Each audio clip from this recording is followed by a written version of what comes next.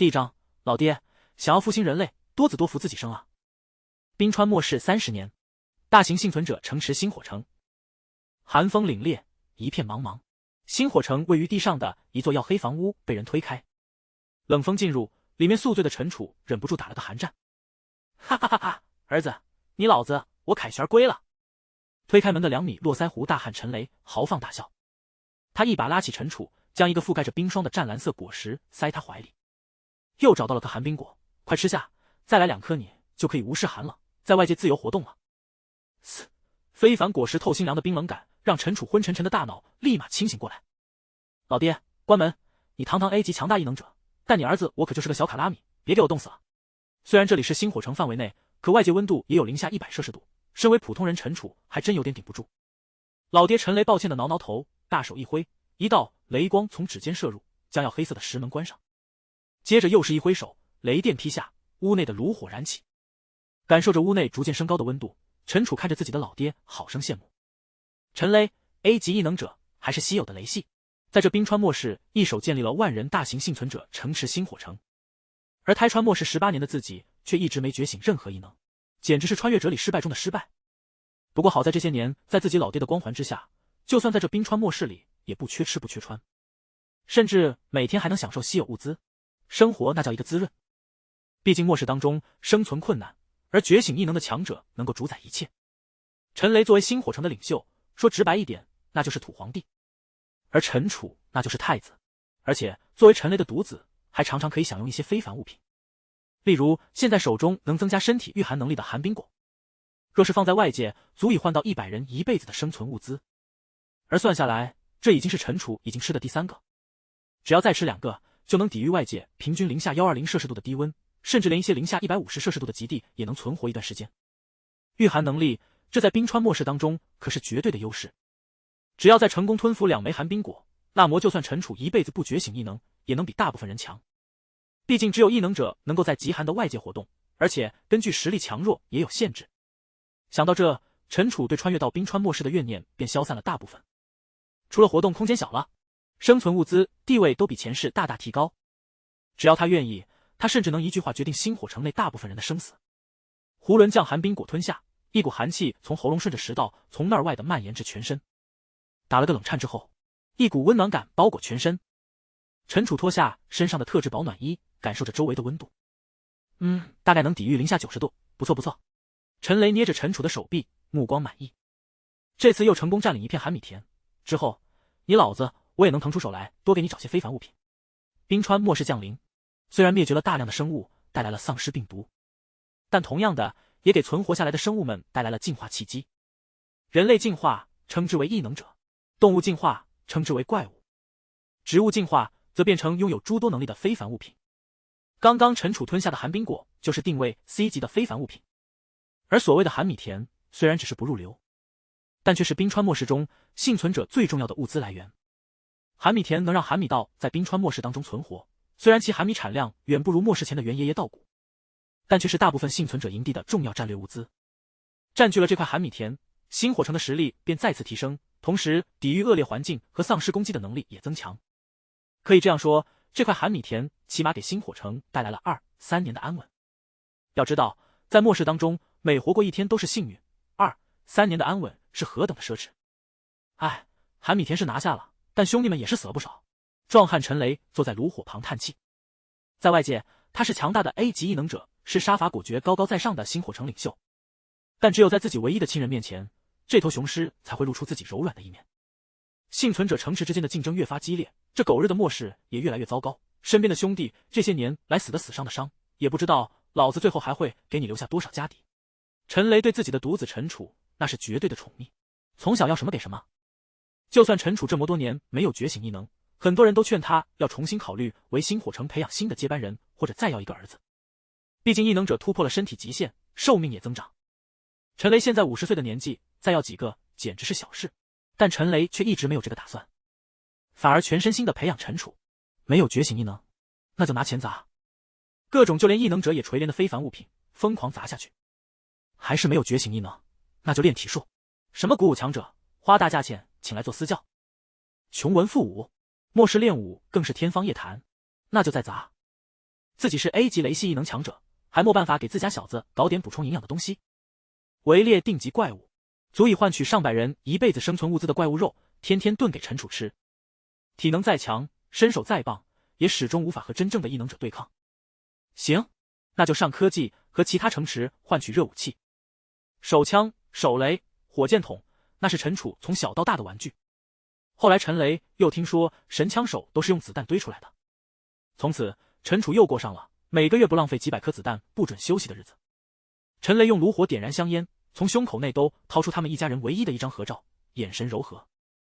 你老子我这一辈子只有2个愿望，一是让你小子舒舒服服的在末世里活下去，二是努力完成你妈死前的意愿。陈楚从小到大听这话听的耳朵长茧子，然而每次一问我妈走前有啥意愿，我看看我能不能尽尽孝心，陈雷都会摇头，等你成年再说吧。不过这次陈雷却一改以往的作风，他收起柔和的目光，脸上再现末世领袖的肃杀威严。你小子昨天刚好成年，这么多年也该告诉你了，末世降临后，你妈的终极愿望就是复兴人类。陈楚一愣，随即面露狂喜，老爹，想要复兴人类，多子多福自己生啊。陈雷闻言，肃杀的上位者气质立马破功，满脸的懵逼。Chapter 2, I am responsible for seizing territory and stockpiling supplies, while you're tasked with marrying and having many children for prosperity. Observing his father's astonished countenance, Chen Chu spoke with utmost seriousness. Dad, I speak the truth. Consider the humans of the pre-apocalyptic era, the sovereigns of Blue Star, who traversed both land and sea, basking in boundless glory. Yet now, we find ourselves ensnared underground by the frigid environment, surrounded by zombies, struggling desperately to survive. The crux of our plight lies in the staggering loss of human life. A survivor camp of merely 10,000 is deemed a large city. In times past, it would have been merely a larger village. Though no statistics exist, the global icebound apocalypse has undoubtedly claimed the lives of at least 99% of humanity. While the term demographic dividend may not hold positive connotations, it is irrefutable that a robust population is key to reconstructing society and revitalizing humanity. Only through diligent efforts to restore our population can we genuinely revive our species. The probability of extraordinary abilities emerging is minuscule. But what if the population base were sufficiently vast? Would not the number of extraordinary individuals also increase? These individuals possess the capacity to survive in extreme cold, scavenge for resources, seek out extraordinary items, hunt monsters, and vanquish zombies. If the number of extraordinary individuals rises, it could undoubtedly ameliorate our current circumstances. Chun Chu's expression was righteous, his words fervent, leaving Chun Lei momentarily speechless. However, soon his visage darkened, revealing the lethal aura born of survival in this apocalyptic world. Are you regurgitating the nonsensical ramblings of those old-timers in the camp? Return and inform them that I, Chun Lei, shall have but one son in this lifetime. You are to be the sole heir of Xingho City. Do not entertain notions of me siring another child with extraordinary abilities. This left Chun Chu momentarily stunned. Dad, what I meant to convey was that in order to fulfill Mother's wishes and to revive humanity, I am willing to sacrifice myself, marry, and bear many children to ensure prosperity. The lethal aura that Chun Lei had just exhibited dissipated, and he regarded Chun Chu with a peculiar gaze. Chun Chu's expression remained steadfast in righteousness and sacrifice, yet internally he could not suppress a sigh. I must devise a clever means to persuade my father. My system has just awakened, and it must hold great potential. Indeed, having traversed the apocalypse for 18 years without awakening any extraordinary abilities, Chun Chu, who had been utterly unremarkable, finally awakened his system upon reaching adulthood yesterday. The multi-child prosperity system. As the name suggests, increasing offspring will yield rewards. This was also the reason for Chun Chu's hangover from the previous night. While others might traverse into realms of celestial prowess or urban opulence, he, by misfortune, had been thrust into the apocalypse.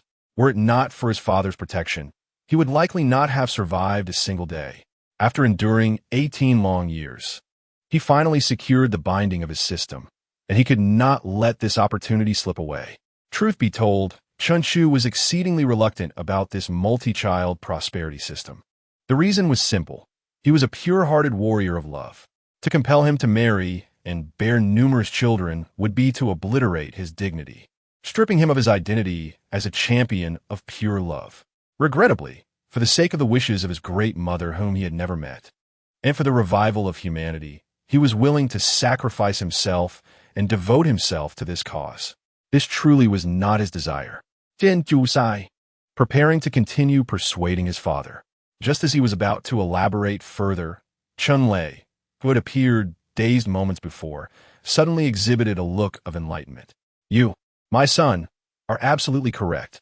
You are as astute as your mother. Upon hearing your words, I have gained profound clarity. No wonder your mother consistently protected the survivors she encountered. No wonder she risked everything to bring you into this world. Could it be that she intended to name the camp Xingho City? A single spark can ignite a prairie fire. We are all embers of humanity, my son. You are right. We must ensure prosperity through many children, adding more sparks to humanity. And one day, we shall fulfill your mother's wish of revitalizing our species. Chunlei's reaction rendered Chun Chu speechless, as his father appeared to have overindulged in imaginative thoughts. However, this was fortuitous. I shall utilize this to my advantage and stoke the flames further. Dad, I heard that during the recent mission, a traitor emerged. This statement immediately darkened Chun-Lei's expression as he was already immersed in understanding his wife's intentions. Indeed, a comrade of 10 years betrayed us for a mere C-grade item. Because of him, many lives were lost. The apocalypse is fraught with 3 major calamities: the extreme harshness of nature, the omnipresence of zombies and monsters, and the treachery of the human heart. Having fully experienced the apocalypse, Chunlei's insights into the human heart had deepened. In the struggle for survival, for resources, for power, betrayal among companions is all too commonplace. A smile crept upon Chun Chu's lips. In this apocalypse, outsiders are hard to trust.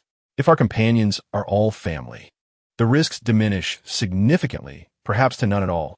Chunlei paused, realizing the truth in his son's words. Yes, although there are instances of betrayal among family during the apocalypse, having those nearest to us as family, raised and educated since childhood, is undeniably superior to relying on unknown outsiders.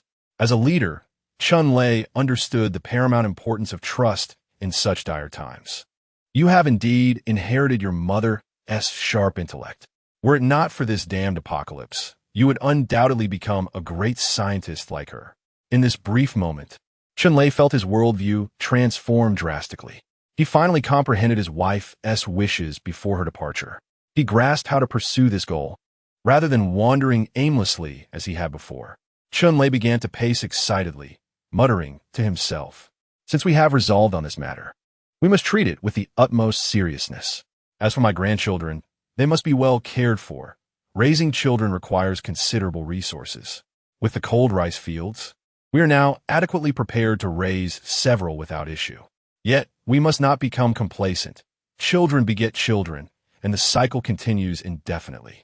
Sooner or later, we shall achieve the ultimate goal of reviving humanity. This necessitates more territory and further resources." Chunlei halted, his expression grave and earnest as he gazed at Chunchu. "Son, from this day forth, I shall be responsible for seizing territory and stockpiling supplies, while you shall marry and bear many children for prosperity." Chunchu, taken aback, with a righteous and noble expression replied, "Though this is not my desire, for the sake of my mother's wishes and the revival of humanity, I am willing. Good son, truly the offspring of your father." Chunlei grinned widely. "Then, I shall find you a wife today." Chun Chu's eyes brightened, his expression shy, his movements awkward. "Isn't this a bit too soon?" Chunlei clapped Chun Chu on the shoulder with gusto. "Not too soon. Shortly we shall enter the underground camp. Whoever catches your fancy, I shall assist you in courting." Chun Chu scratched his head. "Well then, let us not wait. Let us do it now. Chapter 3 To marry is not my desire, but for the sake of humanity's revival." "Ha ha, excellent. Undoubtedly, my son." The robust Chunlei laughed heartily. In truth, amidst the struggles for survival in the glacial apocalypse, for those within Xingho City, Being chosen as Chun Chu's wife would be a tremendous blessing. It would signify a life free from worry, devoid of the relentless struggle for existence and the wretched existence of a dog. In fact, many had previously sought to win Chun Chu's favor, including those of remarkable beauty and alluring figures. Alas, Chun-Lei had heard from Chun Chu's martial arts instructor that practitioners must maintain their purity until adulthood. Thus, he had always been strictly protective in this regard. Now, it was the perfect opportunity to reach out to those previously turned away. Let us take action. The two donned specially designed thermal clothing and helmets, exiting the darkened house above ground. Accompanied by several bodyguards, they approached a nearby entrance resembling a subway portal, lifting the narrow black stone slab to descend in single file. Traversing a long tunnel, a brand new world unfolded before them. It was an exquisite underground kingdom, irregular and intricate, resembling an ant colony. A myriad of uniquely styled square huts was erected throughout the subterranean lair, nestled on the ground and against the rocky walls, each emanating a flickering glow of varying intensity. The commotion at the entrance captured the attention of all present. That exit could only be traversed by those endowed with extraordinary abilities. Thus, it was irrefutable that their lord had returned. Chun-Lei and Chun Chu removed their specially designed helmets, revealing their faces. In that moment, thousands rose simultaneously, each gesturing by drawing a semicircle from their right chest to their lower abdomen, symbolizing the letter C for Chun. "We welcome our lord." Chun-Lei, shedding the demeanor he held before Chun Chu, nodded expressionlessly. Subsequently, the others returned to their stations to continue their tasks. Although the city housed thousands, the number of those with extraordinary abilities was merely in the double digits. The rest were ordinary individuals, unable to survive in the extreme cold outside. Survival in this world was a formidable challenge, especially in the context of an apocalyptic backdrop. Hence, they labored extensively to secure essential resources for survival. The ground served as an ideal insulator, prompting most survivor camps to establish themselves underground. However, illuminating these subterranean spaces posed a dilemma. A fire in such a confined area could lead to catastrophic consequences. Therefore, some ordinary individuals were employed in physical power generation, while others focused on the expansion and security of the underground city. Additional departments included mining, agriculture, craftsmanship, medical care, security, and maintenance. In essence, survival was the foremost priority. The temperature within the underground Xingho city hovered around -40 degrees. Having consumed 3 frost fruits, which allowed him to withstand temperatures as low as -90 degrees, Chun Chu felt no discomfort even after shedding his specialized thermal attire in this environment. Chun-Lei patted Chun Chu on the shoulder and said, "Let us return home first. Later, we can announce through the broadcast to invite interested ladies to apply, sparing us the need to roam about." Chun Chu gave his father a thumbs up, while internally marveling at how he had transformed from an insignificant mouse before his passage into this world to someone with the chance to choose a wife in an apocalyptic setting. Indeed, having a good father was essential. Yet, Chun Chu's anticipation primarily revolved around the moment his system would activate. Ultimately, one's success relied on oneself. He firmly believed that his system would yield remarkable achievements. Perhaps, in due time, his father would find himself relying on him instead. Accompanied by guards, they entered the grandest villa of Xingho City, the Yaohei Villa. Upon entering, the temperature rose to a more agreeable -20 degrees. A comfortable climate for both the extraordinary Chun-Lei and Chun Chu, who had consumed 3 frost fruits. They even donned vests, a true luxury in the glacial apocalypse. Has a Yao stone been applied outside? Chun-Lei inquired, having been away for half a year in pursuit of frost rice fields. Chun Chu languidly reclined on the sofa, responding nonchalantly, "Yes, it was purchased from other cities." Apparently, during a massive city expansion, a vein of Yao stone was discovered, causing prices to plummet during that period. The mention of a Yao stone vein sparked envy in Chun-Lei's eyes. Yao stone, discovered many years into the apocalypse, is a naturally occurring material that effectively insulates temperature. When ground into powder and applied to other items, it retains its excellent thermal insulation properties, making it a crucial strategic resource in the glacial apocalypse. The worth of a Yellowstone vein far exceeded that of a frost rice field. If Xingho City could obtain a Yellowstone vein, there would be no fear in securing as many wives for his son as he wished. Chen Chu remained silent. While a Yellowstone vein represented wealth for a colossal city, it would be a calamity for a large city like Xingho. Keeping the frost rice field secure was already a considerable feat for Xingho City. His father ought to hasten the process of securing a wife for him to expedite the system's activation. Just as the two were preparing to draft an announcement regarding marriage, an unexpected visitor arrived. Lord, the newcomer bowed respectfully to Chun Lei. Xiaolon, we are family, so no need for such formalities. Gulme, my son and I have a significant matter to discuss, and I would appreciate your counsel. The head of the medical department of Xingho City, a B-grade wood-type ability user, Sulan, entered. With her striking features, serene demeanor, and impeccable figure, her white lab coat accentuated her almost sacred presence, prompting Chan Chu to instinctively think of her as a high-cold goddess each time he laid eyes on her. Upon hearing Chenlei's plan, Su Lan's previously frosty countenance shifted to one of incredulity. She gazed at Chen Chu with wide eyes, a rare sight. Chen Chu maintained a smile on the surface. Yet internally, he felt a wave of panic. He understood that not everyone could be so easily deceived as his father, particularly Su Lan, a quintessential intellectual and scholar. No worries for the sake of the system. I must remain composed. Chen Chu mentally encouraged himself. While he pondered how to persuade a highly intelligent audience, he felt warm. Delicate hands clasped his. Achu, are you truly willing to make such a sacrifice? This time, it was Chen Chu's turn to widen his eyes, meeting Su Lan's gaze. Close enough to feel the intensity. From a medical standpoint, your father is an A-grade ability user. Although you have yet to awaken your abilities, the gene is present, and the likelihood of it manifesting in the next generation is high. Moreover, having grown up consuming various extraordinary items and the flesh of beasts, along with consistent training in ancient martial arts, your physical quality far exceeds that of the average individual in the apocalypse. In summary, if you are willing to make this sacrifice, your offspring will undoubtedly become the backbone of humanity in this dire time. The weight of her words resonated in Chun Chu's mind.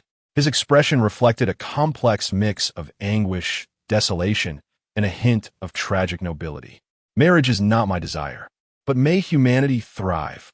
Su Lan regarded Chen Chu with admiration, her gaze filled with respect. She then turned to Chun Lei and stated, Lord, this matter is of utmost importance and cannot be taken lightly. I propose that Achu's first wife must be an ability user. Subsequent wives should also align with this criterion. Chen Chu remained silent, nodding slightly. I shall heed the doctor's advice. In the following moments, Su Lan earnestly elaborated on the standards for Chen Chu's future spouse from a medical perspective. Although Chan Lei listened with a sense of uncertainty, he grasped the key points. If she is an ability user, her health must be excellent. Chen Chu interjected, and she should be attractive. Su Lan nodded in agreement. The appearance of both parents will influence heredity, which is significant. Moreover, cleanliness is paramount for the well-being of future generations. After all, places where people have perished are considered ominous. Chen Lai pondered deeply. This realization indicated that broadcasting a public announcement might not be feasible. While Xingho City had its fair share of beautiful, healthy, and clean women, the critical factor remained the rarity of ability users. Among thousands, there were only a handful of ability users, most of whom were male. Chun Chu and his father meticulously searched their minds for potential candidates, ultimately arriving at the same conclusion as they turned their gazes toward Su Lan. An ability user, beautiful, clean, and healthy. Xiaolon, you're 28 this year. Are you not? You're not so young anymore. Chen Lei remarked casually. Su Lan's typically calm face flushed slightly as she quickly crossed her arms before her chest. No. In this apocalypse, medical care is of utmost importance. I cannot afford distractions. Furthermore, if Achu were to have a wife and children, our medical department would need to provide comprehensive care. Chun Lei nodded thoughtfully, stroking his chin. Indeed, the medical department cannot function without you. This statement caused Chen Chu, who had been lost in delightful fantasies, to sigh. I've got it, Chen Lai suddenly exclaimed. It seems I will not be leaving Xingho City for quite some time. You need not worry about your safety. Yi Miao, Komein. With Chen Lei's command, a layer of mist rippled behind Chen Chu. As the mist dissipated, a petite figure clad in black emerged. Subordinate Yi Miao, greetings to the Lord. Yes, rise, Chen Lei nodded. Chen Chu was astonished. This was an ability user? He had been so close without realizing it. Indeed, the ability wielders are the answer to the apocalyptic version of fate. I must hasten to activate the system. Remove the mask and let this young man have a good look. Chen Lei issued the command. Understood. Dressed in black, Yi Miao rose to her feet, facing Chen Chu, as she removed the mask that concealed her face. At that moment, time seemed to freeze. Before them was a visage that could rival Su Lan's beauty. Bright eyes and pearly teeth, with rosy lips and a delicate face. With willow-like brows and large, glistening eyes like clear springs, she appeared pitifully charming, evoking a deep sense of protectiveness. Yet her gaze held an unyielding tenacity that accentuated her unique and independent aura. Well, what do you think? Chen Lei turned to Chen Chu. On this occasion, Chen Chu, unusually, suppressed his usual playful demeanor. His expression turned serious as he gazed at Yi Miao, responding earnestly, beautiful. Sincerity is indeed a potent weapon. The girl, who had previously worn a stoic expression filled with resolve, instinctively averted her eyes at Chen Chu's words. Her long eyelashes fluttered slightly, and a faint fragrance wafted into Chen Chu's nostrils. Yi Miao, age 22, like Xiaolan, was an orphan rescued by me and your mother during the apocalypse, a B-rank water ability wielder. She has been by your side, acting as a close guard all these years. Do not be deceived by her B-rank status. In this frozen apocalypse, a water wielder's offensive capabilities are significantly enhanced. What? Dad, you never mentioned this. Chen Chu was taken aback. He had a hidden guardian arranged by his father all along? Did that mean everything he did privately was known? Chen Lei saw through his son's thoughts. Rest assured, she is solely responsible for your safety. She will not interfere with your daily activities nor report back to me. Chen Chu's mouth twitched. Young man, would you be willing to have her as your wife? Chen Chu examined Yi Miao once more. She appeared to be a good candidate for childbearing, though it might be tough for the child.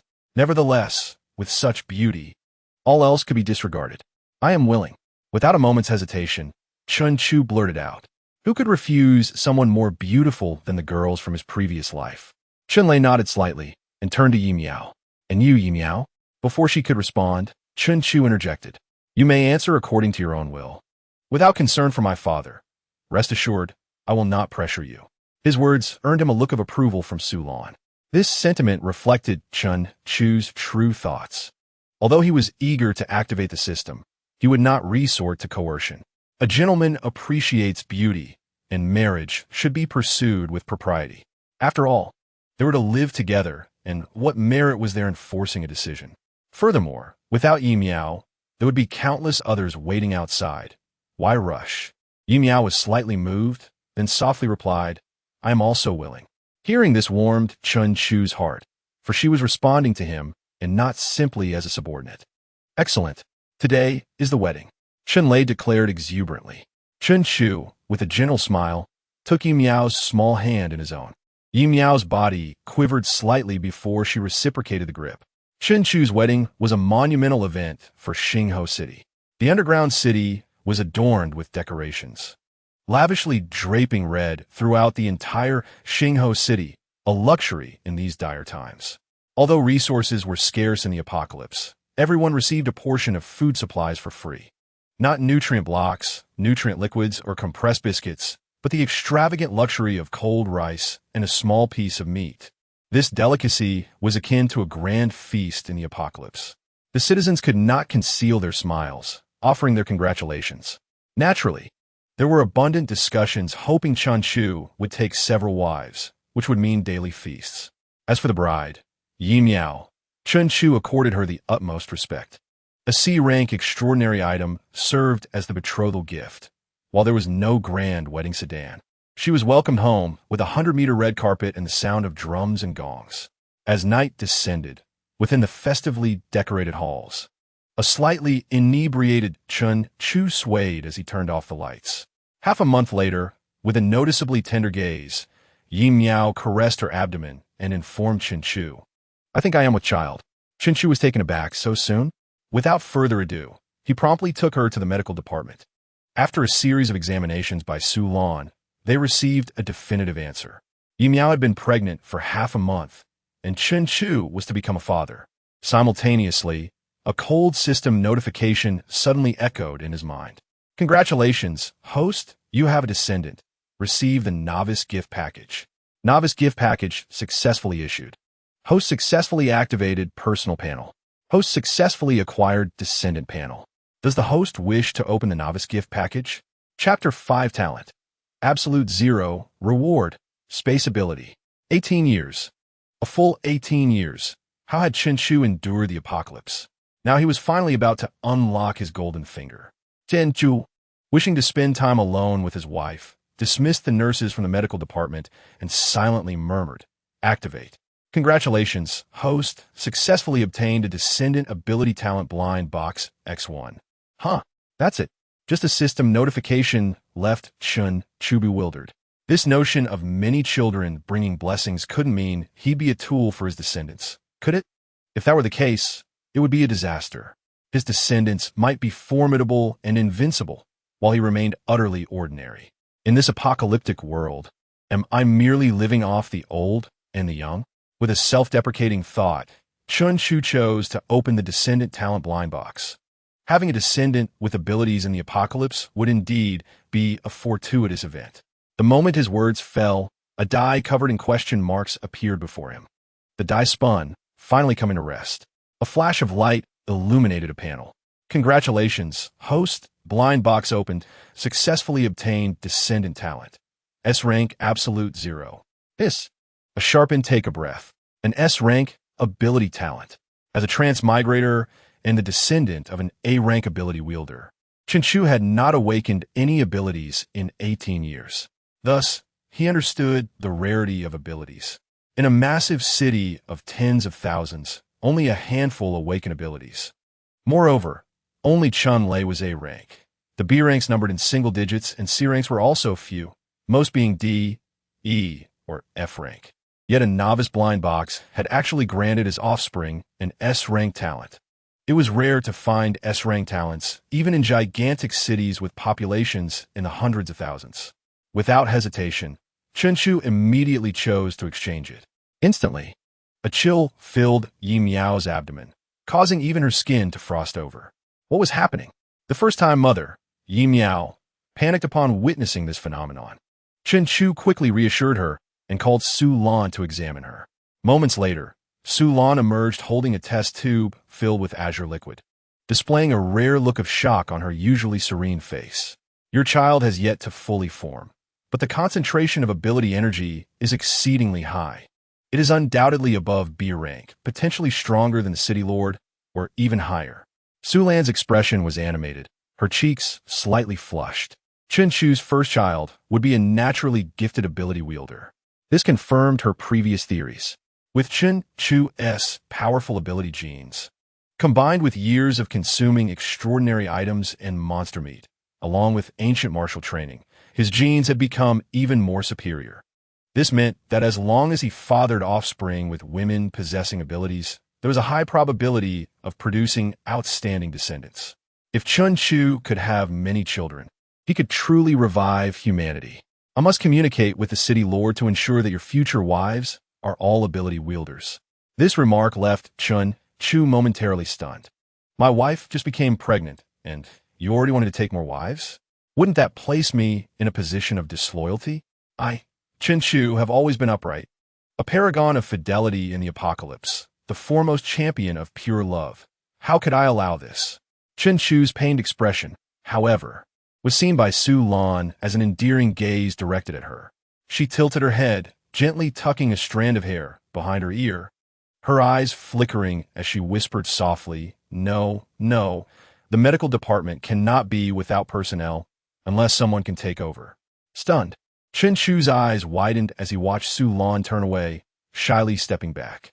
He lamented, Alas, this is not my original wish. Indeed, it is imperative for my father to swiftly recruit new medical extraordinary individuals. As soon as he finished speaking, a system notification reverberated in my mind. Congratulations, host. It has been detected that your offspring possesses an S-grade ability. You are now rewarded with an S-grade ability blind box. The emergence of this notification instantly made Chun Chu forget his previous chaotic thoughts. So, this is how my reward is bestowed. Based on my current exploration, does that mean the stronger my descendants are, the stronger I become? If Yi Miao's child possesses an S-grade ability, can I also acquire an S-grade ability? If I were to marry multiple wives and have several children, wouldn't I soar to greatness? However, this child's S-grade ability emerged from a novice gift pack. Without it, what would the original ability be? System loading. Host, you may check your offspring's previous talents. The system promptly responded to Chun Chu's thoughts. Following the system's prompts, Chun Chu clicked to view the results and discovered that the child, like its mother, possessed a water-type ability, albeit only at C-grade. It seems that I may not always be so fortunate to receive an S-grade ability. Nevertheless, since the quality is unstable, let's focus on quantity. Striving for more children brings more blessings. With numerous descendants, wouldn't my strength naturally increase? Yet, I should first unlock the talent blind box. The matter of taking wives still primarily relies on my father. What is of greater importance now is awakening the extraordinary ability I have awaited for 18 years. At long last, after 18 years, I can finally awaken my power. With a thought, the colorful, flashing die adorned with question marks appeared before me once more. The die bounced before finally settling on a particular image. The backdrop was black, with a pure white square at its center, within which were two overlapping silhouettes. Congratulations, host. You have opened an S-grade talent blind box and acquired S-grade spatial ability. A sensation of ethereality surged from the soles of Chun Chu's feet into his brain.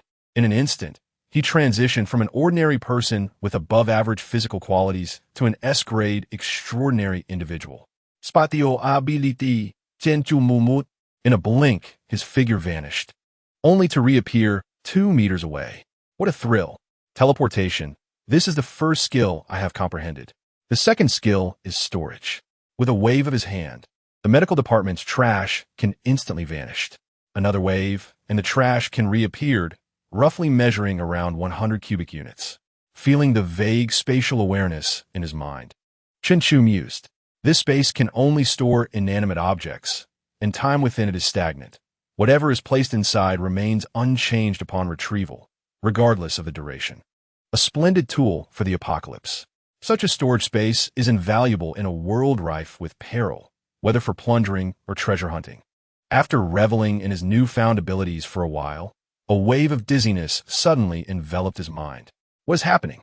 I feel as though my body has been drained. Right? Extraordinary individuals are not only classified by ability level, but also by rank. Chun Chu had just awakened his abilities, and as a first-tier extraordinary individual, his capacity to utilize these abilities so frequently is entirely thanks to the S-grade classification. Just as Chun Chu leaned against the wall for support, a large hand landed heavily on him. My dear son, I heard that Xiao Miao is expecting. Moreover, the child might even be an A-grade extraordinary individual. This slap from Chun Lei nearly knocked the weakened Chun Chu to the ground. However, Chun Lei, clearly immersed in excitement, paid no heed to this fact. He proclaimed loudly, "Good lad, splendid. Next, I will secure several more wives for you. Put in some effort, and let us have more promising grandchildren." Jianzhu, Hiu. Chapter 6. Seizing Resources. Capturing Wives. I have just married the primary wife, and Chun Chu is at a loss. Why does everyone around me want me to hurry and take a secondary wife? Is my character so frivolous? Chun Lei nodded as if it were the most natural thing. We are now in the 30th year of the apocalypse. The previous order has long since collapsed. It is entirely normal for the strong to have multiple wives. As the only heir to my Chun Lei's legacy and the sole successor of the large survivor city, Xingho City, it is even more reasonable. Moreover, our Chun family has such exceptional genes, we cannot let them go to waste. Your mother's dying wish to revive humanity rests upon your shoulders. Well, it seems my father has successfully persuaded himself. Indeed, this is the apocalypse. It is not uncommon for the strong to have 3 or 4 wives, or even 300 or 400 wives, as long as one has the capability to support them. The apocalypse has always been a hell for the weak and a paradise for the strong. Very well then, father. You may choose, but remember to select wisely. Chen Chu tacitly approved of this matter. He indeed requires more offspring to continually unlock the system's rewards. From the recent experience, it appears that this more children, more blessing system is a colossal boon. If utilized continuously, it could undoubtedly elevate him to the pinnacle of the apocalypse. Although he has a powerful father, the apocalypse is by no means absolutely secure. The extreme environment could obliterate Xingho City at any moment. Ferocious zombies and monsters could also shatter Xingho City. Even among humans, there are more formidable megacities looming overhead. Those S-grade monstrous extraordinary individuals hold the power to take the lives of both father and son at any time. Not to mention the groups of extraordinary individuals that thrive on killing and plundering. The apocalypse is fraught with danger. He must seize every opportunity to grow stronger and ascend higher, not to dwell on lofty ideals. Xingho City is merely an emerging megacity. Most people's stomachs remain unfilled. As the future city lord, Chen Chu bears the responsibility of strengthening Xingho City, ensuring that his family can live worry-free in this world of chaos. He certainly does not wish for his descendants to be born into such a wretched environment. Naturally, beauty is a requisite. His grandchildren must not be unattractive. Chunlei wholeheartedly agreed. They must also be healthy, clean, and extraordinary individuals. Chunlei recalled the instructions given by Su Lan very clearly. The first few requirements are manageable. However, as for the extraordinary individuals in Xingho City, there are only a handful, most of whom are male. The remaining females are currently preoccupied with tasks and are not suitable. After pondering for a moment, Chunlei slapped his forehead, his eyes gleaming with delight. What is it? Chen Chu asked, his eyes darting. You are not suggesting that Sister Lan will finally be married to me as a secondary wife, are you? Chunlei's expression turned serious. Who said that one must find a wife within our own city? We can look outside. Humanity is not extinct. And there are more than just Xingho City. Outside? Would extraordinary individuals from outside agree to marry? Father, I am merely an ordinary person who has not awakened his abilities. Chen Chu contemplated for a moment and decided to conceal his possession of an S-grade ability. After all, the circumstances surrounding it are difficult to explain. Moreover, more importantly, he has his father's substantial support, allowing him to develop at his own pace. Who says we need their consent? We can simply seize them. Otherwise, we can eliminate them. Chunlei declared with great authority. Chen Chu opened his mouth, but ultimately refrained from voicing his thoughts. Indeed, he has been sheltered in the greenhouse of Xingho City for far too long and has yet to adapt to the brutal rules of the apocalypse. Individuals of Chunlei's caliber can indeed eliminate others without a second thought. In the apocalypse, this is entirely acceptable. Let us act swiftly. Wait for me. I will arrange for us to leave the city immediately. In the icy end of the world, the external temperature averages minus 120 degrees Celsius, necessitating considerable preparation for each excursion outside the city. Chen Chu was already accustomed to Chunlei's domineering nature. However, he has also developed his own thoughts regarding this outing. Father, how about you take me with you this time? After consuming 3 ice fruit, he can withstand temperatures of minus 90 degrees Celsius on his own. More importantly, having awakened his S-grade talent and become an extraordinary individual, he can easily endure the extreme cold of minus 120 degrees Celsius by enveloping his skin with extraordinary energy. Additionally, he possesses a certain level of self-defense capability. He cannot help but yearn to explore the outside world. After all, he has spent 18 years in the ice-cold apocalypse, mostly confined to Xingho City. It is a rare occurrence to possess extraordinary abilities, and within his heart, Chunlei could hardly contain his excitement. He paused momentarily, then grinned in agreement. Very well. Since this outing is not a mission and poses no danger, I shall keep an eye on you. You have become a father now, a man indeed, and it is time for you to venture forth. I will have someone apply additional layers of radiant powder to your thermal attire. Did you note that? Feeling a sense of relief wash over him. He had initially planned to stealthily embark on this journey if his father had been opposed, but this spared him considerable effort. Father, husband, Yi Miao emerged from the medical department after her examination. Chen Chu approached her cautiously. Ever since their marriage, Yi Miao insisted on calling him husband, which left him no choice. Standing at 2 meters tall, Chun Lei looked down at Yi Miao, who was gently caressing her abdomen, and a broad smile stretched across his face. All right, little Yi, you have done remarkably well. You have brought a fine grandson to our Chun family. A formidable force for humanity. Yi Miao's cheeks flushed slightly. It is all thanks to my husband. Ha ha ha. Excellent, excellent. Chen Lei laughed heartily. He continued to inquire about the young couple's well-being, assuring Yi Miao that she could request anything she needed. Meanwhile, he made arrangements for a nursing team to provide care for her at home. Eventually, Chun Lei departed with his bodyguards to prepare for their outing. Yi Miao leaned against Chun Chu as they strolled home. Since her pregnancy, the stubbornness and coldness in her eyes had softened. No longer the assassin solely focused on killing and training. A maternal glow now illuminated her gaze. Husband, shouldn't you consider taking a concubine? After all, I may not be able to serve you as I once did. Once they entered the house, Yi Miao cautiously remarked to Chen Chu. He was taken aback. He had just been contemplating how to broach this subject with her, not expecting her to bring it up first. Why speak of such things? Chen Chu's voice was gentle. Although they had been married for a short time, their feelings had developed rapidly. Yi Miao traced circles on his arm with her fingertip. My mother's dying wish was to revive humanity, which was also my father's lifelong goal. Since you possess this ability, you must not abandon it. Yi Miao spoke with earnestness. This topic had been thoroughly discussed with Su Lan in the medical department, and she found it to be quite reasonable. How could she monopolize such an exceptional man as her husband? That was not in her nature. Furthermore, it concerned the wishes of her parents and the monumental task of revitalizing humanity. Chen Chu gazed at Yi Miao, affectionately kissing her forehead.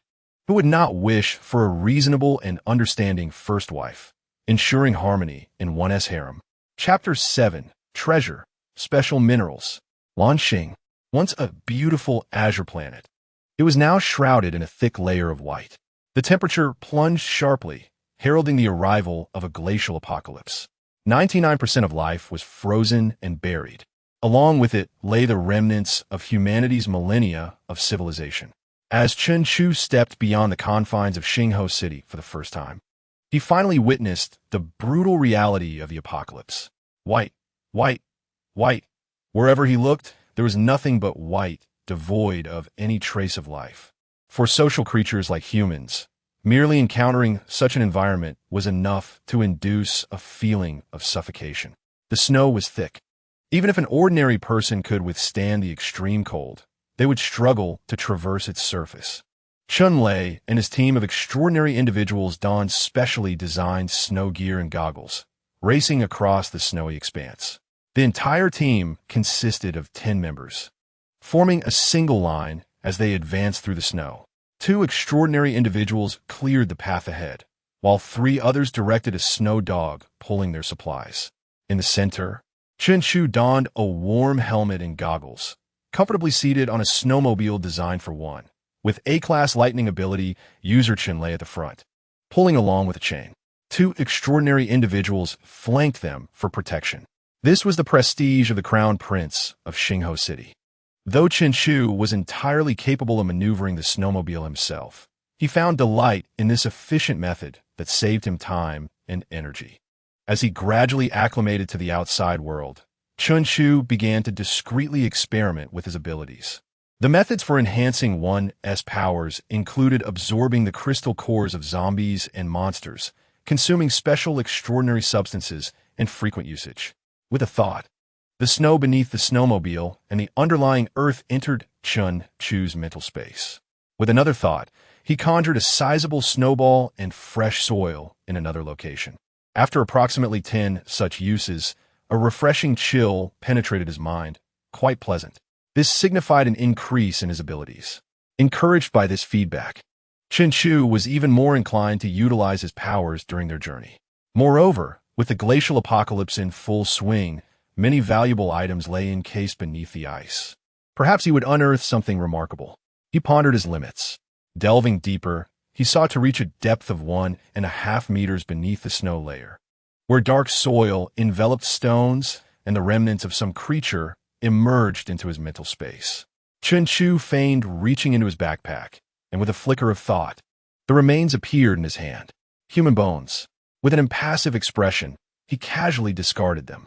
For those living in the apocalypse, such things were all too familiar. Throughout their journey, although he had not found anything of notable value, Chen Chu remained undeterred in his pursuit. He estimated that he could now probe down to about 1.5 meters, and he had yet to reach his limit. Just as he was lost in thought, the speeding snowmobile suddenly slowed. Chen Chu looked up and noticed a multitude of unfamiliar faces surrounding them. They wore various styles of insulated clothing smeared with radiant powder. Most of them, like Chun Lei and others, only donned goggles. Some even went without goggles altogether, exposing their faces to the frigid temperatures of -120 degrees. Their eyes vulnerable to the blinding light, yet they appeared remarkably spirited. A woman clad in a fiery red leather outfit, embodying the essence of flames, approached Chen Chu and whispered, "Young Master Chun, this is one of the temporary gathering points for extraordinary individuals from Jianghai City. When extraordinary individuals from various camps and cities venture out, they sometimes stop here for supplies, rest, or trade. We just happen to be passing through." Lu Ruyan, a B-class fire ability user. In the icy apocalypse, fire users could preserve their companions' body temperatures in dire moments, saving lives in the wilderness. Thus, almost every group of extraordinary individuals included a fire user. The level of a fire user often reflected the overall quality of a group. Chen Chu nodded slightly, choosing to remain silent. After becoming an S-class extraordinary individual, his physical capabilities had significantly enhanced, allowing him to easily overhear the whispers of those around him. "It's Lei Laohu, it's Lei Laohu. Why has he appeared again? Didn't they just seize a cold rice field from Xingho City? Is there new resources emerging somewhere? Who is that person with him? He looks like an ordinary person. Is he his son? Stop talking, stop talking. Do you want to die if Lei Laohu hears you?" Meanwhile, the towering figure of Chun Lei paid no heed to their chatter. He effortlessly grasped the thick iron chain, his gaze distant as he smoothly pulled the snowmobile through the crowd, his teammates trailing behind him. The unfamiliar, extraordinary individuals instinctively parted to create a path for Chun Lei, bowing their heads in silence. This was the submission of the weak to the strong. Chun Lei could easily annihilate them all alone, let alone with his complete team by his side. As they moved through the throng, Chun Lei suddenly halted. The crowd trembled slightly, fearing this domineering Lei Laohu might unleash his wrath. "This is my son." Chun Lei's cold gaze swept over the crowd as he pointed at Chen Chu. The extraordinary individuals on either side immediately nodded and bowed. "Greetings, young Master Chun. Thank you for your hard work." Chen Chu nodded slightly, recognizing that these individuals were merely showing respect for his father.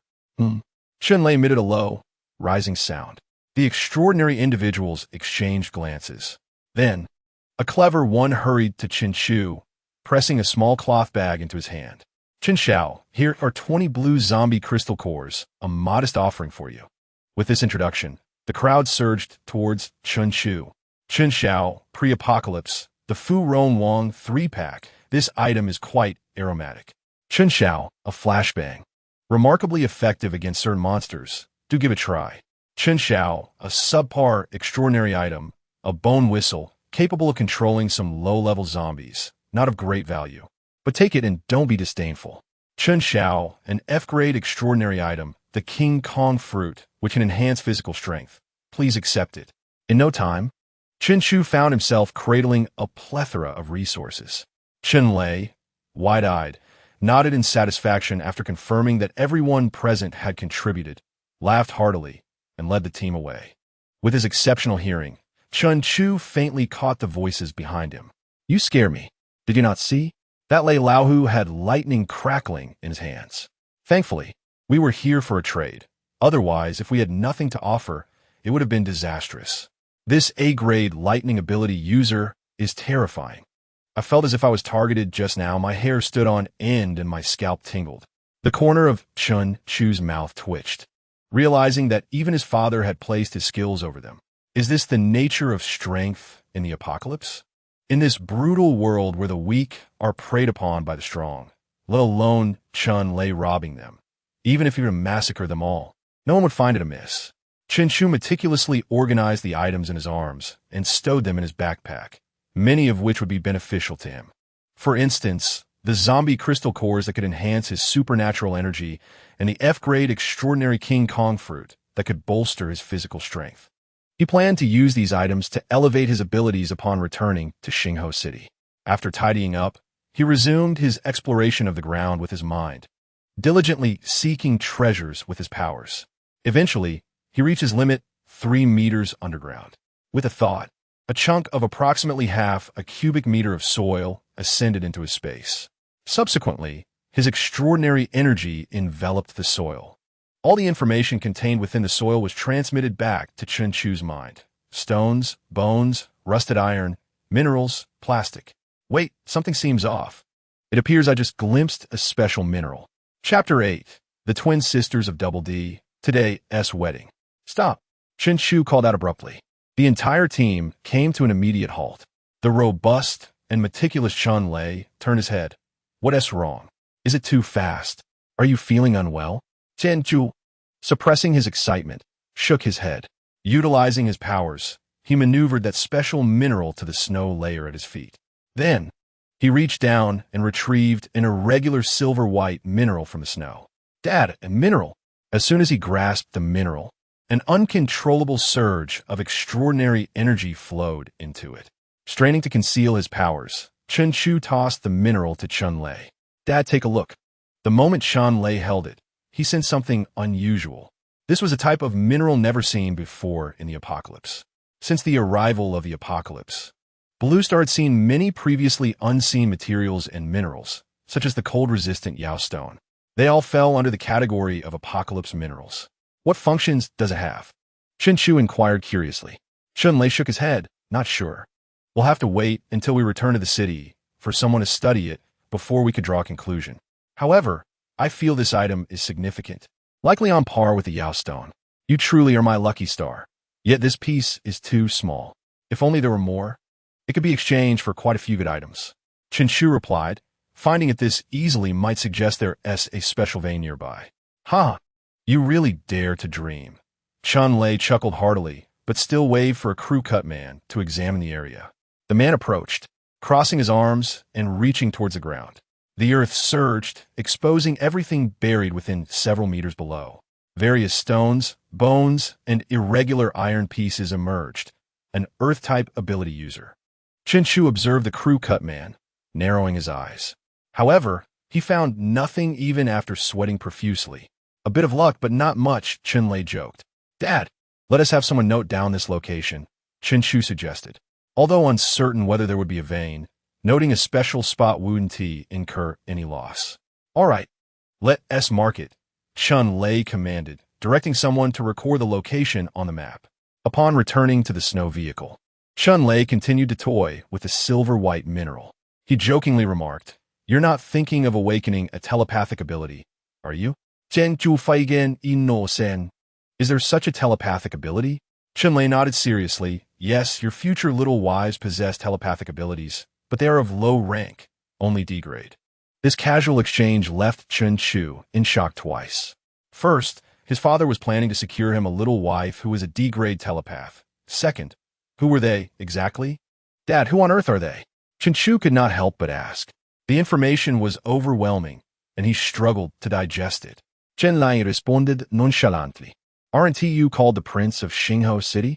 So, I'm securing you a couple of princesses. The target, the twin daughters of the lord of the medium-sized survivor camp, Wei Guang City. Chun Chu exclaimed, what? Wei Guang City. A small, several square meter, Yao black cabin stood solitary on the ground. Surrounding it were several underground passages resembling subway entrances. Chun Lei removed his goggles, his body crackling with lightning. I am Chun Lei from Xingho City, here to visit Xiao Jia of Wei Guang City. His booming voice reverberated like rolling thunder. Two ability users clad in warm clothing and helmets tumbled out of the Yao Black cabin. Lord Lei, welcome to our humble abode. Forgive us for not receiving you properly. Before he could finish his sentence, a lightning bolt as thick as an arm struck beside him. I'm looking for your lord. Just a moment. One of the ability users replied, scrambling to the farthest entrance and disappearing underground. Each city has its own unique method of opening entrances, as they are wary of intruders. However, in cities of this level, the Lord could easily breach them. Lu Ruyin usually explained this to Chen Chu, who had just stepped into the wilderness. Moments later, an entrance opened, and a few individuals scurried out. A medium-built man quickly approached Chen Lei. Lord Chen, you honor us with your presence. Why didn't you inform us in advance? I could have arranged for people to escort you. Xiao Jie's voice trembled, his calves shaking. In the apocalypse, it is unusual for ability users to visit one another, especially among city leaders. Wei Guang City is merely a medium-sized city with around 2,000 inhabitants, and the number of ability users is limited, with the highest being B grade. How could they withstand the famous A grade Lightning Tiger? Seeing Chen Lei accompanied by a complete 10-person ability team nearly caused Xiao Jie to collapse. These individuals could wipe out the entire Wei Guang City. Chen Lei glanced at him and then waved his hand, pointing at Chen Chu, stating bluntly, "This is my son. He wishes to marry your daughter." Oyoya, bowing with a face more sorrowful than a cry, immediately forced a smile towards Chen Chu. "Good day, Chen Xiao.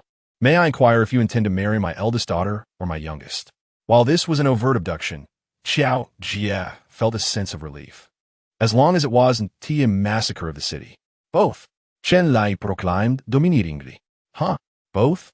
Xiao Jie's smile froze on his face. Underground, Wei Guang City. This area is approximately 1/10 the size of Xingho City and rather dim. The buildings are chaotic and disorderly, with a foul odor permeating the thin air. Under Xiao Jie's guidance, they arrived at his villa. Here, the conditions were significantly improved. Warmth, fresh air, and bright spaces. Xiao Jie busily attended to Chen Lei and his entourage, fearful of any neglect, lest a bolt of lightning should strike down. Brother Lei, Chen Xiao, please wait a moment. I will summon my youngest daughter. Xiao Jie, quite the character, had already thickened his skin to address Chen Lei as Brother Lei. "The Xiao, come out." He called out toward the upper floor. The door to the room swung open, revealing two similarly built young girls, who, under the guidance of a middle-aged woman, nervously descended the staircase. As they came into view, Chen Chu observed them closely. The two girls matched in height and beauty. Even their outfits were identical. They appeared as if they were two halves of a whole, twin sisters, and undoubtedly of D-grade ability. The only distinction between them was that one bore a shy gaze, while the other exhibited a spirited glint in her eyes, curiously studying Chen Chu. Chen Lei casually glanced at Chen Chu and remarked, "Boy, are you satisfied?" Chen Chu assessed them from head to toe. They were attractive, certainly not unfortunate in their circumstances, and promising for childbirth, with splendid legs. "Satisfied," Chen Lei declared, rising with a commanding sweep of his hand. "Today is the grand wedding." Chapter 9. Taking a concubine too. Second tier, ability user. Xingho City. Xiao Ying and Xiao Qian followed Chen Chu closely, their small steps betraying their nervousness. Although both were D-grade ability users, their sheltered upbringing had limited their exposure to the wilderness. This marked their first venture into another survivor's camp, and it was none other than the notorious lair of the Thunder Tiger. The younger sister, Xiao Qian, had sparkling eyes, darting around in curiosity as she surveyed Xingho City. Even the usually timid elder sister, Xiao Ying, could not resist raising her head slightly. Xingho City was significantly larger than Weiguang City, brightly lit, with orderly architecture and air that was pleasant and unobjectionable. Eventually, both sisters' gazes converged on Chen Chu's face. Was this the man they were to marry? He was remarkably handsome, the most striking figure they had ever encountered. His physique and demeanor were impressive, far from the rumored ineptitude. Even some C and B-grade ability users lacked his charisma. As they recalled the significance of the wedding day, a delicate blush enveloped their cheeks. Are these the two younger sisters? In front of the villa, Yi Miao awaited their arrival with an air of elegance that had developed since her pregnancy. Chen Chu introduced the three, feeling somewhat intimidated in this unfamiliar environment. Particularly by the fearsome Chen Lei, the sisters managed to greet her with a soft hello, sister. Yi Miao naturally took each of their hands, observing their harmonious interaction. Chen Chu smiled gently. They're a bit frightened in this strange setting. With a smile, Yi Miao responded, husband, leave them to me. I will guide them, and it will not delay today's grand wedding. She exchanged a suggestive glance with Chen Chu before leading the two sisters into the room. With his younger wives being taught by his primary wife, Chen Chu felt a wave of contentment. Xingho City was once again adorned with festive decorations in preparation for his wedding. Seizing the opportunity, Chen Chu retreated to his usual practice space for ancient martial arts. Reflecting on his recent acquisitions, he had gathered 20 blue zombie crystal cores. Opening a black cloth bag, he revealed 20 thumb-sized, blue glowing crystalline shapes. Recently promoted to an ability user, Chen Chu's understanding of this realm was limited. He knew that the lowest grade zombie crystal cores were white, followed by blue, and then red. Beyond that, he was uncertain. Absorbing crystal energy could expand one's abilities and elevate their rank. As he held one of the crystals, curiosity sparked in his eyes. Just as he was about to explore how to absorb its energy, a surge of power rushed from the crystal into his body upon contact. Within moments, the originally blue crystal transformed into a transparent hue before crumbling into dust. Chen Chu felt a pure energy circulating within him. At this rate, 10 blue crystals would suffice for him to ascend to the second tier of ability. With eager fingers, he grasped another crystal. The energy within his body swirled, and in mere moments, the crystal dissolved into powder. A radiant glow flickered across his skin. A second-tier ability user. I have achieved it. Chen Chu's face lit up with joy as he sensed a remarkable enhancement in both his physical prowess and ability energy, far exceeding the effects of over a decade of ancient martial arts training. Indeed, in this apocalyptic era, the true answer lay in abilities. He did not waste any of the remaining crystals, consuming them all. However, the efficacy of the blue zombie crystal cores diminished significantly with each subsequent absorption. It would likely take 100 to reach the third tier, leaving him 90 short, a daunting task ahead. Jian Ju Sai. If only Chen Lei could witness his progress. He would surely be astounded by his son's extraordinary absorption speed and efficiency with the crystals. Who would dare label him ordinary? This was clearly the mark of a prodigy. In his hand appeared a small, bronze fruit resembling a mulberry about the size of a fist. Chen Chu had previously tasted this extraordinary fruit, so he tossed it into his mouth and chewed before swallowing. The initial bitterness transformed into sweetness. A bronze hue radiated from his skin, which, having been pale from prolonged underground dwelling, now glistened with a healthy glow. He looked more vibrant and handsome than before. This fruit proved to be quite effective, surpassing the benefits of the F-grade items he had previously consumed. Yet, he quickly realized that ability users had a significantly higher utilization rate for extraordinary items compared to ordinary individuals. Initially, he had only heard of this disparity, but experiencing it firsthand brought clarity. The enhancement effect for ordinary people consuming 3 extraordinary items equated to that of an ability user consuming just 1. Oh man, you truly wasted much. Chen Chu clicked his tongue, reflecting on the extraordinary items he had ingested throughout his life. With your diligent efforts, I ought to ensure you become a world-class powerhouse. Chen Chu glanced at the system, contemplating his next steps. However, the immediate priority was to explore the mineral veins. 2 pieces of silvery white, unique or materialized in his hand, findings from his journey back. After the wedding, he planned to discuss it with his father. If he could master a unique mineral vein, Xingho City would soar to new heights. Dressed in vibrant red, adorned with festive decorations, the city buzzed with excitement. Within a mere half-month, Xingho City was once again abuzz with activity. Though the elder and younger Qiao sisters had been brought here against their will, Chen Chu ensured they were treated with utmost respect. The wedding featured a ceremonial red carpet and a formal union. Each citizen of Xingho City was provided 2 bowls of cold rice and 2 pieces of meat, prompting a collective desire for Chen Chu to marry daily. Even women who deemed themselves strikingly beautiful frequented the places where Chen Chu was often seen, hoping to catch his attention. After all, based on Chen Chu's previous marital experiences and care for his wives, marrying him was akin to entering a life of luxury in this apocalyptic world. No worries for sustenance, a respectable status, a remarkably handsome husband, and the possibility of bearing children with abilities. Overnight, Chen Chu became the dream suitor of every young woman in Xingho City, and his reputation began to spread to neighboring settlements. Chapter 10. Out to Mine, Encountering a Band of Thieves. In this glacial apocalypse, human activities were confined to underground realms, and entertainment options were scarce. However, with the addition of concubines, Chen Chu's circumstances had notably improved. Yet, blissful days seemed to pass swiftly. A month later, Chen Lei announced that preparations were complete for an expedition to explore and excavate mineral veins. Father, so the purpose of these ores is to manufacture weapons for ability users? In the wilderness, Chen Chu sat on a snow vehicle, toying with a palm-sized silver dagger. Chen Lei laughed heartily indeed. This material can effectively conduct ability energy, and if fashioned into weapons, it could enhance an ability user's combat prowess by at least 30%. If we can establish a supply, Xingho City will prosper. There is no doubt that this was a mineral far more precious than Yao Stone.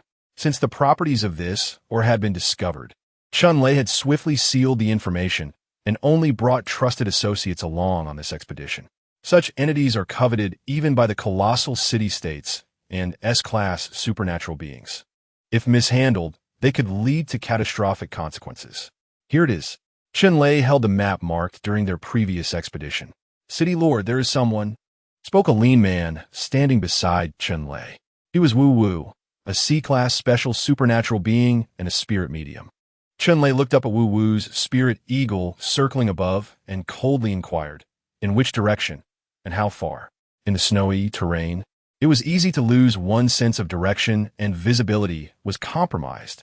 Wu Wu served as the eyes of the team. To the southwest, 500 meters, behind a large boulder, it turned out to be a pack of hunting dogs. Chen Lei scolded. This distance was practically negligible for supernatural beings.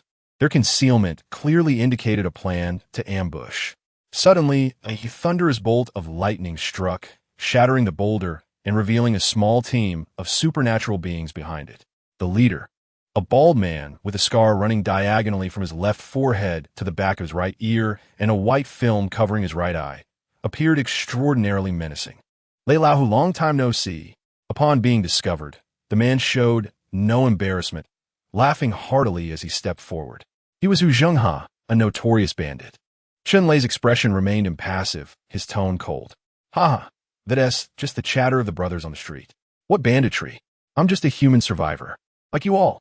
Chen Xiao, this Hu Zhenghe is an A-class, 6th-tier rock-type supernatural being with formidable strength. However, his gang specializes in arson, murder, and plunder, having harmed many supernatural beings and city-states. His reputation is vile, and he is a despicable person. If a conflict arises, stay behind me, Lu Ruyan advised, positioning herself protectively behind Chen Chu. Chen Chu shook his head helplessly.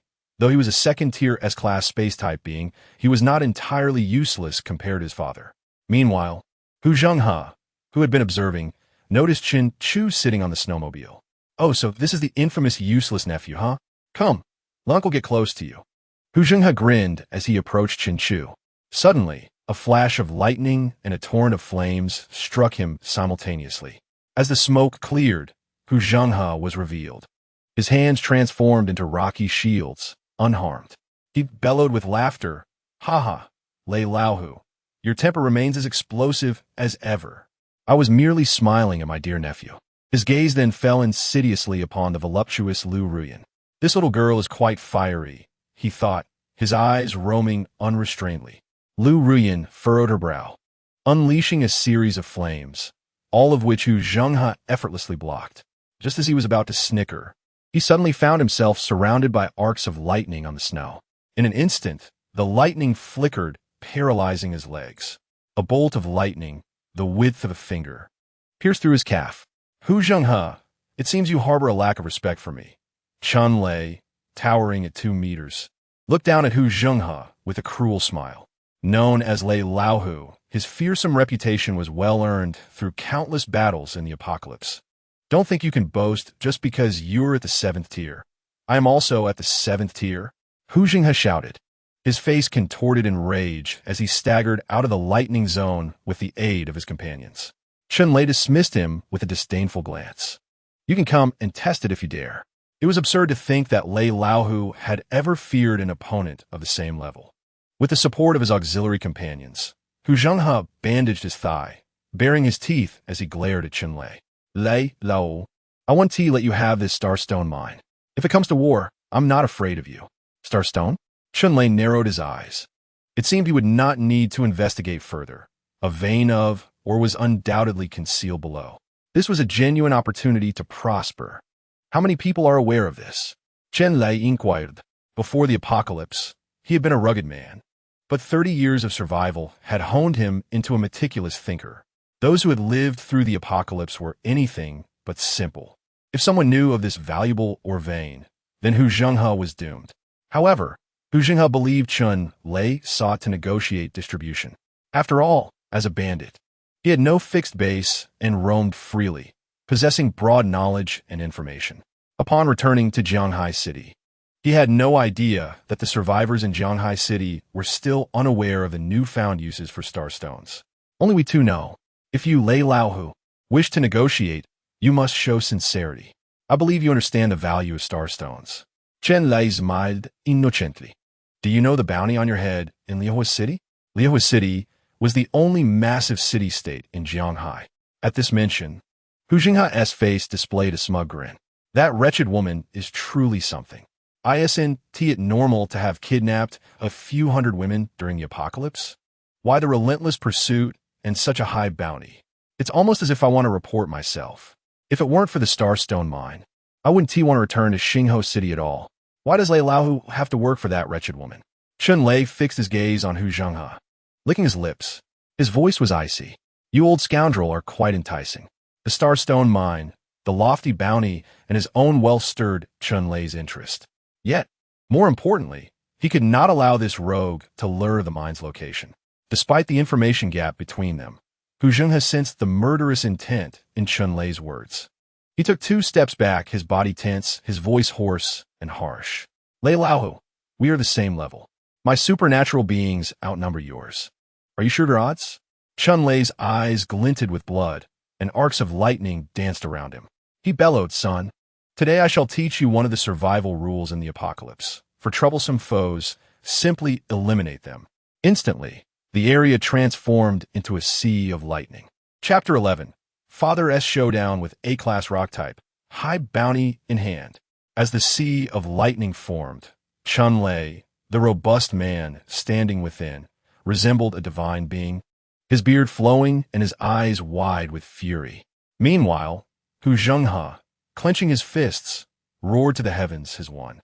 Zek's meter frame rapidly expanding, transforming into a towering giant of 5 meters, his human skin morphing into segments of reddish-brown rock. The very ground beneath him melted away, revealing a barren surface as the land, now riddled with rocks, resisted the encroaching lightning sea.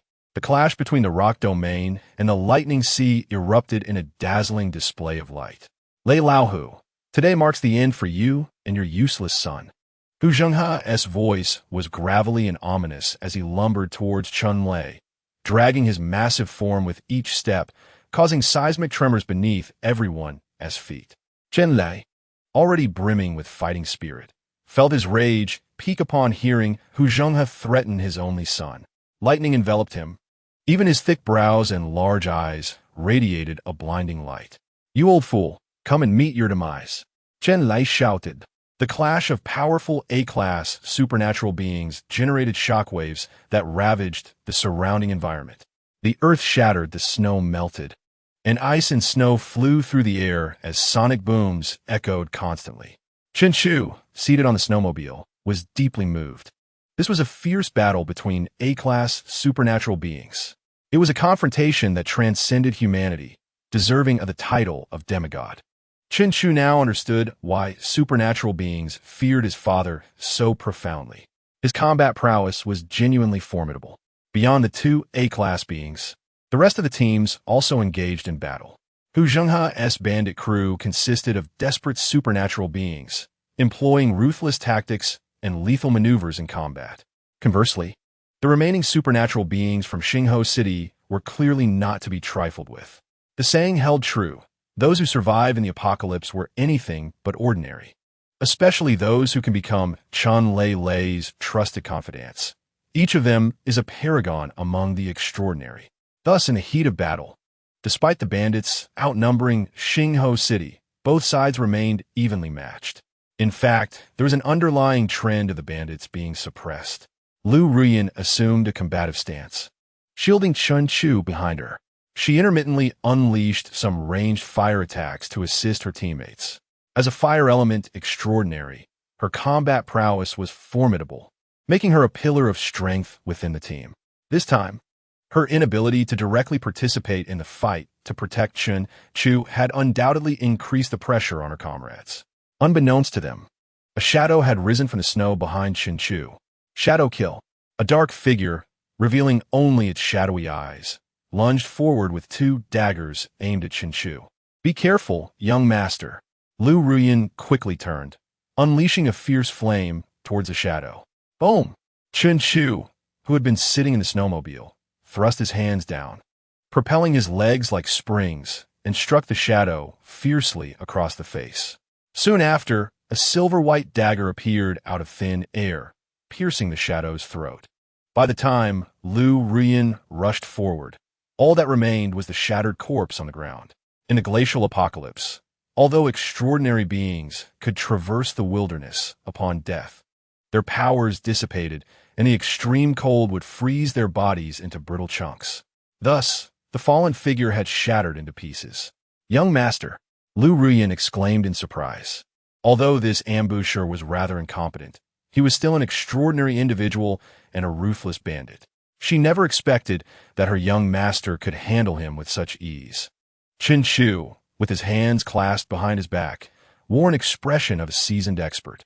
"My years of training in ancient martial arts were not in vain, and the extraordinary items my father provided were not merely for show." The survivors of Jianghai City were well aware of the great lengths Lei Laohu went to for his only son, Chen Chu. He practiced ancient martial arts daily, consuming extraordinary items without reserve. This explanation ultimately won Lu Ruyan's trust. As Chun Lei's confidant, she understood how much her boss spent on the young master daily. However, feeling a sense of failure in her protection, Lu Ruyan knelt on one knee, bowing her head in apology. "I have failed to protect young master. Let me face the consequences." Chen Chu's lips twitched. How could one resist the plea of a captivating B-grade female extraordinary? Yet, considering her connection to his father, he saw this as a significant opportunity. Chen Chu feigned depth. "It is nothing. Rise, for I am not so weak." Thereafter, Lu Ruyan remained by Chen Chu's side, ready to incinerate any small fry that dared to approach. As the leaders of both factions engaged in heated combat, the skirmish for the team concluded swiftly. Although the rogue army fought fiercely, their combat strength paled in comparison to the regular army. Moreover, the desperate outlaws within the bandit group exhibited poor team cohesion. When faced with Lei Laohu's extraordinary team, they were directly crushed. An important reason for the swift conclusion of the battle was that Chen Chu had discreetly employed his extraordinary abilities. His spatial power proved invaluable in combat, storage, escape, and support. Although he stood behind Lu Ruyan, he continuously utilized his spatial abilities in secret. For instance, he caused enemies to trip unexpectedly, stumbled, or drop their weapons, resulting in the demise of several extraordinary beings at his hands. While Lu Ruyan shielded him, she observed the battlefield, unable to suppress her astonishment at the utter lack of skill displayed by the bandits. They fought as if it were their first encounter, entirely unlike the cunning and persistent reputation they held in the outside world. When other extraordinary beings from Xingho City joined the fray, Hu Zhengha transformed into a giant rock creature, displayed a drastic change in expression. He glanced at his teammates, noting the dead and injured among them. This indicated that the tide of battle had turned. Bang! A massive boulder cannon forced Chun-Lei back, allowing Hu Zhenghe to retreat several paces. Gasping for breath as he shouted, "Lei Laohu, I concede this round. How about a split of this Starstone mine, 60-40? Generally, extraordinary beings of similar ranks found it difficult to harm one another, and continuing this way would benefit neither side. However, Chun-Lei paid no heed, unleashing a barrage of lightning bolts upon Hu Zhenghe. The fearsome reputation of Lei Laohu was solely due to his nature as a battle maniac. Moreover, he had stated that in this apocalypse, troublesome foes should simply be eliminated. The lightning powers were renowned for their high attack strength.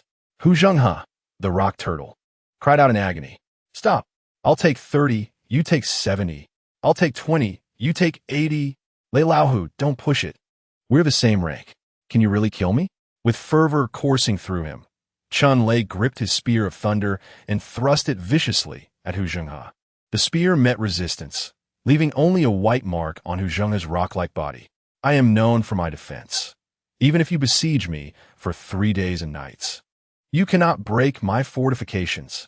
Just wait until I get the chance. Otherwise, I will ensure that peace eludes Xingho City. I will devour your worthless son."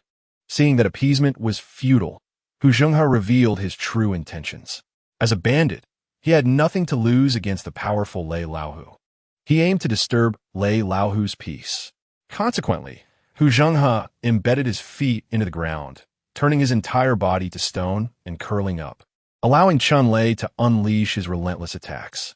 "Father, catch!" Chen Chu had a sudden flash of inspiration, hurling the silver-white star-stone dagger, surrounded by crackling lightning. Chun-Lei leaped to catch the star-stone dagger. The immense power of the extraordinary surged within it, transforming him into a celestial deity descending from the heavens.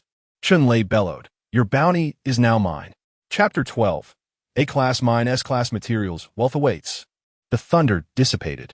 The surrounding rock shattered. Chun-Lei raised his hand high, holding Hu Zhenghe's bloodied head. "Wow, our leader is mighty. The city lord is powerful." The extraordinary beings of Xingho City cheered incessantly. In a massive fortress city of Jianghai, a considerable bounty for Hu Zhenghe hung prominently. It was a more enticing reward than the cold rice fields. This time, Chun-Lei had truly struck gold. He casually tossed the grotesque head to one of his team members, encasing it in extraordinary energy and sealing it in a temperature-controlled safe to prevent it from freezing solid. "Yes, yes, leader." The team member gingerly cradled the head, aware of its immense value. "Xiao Wu, search this old fellow for anything of value, and check around for any hidden items." "Yes." The recently summoned spirit master formed hand seals, summoning a shaggy dog to circle around Hu Zhenghe's corpse and sniff. Excavation team, begin searching for the mine. Since Hu Zhenghe dared to return to Jianghai City and lost his life here, it was evident that this location harbored a valuable starstone mine. Chun-Lei gazed at the dagger in his hand, a knowing smile spreading across his face. "Good lad, you've done well."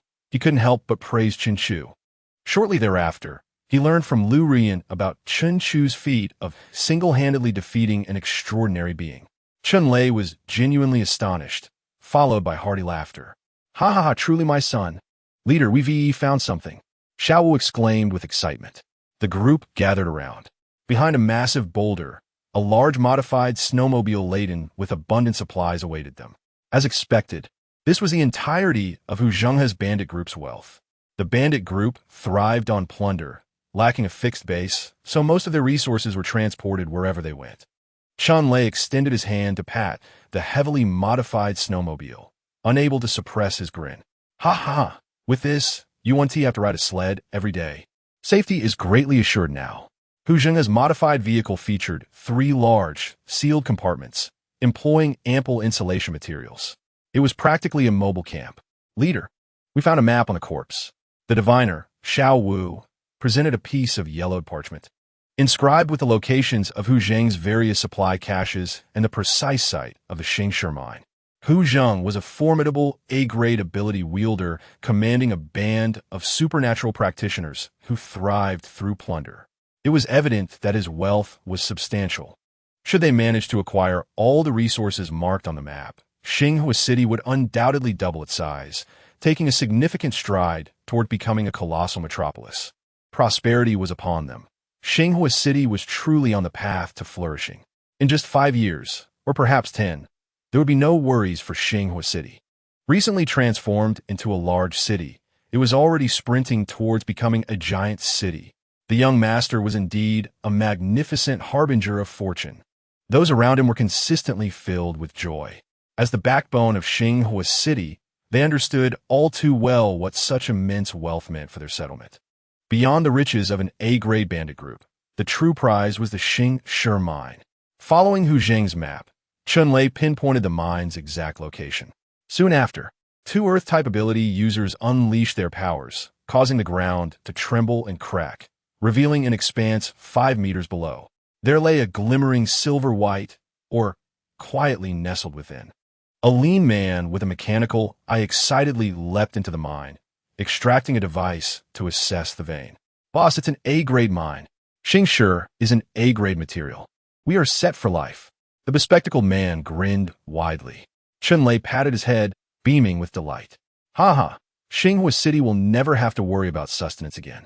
An A-grade mine, if its yield were sufficient, could directly foster a giant city or even elevate it further. Father, I'm not mistaken, am I? Chenchu also smiled. Xinghua City was his own domain.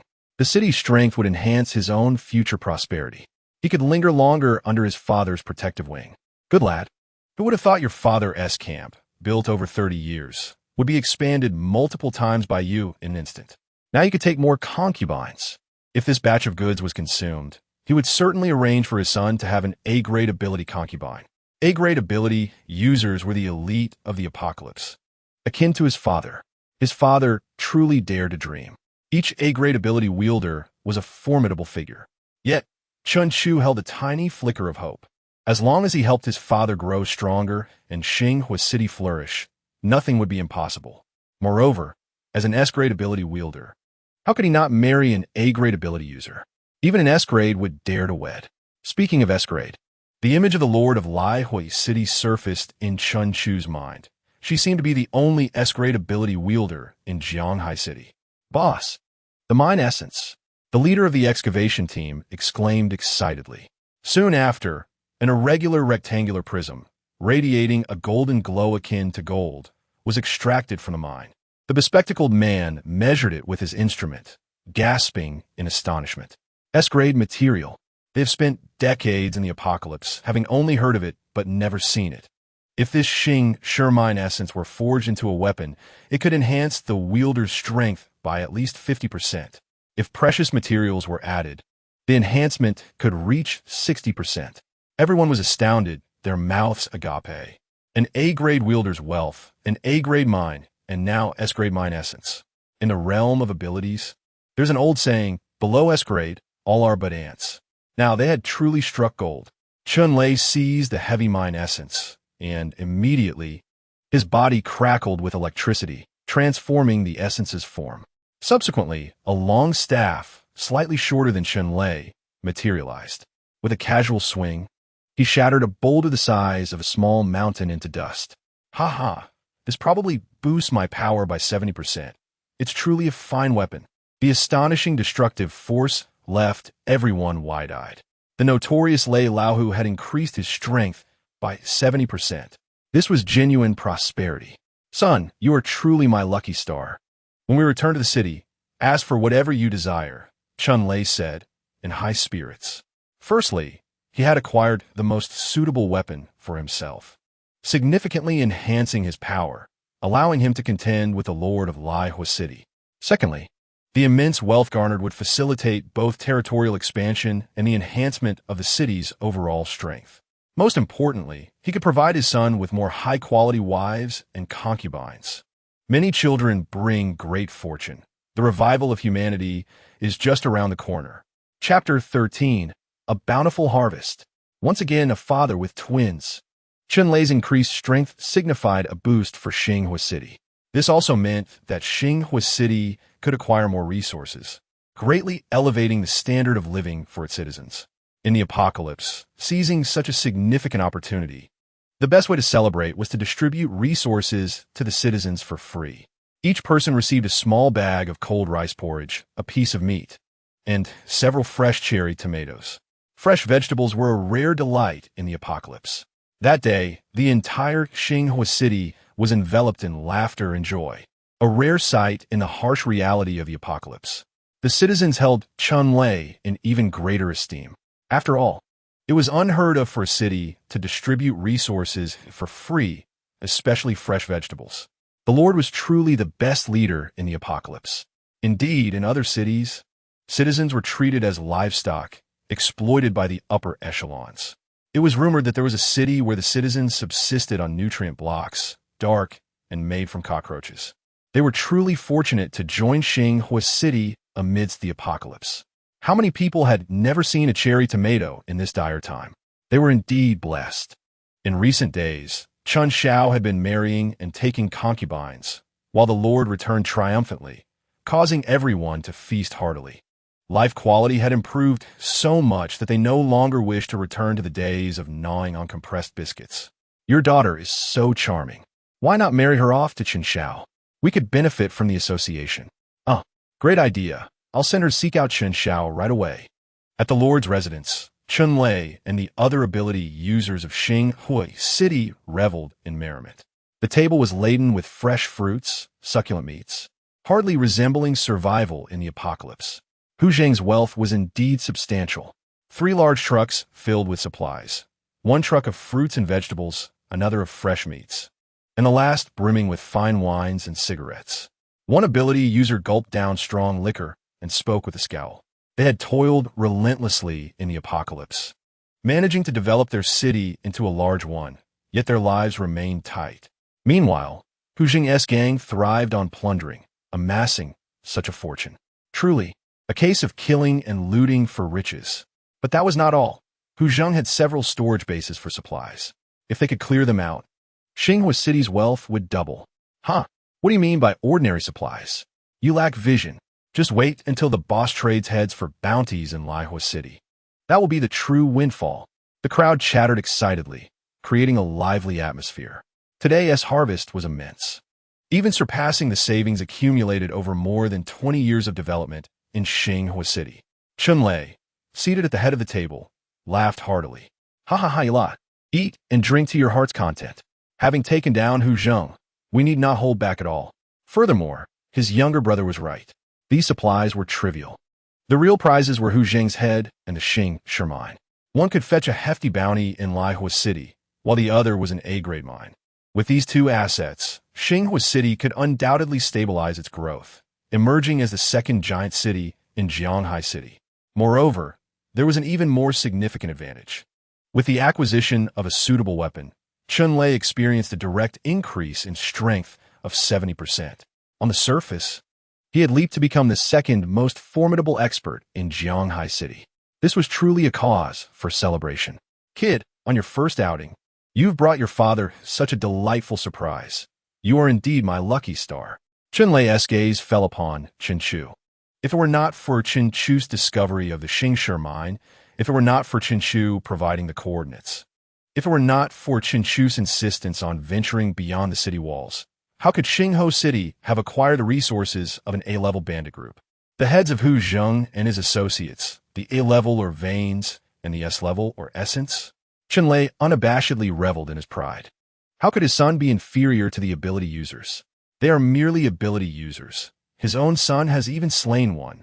Chen Chu's contributions to Xinghua City were no less significant than his own. Son, tell your father what you desire. I shall provide it all for you. Chun Lei said with eyes full of indulgence. His only son could vanquish ability users and was about to father a child who might be an A-level ability user. Establishing a family, he was entirely capable of standing on his own. Chen Chu was well aware of his father's generous nature, hence he refrained from any pretense. Without hesitation, he stated, I wish for a grand villa. Although Chen Chu was already married and had concubines, he still resided in the Lord's mansion alongside Chun Lei. Despite the mansion's vastness, which rendered them unaffected by each other. Chinchu had his own considerations. His system of multiple blessings seemed to be a tremendous boon, empowering him further. Additionally, he had significant undertakings ahead. Chunlei smacked his forehead, exclaiming, "Good lad, I nearly forgot. You will be taking more concubines. And indeed you require a new residence." Chunlei's expression was earnest. Chinchu was astonished. His father was far more foresight than he had anticipated. Yet, it had seemed quite logical. With a grand gesture, Chunlei commanded, to the east of Xingho City, excavate a large plot of land and construct a grand house. Remember, the outer walls must be constructed with Yaoshi. If insufficient, trade with Liehua City. With his pockets filled, he spoke with authority, insisting on the use of Yaoshi for the outer walls. It should be noted that Yaoshi was a strategic resource during the glacial apocalypse, bearing considerable value. Grateful for his father's support, Chinchu did not hold back. A Yaoshi residence was well within Chunlei's capabilities to provide. Moreover, his current identity in the outside world was that of a mere frivolous man, which aligned perfectly with his persona. This would allow others to lower their guard against him while he thrived in the apocalypse, marrying and having children, reaping the blessings of many offspring. Chunlei, being of a free-spirited nature, promptly ordered 2 Earth-type ability users to lead the construction team to swiftly commence the excavation of Chinchu's new abode. "Husband, my sister feels unwell and wishes to return home to rest," the grand and imposing Da Qiao said, supporting the frowning Xiao Qiao. In the glacial apocalypse, illness was a common occurrence. Chinchu was quite attentive to his wives, refusing to let the 2 sisters return home alone. Instead, he personally accompanied them to the medical department, seeking out Sulan for a comprehensive examination. While waiting outside the medical department, Chinchu's consciousness delved into the space within his mind. After ascending to the second tier of ability users, his original 100 cubic meters had expanded to 1,000 cubic meters. At that moment, the space was filled with silvery stone blocks. The Xingshi mine. Chinchu had discreetly relocated a significant portion of the outdoor Xingshi vein. Such a crucial resource was ultimately unsafe, left exposed in the wild. Thus, he planned to move it closer to Xingho City, and excavating underground to create a new residence was the first step in executing this plan. Just as Chinchu was deep in thought, the door before him swung open. Sulan rushed towards him, her face alight with excitement as she waved a test tube in her hand. "Xiaochu, you are to be a father again, twins." Chapter 14. Journey to the Giant City to marry an ability user. Sulan was utterly exhilarated, given the powerful ability exhibited by Yimiao's unborn child. She held high hopes for these twins as well. Upon hearing this news, Chinchu's pupils contracted. Twins? Was he truly that formidable? Did he possess hidden talents? Was his success guaranteed? No, it was more like a 200% success rate. Nevertheless, the fact that his concubine was pregnant was undoubtedly a joyous occasion. Moreover, with twins, the rewards he would receive upon their birth would be doubled. With this thought, a broad smile spread across Chinchu's face. Sulan, shaking the test tube before him, remarked, "Although these 2 little ones have not yet displayed their abilities, I have detected that their life force is several times stronger than that of ordinary infants, indicating a 99% likelihood that they too will be ability users." "That is splendid," Chinchu exclaimed, although these 2 offspring would not benefit from the novice gift package.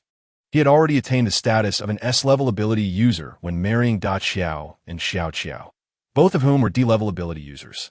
It was not unexpected for their offspring to be ability users. What level of abilities would they possess?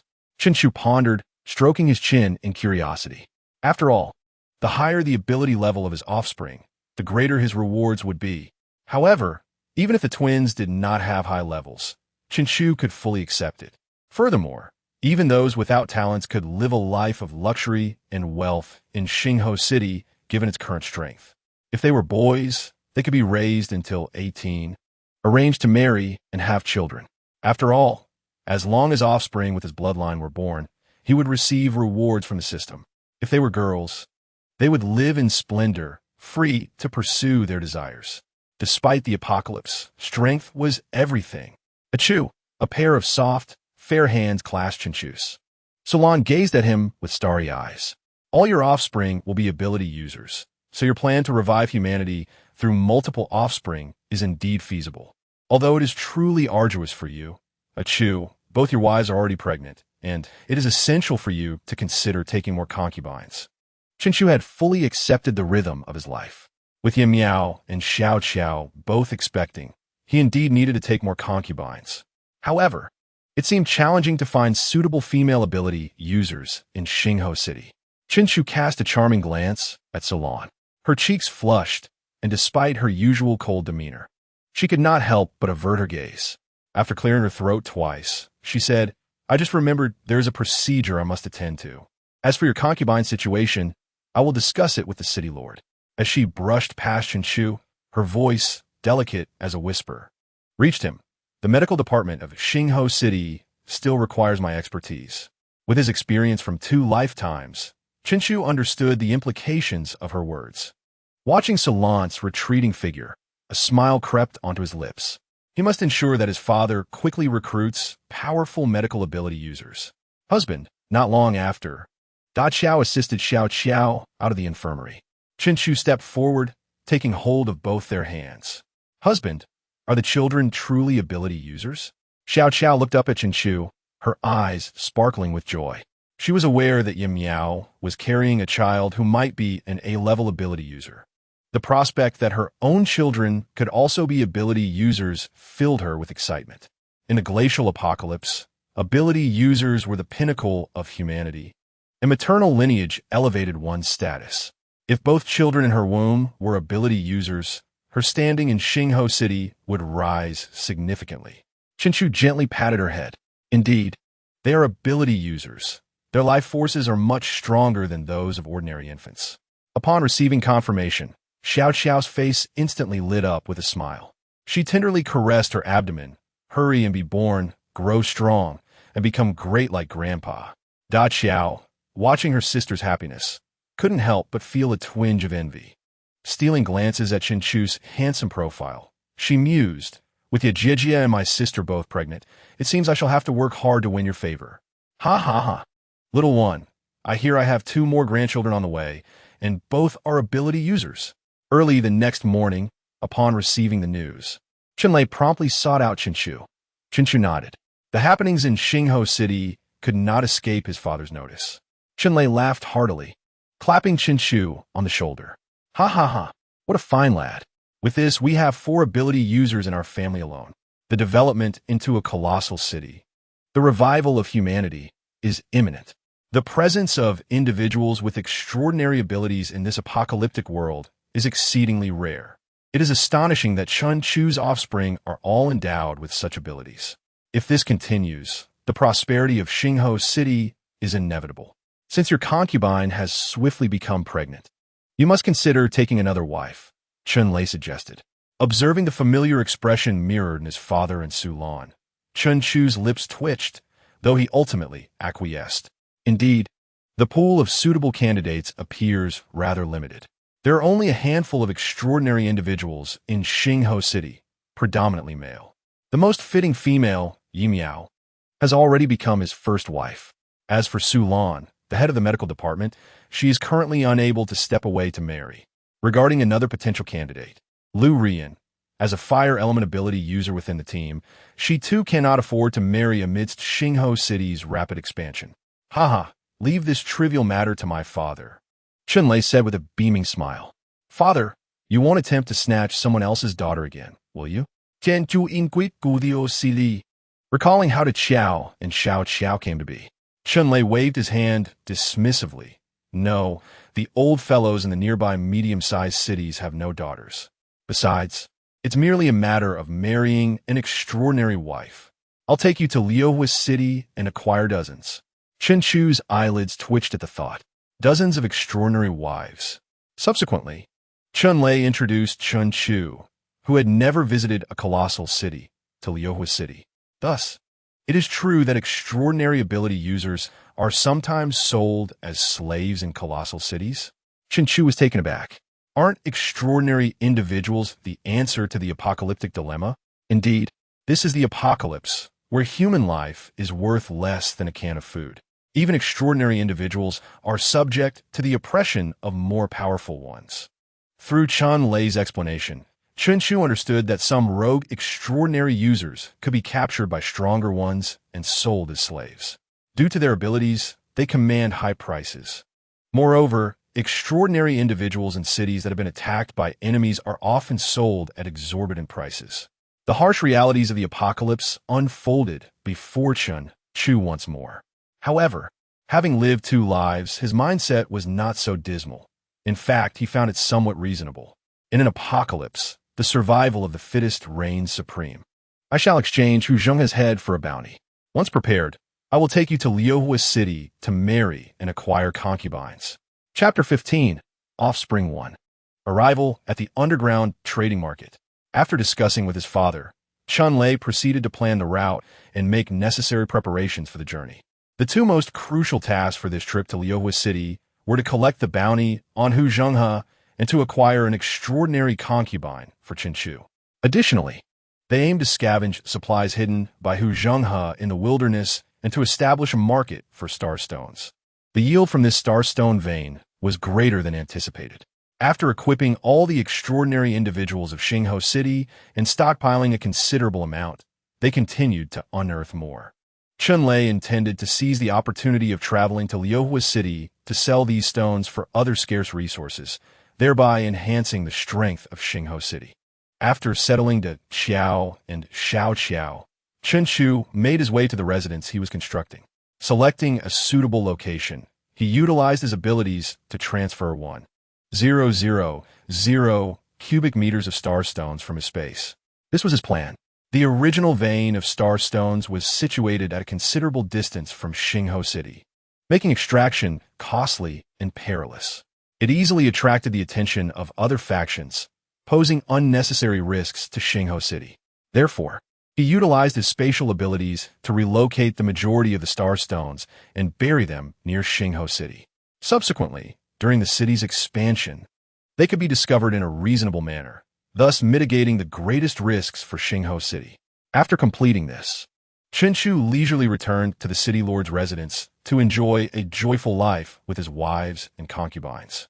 Following the acquisition of 3 full carriages of supplies from Hu Zhenghe, Chen Chu's lifestyle significantly improved.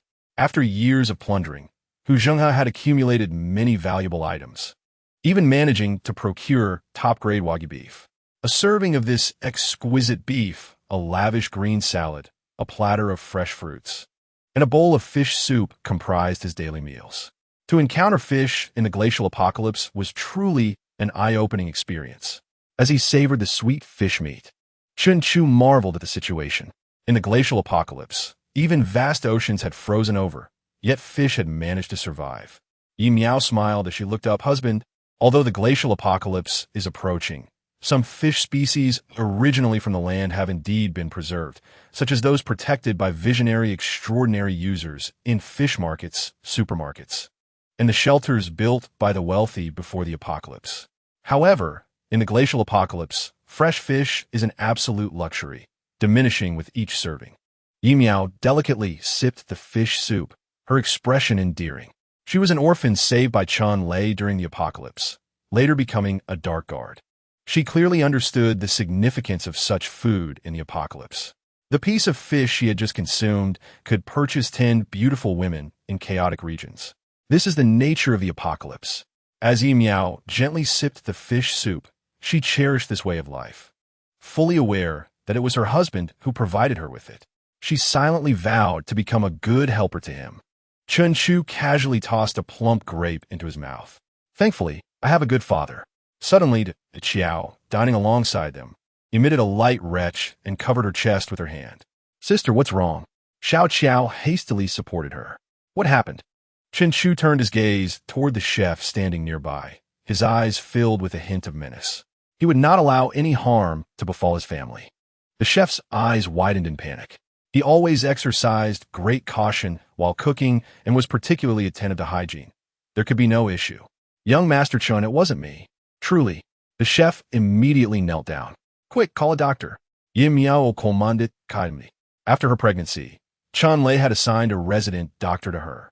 In a moment, A medical team arrived at the dining hall to conduct a comprehensive examination of De Qiao. Young Master Chun, congratulations, your wife is pregnant. The masked female doctor announced. Pregnant? Chen Chu was momentarily taken aback. However, considering De Qiao's diligent efforts during this time, he quickly grasped the situation. Yes, young Master Chun. The child in your wife's womb is already half a month along. Good. Please take good care of her, Chun Chu said with a smile, gazing at his 3 wives. He had not anticipated that all 3 would become pregnant so swiftly. Moreover, Xiao Qiao was carrying twins. Yi Miao had already been pregnant for 4 months. Xiao Qiao for 2 months, and De Qiao for half a month. He was about to be the father of 4 children, a truly wondrous feeling. Half a month passed in this manner. Chun Lei sent word to Chun Chu that all preparations were complete, and they could set off for the only colossal city in Jianghai, Liuhua City. This time, with Hu Zhenghe's modified vehicle, traveling became much more convenient. 3 carriages were prepared, one converted into Chun Chu's bedroom, one filled with survival supplies for the team, and one designated for trading star stones. The star stones buried in Xinghe City were unearthed by the construction team shortly thereafter. Chun Lei immediately sealed the information and mobilized all resources to excavate the star stones. Because Chun Chu had chosen an excellent location, with the help of Earth Element ability users, more than half of the stones were excavated within half a month. As a result, the wealth of Xinghe City surged, and Chun Lei's confidence soared. With a full carriage of star stones, Yang Yin aimed to arrange for Chun Chu to acquire a carriage full of wives in Liuhua City. As for the possibility of being robbed in Liuhua City, Chun Chu felt no concern. His father was already a renowned powerhouse in Jianghai City, and with the enhancement of new weapons, his strength had increased by 70%. Currently, only the city lord of the colossal city Liuhua could contend with his father. Kid, Galikar, we've arrived. After traversing the vast expanse of snow for an entire month, the vehicle finally came to a halt. Chen Chu donned his specialized helmet and stepped out of the cabin.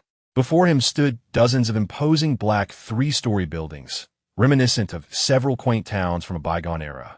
In this apocalyptic world, the mere existence of such constructions was astonishing. Was this truly a colossal city? Chen Chu's gaze flickered with intrigue. Ah, young one.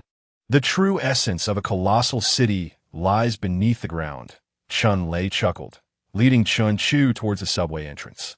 Unlike the narrow passages of other cities, the underground tunnels of Liuhua City resembled the subway entrances of the pre-apocalyptic era, featuring 4 grand staircases. People of all kinds traversed these pathways incessantly. Under Chun Lei's guidance, Chen Chu and a few others boarded an elevator leading to the underground through an alternate high-end passage. As the elevator descended slowly, Lu Rian spoke up, "Young Master Chun, our people have already scouted the area. There are 5 female enhancers in Liuhua City who meet the criteria. We've already negotiated. As long as you are satisfied, you can acquire all 5 concubines." Upon reaching the ground floor, the heavy iron gates swung open, releasing a wave of warmth and revealing an entirely different world before Chen Chu. Come and see. The daughter of the lord of the medium-sized city, Menghu City, just 18 years old, with a graceful figure and exquisite beauty, originally priced at 10 cans of meat, now available for a mere 8. The cacophony of hawkers echoed. Don't miss out on this chance. The former lady of a small city, just 5 cans for a taste of her delight, surrounded by the relentless calls of vendors. Chen Chu caught sight of iron cages filled with disheveled individuals, their expressions blank. The surrounding merchants were fervently peddling their wares. However, Chun Chu merely cast a fleeting glance, feeling no discomfort. In this world of survival, the first rule was to endure. Compassion would lead to one's own demise. Transported to this desolate era, he held steadfast to a singular philosophy: to protect himself and his family, to marry and sire many children for prosperity. Observing his son's calm demeanor amidst this scene, Chun Lei nodded with approval.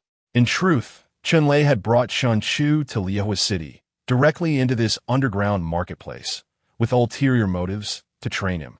Having established his own family, the eventual succession of Xinghe City would fall into Chun Chu's hands. Thus, while Chun Lei still reigned at his peak, He aimed to lay a solid foundation for his son. In this treacherous world, any individual harboring a savior complex would meet a dire fate. Yet, Chunlei found his son's mental fortitude far surpassing his expectations, filling him with pride. Ah, Chungu, young Master Chu, your presence is a grand honor. A gaunt, middle-aged man with golden teeth and a slick hairstyle approached with a sycophantic smile.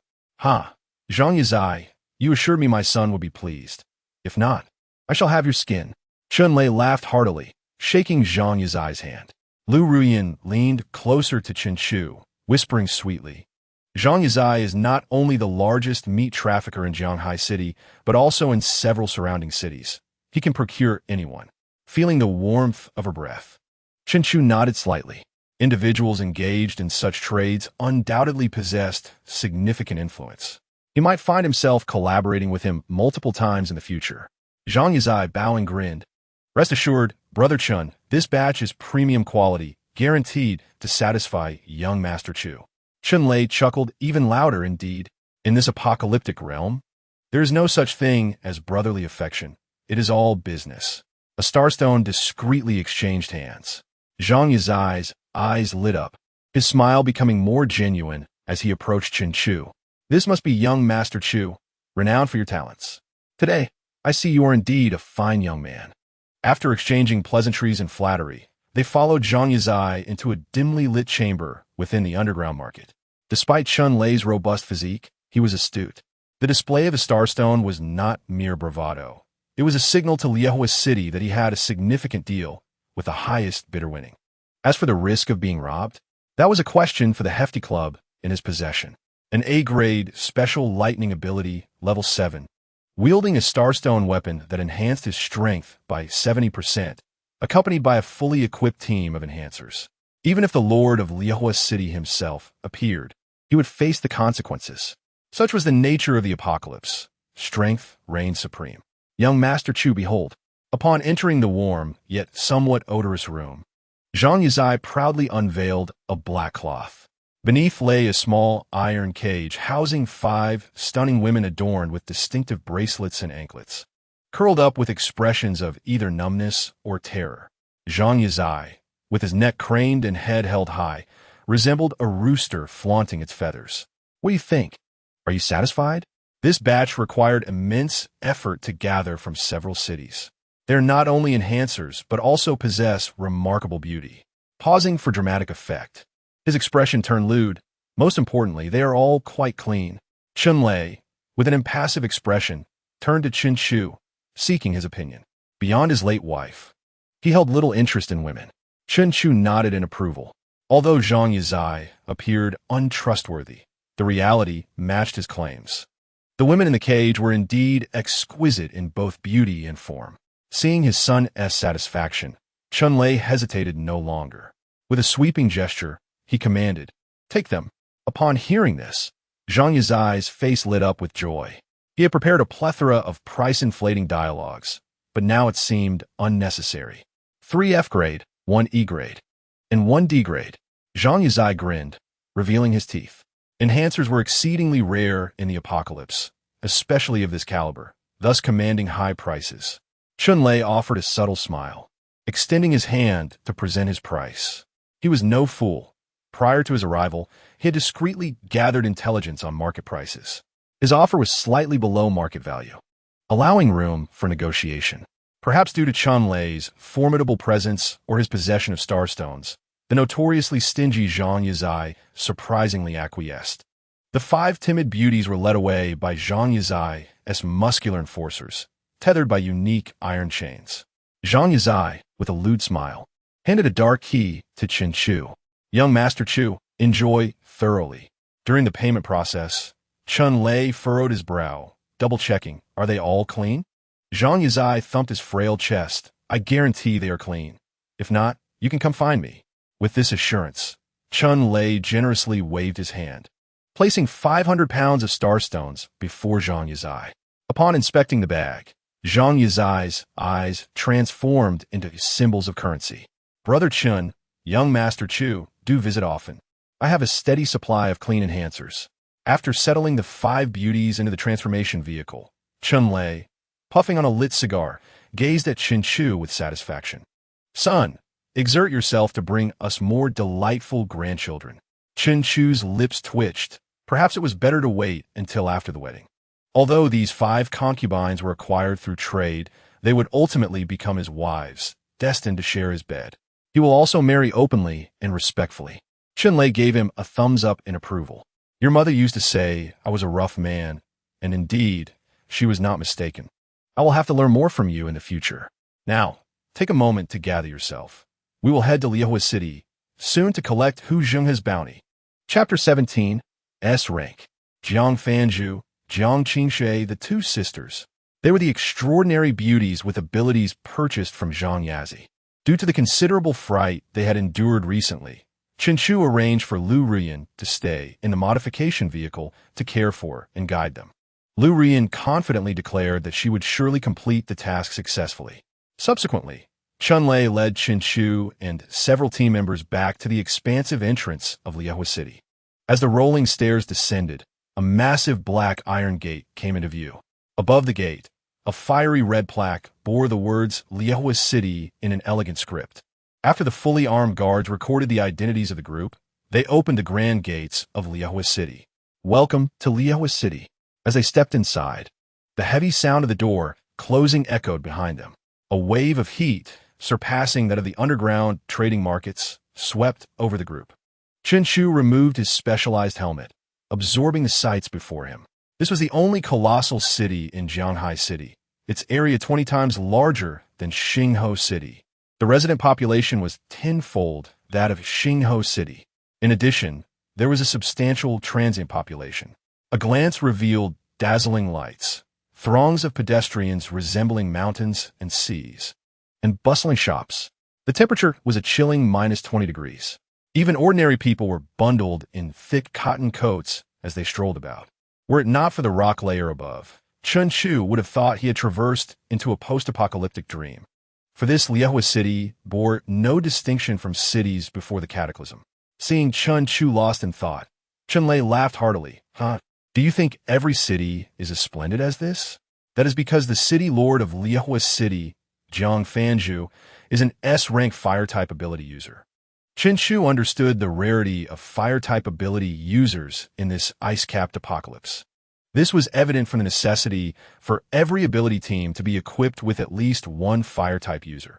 Not to mention that Jiang Fanju was of S rank, undoubtedly a formidable figure in this icy world. At that moment, a fully armed squad, carrying firearms, approached Chunlei. The squad's members stood vigilant, subtly forming a semicircle to shield Chen Chu. "City Lord Chunlei, it is rare to see you here. We did not come out to greet you properly." A woman in a gray suit, adorned with silver-framed glasses and an aloof expression, emerged from the armed squad. She waved her hand, signaling the squad to lower their weapons. Casting a discreet glance at Chen Chu, she then focused her attention on Chunlei. "My sister requests your presence, City Lord Chunlei, and hopes you will honor her invitation." Jiang Qingshui smiled gently, extending her hand toward Chunlei. Perhaps due to her demeanor, despite her impeccable manners, she emanated a sense of distance. As an S-rank ability user, Chen Chu also keenly sensed Jiang Qingshui's appraisal of him. With a smirk, he boldly returned the scrutiny, unabashedly observing Jiang Qingshui, embodying the essence of a carefree, second-generation rich kid. Her stunning visage, seemingly in her early 20s, exhibited a cold yet captivating aura. And though she wore a loose suit, it was evident that she was well taken care of, her long legs revealing delicate, fair ankles. Although Jiang Qingshui was engaged in conversation with Chunlei, she could not fail to notice Chen Chu's brazen gaze. Yet, with her temperament, she had mastered the art of concealing her emotions. A flicker of disdain and contempt passed through her eyes, and inwardly, she cursed the scoundrel. Having heard of the ordinary son of the Thunder Tiger who had married 3 wives in succession, upon meeting him today, it was clear he was a rogue. With Xinghuo City in his hands, it had indeed fallen into decline. "Brother Chun, why didn't you inform me of your arrival in advance? I would have come to greet you." Inside a luxurious high-rise, Chen Chu finally met the renowned city lord of Liehua City, S-rank fire-type ability user Jiang Fanju.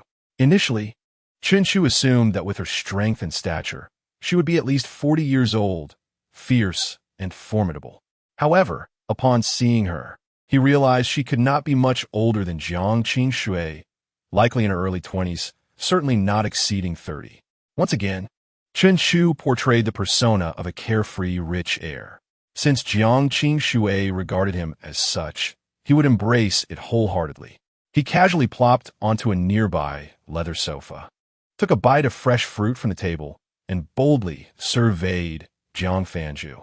Like Jiang Qingxue, she possessed an exquisite face, yet their temperaments were entirely distinct. Jiang Qingxue was cold, speaking concisely with no emotional fluctuations, dressed in a conservative, loose outfit that enveloped her entirely. In contrast, Jiang Fanju, though under 30 and a widely renowned S-rank powerhouse, exuded a gentle demeanor. Clad in form-fitting fiery red battle armor that accentuated her impressive figure, she casually draped a camel-colored women's trench coat over her shoulders, enhancing her grace. As Jiang Qingxue noticed Chen Chu's unabashed scrutiny of her sister, her previously composed facade cracked. Behind her silver-framed glasses, a pair of beautiful eyes glared at Chen Chu with hostility. "So this is a Chu?" Jiang Fanju dismissed Chen Chu's scrutiny as mere childish curiosity. She approached Chen Chu with a smile, gently caressing his face with her delicate hand, her gaze filled with affection. After a moment, she spoke, "Chu, you bear a striking resemblance to your mother."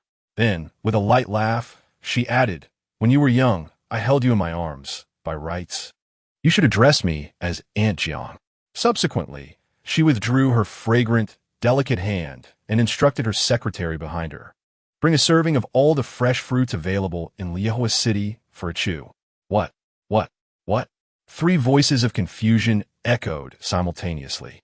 One belonged to the bewildered Chen Chu, another to the perplexed Jiang Qingxue, and the last to the astonished secretary.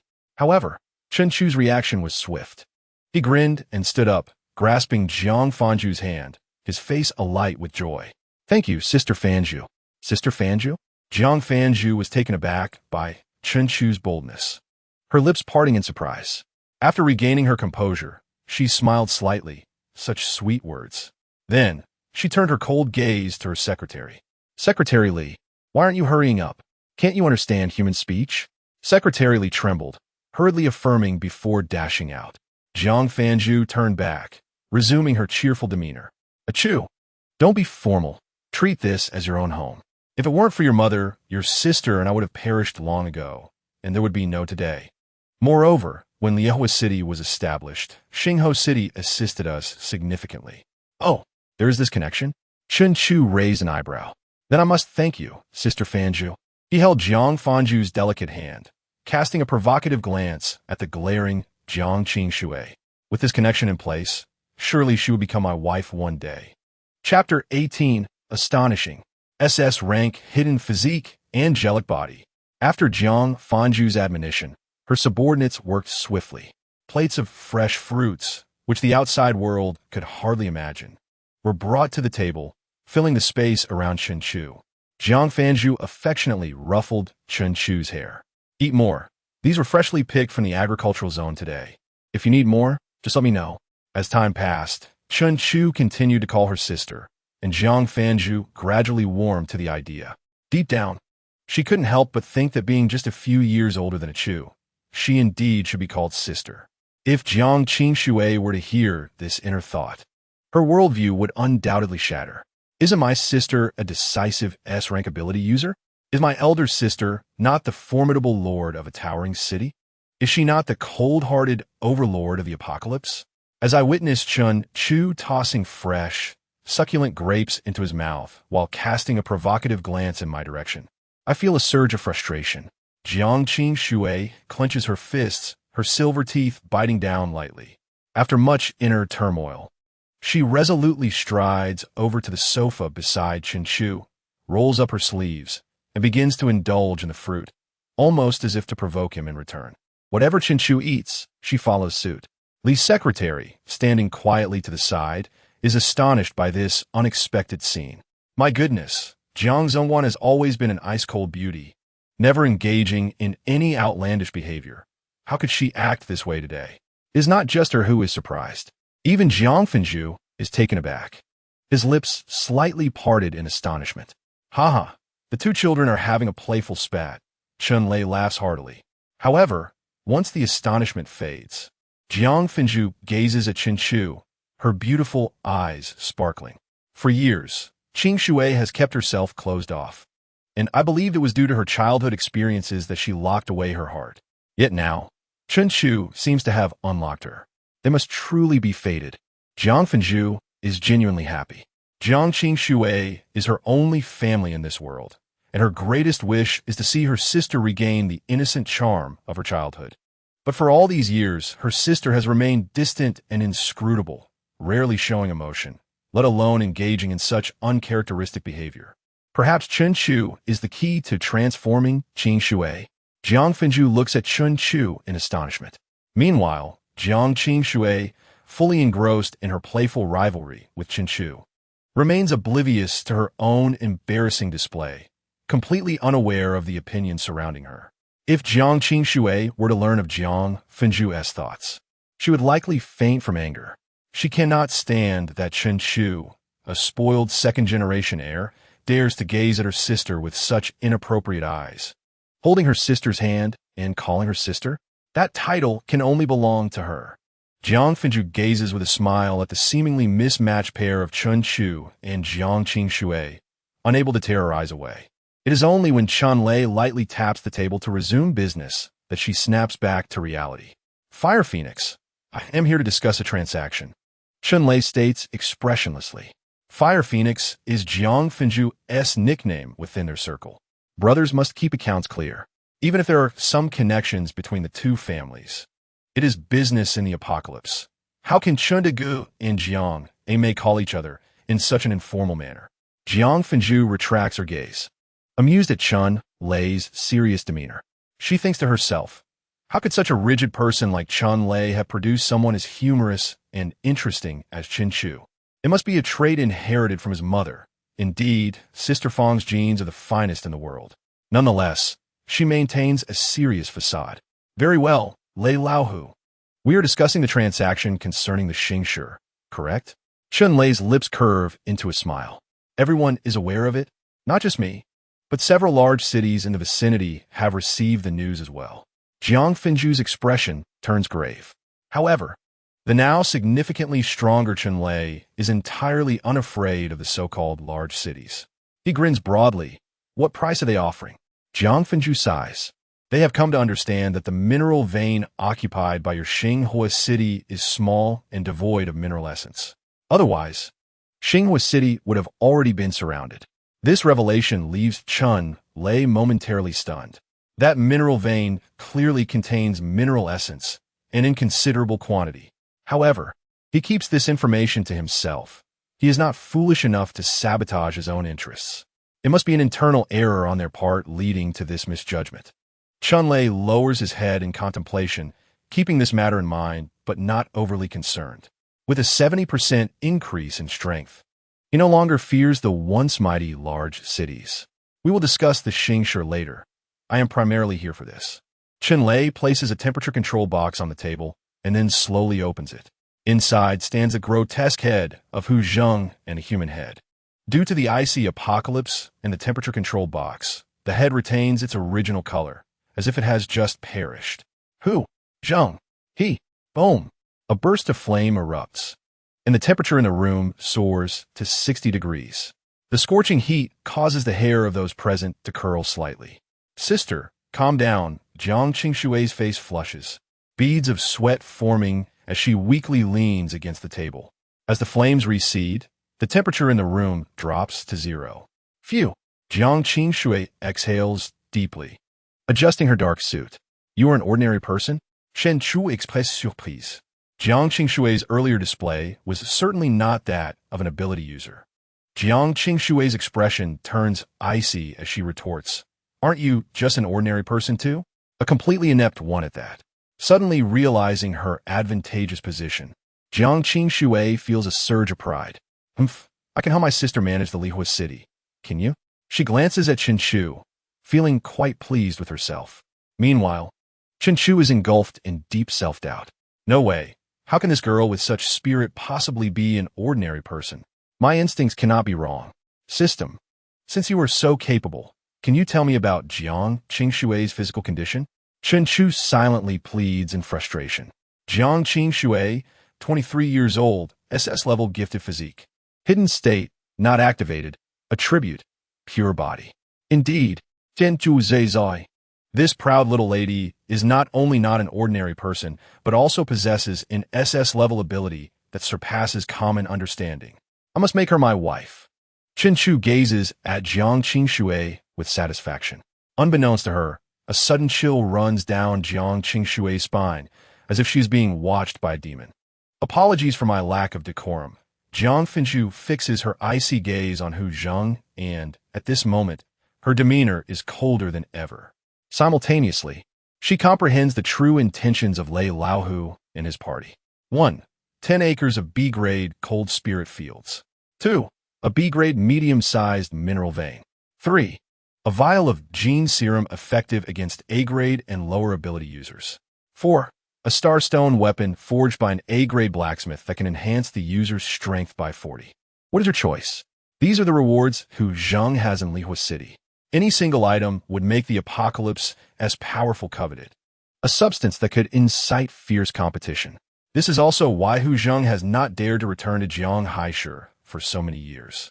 Yes, this woman is ruthless. Jiang Finju pauses. She turns to Chen Chu, who sits beside her, bearing a resemblance to his mother. A hint of softness emerges on her cold face. She continues. 5. 1 A-grade extraordinary item, Leihigua. Leihigua. Chen Lei is slightly taken aback, a rarely seen seriousness appearing on his face. Chapter 19. Leihigua. Father advances to an 8th-tier powerhouse. Leihigua. For ability users of other attributes. This is merely a rare A-grade extraordinary item. But for lightning-type ability users, it is akin to a divine elixir. Not only does it have the potential to enhance one's lightning ability, but it also increases the energy storage within the body. Moreover, there's a slight chance it could grant the lightning talent new capabilities. Although Jiang Finju is uncertain why she added this option in this apocalypse, Chen Lei would not overlook an item that could significantly enhance his power. After all, only by increasing his strength could he seize more territory, stockpile more resources, and secure higher quality wives for his son. Haha, I choose option 5. Hu Zheng's head is yours. Chen Lei laughs heartily as he pushes the temperature-controlled box containing Hu Zheng's grotesque head towards Jiang Finju. Jiang Finju's beautiful eyes glimmer with vengeful light. This man, before she had developed, had bullied and murdered hundreds of sisters in Lihua City. This vendetta runs deep. Closing the temperature-controlled box, she collects Hu Zheng's head. Jiang Finju steadies her emotions and gathers her thoughts. Clapping her hands, a sci-fi wall in the office unfolds, revealing a silver-blue wall behind it. Jiang Finju steps inside and scans her iris. Subsequently, a transparent constant temperature box emerged as a recess in the wall. Inside the box lay a fabric pit filled with fruit adorned with lightning symbols, constantly shimmering with arcs of electricity. Your bounty, Jiang Finju said with a smile as he handed the constant temperature box to Chen Lei. As a long-established master of lightning abilities, Chen Lei immediately confirmed the authenticity and quality of the item upon receiving the box. The Leihigua, an exceptionally rare A-grade extraordinary item, was a coveted elixir sought after by lightning ability users. Chen Lei erupted in hearty laughter, then generously tossed out 50 gene of star stones. I have rented the finest training room in Lihua City, the colossal city, designed to cater to the needs of visiting merchants and wandering ability users, was equipped with training rooms. After all, traversing the apocalyptic world was fraught with difficulties. Many ability users, having acquired significant resources or nearing breakthroughs, found it impossible to return to their lairs. Most breakthroughs occurred within the training rooms of the giant cities. On one hand, the giant cities welcomed external ability users. On the other, they would not stoop low to seize the gains of these users. Most importantly, the training rooms were constructed from special materials, greatly benefiting breakthroughs and advancements in comprehension. This characteristic also dictated the exorbitant rental prices for these rooms. However, Chun-Lei, now financially secure, was unperturbed by such trivial expenses. Qing Shui, take the Lei Lao-Hu over there. After spending an entire day within the enclosed training room, Chun-Lei finally emerged. Although his appearance had not changed significantly, those around him sensed the ferocious lightning concealed in his gaze. His entire demeanor had undergone a remarkable transformation. If the previous Chun-Lei was a fearsome expert, the current him was a master, concealing his prowess. Father, your aura is incredibly strong. Chen Chu, now an ability user herself, was particularly sensitive to this aspect. With his strength significantly enhanced, Chun-Lei was in high spirits. He laughed heartily, exclaiming, "Ha ha! After 10 years of hesitation, I have finally attained the 8th tier. 8th tier!" Before Chen Chu could react, the surrounding team members exclaimed in astonishment. "Boss, have you really reached the 8th tier? An 8th tier powerhouse! Ha ha ha! Our Xingho city is about to soar. An 8th tier powerhouse, the strongest within 1,000 miles, isn't even at this level. Ha ha! The boss has finally become a top-tier expert." The ability team was jubilant. The elevation of ability ranks to the 6th tier was akin to ascending to the heavens. With each tier breakthrough, one's prowess would undergo a dramatic transformation. Chun-Lei had occupied the 7th tier for a decade, and now, as he broke through to the 8th tier, he had catapulted himself into the ranks of the most powerful individuals within 1,000 miles. Essentially, no one could threaten him anymore. He could now stand on equal footing with the lords of the giant cities, as long as he allowed sufficient time for development. The transformation of Xingho City into a giant city was a foregone conclusion. 8th tier, Jiang Qing Shui, who had accompanied him, was taken aback. 8th tier. It was astonishing that a single Lei Higua had enabled Lei Lao-Hu to reach the same tier as her sister. Shifting her gaze to Chun Chu beside Chun-Lei, she felt inexplicably displeased. Initially, she thought that entrusting Xingho City to this dandy would lead to its downfall. But now, with Chun-Lei's elevation to 8th tier, not only had his power increased, but his lifespan had also been extended, and Xingho City would enter a period of rapid development. It seemed that Chun Chu could genuinely live as a dandy for a lifetime. If Xingho City were to become a giant city, it would undoubtedly forge closer ties with Lihua City. Moreover, Chun Chu would encounter her sister more frequently. Realizing this, Jiang Qing Shui became anxious. This rascal, Chun Chu, would steal away her sister's affection. Although Chun Chu was inexperienced and did not fully comprehend what the 8th tier signified, she understood from the astonished and ecstatic expressions of those around her that her life as a dandy would only improve. "Ha ha! Once you bring in these 5 concubines, I'll arrange for you to marry even more." Chen Lai laughed et. As an 8th tier powerhouse, his strength, abilities, and resources would far exceed what they once were. The realms he could access would now be among the highest within 1,000 miles. Thus, he would be able to arrange for his son to acquire even more exceptional concubines. The revival of humanity was imminent. Kulme, let's discuss the Starstone business with the Fire Phoenix. We will build a city for your grand wedding. Chun-Lei waved his hand grandly as he headed towards Jiang Fenju's office building. Lei Lao-Hu, you've reached the 8th tier? Jiang Fenju, an S-grade 8th tier powerhouse and a formidable figure, keenly noticed Chun-Lei's transformation. Haha, sooner than I expected. Humility was never a trait associated with Chun-Lei. Humility? That's the feeble excuse of the weak. Jiang Fenju scrutinized Chun-Lei with her beautiful eyes. With Chun-Lei's ascension to the 8th tier, Xingho City would become a competitor and potentially a partner. This could fundamentally alter the dynamics of Jianghai City, if not the entire Xi province. Your ability level has also been elevated? Now it's A-grade. Jiang Fenju perceived even more. Chun-Lei had no intention of concealing anything from the strongest individual in Jianghai City. He nodded with a smile. It's one of the benefits brought by the Lei Higua. I recall that the Lei Higua has a chance to elevate the ability level of lightning users. But the probability is merely 1 in 10,000, and no one has ever succeeded. This time, Chun-Lei simply smiled, offering no explanation. Yet Jiang Fenju had already arrived at her conclusion. Indeed, no one had succeeded but Lei Lao, who had triumphed. Furthermore, she knew that once the Lei he was successfully elevated an ability level, the user's abilities would acquire a formidable attribute. The current Lei Lao, who truly stood on equal footing with her. It seems that besides the Starstones, we have many more transactions to discuss. Chapter 20. Return to the City, Consecutive Weddings. Chun Lei ascended to the pinnacle of the 8th tier and enhanced his ability level. He leapt to become one of the strongest individuals in the entire Sea province, standing shoulder to shoulder with the lords of various giant cities. Additionally, he acquired the Hanmi Tian and Starstone mines.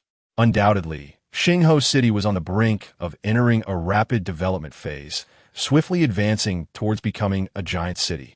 As a result, the higher-ups of Lihua City took this matter very seriously. It was not merely about the Starstone business, but also about strengthening all connections between the two cities, food transportation, personnel exchanges, and technological communication. After weeks of negotiations with the senior officials of Lihua City, Chun Lei and his team finally reached a conclusion. Father, you look exceptionally well. Outside Lihua City, within a modified vehicle, Chen Chu remarked as she observed Chun Lei's radiant expression. Chun Lei let out a couple of hearty laughs before sitting beside Chen Chu. If things continued in this manner, it would not be long before Xingho City developed into a giant city. A giant city required an underground base capable of housing 200,000 residents, and it also needed to be able to construct residences above ground. The standard of living and economic level would increase dramatically. A giant city was essentially a small nation, and its lord was akin to a feudal lord. From now on, it will be much easier for you to take concubines. No more degrade for us. Chun Lei waved his hand with great pride. Chen Chu shook her head with a smile. She still had 5 concubines yet to enter the household, and she was already contemplating more. However, if they were degrade, she would be willing, as no one should suffer while her child thrived. Young rascal, what do you think about the 2 sisters of the Lihua City Lord? Chun Lei suddenly leaned closer to Chen Chu. Chen Chu pondered thoughtfully. Not bad, but aren't they C-grade?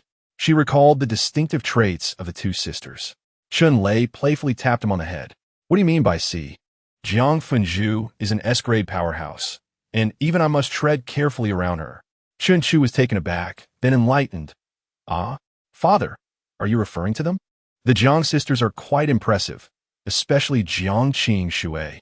While the world recognized Jiang Fenju as an S-grade super genius, what many did not know was that her sister, Jiang Qing Shui, was an SS-grade prodigy. Moreover, not to mention that her appearance and figure were top-notch. If 2 individuals were to bear offspring, their innate talents would undoubtedly be remarkable, and the system would surely bestow a bountiful reward. Regarding why Chen Chu held such a keen interest in Jiang Qing Shui, Chun Lei did not inquire further. As long as the son was content, that sufficed. Although Jiang Qing Shui was merely an ordinary person, we cherish the notion of double happiness. Just wait until your father exerts himself a bit more, and he shall wed both the S-rank 8th tier Jiang Qing Shui and her sister. Chen Chu's lips twitched. He acknowledged his father's formidable prowess. However, to attain the hand of Jiang Fanju, he would need to devise his own strategies. Yet, for now, others were unaware of Jiang Qingshui's talents, and to the outside world, we seemed rather well matched. One being the son of an A-rank 8th tier warrior, deemed worthless, and the other being the sister of an S-rank 8th tier warrior, also considered inconsequential. Perhaps, while Jiang Qingshui had yet to awaken her abilities, he could persuade her to become his wife. Chen Chu deemed this entirely feasible. Furthermore, an SS-level talent was the highest he had encountered. It must not fall into the hands of others, and he ought to seize every opportunity thereafter. After Chun Lei and his team returned to the modified vehicle, it wasn't long before they embarked on their journey home. On the return trip, the 3 spacious carriages, save for the one in which Chen Chu resided, were brimming with items traded in Lihua City. These included various rare foods, powerful weapons, extraordinary artifacts, and information concerning other regions of the apocalypse. Lihua City was the sole colossal city in Jianghai City and served as the hub for information exchange with the outside world. In the glacial apocalypse, travel was arduous, and the transmission of information was equally challenging. The extreme cold and relentless storms had rendered many communication devices inoperative. The most primitive form of human labor had once again become the new darling of this post-apocalyptic era. Compared to the outside world, Jianghai City remained relatively tranquil. Inside the carriage, Chun Chu perused the information report in his hands, which predominantly detailed the fall of various cities and the emergence of several powerful individuals in certain areas. It seemed imperative to assist his father in the rapid development of their city. The competition for survival resources, the scarcity of supplies, and conflicts among superpowered individuals rendered this apocalypse a realm where a moment's inattention could lead to death. The key to enhancing his father's strength and expediting development lay in marrying and taking concubines. Chun Chu's gaze settled on the 5 beauties seated not far away. Under the guidance of Lu Ruyan over the past few months, the 5 had shed their initial fear and numbness. Moreover, due to Chun Chu's kindness, providing them with the best food and clothing, they had gradually grown accustomed to their new lives and even felt immensely fortunate. As superpowered individuals, they knew that being captured as livestock rarely ended well. Such inhumane treatment was unbearable for any human. However, now, not only had their living standards significantly improved, but it also seemed as if this handsome young man before them might become their future husband. Though he was an ordinary person, his demeanor was extraordinary. This life seemed to hold a glimmer of anticipation. Thanks to his father's significant improvement in strength, there was no need to avoid previously treacherous areas on their return to the city. This enhanced the team's travel speed considerably. What once took a month was now accomplished in 3 weeks, arriving at Xingho City. Within the city gates, the expectant Yi Miao had long awaited their arrival. Chun Chu hurried forward to assist her. With such a large belly, weren't you supposed to be resting at home? When Chun Chu set out, Yi Miao was already 4 months pregnant. The round trip, along with trading and resting in Lihua City, had consumed 3 months. Now, Yi Miao was 7 months along. With the day of delivery drawing near, Yi Miao smiled gently, her cherry lips close to Chun Chu's ear. Do you miss your husband? Moreover, regarding the matter of taking concubines, I have already made arrangements for you. You need only set the date. Chun Chu felt warmth spread in his heart as he grasped Yi Miao's delicate hand and planted a kiss on her exquisite face. Yi Miao was adept at managing affairs. Under her guidance, Chun Chu's grand wedding proceeded seamlessly. As for the 5 new concubines, Chun Chu treated them equally, affording them the respect they deserved. Instead of a grand ceremony, he wed one every 2 days, complete with dowries, relatives, celebratory feasts, and formal marriage contracts. Thus, 10 days passed before Chun Chu's wedding concluded. In the days that followed, Xingho City experienced explosive growth, while Chun Chu remained oblivious to the outside world. Wholly devoted to his new home and diligently working with his newly acquired 5 concubines, joyful days flowed seamlessly for over 2 months, and Yi Miao was on the verge of giving birth. Chapter 21, Yi Miao gives birth. First son, Chun Han. Potential, SS. Do not be afraid, do not be anxious. Take a deep breath. You are the best. In Xingho City, at the medical department, as Chun Chu watched Yi Miao being wheeled into the delivery room, he offered her his final encouragement. All right, Chu, wait here. Rest assured, I will take care of everything. Observing Chun Chu, who appeared even more anxious than Yi Miao, Su Lan chuckled and comforted him. Subsequently, the delivery room door closed, leaving Chun Chu outside. Husband, sister, you will be fine, assured Xiao Qiao, and the other 5 concubines as they surrounded Chun Chu to offer their support. Chun Chu waved his hand dismissively. I'm fine, not anxious. Xiao Qiao produced a handkerchief and gently wiped the sweat from Chun Chu's forehead. Sister Su Lan is a powerful B-rank wood-type healer. Assisting in childbirth is a breeze for her, so you should not worry, husband. Chun Chu forced a smile. Indeed, he was quite nervous, and exceedingly so. Though he had lived 2 lifetimes, he had never been a father. This feeling was indescribable, filled with both fear and anticipation. So, I hear your daughter-in-law is about to give birth. A thunderous voice echoed from the other end of the corridor. It was Chun Lei, who had hurried over. Yes, She has already entered the delivery room. Chun-Lei sat beside Chen-Chu, observing him drenched in sweat. With a nonchalant smile, he lit a cigar and spoke confidently. Son, don't be anxious. When your mother gave birth to you, conditions were harsh. There was no high-end delivery room like this, nor a B-rank healer to assist. It was just an elderly woman with scissors and hot water. I watched you emerge from your mother without so much as blinking. Chen-Chu's lips twitched. Father, could you please refrain from shaking the hand holding the cigar before saying that? Chun-Lei looked down at his trembling hand, nearly extinguishing the cigar. He chuckled awkwardly. Who wouldn't be anxious about welcoming their grandchild? This surge of excitement, stemming from deep within the bloodline, was an instinctive reaction. Furthermore, this child would be Chun-Lei's first grandchild and Chen-Chu's first offspring. Thus, the two anxiously awaited outside the delivery room. Chun-Lei finished one cigar after another, while Chen-Chu could not help but pace back and forth outside the room. After an indeterminate amount of time, suddenly, several exclamations erupted from within the delivery room. What happened? Chen-Chu dashed toward the delivery room door and pushed it open. Upon entering, he was enveloped by a chilling sensation. The temperature inside the delivery room was at least 20 degrees lower than outside. Fortunately, Yi Miao was unharmed. To his astonishment, a nurse cradled a tiny infant in her arms, her eyes wide with disbelief, unable to speak. A child? Chen-Chu stepped forward, only to see a slick, shivering newborn emanating coldness, while the nurse's hands had become stiff and frozen. Detection of host offspring birth. Talent. S. Potential. SS. Reward for the host has been successfully granted. Please check. The system chimed in Chen-Chu's ear. S-rank talent. Absolute 0. Chen-Chu recalled the rewards from the beginner's gift pack. This child's talent was of the ice element at the S rank. The child was gently transferred from a nurse's hands into Chen-Chu's embrace. Subsequently, she placed her palm over the nurse's hand, which had been frozen solid, and a radiant green light emanated from her touch. The nurse's arm restored to its original form. Achoo, your child possesses remarkable abilities. Solan exclaimed, her voice frail yet tinged with excitement. This marked the birth of Chen-Chu's first child, prompting Su Lan to utilize her powers throughout the delivery process. She alleviated Yi Miao's pain, safeguarded both mother and child, while simultaneously monitoring their physical conditions to ensure their safety.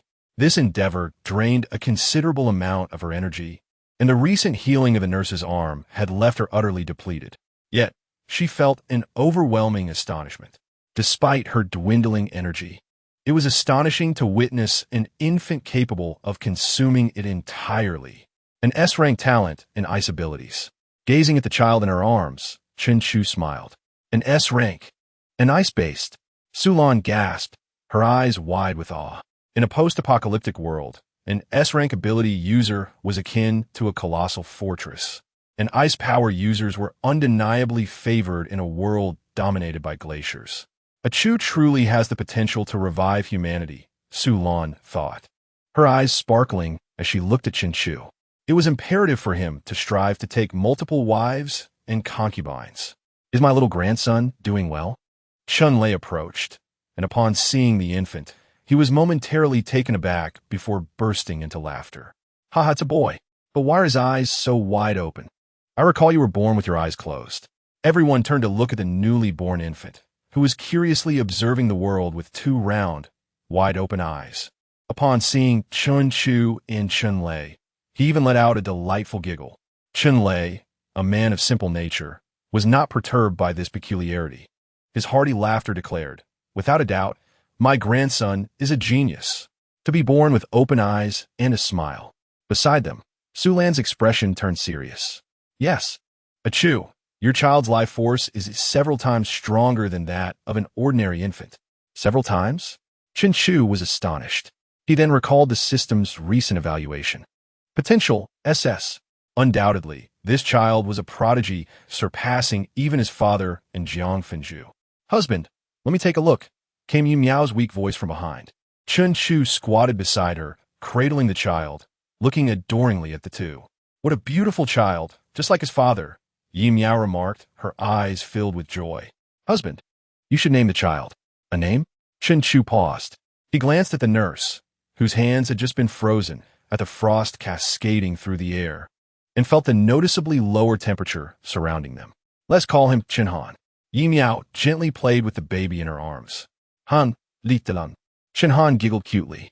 Haha, splendid. My dear grandson is an S-rank genius. Chen Lai laughed artidi. Previously, they suspected he might be an A rank. To discover he was actually an S rank was a delightful surprise.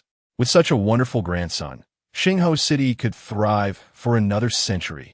At that moment, Chen Lei shared the same thought as Sulan. It was essential to encourage Chen Chu, this cheeky lad, to take multiple wives and concubines for abundant blessings. As for Chen Chu, after settling on the child's name, the system's voice resonated again. Child's name confirmed. Child attribute panel activated. Child's attributes generated.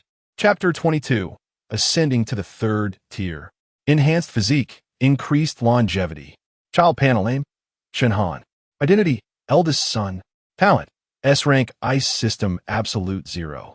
Potential. SS. Skills. None. Host panel name. Chen Chu. Talent. S-rank space system.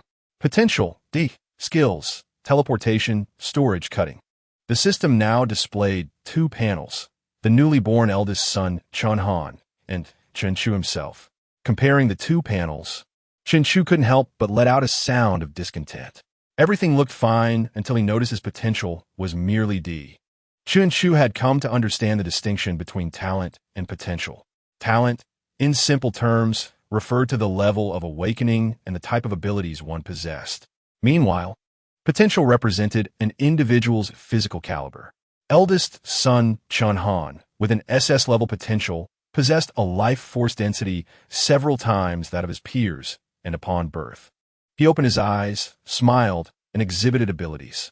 Such potential rendered his body monstrous, allowing him to learn rapidly, possess superior physical qualities, and grasp concepts more profoundly than others. In contrast, Chen Chu's potential was D. No wonder, despite years of training in ancient martial arts, he remained mediocre. He could only execute a few techniques, adequate against ordinary strongmen, but utterly inadequate against ability users. Moreover, Chen Chu suspected that a significant portion of his D-level potential stemmed from his father's years of providing him with extraordinary resources. Otherwise, he would have been an utterly ordinary person. He chuckled wryly, half-jokingly shaking his head. Although his initial talent was lacking, he was fortunate to have the system. As long as he took wives and concubines, accumulating offspring, one day he would stand atop the world. Furthermore, there were rewards yet to be claimed. Chen Chu silently invoked the reward. Upon the birth of Chenhan, the system had granted a reward. Talent S, Potential SS. Such a prodigious offspring would surely yield generous rewards. Reward claimed successfully. High-quality life enhanced by 1. High-quality ability enhanced by 1. High-quality potential enhanced by 1. As the 3 system notifications echoed, an ethereal sensation accompanied by a comforting tingling coursed through his body. Moments later, the tingling faded. Chen Chu opened his eyes. 2 beams of extraordinary light emanating from them. He exhaled a long breath of white vapor. High-quality life enhancement strengthened my physique and extended my lifespan. High-quality ability enhancement not only promoted me to a 3rd-tier ability user, but also optimized my ability energy, purging impurities from the previously absorbed zombie crystal cores and compressing it. Now, the quality and quantity of my ability energy exceeded that of others by over 10-fold. The high-quality potential enhancement elevated my potential from D to B, a leap across 2 significant tiers. After accepting the rewards, Chen Chu felt a palpable transformation within his body. Checking the attribute panel, he confirmed that his potential indeed changed from D to B. With enhanced abilities and a fortified physique, this was the boon brought by the birth of his eldest son, Tianhan. Chen Chu was overjoyed, for he did not have only Chenhan as his offspring. Xiao Qiao was merely 2 months away from delivering twins, while the Qiao would give birth in 3 months. Moreover, the other 5 concubines were also diligently preparing. These were merely immediate prospects. His father was also planning for his next marriage. Thus, the number of concubines would increase, and so would the offspring. Consequently, the rewards would multiply as well. Accumulating all of this, It was almost inconceivable. Reaching the pinnacle of the post-apocalyptic world seemed an attainable goal. With this thought, a smile crept onto Chun Chu's lips. Not only had his physical potential and talent been enhanced, but even his lifespan had increased. Taking wives and concubines, accumulating offspring and blessings, was undoubtedly imperative. Due to the system's concealment and the attention of those around focused on the eldest son, Chun Han, no one noticed Chun Chu's remarkable changes. They merely sensed that he appeared even more handsome and radiant than before, attributing it to the joy of fatherhood. What a wonderful grandson, truly a wonderful grandson. Chun-Lei held his grandson tightly, his lips softly murmuring. A man notorious in the apocalypse, his eyes now shimmered with a thin veil of tears. Son! Chun-Lei's broad hand landed heavily on Chun Chu's shoulder. The glimmer of excitement in his eyes sparkled under the light. You have brought forth a splendid child. With him, Xingho City could thrive for another 50 years. You, my boy, can continue the legacy, ha ha ha. Chun-Lei boisterously laughed. A smile crept onto Chun Chu's lips as he understood that the birth of his eldest son, Chun Han, had resolved a significant concern for his father. The glacier apocalypse was indeed merciless. In his youth, Chun-Lei had carved out a formidable reputation, but it also earned him a host of enemies. Over the years, with his presence, adversaries dared not show their faces. However, his son Chun Chu was but an ordinary man. If, decades later, he were to depart from this world, what fate awaited Chun Chu? It was a thought he could easily surmise. Thus, Chun-Lei had tirelessly sought extraordinary items for Chun Chu, eliminated dissenters within Xingho City, and nurtured trusted confidants. He selected gifted orphans, training them to be loyal shadows for Chun Chu. All of this was to ensure that, after a century, Chun Chu could still enjoy a few more years of fortune. Now, his son had gifted him an S-class talent grandson, and he himself had ascended to an 8th-tier powerhouse. With ample time to cultivate his grandson into someone surpassing him, he felt a profound sense of joy. With his protection above and a promising grandson below, Chun Chu could enjoy a century of peace in the apocalypse. How could Chun-Lei not feel elated? How could he remain unexcited? He cradled Chun Han as if holding the world's greatest treasure. Son, in the past, there were many things I wished to accomplish but could not. Now, I shall pursue them.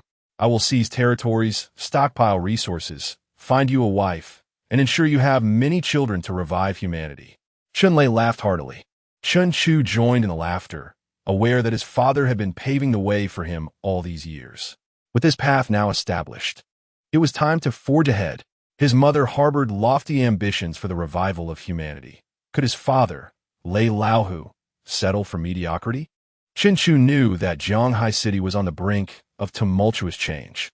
More importantly, he anticipated a transformation in his own quality of life. Being the heir of a colossal city seemed rather appealing. He smiled, his eyes gleaming with excitement. His father was an 8th-tier powerhouse, and his eldest son possessed S-class talent. Yet, the true tiger lay within him. The sensation of orchestrating everything from behind the scenes was delightful. Should any foolish adversary cross his path, he wouldn't mind testing the sharpness of his own fangs. Chapter 23. 7 Days of Speech, Full Moon Slaying Monsters, Eldest Son Advances a Tier. Power Feedback. Yi Miao gave birth, mother and child are safe. Furthermore, the offspring is a super genius. Chun-Lei waved his hand, and Xingho City erupted in a jubilant celebration. In Chun-Lei's words, after all these years of struggle, is it wrong to celebrate my grandson's birth? Outside, festivities abounded, while Chun Chu accompanied the feeble Yi Miao in the medical department alongside other concubines. As for the eldest son, Chun Han, he was taken away by Su Lan for a series of examinations. Though the infant had just been born and possessed an extraordinary life force, the necessary checks were still imperative. After all, Chun Han was not only Chun Chu's eldest son, but also the future pillar of Xingho City, so carelessness was unacceptable. Once the examinations were completed, Su Lan burst into the ward, report in hand, her face flushed with excitement. "Achoo! Look!"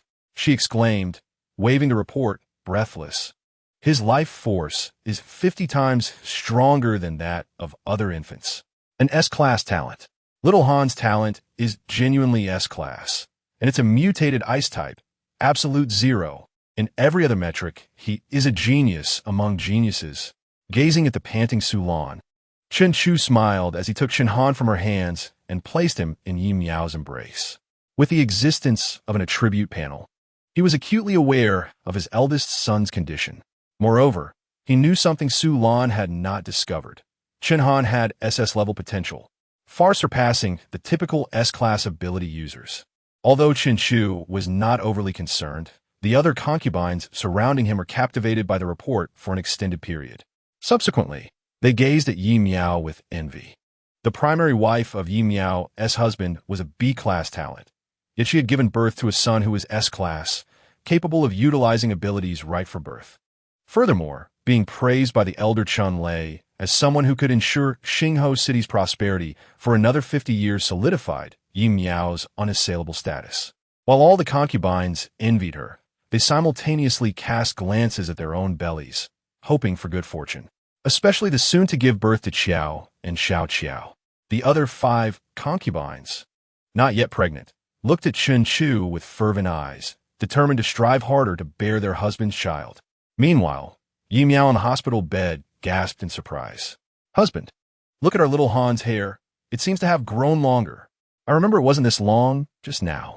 Upon Chen Chu's inspection, he indeed noticed that the hair had become even denser than at birth.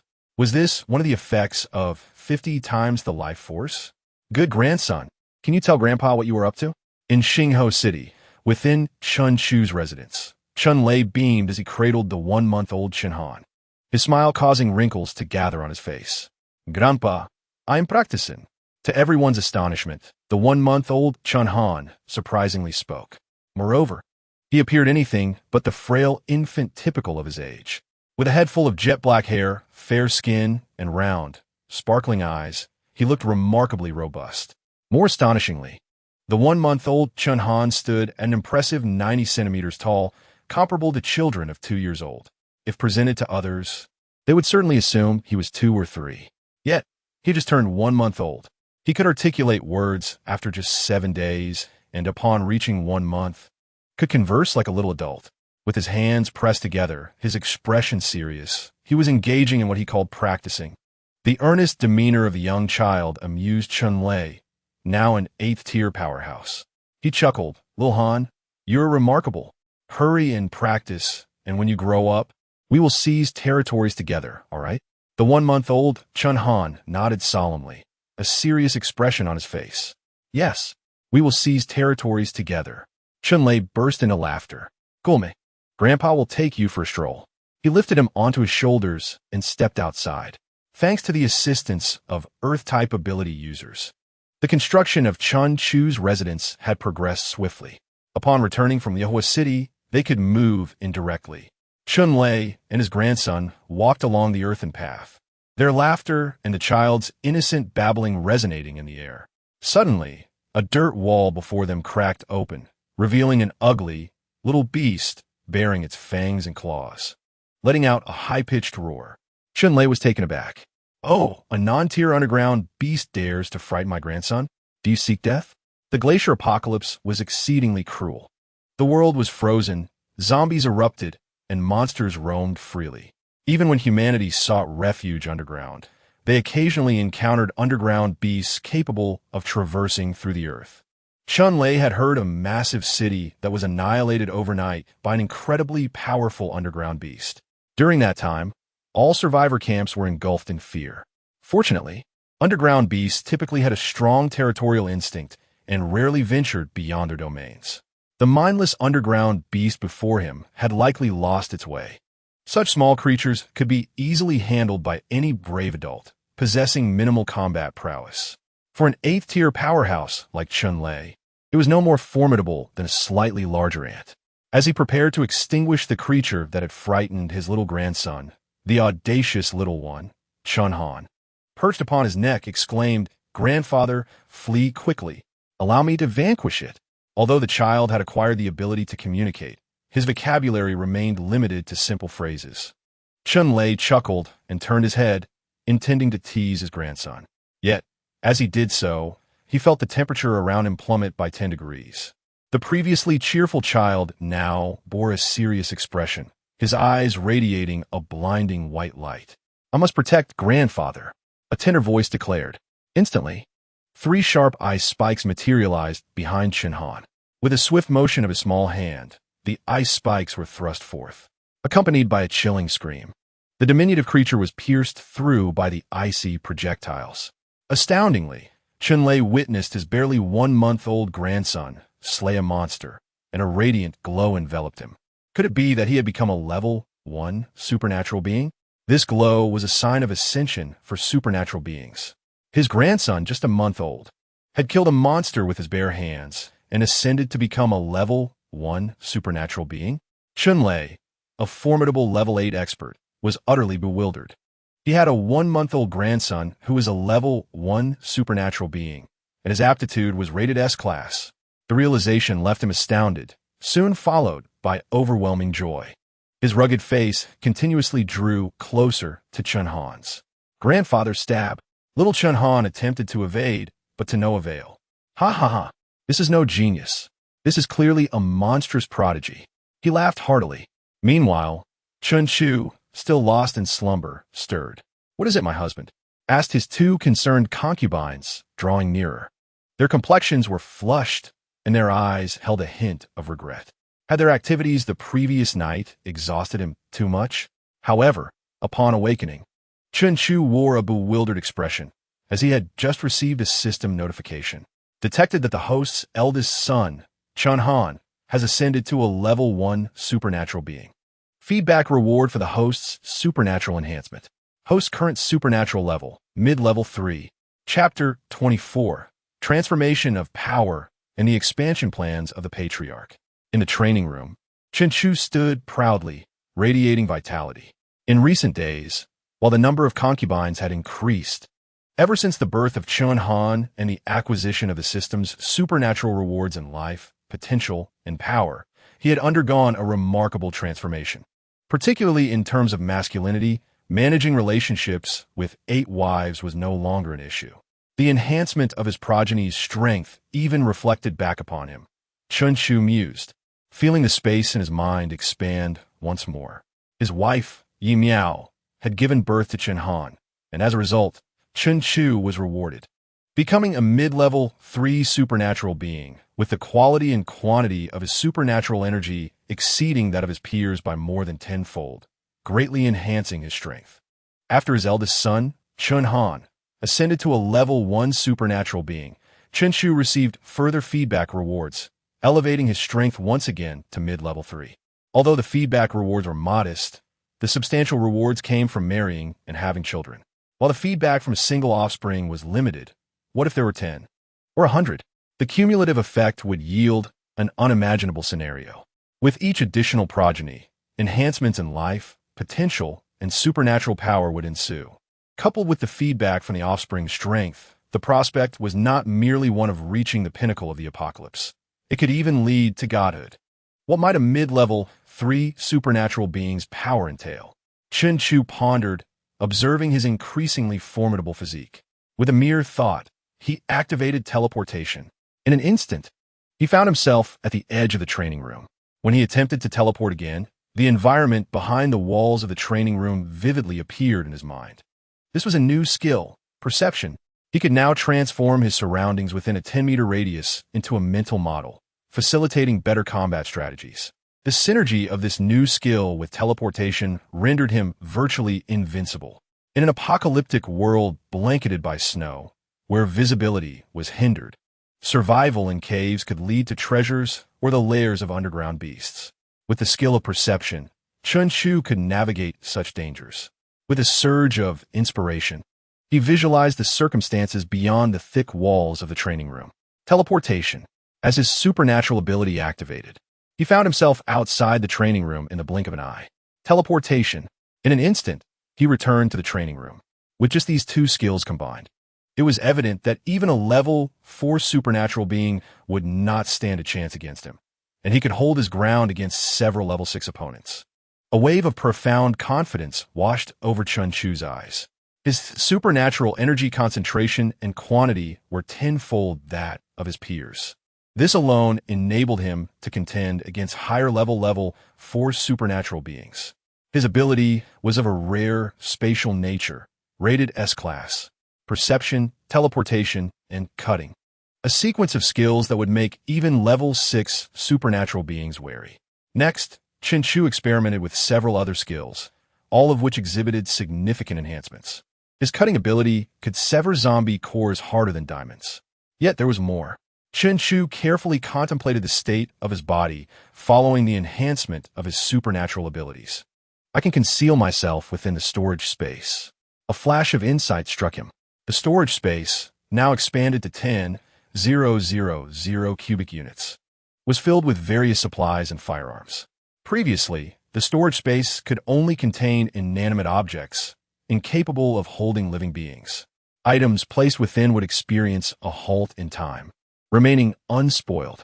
Everything remained exactly as it was upon entry. For example, food stored a month earlier would still be steaming when retrieved a month later. Chen Chu had always considered this a personal warehouse. Now, he realized that his body could also enter it. In an apocalyptic scenario, this was akin to possessing a trump card. If he attracted formidable foes, he could retreat into this space and wait for them to tire out. Alternatively, during battle, he could hide within, leaving enemies confounded. Chen Chu continued to explore this powerful skill. Subsequently, he discovered a remarkable skill combination: spatial perception and teleportation. He could hide within the space while using perception to observe the external environment, then teleport to safety. This trio of skills bolstered Chen Chu's confidence immensely. He now felt he had a fighting chance against level 6 supernatural beings. With such formidable capabilities, he could assert that even when facing a level 6 supernatural being alone, he could maintain the upper hand. However, the combination of these 3 skills consumed a great deal of energy. After 10 minutes, Chen Chu emerged from the space.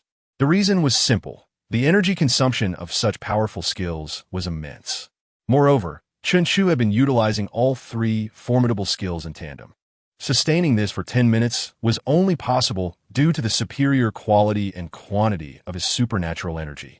Were any other supernatural beings of the same level to attempt this, they would likely struggle to last even a minute. His supernatural prowess was approximately equivalent to that of a mid-level 6 supernatural being, while his physical capabilities, strength, agility, and defense were comparable to those of level 4 supernatural beings. Through a series of experiments, Chen Chu gained clarity regarding his strength. Overall, he was likely among the top-tier experts within the ranks of level 6 supernatural beings. How astonishing it was to think that just a year prior, he was an ordinary person who had consumed an extraordinary substance. In a mere year, he had ascended to a status comparable to the pinnacle of level 6 experts. It was said that the transition from level 6 to level 7 was akin to crossing a chasm. Though his strength had greatly increased, he recognized the need for caution. However, with his father, a level 8 powerhouse, standing guard outside, he could focus on his own development with peace of mind. Chen Chu nodded in agreement with himself, determined to strive for progress until he surpassed all others. In the pursuit of progress, one must adhere to the 12-character mantra: marry and take concubines. More children bring more blessings, and toil diligently. Ah, has that mischievous lad finally emerged? In the grand hall, Chun Lei held his grandson, Chun Han, engaging in playful antics. Upon seeing Chen Chu exit the training room, he couldn't resist teasing him. Your father has already ascended to the 8th tier, and with such an extraordinary grandson, you should abandon that ancient martial arts practice and simply enjoy life. Chen Chu took a seat beside him, smiling without uttering a word. If his father were to discover that his strength was on par with a top-tier 6th-tier warrior, it would surely leave him astounded. Chun Lei gazed at his grandson with adoration, for this was a prodigious talent who had advanced a level shortly after his first month.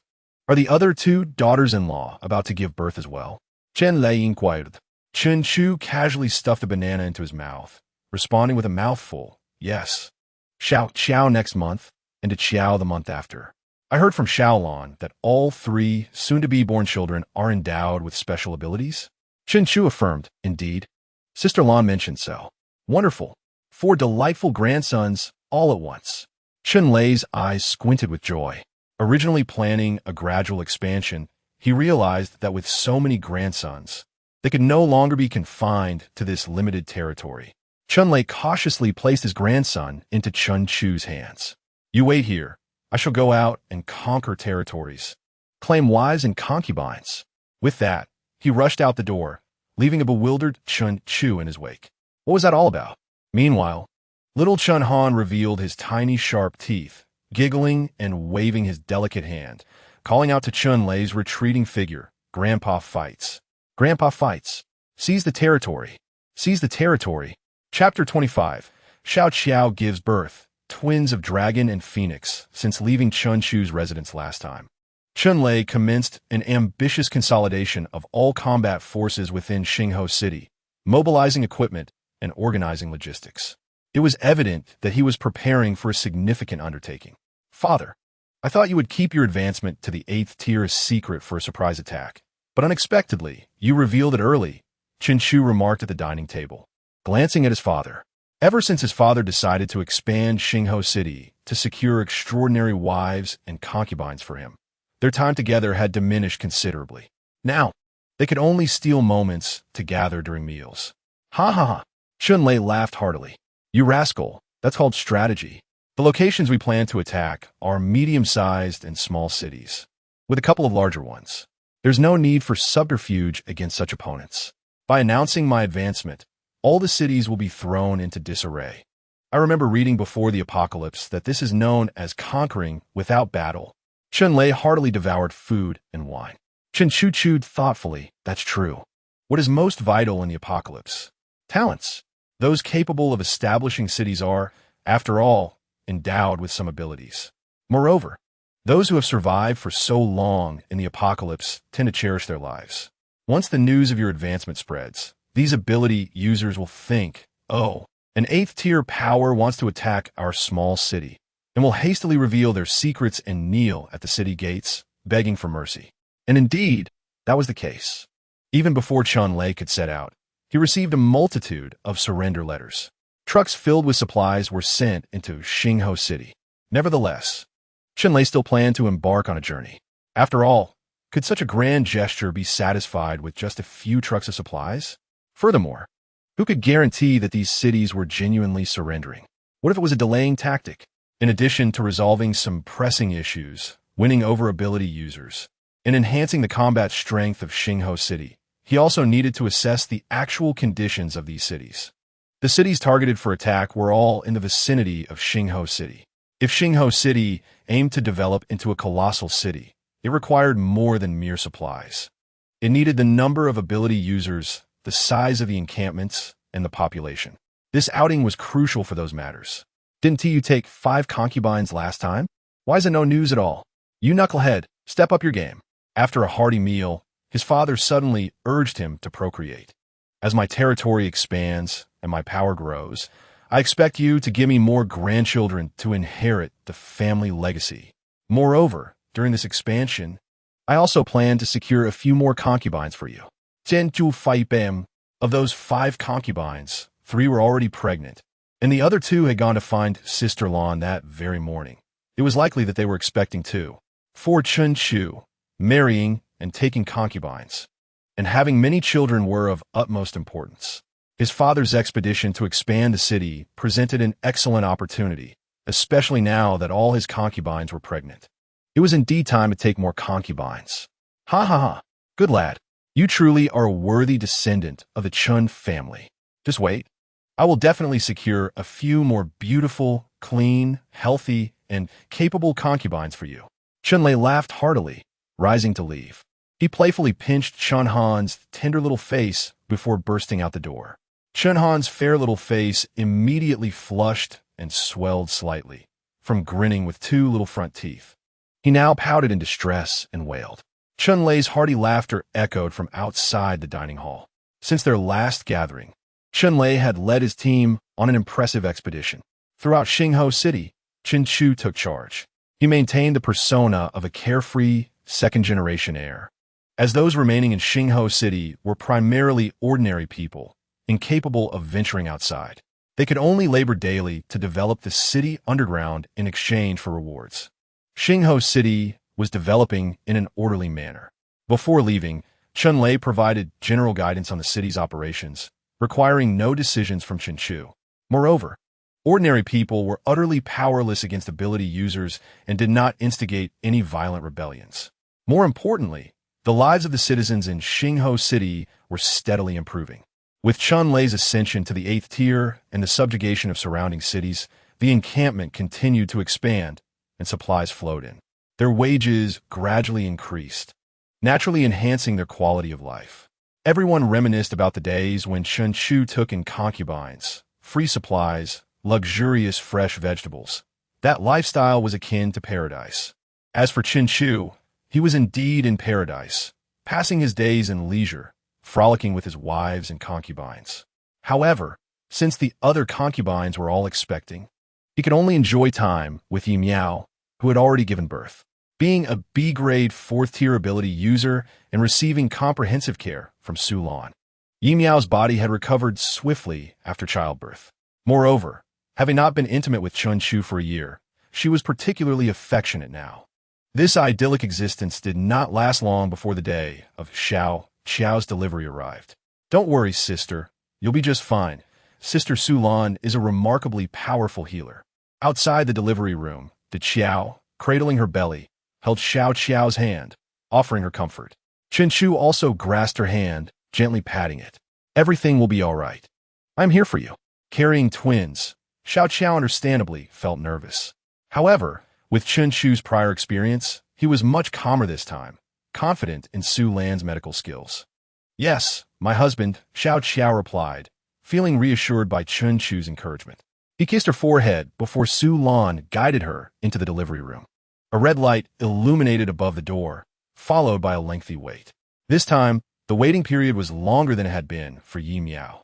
Chenchu finished an entire pack of Fu Ronwang cigarettes, yet the procedure was still ongoing. "My husband, it's all right," Yi Miao's gentle voice echoed in his ear. "Chenchu not dead." 2 children were about to be born, making him a father of 3. Additionally, the other concubines were also nearing their delivery dates. The Qiao was expected to give birth next month, while 3 of the other 5 concubines were 2 months pregnant and 2 were 1 month along. It wouldn't be long before his offspring arrived in quick succession. Accompanying this momentous occasion is the reward from the duo of blessing system.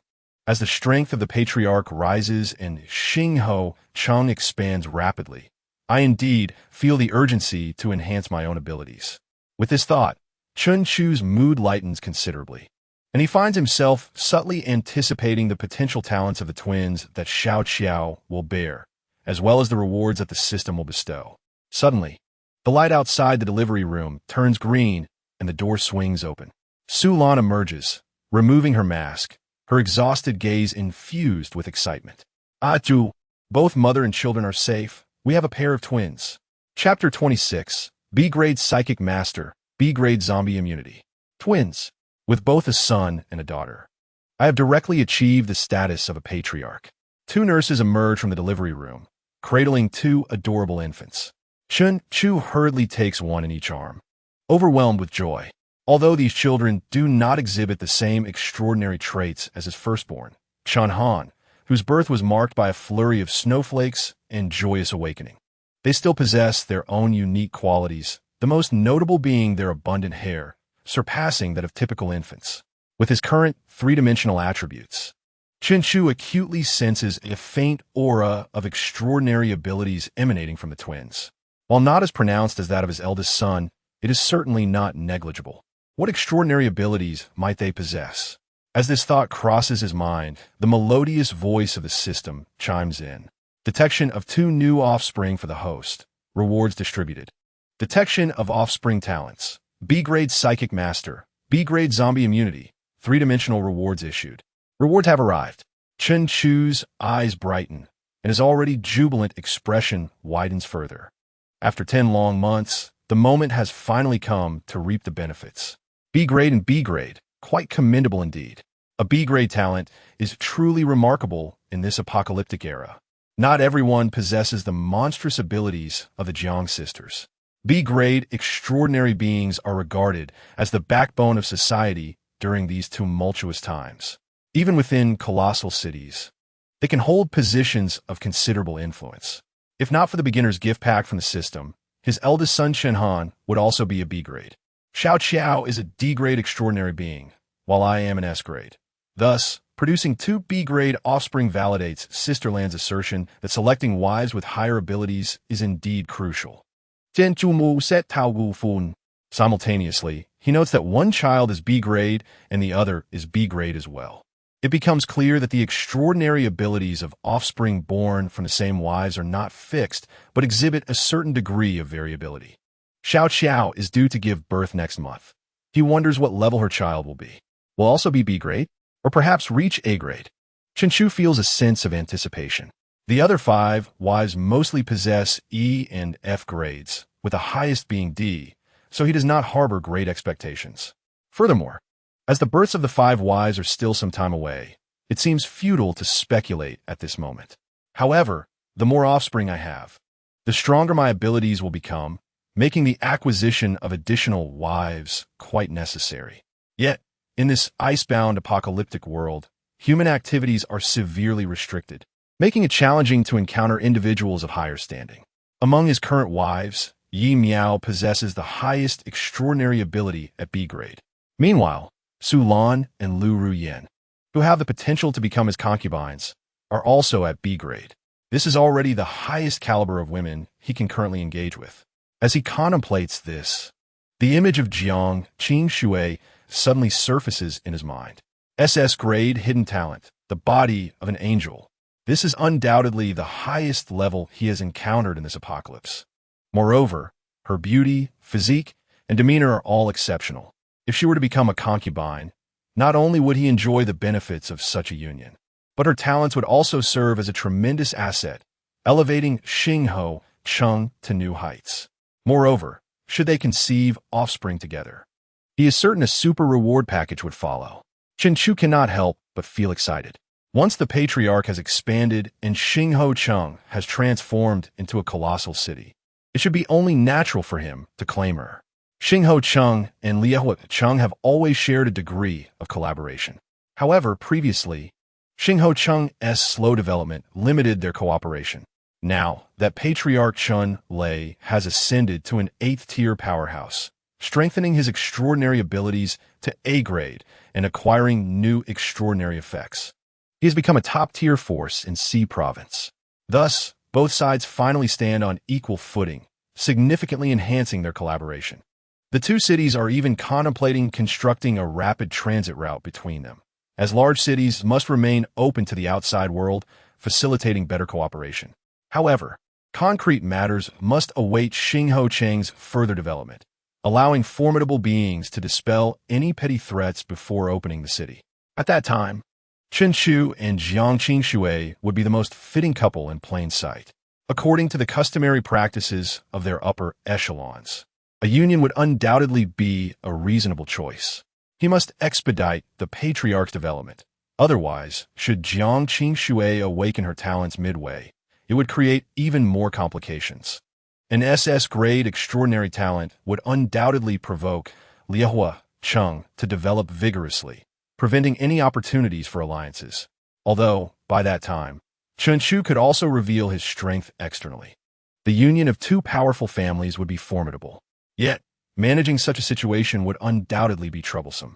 He prefers to remain sheltered under his father's wing for now, accumulating blessings through numerous offspring to attain supreme status, until he is unafraid of the apocalypse and can reveal his true capabilities. First, he will activate the rewards and enhance his strength. Currently, his abilities are comparable to those of a peak 6th-tier extraordinary being, but evidently, that is still insufficient. Once he has confirmed the safety of mother and child, Chen Chu promptly returns to his training chamber, preparing to receive his rewards.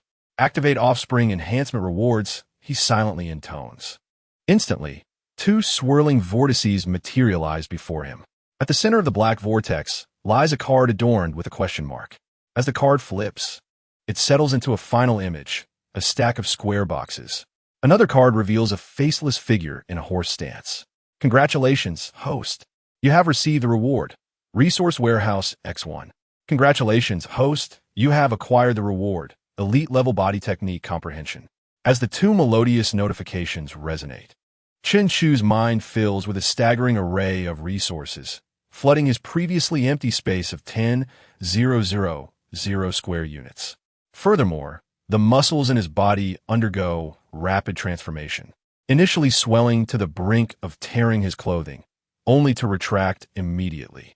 Simultaneously, countless combat memories replay vividly in his mind. His training in ancient martial arts, which had taken over a decade, was once conventional, allowing him to execute only a few basic moves. However, now he feels an unparalleled clarity, as if he has mastered all forms of ancient martial arts. His proficiency surpasses that of the highly priced instructors his father had hired for him. Once his body settles, he sheds his garments, discovering he has achieved a remarkably balanced physique. While his muscles may not rival those of power-oriented extraordinary beings, they harbor immense, explosive potential. With a casual strike, the air erupts with a series of sonic booms. He approaches a leather punching bag, delivering a measured blow. With a dull thud, a perfectly formed, fist-sized hole appears in the center of the bag. Is this what elite-level body technique comprehension entails? Chen Chu gazes at his fist, murmuring, "As the saying goes, a brute's punch can shatter stone," while a true martial artist focuses their strength into a single point, ensuring precision and control. Not only has my control over my strength improved, but I also sense a substantial enhancement in my agility, cognitive acuity, and technique comprehension. It feels as though I have absorbed the lifetime experiences of a seasoned warrior. Chapter 27. Elite-level body technique, precious resource warehouse. My explosive muscle power has greatly increased, and my striking techniques have been refined. This is manifested in the attacks, allowing me to exert force without leakage, significantly enhancing my offensive power while conserving stamina. But what if I apply this to agility? The moment this thought crossed Chen Chu's mind, the most perfect techniques and methods of exertion appeared in his mind. Move! The muscles in his thighs contracted. His feet struck the ground with a thunderous sound, kicking up a cloud of dust. In the next instant, he found himself 2 meters above the ground. And he could continue. Move! A sonic boom resonated in the air. Chen Chu surged forward again, soaring to 4 meters in the air. Upon landing steadily, Chen Chu's face lit up with astonishment. He could actually advance into midair and continue to propel himself. It resembled the technique of ascending a cloud ladder. Following this, Chen Chu merged the ancient martial concepts in his mind and conducted a few experiments. He discovered a remarkable enhancement in his physical prowess. Similar to the technique of ascending a cloud ladder, this martial art allowed him to not only ascend into the air, but also remain airborne by continuously exerting force through his thighs. Although the duration was brief and quite taxing, he could swiftly dash behind his enemies, leaving only an afterimage. The drawback, however, was the loud noise generated by the forceful exertion of his thighs, which unleashed a surge of energy in an instant. Nevertheless, as a spatial ability user, Chen Chu's teleportation skill surpassed this technique. Yet, the significant improvement in martial arts still propelled his overall strength to new heights. Enhanced exertion, greater power, improved agility, and heightened combat awareness, especially combat awareness, which is forged through experiences in the crucible of battle. Yet, Chen Chu achieved it effortlessly, with elite-level martial skills. His combat awareness rivaled that of his father. A smile crept across his lips. His father was renowned for his formidable reputation, having endured countless battles to develop his combat instincts. Yet, Chen Chu effortlessly reached this level after marrying and having offspring. The exhilaration was palpable. To attain such a level with elite martial comprehension, one could only imagine what mastery could yield. Chen Chu couldn't help but indulge in his thoughts. Mastery in martial arts would require a consort of superior ability levels to bear even higher caliber offspring. The journey ahead was indeed arduous. Nonetheless, Chen Chu remained confident. He had now attained elite martial arts comprehension, significantly enhancing his physical attributes. He could certainly take on more consorts without issue. Moreover, the techniques etched in his mind proved to be immensely beneficial. Additionally, he had yet to claim his dimensional rewards. Claiming dimensional rewards. Congratulations, host. You have received a low-level dimensional enhancement of 1. Congratulations, host. You have received a low-level dimensional enhancement of 1. Utilizing dimensional enhancements. After issuing the command, 3 tingling sensations surged within Chen Chu's body. However, it did not last as long as the reward from the birth of his first son, Chen Han. Dimensional attributes, life, talent, potential. After absorbing 2 low-level dimensional rewards, Chen Chu immediately opened his panel. Host panel. Name, Chen Chu. Talent, S-rank spatial system. Potential, B. Strength, late stage of Tier 3. Skills, teleportation, storage, cutting, perception, elite martial arts. His talent upgraded from S to S rank, largely due to the high-level reward from the previous birth of his son, coupled with the 2 low-level rewards from his daughter and second son, achieving S. Higher levels are increasingly challenging to attain. Chen Chu's original talent was S rank, but it took 3 reward packages to elevate it to S. His potential began at D rank. A high-level reward elevated it to B rank. This time, the 2 low-level rewards also granted some progress, bringing it to B rank. The next level could reach A, and Chen Chu felt a sense of anticipation. An A-level potential combined with his elite martial arts could further enhance his strength. His lifespan had also increased. Chen Chu felt the vitality coursing through him. Although his attribute panel did not explicitly indicate lifespan, he could distinctly sense the changes brought about by the dimensional enhancements. His ability level had also reached the late stage of Tier 3, on the verge of breaking through to Tier 4. Now, his overall strength was barely touching the threshold of Tier 7. Chen Chu sighed deeply, feeling a sense of lightness throughout his body. For ability users, the leap from Tier 6 to Tier 7 is a chasm. To exaggerate, a Tier 7 powerhouse can easily crush a Tier 6. Chen Chu's original overall strength was comparable to the pinnacle of Tier 6. Now, with the formidable support of elite martial arts and 2 low-level dimensional enhancements, his overall strength was also brushing against the threshold of Tier 7. Currently, he was invincible among Tier 6, yet he still needed to be cautious against genuine Tier 7 powerhouses. The Qiao was set to give birth next month, and by then, he should be able to firmly establish himself in the Tier 7 realm. The rise in strength, coupled with the imminent arrival of new offspring, filled Chen Chu with immense joy. There was also a reward from the resource warehouse. Chen Chu's consciousness swept through his filled spatial ability, and in the next moment, his face was filled with ecstatic delight. Such luxury? A grand feast must be held to celebrate. The next day, in the villa's dining hall, Yi Miao, along with the Qiao, Xiao Qiao, and 8 other wives and concubines, were present. Additionally, his eldest son Chen Han and the daughter and son-born of Xiao Qiao were also there. Chen Han, the little rascal, truly lived up to his S-rank talent and SS-rank potential as a super genius.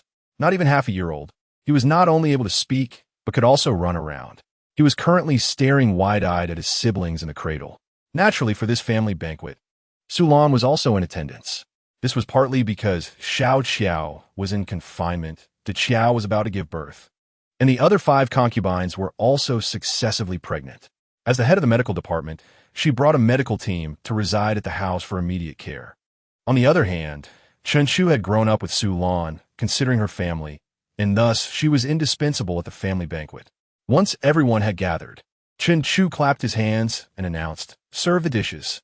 The kitchen immediately presented dish after dish, each exuding an enticing aroma. The lavishness of the dishes left the women in awe. It should be noted that these women had married Chen Chu for some time now. They had seen many good things, yet the offerings before them still brought a significant shock. Is this deep-sea fish? Even Su Lan, usually composed, couldn't help but exclaim in surprise. Though she typically did not concern herself with food, her busy schedule meant she was only focused on filling her stomach.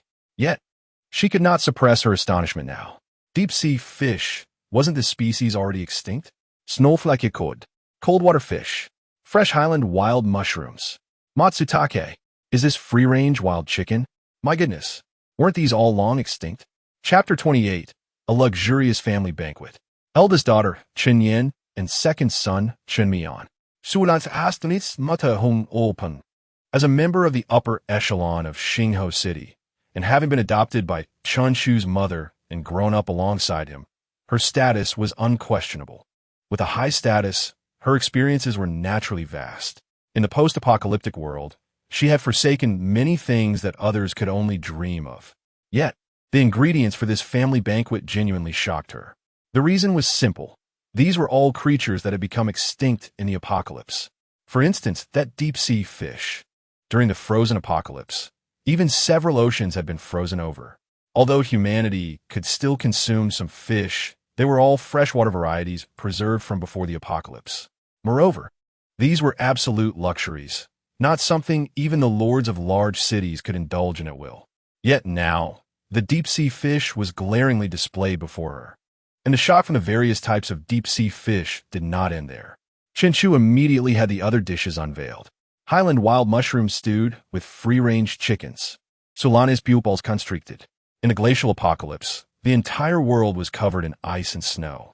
How could Highland wild mushrooms possibly exist in the desolate world of glaciers? The only existing fungi are the decaying mushrooms found in the damp and shadowy underground. The Highland wild mushrooms demand growth in high-altitude areas, abundant vegetation, ample sunlight, and sufficient water. Currently, there is no place on Earth that meets these requirements. Achoo! Could these be supplies sent from other cities? Or did the city lord discover high-end warehouses from before the apocalypse, with these ingredients frozen within? Sulan inmuret, supire sin her salivation. Although these ingredients appeared neither frozen nor dried, their mere existence in this glacial apocalypse left little room for doubt. Chen Chu surveyed the surroundings and noticed his concubines gazing longingly at the delectable food on the table, even quietly swallowing their saliva. With a smile, Chen Chu waved his hand grandly, urging them to begin eating, as he had prepared this feast specifically to nourish them. He placed a chicken leg into the bowl of Xiao Qiao, who had just given birth to a pair of dragon and phoenix twins. After all, his wives would not dare to touch the food unless he did first. "Thank you, my husband," Xiao Qiao exclaimed, her eyes lighting up as she planted a kiss on Chen Chu's cheek. She quickly dug into the chicken leg with great enthusiasm. Wow! Xiao Qiao's voice seemed to melt away in delight at the taste of the food. Her eyes sparkled like stars as she gave a thumbs up to her sisters before diving back into her meal. Seeing this, the other wives exchanged glances and soon joined in, and the restaurant was filled with delightful sounds of satisfaction and praise. "Husband, you eat." Yu Miao thoughtfully offered Chun Chu the precious fish gills from the snowflake cod. Chun Chu affectionately ruffled her hair and gestured for the person sitting opposite him to partake. If it's frozen or dried, won't tasting it reveal the truth? Witnessing the others indulging in the feast, Su Lan could no longer contain herself. She quickly picked up a pair of Highland wild mushrooms and placed them in her mouth. Instantly, a burst of flavor exploded in her mouth. With her eyes narrowed, it felt as though the theme song of a renowned chef played in her ears. It's fresh Highland wild mushrooms. Su Lan's cheeks puffed up adorably. As a wood-type ability user, she was naturally sensitive to the essence of life. The moment the mushroom touched her palate, she instantly recognized that the ingredient was fresh, harvested no more than 3 days prior. After the initial surprise came an endless stream of confusion. With no existing conditions for Highland wild mushrooms globally, how could fresh ones possibly appear? In response, Chen Chu simply smiled and replied, "It's a secret." He then engaged in a tender exchange of feeding with his wives, lost in a moment of affection. Regardless, it was a good thing. With no answers in sight, Su Lan decided to put her curiosity aside. Such exquisite food was too tempting to maintain her restraint. Rolling up her sleeves, she wholeheartedly joined the feast. Delicious. This is the taste of deep-sea fish. So delightful. The chicken is tender and nourishing. Unlike the frozen chicken I had before, the mushrooms are exquisite, so fresh. I feel like they're dancing in my mouth. I've never encountered such flavors before. Watching his wives and Su Lan all comfortably slumped in their seats, Chen Chu couldn't help but smile with satisfaction. From now on, he could indulge in such delicacies as much as he desired. Indeed, these ingredients, long extinct in the apocalypse, were rewards bestowed by Duo Zi Duo Fu. After Xiao Qiao gave birth to twins, Chu received 2 rewards. One was an elite-level physical skill, and the other was a resource warehouse. These ingredients were stored within that warehouse, which was an impressive 10,000 cubic meters filled with various precious delicacies. Freshly harvested highland wild mushrooms, free-range chickens just slaughtered, and lively deep-sea fish, shrimp, and crabs were all present. Moreover, time within the ability space was frozen, ensuring absolute freshness. Although he had no worries about basic living supplies, these rare ingredients were luxuries that even the lords of massive cities could not enjoy. Indeed, these were items extinct in the Blue Star. For others, no matter how powerful they were, where could they find such treasures? Only Chu possessed them. Once everyone had feasted to their fill, Chu had a plethora of incredibly fresh and precious fruits brought out. Wow, such large and sweet cherries. What is this? Sunrose. I have only seen it in illustrations. The restaurant erupted with exclamations once more. Finally, when the women could no longer eat another bite, Chu refrained from presenting any more precious items. Sulan slumped in her chair, unconcerned about her appearance, rubbing her belly. In the apocalypse, no one could resist such culinary delights, and she was no exception. With a smile, she observed Chunhan, who was beside her, holding a chicken leg, his face smeared with food, yet remaining steadfastly by his younger siblings.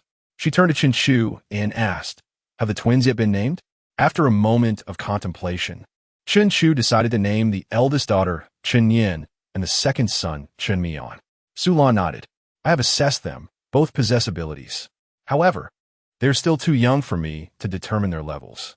They should be between B and C. The eldest daughter, Yin, seems to be a psychic-type ability user, which is quite rare and possesses unique capabilities. It can be assured that, if nurtured properly, her strength can rival that of a higher-tier expert. We must cultivate her diligently. As for the second son, Mian, I discovered during testing that his blood can partially neutralize the zombie virus. I suspect it will grow stronger with age and power. This ability is crucial in the apocalypse. I believe he should be placed in the medical department for training, potentially becoming a major asset for Xingho City." Chu nodded in agreement. Sulan's assessments and analyses seemed quite accurate. Additionally, he had already generated the attribute panels for his 2 offspring. Naming successful. Offspring attribute panels have been generated. Chapter 29. Dual A Potential.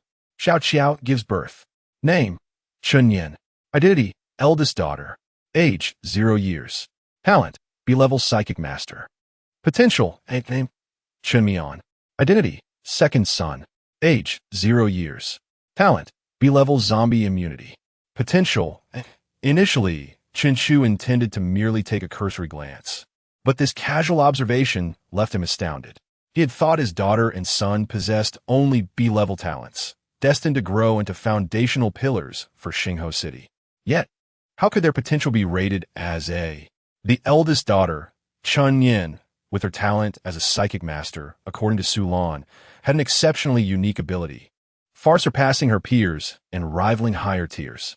With this revelation, Chu could accept the eldest daughter as a potential. However, the second son unexpectedly possessing a potential was a delightful surprise. His talent was merely a simple B-level zombie immunity. The enhancement of his offspring's abilities would, to some extent, reflect back onto him. Thus, the better their talents and potential, the more beneficial it would be for him. A smile graced Chu's lips. These 2 children had truly given him a significant surprise. Meanwhile, Sulan continued analyzing the future development of the children for Chu. I read in the Apocalypse report that some cities have discovered that, aside from innate abilities, potential is also crucial. Talent determines a person's lower limits, while potential defines their upper limits, and it can even facilitate the advancement of abilities. However, this information is rather fragmented, and it's unclear where it originated. The communication among humans in the glacial apocalypse is exceedingly challenging. Otherwise, after testing the children's talents, I will be able to devise better growth plans for them. Sulan guarda di stress expression. Every discovery in this apocalyptic world is of utmost importance, especially in the realm of human development. However, the icy apocalypse confines humanity underground, And for any new discovery to reach all survivors, it would take years, if not decades. Yet, while the speaker may be indifferent, the listener is attentive. Chen Chu was unaware of the methods to test the abilities of those with extraordinary powers. Nevertheless, he possessed the Duo Z Duo Fu system, which allowed him to assess the potential of his offspring. Is it true that those with higher potential can enhance their extraordinary gifts? Chen Chu pondered for a moment and then inquired within his mind. The system, being more powerful, should have no difficulty with such a trivial question. Replying to the host, individuals with stronger potential will be better able to develop their gifts and bodies, achieving advancement. Indeed, it was as he suspected. Chen Chu then asked, "For my second son, Chen Mian, whose talent is merely B-level, but whose potential is A, what level of development can he achieve?" Replying to the host, "Through advanced development of zombie immunity, he can attain invulnerability to toxins. In the final state, his body will resist all adverse factors, viruses, extreme cold, and extreme heat. So this is the essence of A-level potential. It allows one to develop their gifts to a terrifying extent." Subsequently, Chen Chu's gaze fell upon his eldest son, Chen Han, who was happily munching on a chicken leg, leaving his face smeared with food. This lad's potential seems to be SS level. What kind of monster will he grow into? No, he's already a monster. He spoke at 7 days old and single-handedly defeated a beast by the time he was a month old. Now, at less than 6 months, he is already bouncing around and causing havoc. Just these 3 offspring ensure that Xingho City will have no worries for future development. At the same time, Chen Chu understood the immense power of the Duo Z Duo Fu system. A single person's strength is ultimately limited, but the power of a family is extraordinarily formidable. The city lord will bring you a new concubine upon his return. Sulan turned her gaze toward Chen Chu. He was taken aback. "How did you know?" He recalled that his father had merely mentioned this casually the last time. Compared to Chen Chu's surprise, Sulan was quite astonished. Covering her mouth, she exclaimed, "You really didn't know?" This time, the city lord not only took the combat team, but also took the nurse team and several testing devices from medical department. He said he would choose a few beautiful and clean, extraordinary wives for you. The nurse team and testing equipment are to ensure that your concubines are absolutely clean and healthy. Additionally, the nurses must not only guarantee cleanliness, but also provide beauty ratings to ensure that your wives are stunning. This revelation left Chen Chu in a daze. However, he soon thought about his father, a battle fanatic, and wondered how he could have such thoughts. Surely he was incited by others to do such a thing. Chen Chu chuckled as he looked at Su Lan. "Sister Lan, this proposal was your idea, wasn't it? You also provided the nurse team and testing equipment to father, didn't you?" Caught in the act, Su Lan blushed and stuck out her tongue. Extraordinary powers, cleanliness, beauty. These are the absolute standards for our Chu to take wives and concubines, and there must be no negligence. Moreover, look, the concubines you selected based on these standards have already given birth to a bunch of talented offspring. As she spoke, Su Lan's face radiated pride. Beautiful, clean, extraordinary. A Chu's standards for choosing a partner were established by her from the very beginning. Time and again, this standard proved to be remarkably accurate. Chen Chu gazed at Su Lan, who had previously maintained a cold and scholarly demeanor, now resembling a child seeking praise after winning a game. It was amusing to him. A smirk crept across his lips, and with a twinkle in his eye, he jested, "I wonder how long it will be before father returns to the city. Yet my concubines are already pregnant. I believe Sister Lan is currently the only one in all of Xingho City who meets this standard." His gaze swept over Su Lan. Filled with satisfaction, Su Lan's face flushed a deep red. She hadn't anticipated digging her own grave. Her small eyes, hidden behind golden-framed glasses, darted around in search of a change of subject. "I've got it," she exclaimed, grasping De Qiao's hand. "De Qiao is about to give birth, and I will perform a thorough test to ensure everything is perfect." With that, she quickly assisted De Qiao and left the dining hall. Hearing that it was for the sake of her unborn child, De Qiao cooperated willingly. Watching Su Lan's departing figure, victorious Chen Chu felt a surge of relief. "However, Sister Lan, soon you will become my concubine. As father expands the city, Xingho City is on the verge of becoming a colossal metropolis. At that time, It will undoubtedly attract more medical ninjas. By then, Sulan will have no excuse to evade. Time passed swiftly. In less than 3 weeks since the last family banquet, Deqiao's delivery date approached. Chenchu was about to welcome his 4th offspring. Chapter 30, A-Level Variant Earth System, 3rd Son Chenshou. Deqiao's delivery was much smoother than the previous 2 with Yi Miao and Xiao Qiao. By this time, Chenchu had already become the father of 3 children, so his mindset had also calmed significantly. Soon, with the sound of a baby's cry, the delivery room door opened. Su Lan emerged, her face beaming with joy. Achoo! It's a chubby little boy. Look, I will carry him for examination. Chenchu took the baby into his arms. The weight was substantial. Indeed, Deqiao had given birth to a robust son, heavier than the first 3 children at birth. After confirming the child's health, Chenchu handed him back to Su Lan for a comprehensive checkup. He then visited Deqiao with his concubines. Husband Deqiao, drenched in sweat, greeted Chenchu with a sweet smile. He sat beside her, affectionately stroking her hair. Everything is well. Deqiao nodded in relief. Our child? Chenchu replied with a smile. It's a big, healthy boy, heavier than Chun Han, Chun Yin, and Chun Mian when they were born. He is very healthy. Sister Lan is currently conducting a physical examination. Barring any surprises, he should also be an extraordinary being.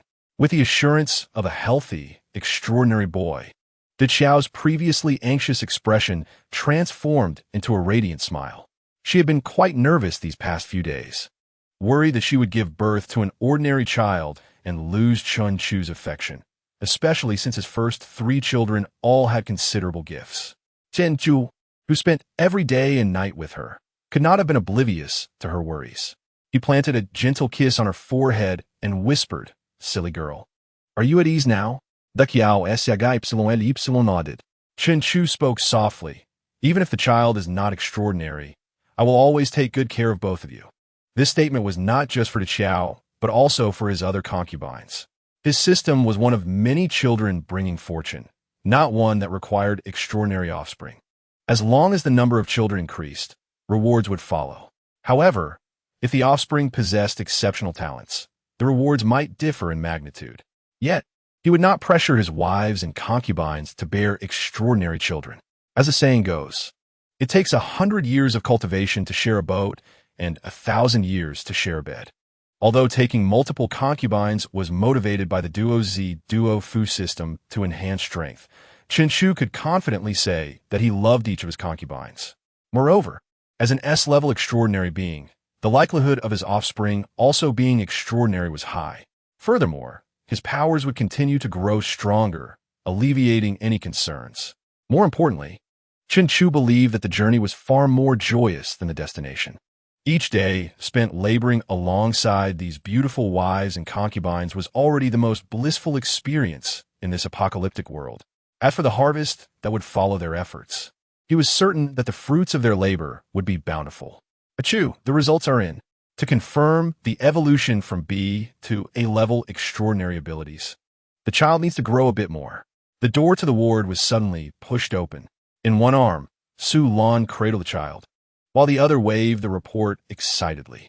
Chen Chu, on the other hand, received the system's delayed notifications. Detected an increase in host progeny, rewards issued. Detected that the host S progeny possesses a talent of A-grade special Earth affinity, 3-dimensional rewards issued. 2 melodious voices resonated within Chen Chu's mind. The most elated of all present was undoubtedly Deqiao. Is the child of my husband and me endowed with B or A-level abilities? This level of talent is rivaled only by the prodigy Chen Han. Deqiao nearly swooned with joy. Her belly had truly borne a remarkable child. She had given birth to a little genius for her husband and the future backbone of Xingho City. Sister, Xiao Qiao cheerfully grasped Deqiao's hand. They were like blooming sisters, having grown up together with a deep bond. Their abilities were even interconnected, naturally sharing each other's joy. Sulan entered, placing the child beside Deqiao, who lovingly embraced the infant, her eyes brimming with happiness. Not only had she borne a child with her husband, but this child was also a genius. Meanwhile, Su Lan analyzed the testing report. Not only was the child a formidable ability bearer, But the type of ability was also of paramount importance: Earth Affinity. Moreover, it was not just any Earth Affinity, but a mutated one. Sulan dropped another bombshell. An Earth Affinity ability, and a mutated one at that. This is a coveted asset in the Ice Age Apocalypse. It is well known that in the Ice Age Apocalypse, Ice Affinity ability bearers are the favored ones, while Fire Affinity bearers are humanity's safeguard. Earth Affinity bearers, however, are indispensable in every city, as humanity must survive underground. And Earth Affinity bearers can expand territories for them. Thus, Earth Affinity bearers are esteemed guests in every city. The Earth Affinity bearers of Xingho City are a pair of brothers, who, with merely C-grade abilities, have become core members and elite figures of Xingho City. This illustrates the preciousness of Earth Affinity bearers during the Ice Age Apocalypse. Now, to think that her third child is a gifted A-grade Earth Affinity bearer. Even in the most prestigious megacities, he would undoubtedly be a guest of honor. He would surely become the left and right hand of the city lord in the future, Sulan concluded. For Xingho City to continuously expand, relying solely on 2 C-grade Earth Affinity bearers was somewhat insufficient. However, once the third child grows, Xingho City would not only be able to expand its living territory, but also construct formidable underground defenses, exploit underground resources, and evade powerful subterranean monsters. The significance of such a unique talent is second only to the prodigal eldest son, Chunhan. The other 5 concubines, who were soon to give birth, cast envious glances at the Qiao. A mother's worth is determined by her child. Without a doubt, the Qiao would secure a solid position in Xingho City because of this child. Husband, please name the child. The Qiao looked at Chen Chu with eager anticipation. Today was the happiest and most joyful day she had experienced since birth. Chen Chu gazed at the chubby infant into Qiao's arms. Let us call him Chen Shou. Sheng Shou, Shou Shou, the Qiao softly hippiated. Little Shou, do you like this name? Grow up quickly and use your abilities to help Grandpa and Daddy protect Xingho City and our big family. The Qiao playfully wiggled her finger at the chubby baby. It seemed as though Chen Shou understood, as he beamed a radiant smile at everyone, prompting laughter from all present. The atmosphere of joy lingered for quite some time until Su Lan reminded the Qiao, who had just given birth, that she needed rest. Only then did everyone begin to disperse. After dining with his wives and concubines, Chen Chu walked directly into the training room alone. Upon entering, he immediately accessed the system. Name registration successful. Progeny attribute panel generated. Detected that the host has 2 rewards pending claim. Chapter 31 Rewards. Rare quality Apocalypse Shelter. Potential upgraded to A. Name: Chen Shou. Identity: third son. Age: 0 years. Talent: A-grade mutated Earth Affinity. Potential: A. The potential is deemed compatible, albeit not as extraordinary as that of the eldest daughter and second son. Didn't you note that? Among his children, the third son, Chen Shou, was the most ordinary. Nevertheless, an A-grade mutated Earth Affinity is indeed worthy of Xingho City's utmost cultivation. This can be considered Chen Chu's greatest gain during this period. When his father returns, he will likely be overjoyed. With a member of the Earth Affinity in the family, they would no longer be constrained by others. The development and expansion of Xingho City would reach new heights. His father had left the city with grand ambitions, intending to accomplish many tasks, likely not returning until next year. By then, all the concubines should have given birth, resulting in a group of descendants who would surround his father, calling him Grandpa. Chen Chu recalled his father's promise to establish a vast dominion for him, taking in many concubines, and Su Lan's recent mention of his father bringing a nursing team and medical testing equipment when he left the city. This filled him with anticipation. His wife Yi Miao and concubines De Qiao and Xiao Qiao had just given birth, while the other 5 concubines were already pregnant. He indeed needed to supplement his household with new concubines. In recent days, the supplies flowing into Xingho City had increased significantly, suggesting that his father was doing well outside. A significant challenge of the Ice Age Apocalypse is the inconvenience of travel and communication.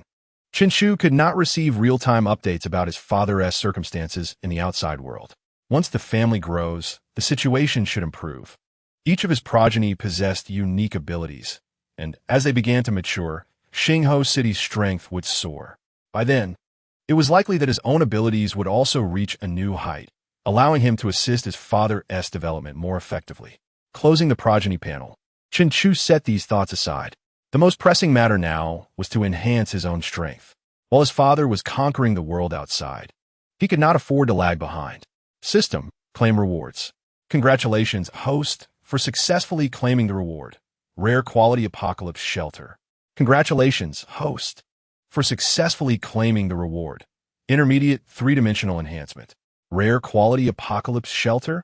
This was the first time Chen Chu had received such a reward, and he felt a sense of novelty. However, he prioritized using the three-dimensional enhancement, as his strength was fundamental. Initiating intermediate three-dimensional enhancement.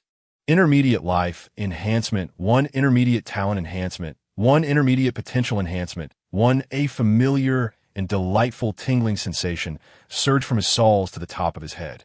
Chen Chu could not help but shiver. He felt that this time, the increase in lifespan was greater than before. His strength had finally advanced from the late 3rd tier to the early 4th tier. His potential had also received a significant boost. The tingling sensation dissipated, and the enhancement concluded. Chen Chu promptly opened his attribute panel. Host attribute panel name: Chen Chu. Age: 19. Talent: S-grade space affinity. Potential: A. Strength: early 4th tier. Skills: teleportation, storage, cutting, perception, concealment, elite level body techniques. An A-grade potential. Chen Chu clenched his fist in excitement. After having 4 progeny, his potential had finally transitioned from the initial D grade to A grade. With potential upgraded to A grade, he immediately sensed that his ability energy was easier to mobilize. Simultaneously, his control over his body had improved. Furthermore, his thoughts were clearer than before. Indeed, A-grade potential was significantly stronger than B-grade. His ability level had finally advanced to the 4th tier. The 4th tier ability user, in the 31st year of the apocalypse, is already considered an elite. In this dire world, he possesses the capital to establish himself firmly. Moreover, Chen Chu is an S-class spatial ability user of the 4th tier. When it comes to abilities alone, he stands as a paragon among the elites of the glacial apocalypse. However, Chen Chu's overall strength extends beyond mere abilities. It encompasses physical prowess as well. His continuous enhancement in all dimensions, coupled with elite-level martial arts, allows him to consolidate his position among 7th-tier ability users. He can contend with those who have just ascended to the 7th tier. With a more adept application of spatial abilities in combat, he is capable of eliminating early 7th-tier ability users. At last, he has begun to follow in his father's footsteps. Although Xingho City has developed rapidly, it still remains a large urban center. With his overall strength comparable to that of an early 7th-tier user, Chen Chu is now capable of safeguarding Xingho City. In just over a year, he has transformed from an ordinary individual with no power to this formidable state, which fills him with great joy. His spatial ability has expanded to 100,000 cubic meters, creating a vast space of 100 by 100 by 100. After surveying his surroundings, a smile crept onto Chen Chu's lips. This recent surge in strength is remarkable. His attack power has intensified, his agility has increased, and his time spent within the spatial ability has lengthened. Previously, he could only remain in the spatial realm for 10 minutes, but now he can last at least an hour. After thoroughly testing his skills in the training room, he finally paused to focus on another reward, the rare quality refuge of the apocalypse. Through his investigations, Chen Chu has grasped the utility of this refuge. It serves as a sanctuary in the apocalypse and is exceptionally robust.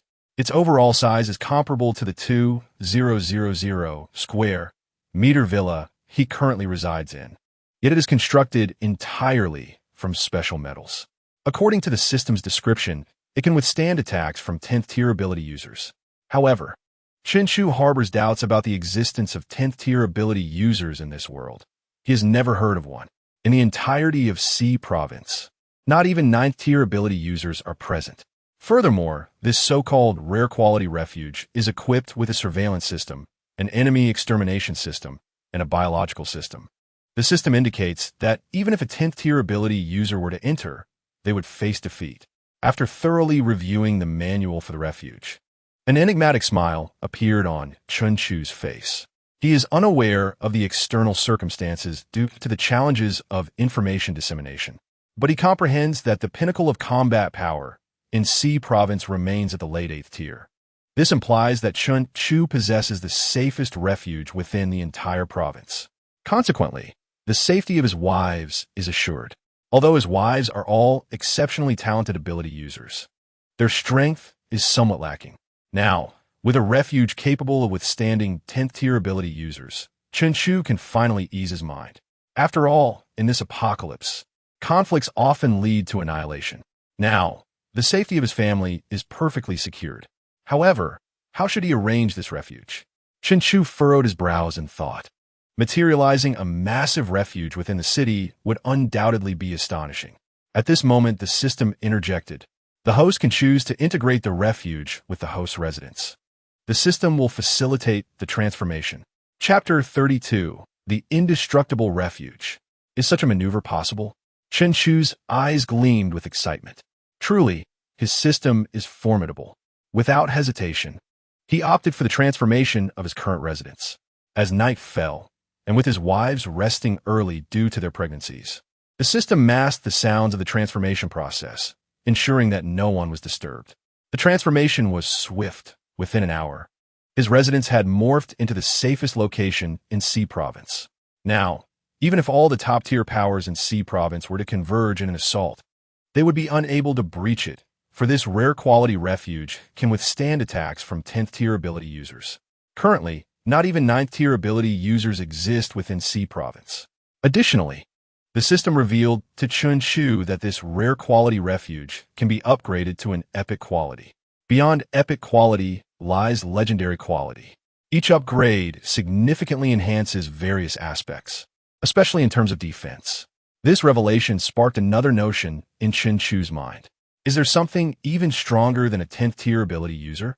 According to current theories, abilities are classified into 10 tiers, yet he has never heard of what lies beyond. After 31 years of the apocalypse, no one has ascended to the 10th tier. It appears that this apocalypse is not as simple as he once thought.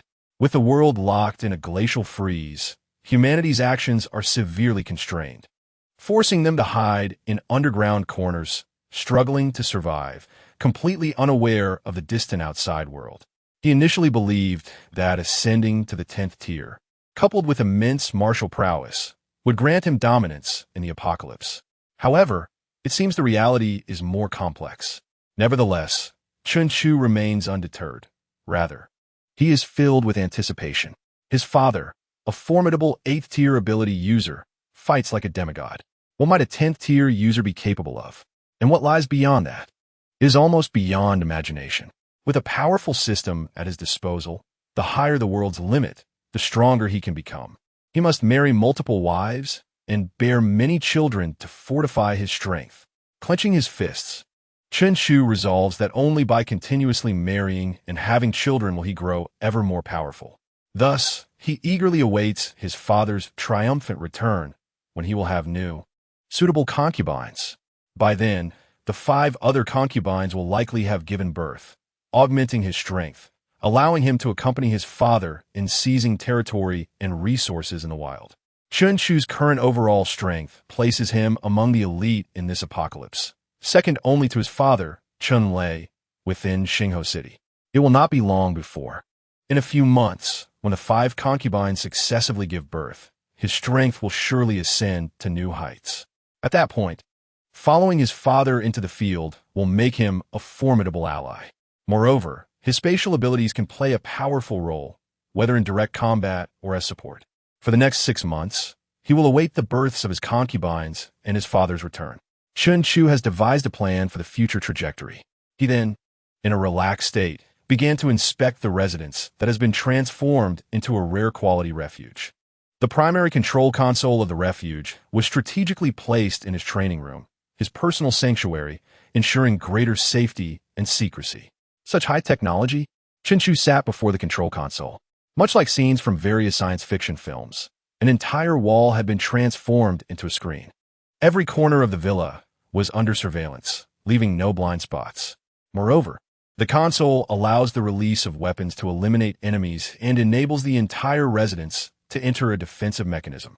The entire house is sealed off, and the biological system within the refuge operates in a self-sustaining manner.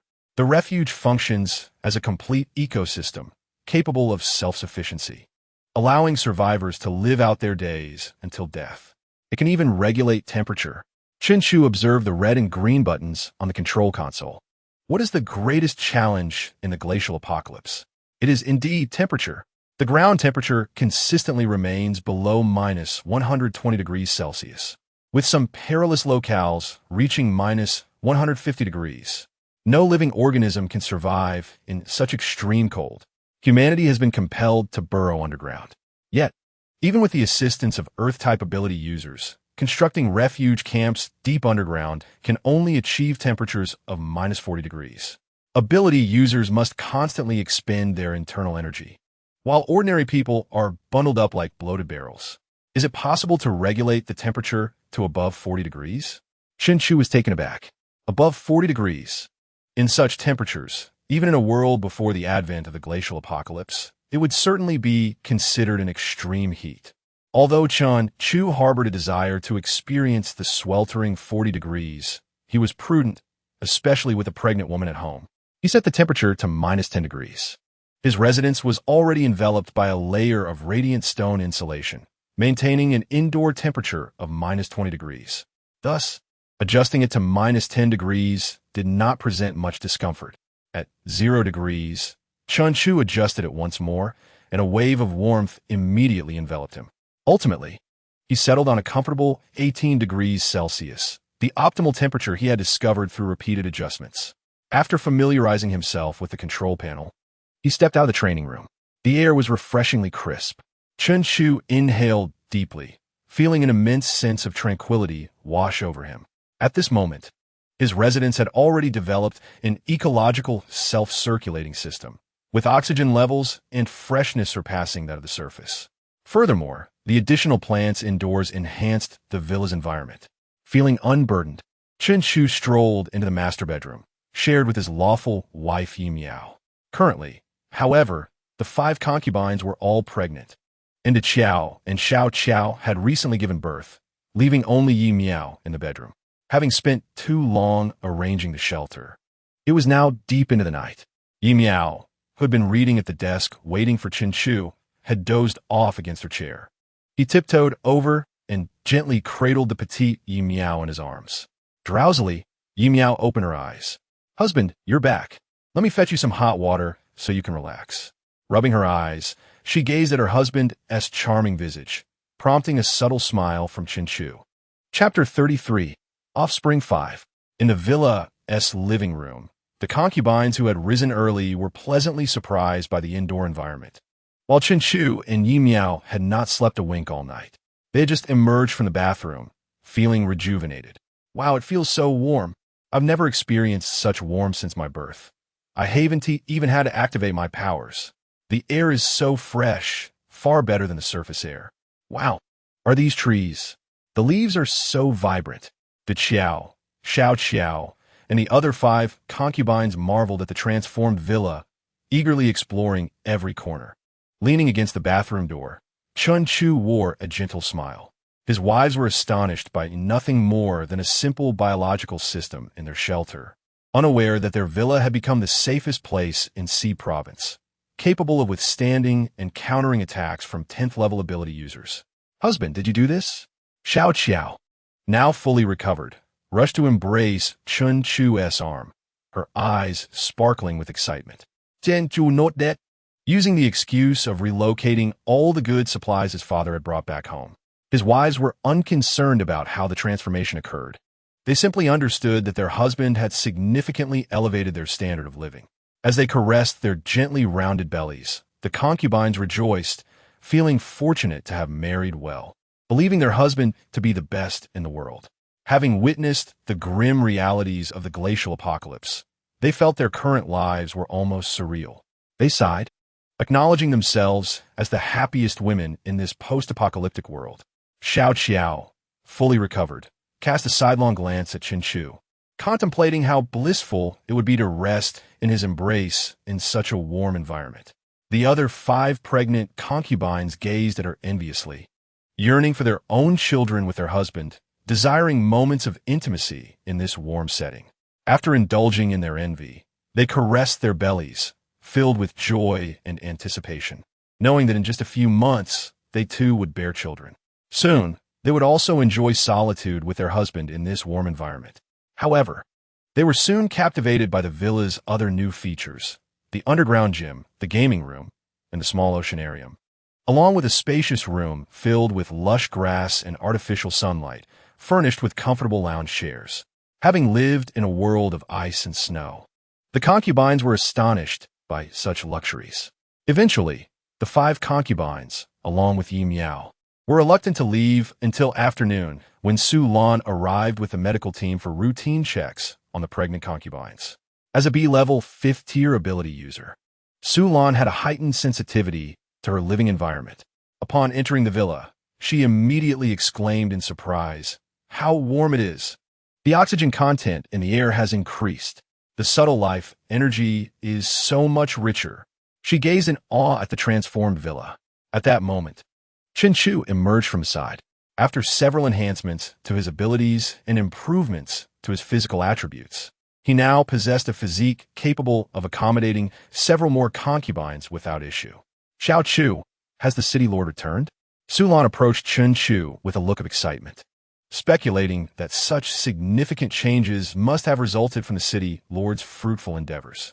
Chen Chu shook his head, stating that his father was still busy and wouldn't return for at least half a year. As Su Lan voiced her suspicions, Chen Chu calmly reiterated his excuse for the wives, now more astute than before. He was prepared to admit that he had become an ability user, specifically of the space type. After all, the space abilities were not only formidable in combat, but also exceptionally supportive. Modifying their living space was merely a matter of thought. Su Lan, however, did not question him further. As a doctor, she was not a detective, and having grown up with Chen Chu, she unconsciously regarded him as family. Trusting him implicitly, excitedly, she waved her small fists, exclaiming, "Living in such an environment is greatly beneficial for pregnant women. I've been contemplating how to improve the living conditions for you and your concubines, and here you are, having accomplished it already." As the head of the medical department in Xingho City, no one understood better than she the immense threats posed by life in the glacial apocalypse and underground existence to mothers and newborns. It was essential for her Xiao Chu to continue marrying and having children. Improving their living environment had thus become exceedingly important. She had kept this matter close to her heart, and to her surprise, Chen Chu had resolved it effortlessly. "Xiao Chu, wonderful news. Your wife's cellular activity has increased, and the fetuses are livelier than before. Living in such an environment will benefit both the mothers and their children." After completing her examinations, Su Lan's face remained flushed with excitement. Her theories had been validated once again. Seeing the exhilaration on her and the wives' faces, Chen Chu couldn't help but smile. Indeed, even he felt his spirits lifted in such an environment. It was evident that the underground was utterly unsuitable for human habitation. Chen Chu concluded within himself, eagerly anticipating the so-called epic and legendary shelters. If a rare quality could bring such significant improvement to his family's living conditions, wouldn't a superior shelter environment surpass even that of pre-apocalyptic Blue Star? To enhance his strength and improve his life, the most crucial aspect remained marrying more wives and having more children. In the days that followed, Chen Chu looked forward to his father's return while accompanying his wives, enjoying leisure and nurturing in the beautifully enhanced shelter. Time passed swiftly, and in the 32nd year of the apocalypse, his concubines began giving birth one after another, bringing him 5 children, 3 sons and 2 daughters. Chapter 34. The birth of 6 sons and 3 daughters, the family prototype. Name: Chen Wu. Identity: 4th son. Age: 0 years. Talent: B-class Heavenly Fog. Potential: B. Name: Chen Xing. Identity: 5th son. Age, 0 years. Talent, C-Class Speedster. Potential, C. Name, Chun-Yi. Identity, 6th son. Age, 0 years. Talent, C-Class Swordsmanship Prodigy. Potential, C. Name, Chun-Mu. Identity, 2nd daughter. Age, 0 years. Talent, C-Class Wood Element. Potential, C. Name, Chun-Yi. Identity, 3rd daughter. Age, 0 years. Talent, C-Class Nightwalker. Potential, C. With the birth of 3 sons and 2 daughters. 4th son Chun-Wu. 5th son Chun-Xing. 6th son Chun-Yi. 2nd daughter Chun-Mu and 3rd daughter Chun-Yi. The arrival of these 5 offspring bestowed upon Chun-Chu 5 rewards and 5 distinct dimensional enhancements. However, due to the closely timed births of the concubines, Chun-Chu did not have the opportunity to claim them from the training room, resulting in all rewards accumulating together. Awaiting simultanéo usage. Chu. All have undergone thorough examinations, and without exception, they're all extraordinary beings, Sulan announced, removing her mask. Beads of sweat dotting her forehead and clinging to her hair. Despite the exhaustion of recent days, she was overwhelmed with excitement. 100%.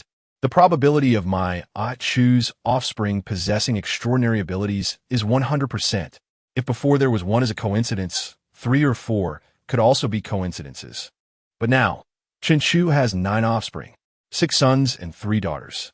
Without exception, each one is an extraordinary being. Moreover, based on the concentration of their abilities, each surpasses C-Class. This is nothing short of astonishing. It is worth noting that among the 5 concubines Chun-Chu later took, the highest ability was a D-Class extraordinary being, while the rest were of E and F ranks. Yet, the children born after marrying Chun-Chu all exhibited powers that exceeded those of their mothers. These extraordinary offspring could form a formidable combat team. Chu, you must take a high-ranking concubine, Su Lan said, her eyes gleaming with anticipation. Indeed, she realized that each of Chun-Chu's children possessed abilities superior to those of their mothers, especially the eldest son Chun-Han, whose mother is B-Class. Yet he astonishingly ranks as S-Class. What sort of child would be born if a B-Class concubine were chosen? Or an A-Class? Or even an S-Class? The more she thought about it, the more exhilarated she became. I am B-Class, Su Lan mused, stealing a glance at Chun-Chu, her face turning crimson. A-Class beings could rely on the city lord, Chun-Lei, an 8th-tier A-Class lightning user. Once Xingho City developed into a colossal city, it was highly probable that he would be capable of finding an A-Class extraordinary concubine for Chun-Chu. However, as for S-Class beings, Su Lan felt troubled. After all, S-Class extraordinary beings are renowned powerhouses, often standing alongside Chun-Lei, leaving little opportunity for pursuit. Yet, the image of Jiang Fenju inexplicably emerged in her mind. Chun-Chu's mother had saved the Jiang sisters' lives, and during the early development of Liehua City, the Xingho family also offered considerable assistance. Currently, the ties between the 2 families have deepened further. Moreover, Jiang Fenju is still young and unmarried. Considering this, she would undoubtedly be the best choice. Furthermore, if this endeavor were successful, wouldn't both Xingho City and Liehua City fall under Chun-Chu's dominion, merging into an even larger city? At that time, possessing 2 8th-tier powerhouses and abundant population resources would render the entirety of C province within reach. Su Lan was elated. If Chun-Chu could govern the entire C province, wouldn't the search for extraordinary concubines become utterly unobstructed? Perhaps he could even acquire higher-tier concubines, surpassing Jiang Fenju. At worst, Jiang Fenju could be elevated to a prominent position. Su Lan's heart raced with excitement. Meanwhile, Chun-Chu observed Su Lan, who was both discussing taking concubines and laughing heartily. Her delicate face flushed as she spoke to herself. He could tell that Su Lan was concocting some scheme. Young master, a familiar voice called from behind the 2. It was Lu Ruyan, clad in tight-fitting red battle armor. After more than a year apart, Lu Ruyan had blossomed even more, and her experiences over the past year and a half had imbued her with an alluring aura, reminiscent of a fragrant orchid in the delicate stage of blooming. Ruyan, Su Lan regained her composure and nodded at Lu Ruyan. as both were key figures in Xingho City. They naturally knew each other and shared a good relationship. Sister Lan, Lu Ruyan responded with a smile, acknowledging her. She was a few years younger than Su Lan. Has my father returned? Chen Chu asked eagerly. Lu Ruyan's presence in Xingho City indicated that his father should have returned as well. Lu Ruyan looked at Chen Chu, her smile radiant. The city lord will arrive tomorrow. He sent me ahead to bring you the news. What news? The city lord wants you to prepare for a wedding banquet. He intends to take 10 concubines. 10 concubines? Chen Chu was taken aback. One of his father's primary purposes for traveling was to acquire concubines for him, but he had not mentioned taking 10. Were there truly that many extraordinary beings in Jianhai City who met the criteria? Was he simply going to buy them? Tian Ju Inguit? Lu Ruyan proudly shook her head. No, Zhang Yaji does not possess that capability. Then I see. Chen Chu nodded. Given his father's nature, if it wasn't through purchase, it must have been through force. Surely he wouldn't need to seek a matchmaker? Young master, this time the city lord promises to give you a great surprise, Lu Ruyan said, leaning closer. What surprise? The surprise of acquiring concubines. Could it be more sisters? Or perhaps D, E, or F class? Lu Ruyan whispered. Chen Chu raised an eyebrow. It must be an extraordinary ability level worthy of his father's cryptic hints. Instantly, Chen Chu instructed those nearby to notify the preparations for the wedding banquet. The customary gifts associated with acquiring concubines would naturally mirror those of the past, resulting in a continuous wedding celebration spanning 20 days. However, given Xingho City's ample resources, hosting such banquets was but a trifling matter. By the way, the city lord knows that over the past year, he has gained quite a number of grandchildren, all of whom are extraordinary beings. Therefore, he has prepared gifts for each child. Chen Chu felt warmth in his heart. His father had always done everything for him and this family. These youngsters were indeed fortunate. Chen Chu sighed, acknowledging his father's generosity. The gifts he sent would undoubtedly be extraordinary. Moreover, as the children's abilities improved, he would receive feedback in return. The new concubines would elevate the children's prowess. Chen Chu eagerly anticipated his father's return. Young master, shortly, a large quantity of supplies will be brought in, and I must attend to it. I take my leave, Lu Ruyan said with a smile before departing. Observing her joyful demeanor, Chen Chu knew that his father must have accomplished several significant ventures outside. Soon after, Su Lan also took her leave, intending to continue observing the types of abilities possessed by Chen Chu's offspring and planning the most suitable developmental paths for them. After ensuring the well-being of his wives, Chen Chu entered the training room alone. He aimed to enhance his own strength once more before his father's return. System, claim rewards. Chapter 35. Advancing to a 5th-tier extraordinary being, special apocalyptic, or system, claim rewards. Accumulated rewards, claim successful. Congratulations, host. You have obtained 1 thunder fruit. Congratulations, host. You have acquired 36 styles of fist and foot techniques. Congratulations, host. You have obtained intermediate firearm proficiency. Congratulations, host. You have acquired 100 pounds of boundless stone. Congratulations to the host for acquiring 10 red beast cores.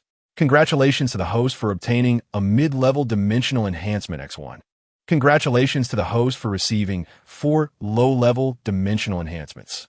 Without examining the material rewards first, Chen Chu, as usual, opted to utilize the dimensional enhancements. The low-level life enhancement was 4, low-level talent enhancement was 4, low-level potential enhancement was 4, mid-level life enhancement was 1, mid-level talent enhancement was 1, and mid-level potential enhancement was 1.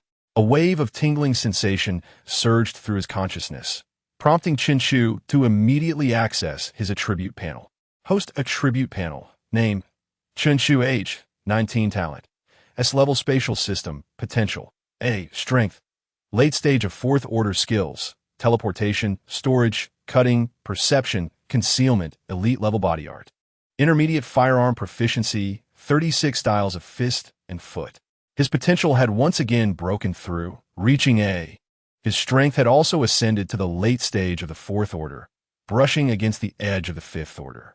However, the 4 low-level enhancements and 1 mid-level enhancement did not elevate his talent level, which was understandable given the significant leap from S to SS. Chen Chu reveled in the benefits brought by this enhancement. Overall, it was quite satisfactory, even better than he had anticipated. After all, the highest level of his offspring's abilities was merely B. The extent of his improvements was already unexpected, not to mention the 5 material rewards he had yet to explore. Among these, 2 were skill-related: intermediate firearm proficiency and 36 styles of fist and foot. The moment he claimed these skill rewards, they were immediately mastered. Although it was only intermediate firearm proficiency, Chen Chu was acutely aware that he could now hit any target with pinpoint accuracy. He vividly remembered the operational principles of every type of firearm. With this skill, he could finally venture outside the city with his father. Chen Chu's strength had surged dramatically, and he had long desired to explore the apocalyptic world alongside his father. On one hand, with his newfound strength, he was no longer content to remain underground all day. Moreover, his exceptional abilities could significantly aid his father. The stronger his father became, the better their lives would be, making it a necessity.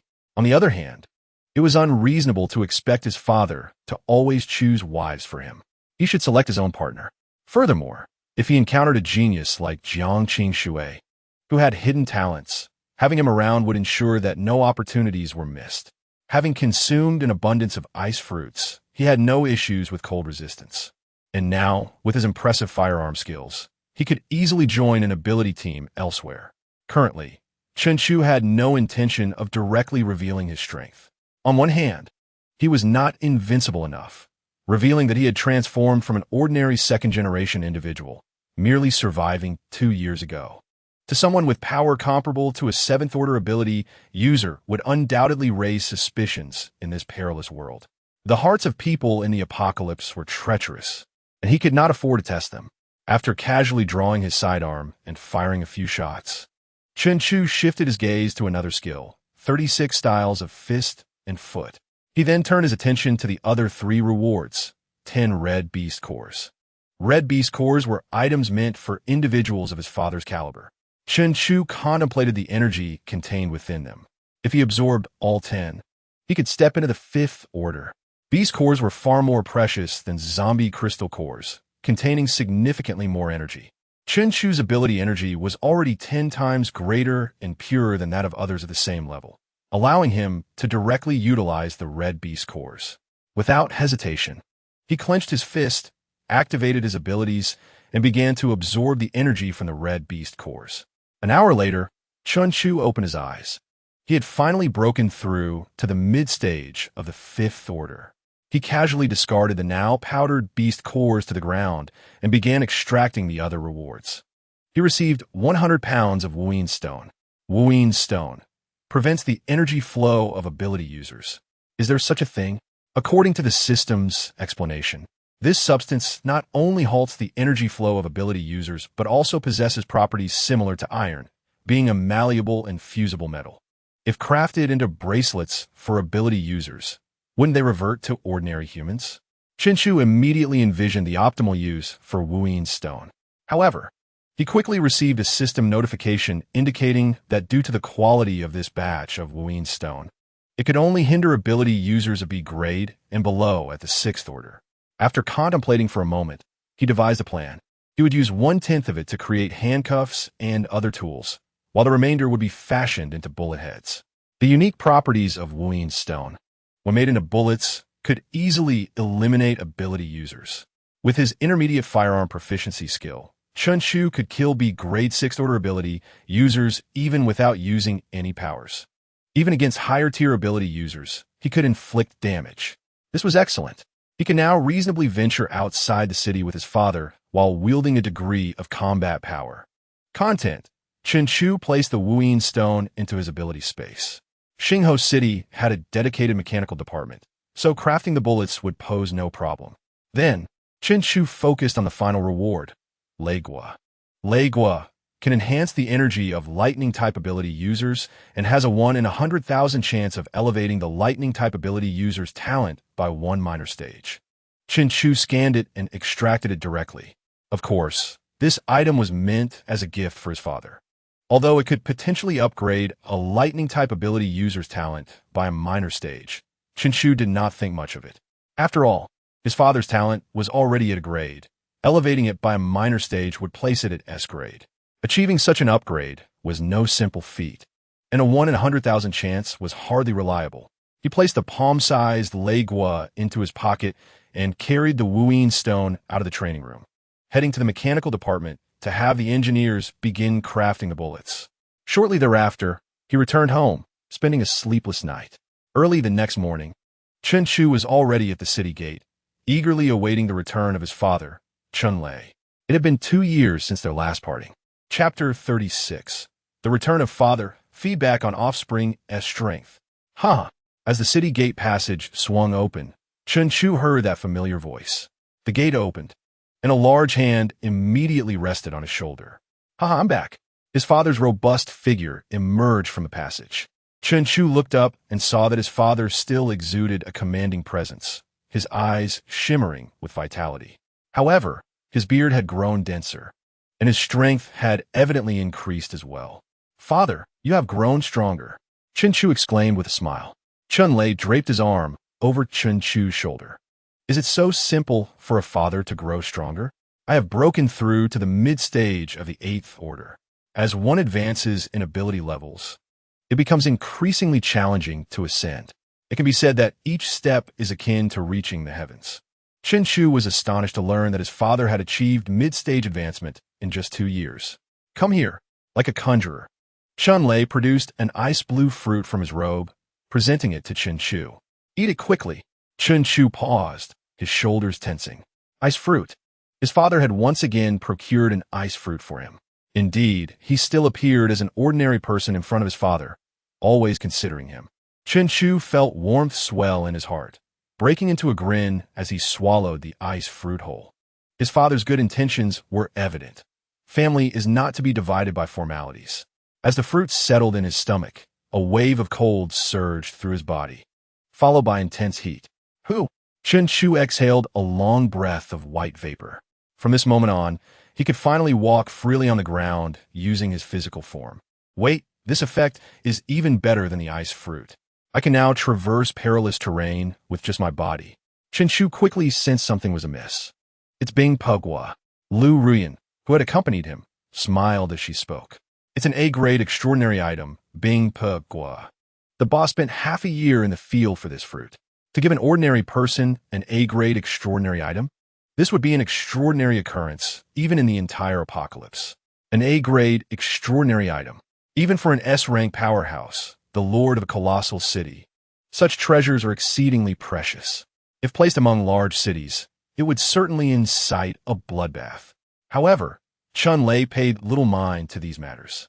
Is it not entirely normal for a father to bestow gifts upon his son? With a grand gesture, he urged Chen Chu to lead him to meet his beloved grandchildren. "It is said that I now have 9 grandsons? Who would have thought that our Chun family, which has passed down through 8 generations, would flourish through you? Moreover, all 9 of them are extraordinary beings. Hurry, take me to see them and share some affection with the little ones." Chun Lei strode towards his residence, while Chen Chu chuckled and shook his head, following closely behind. Having lived 2 lives, Chen Chu naturally understood the affection that grandparents hold for their grandchildren. His father's round, bulging pocket brimmed with a rich array of extraordinary energy. It was needless to guess that these were gifts for his grandchildren. "Young master, the new concubine has been arranged to freshen up and learn the rules from Madame Yi Miao," Lu Ru Yin whispered to Chen Chu as they walked. It was evident to all that Chun Lei intended to pass down this vast territory to Chen Chu. As a man of generous disposition, he left the smaller details to Lu Ru Yin and her companions to communicate and assist Chen Chu. Chen Chu nodded, initially looking forward to the new concubine. However, upon seeing his father, he yearned to reminisce instead, for it had been 2 years since they last met. Is the Bing Pugwa an advanced version of the Han Bingwa? On the way, Chen Chu expressed his new curiosity. He felt that this Bing Pugwa was more than merely enhancing cold resistance. After all, it was an A-rank extraordinary item, comparable to dozens of ordinary Han Bingwa. Lu Ru Yin cautiously glanced ahead at Chun Lei, lowering her body and leaning in close to whisper in Chen Chu's ear, her breath fragrant. "The Bing Pugwa can imbue an extraordinary being's powers with formidable freezing effects, But young master, as you are not an extraordinary being, you will not experience this effect. Lu Ruyin spoke in such a hushed tone that it took Chen Chu several listens to fully comprehend her words. Understanding dawned upon him. After grasping the information, Lu Ruyin reluctantly withdrew her upper body. Chen Chu cast a deep glance at his father. If his father were to consume the Bing Pagua, his combat prowess would undoubtedly reach new heights.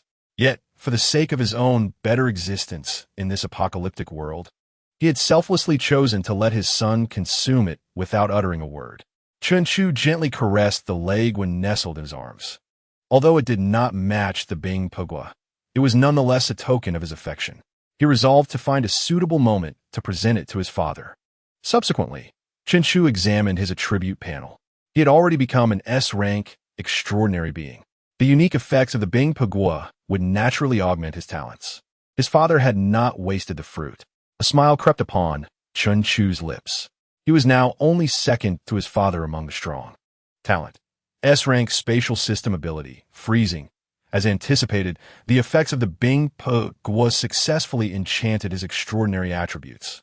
What would the freezing effect of the spatial system ability entail?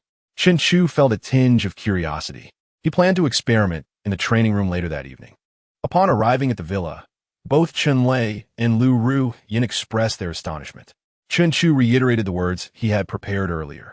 Having traveled extensively, his father was accustomed to such matters and was only concerned with combat. Thus, he casually complimented a few things before eagerly seeking out his grandchildren.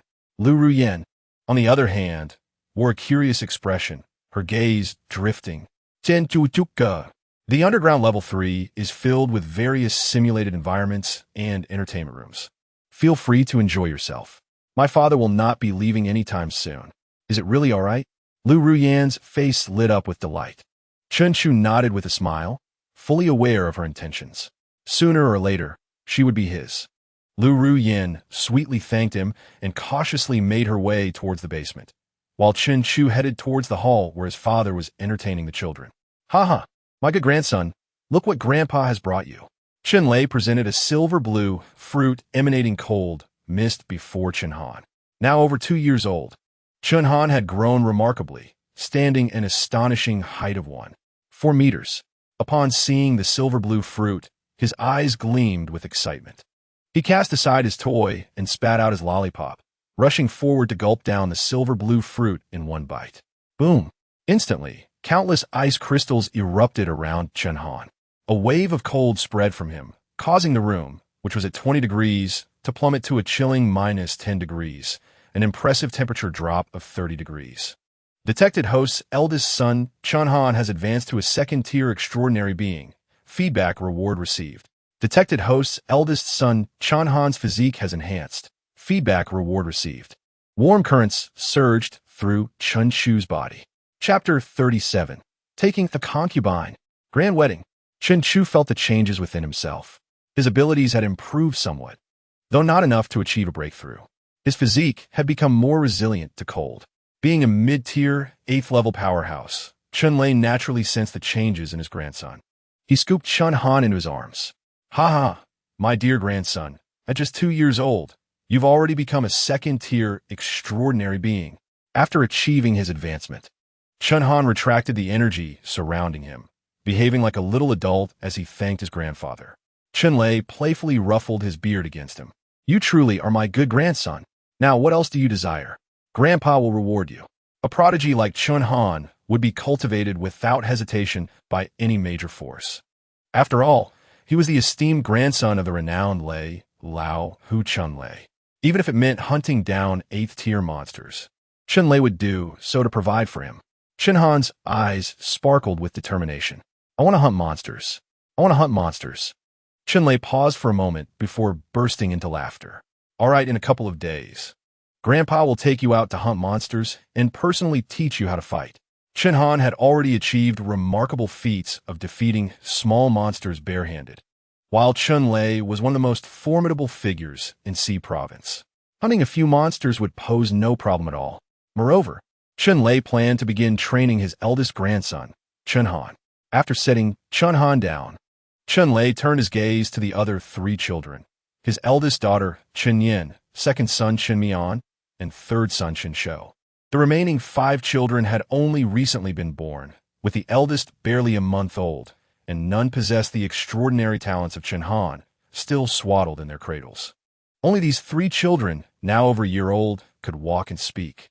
The 3 children hid behind their mother, gazing curiously at their grandfather, whom they were meeting for the first time. "Come here, come." Chun-Lei beckoned with a smile that he believed to be warm, though it appeared somewhat fierce. Yet, being his own grandchildren, the bond of blood did not instill fear in them towards the towering figure before them. Instead, they drew closer. Ha ha ha. Chun-Lei reveled in the joy of having a large family. With a sweeping motion of his arms, he gathered all 3 children into his embrace. After some affectionate interaction, he produced 3 extraordinary fruits corresponding to their abilities and gifted them to the little ones. After they consumed the fruits, Chen Chu immediately received feedback. Detected host's eldest daughter Chun Yin has experienced an enhancement in mental strength. Feedback reward. Activates spiritual awareness.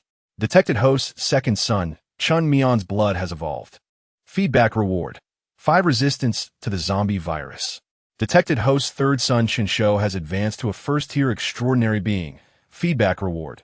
Defense 1, Ability 1. All 3 children received a notable enhancement. Particularly, the third son, Chen Shou, advanced directly to a first-tier extraordinary being. Chen Shu also received a plethora of feedback rewards, with the most significant being the activation of spiritual awareness provided by his eldest daughter Chen Yin. Spiritual awareness is unique to mental-type extraordinary beings and serves as their core, capable of storing mental energy and allowing them to stand tall in the world. Chen Shu sensed his divine consciousness, located at the center of his brow, within a space no larger than a fingernail. At present, it was devoid of any mental energy. The mere ability to awaken his divine consciousness was an unexpected joy, marking the acquisition of an extraordinary power. Further exploration would ensue later. The reward from offspring feedback was inherently the weakest among all rewards. However, its capacity to assist him in unlocking his divine consciousness was equivalent in value to an A-grade extraordinary item, a delightful surprise indeed. "Ha, you must be Chen Shou, right?" Chun-Lei turned his gaze towards the youngest yet tallest Chen Shou. He had sensed the child's breakthrough in extraordinary abilities. Chen Shou nodded obediently. "Ha ha, an A-grade Earth-type extraordinary user. Our Chun family has produced a gem over the years of struggle in the apocalypse." Chun-Lei understood what an Earth-type extraordinary user meant for a faction. It could be said that during the early days of the apocalypse, a significant portion of humanity was saved by Earth-type extraordinary users. "Do you wish to accompany your brother and grandfather to hunt monsters outside?" Chun-Lei bent down, displaying a warm smile towards Chen Shou. Chen Shou glanced at the animated Chen Han and then solemnly nodded, indicating his desire. "Ha ha, splendid. Grandpa will take you to hunt monsters." Chen-Lei laughed heartily. Taking his 2 grandsons to hunt monsters was essentially akin to a top-tier expert assisting novices in leveling up. The eldest son, Chen Han, was the powerhouse in combat, while the third son, Chen Shou, possessed a treasure-like ability. It was indeed necessary to train both of them together. As for Chen Yin and Chen Mian, it was not favoritism on Chun-Lei's part. Their extraordinary abilities had better developmental paths, and he had already arranged for specialized personnel to assist them. Later, Chun-Lei visited the 5 other grandchildren in their cradles, his smile unwavering until bedtime approached. Finally, he and Chen Chu were left alone. With the territory secured, within a year, Xingho City could evolve into a colossal metropolis. Chun-Lei lit a cigar, pride evident in his tone. He vividly recounted the events of the past 2 years, including the enemies encountered, territories seized, and resources obtained. The resources acquired in these 2 years surpassed those gathered in the previous 20. For the upcoming year, he would remain at home to nurture his grandsons and enjoy the blessings of family. Chen Chu chuckled, knowing that his father was not one to remain idle. It wouldn't be long before he stirred up more endeavors. "By the way, I procured 10 concubines for you this time. I guarantee your satisfaction." "Guarantee my satisfaction?" Chen Chu raised an eyebrow, sensing underlying implications in his father's words. A grade? Chen Chu leaned closer, voicing his conjecture, having previously heard hints from Lu Ruyan. Chen Lei grinned widely, uttering 3 astonishing words. There are foreign beauties. Chen Chu was taken aback. Was this the surprise his father had mentioned? It differed from what Lu Ruyan had conveyed, but indeed, foreign beauties could be considered a surprise. After all, in 2 lifetimes, he had yet to experience such delights. You should seize the opportunity to win them all over. Once the construction of the colossal city is completed, your father shall provide you with even better and more. Chen Chu's lips twitched.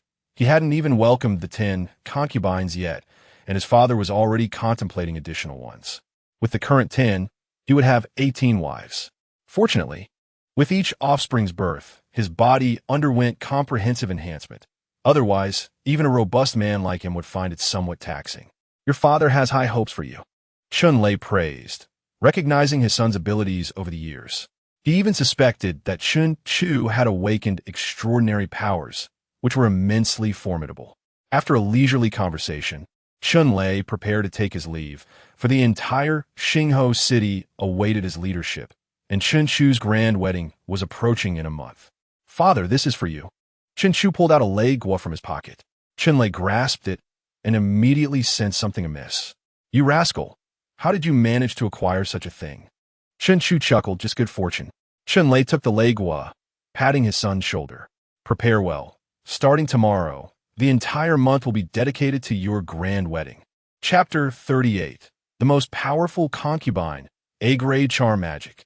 Juke attire, colorful phoenix crown. 100-meter red carpet, an 8-lift bridal sedan. Lanterns and festive decorations. The sound of gongs and drums. A grand wedding commenced in Xingho City. Due to his father's enhancement of strength, they dominated half of Jianghai City, with abundant resources flowing into Xingho City, filling their coffers. Naturally, the grandeur of Chen Chu's wedding rose accordingly, with lavish banquets and city-wide celebrations. Wine. There's wine. Gasps of astonishment echoed through the banquet. They had managed to drink wine amidst the apocalypse, a treasure far more precious than cold rice or meat, even surpassing fresh vegetables.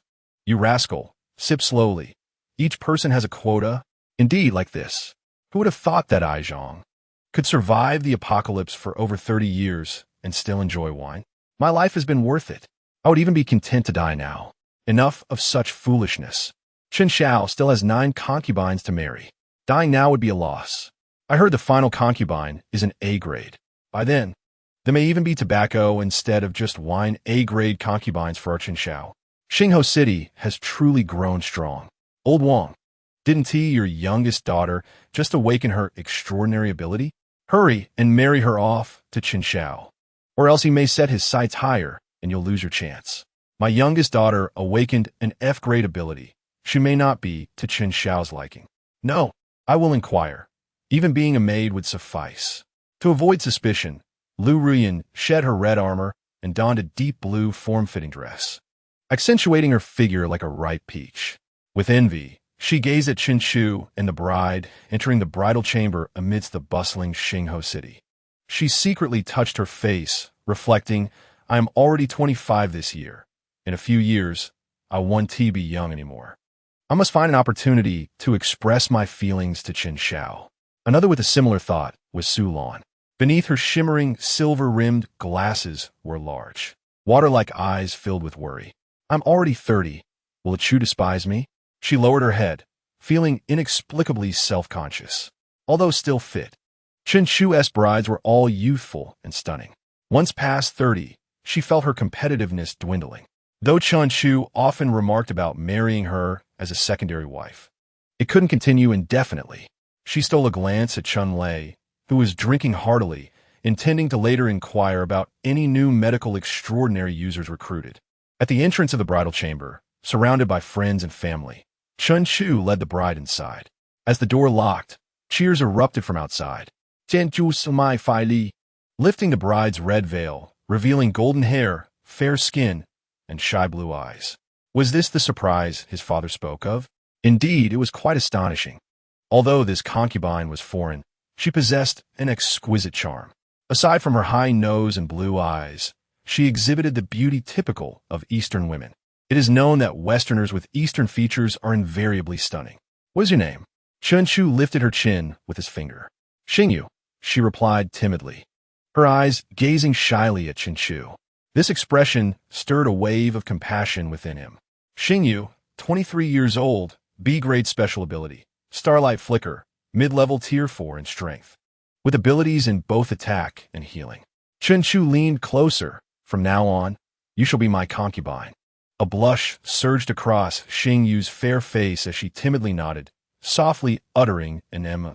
She had heard of the notorious son of Lei Laohu, who was not only ordinary but also notoriously lecherous, marrying 8 concubines consecutively upon turning 18. Throughout her journey to Xingho City, she had been filled with apprehension.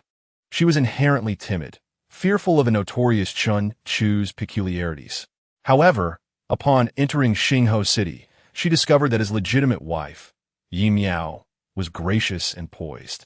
The other concubines each possessed their own unique charm and wore constant smiles, particularly Chen Chu's children, who were exceptionally adorable.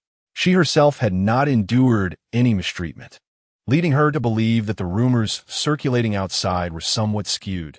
The atmosphere was undeniably pleasant. On the day of her wedding, her conviction only strengthened. What sort of villain would formally marry a captive? Moreover, she had received a dowry, a complete set of Xing stone armor, which was simply astounding. It was inconceivable that after 20 arduous years outside, she could acquire such a high-quality item. Just as she resolved to accept her fate, even if Chen Chu were a swine, it was still preferable to a life of humiliation and torment, one that was worse than death. Yet, upon seeing Chen Chu in person, she was utterly captivated. His countenance, striking enough to provoke jealousy from the heavens, his powerful physique, and his noble, courteous demeanor made him the most aesthetically pleasing and charming individual she had encountered in the apocalypse. Even without being a captive or receiving a dowry, she would willingly marry him. In that moment, she felt as if she had been showered with a torrent of good fortune, and now, his face, which made her blush, was less than a centimeter away. Rest now, Chen Chu instructed as he dimmed the lights. Xingyu, nervously clutching her clothing's hem, nodded gently. Moments latte. She timidly called out to her husband, using the title Yi Miao had taught her. From this moment forth, she was officially Chen Chu's 9th concubine. Over the course of the next month, Chen Chu married a new concubine every 3 days. His father, during the past 2 years, had indeed adhered to the marriage criteria set by Sister Lan: beauty, cleanliness, and good health. Each concubine was a stunning beauty, yet each embodied a distinct style.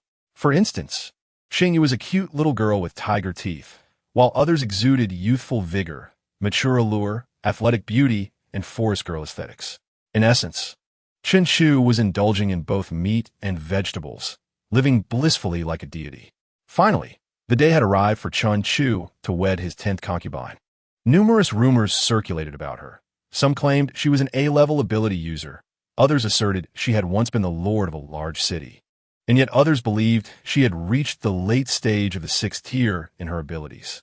As the wedding grew increasingly grandiose with the attendance of guests from Liahua City, these rumors gradually began to be accepted as truth. Inside a newly adorned room filled with red decorations, Chen Chu held the hand of his final concubine, exchanging congratulations with friends and relatives.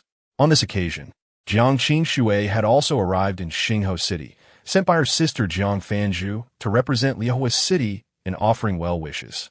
However, she only arrived today, maintaining her usual cold demeanor as she presented a square box as a gift for her sister. She could not fathom why her sister would bestow such a high-grade item upon this scoundrel. Chen Chu accepted the box, opening it to reveal a B-grade Su Dao fruit, a rare item capable of enhancing one's physique and even fortifying internal organs. For an ordinary person, consuming it could bolster their physical strength to rival that of a power-type ability user. What a splendid gift, Chen Chu remarked, smiling as he tucked the box away. Please escort the esteemed guest Jiang Qingxue to another location. Although he yearned to reminisce with Jiang Qingxue, who possessed an SS-level hidden physique, and discuss life and ideals, this was his moment of consummation, a time worth its weight in gold. Once the door was closed, he lifted the bride's red veil, revealing a breathtaking face, even more beautiful than any of the previous 9 concubines. She radiated an indescribable charm. In a mere glance, Chen Chu felt as though his soul had been whisked away. Was this truly his grand finale, his ultimate concubine? As Chen Chu contemplated, the system promptly responded. Power. Late-stage 6-tier ability user. Potential. S. Ability. A level charm magic. Chen Chu gazed in astonishment at these entries. The unique ability, a level charm magic, indicated that this captivating woman had become his most formidable concubine. In Chapter 39, the S-level special physique concubine ascended to late-stage 6th tier. Clearly, the rumors were indeed true. His 10th new concubine was genuinely a formidable late-stage 6th-tier powerhouse. With A-level strength at the late 6th tier, she could very well be the lord of a large city in the apocalypse. Moreover, her potential was rated S, surpassing even his own. Thus, she might indeed be a city lord. I have met my husband, the concubine stated gracefully. This simple gesture nearly strained the exquisite wedding attire adorning her voluptuous figure. Chen Chu's throat bobbed slightly.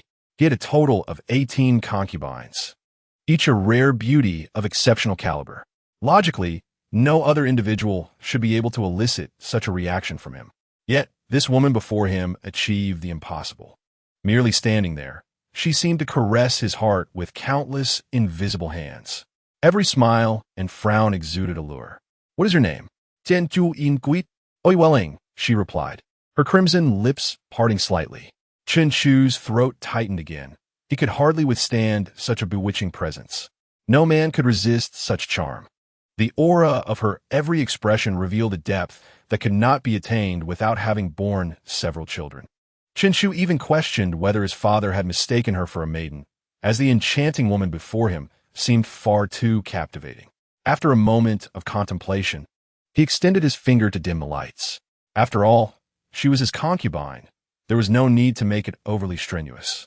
He resolved to venture into the depths of the tiger's lair and personally ascertain if his concubine was as formidable as she appeared. Husband, rest now, Oi Weling said, taking the initiative to speak. As Chen Chu reached out, he immediately felt a surge of ability energy flooding toward him. A-level charm magic. He recalled the name of her ability. From its name, he could surmise a few things. Clearly, she was employing her ability on him. However, his own prowess was comparable to that of a late-stage 7th tier, making Oi Weling a late-stage 6th tier an easy challenge. Why isn't she coming? Chen Chu thought. Husband. Oi Welling's gentle voice echoed as she noticed Chen Chu's dazed expression. A smile crept onto his lips as he was eager to see what his charming concubine intended to do. Chen Chu continued to advance, feeling an increasing influx of ability energy envelop him, yet it had no effect whatsoever. Husband, Oi Welling's lips parted slightly, just as Chen Chu was about to make contact. A large hand intercepted the pink glow, seizing Oi Welling's delicate arm. What is happening? Oi Welling's eyes widened in alarm, followed by an overwhelming weight pressing down on her. A gasp escaped her lips, and then night fell. In the early hours of the morning, the vibrant city of Xinghe remained lively. Today marked the grand wedding of Oi Weling and Chen Chu.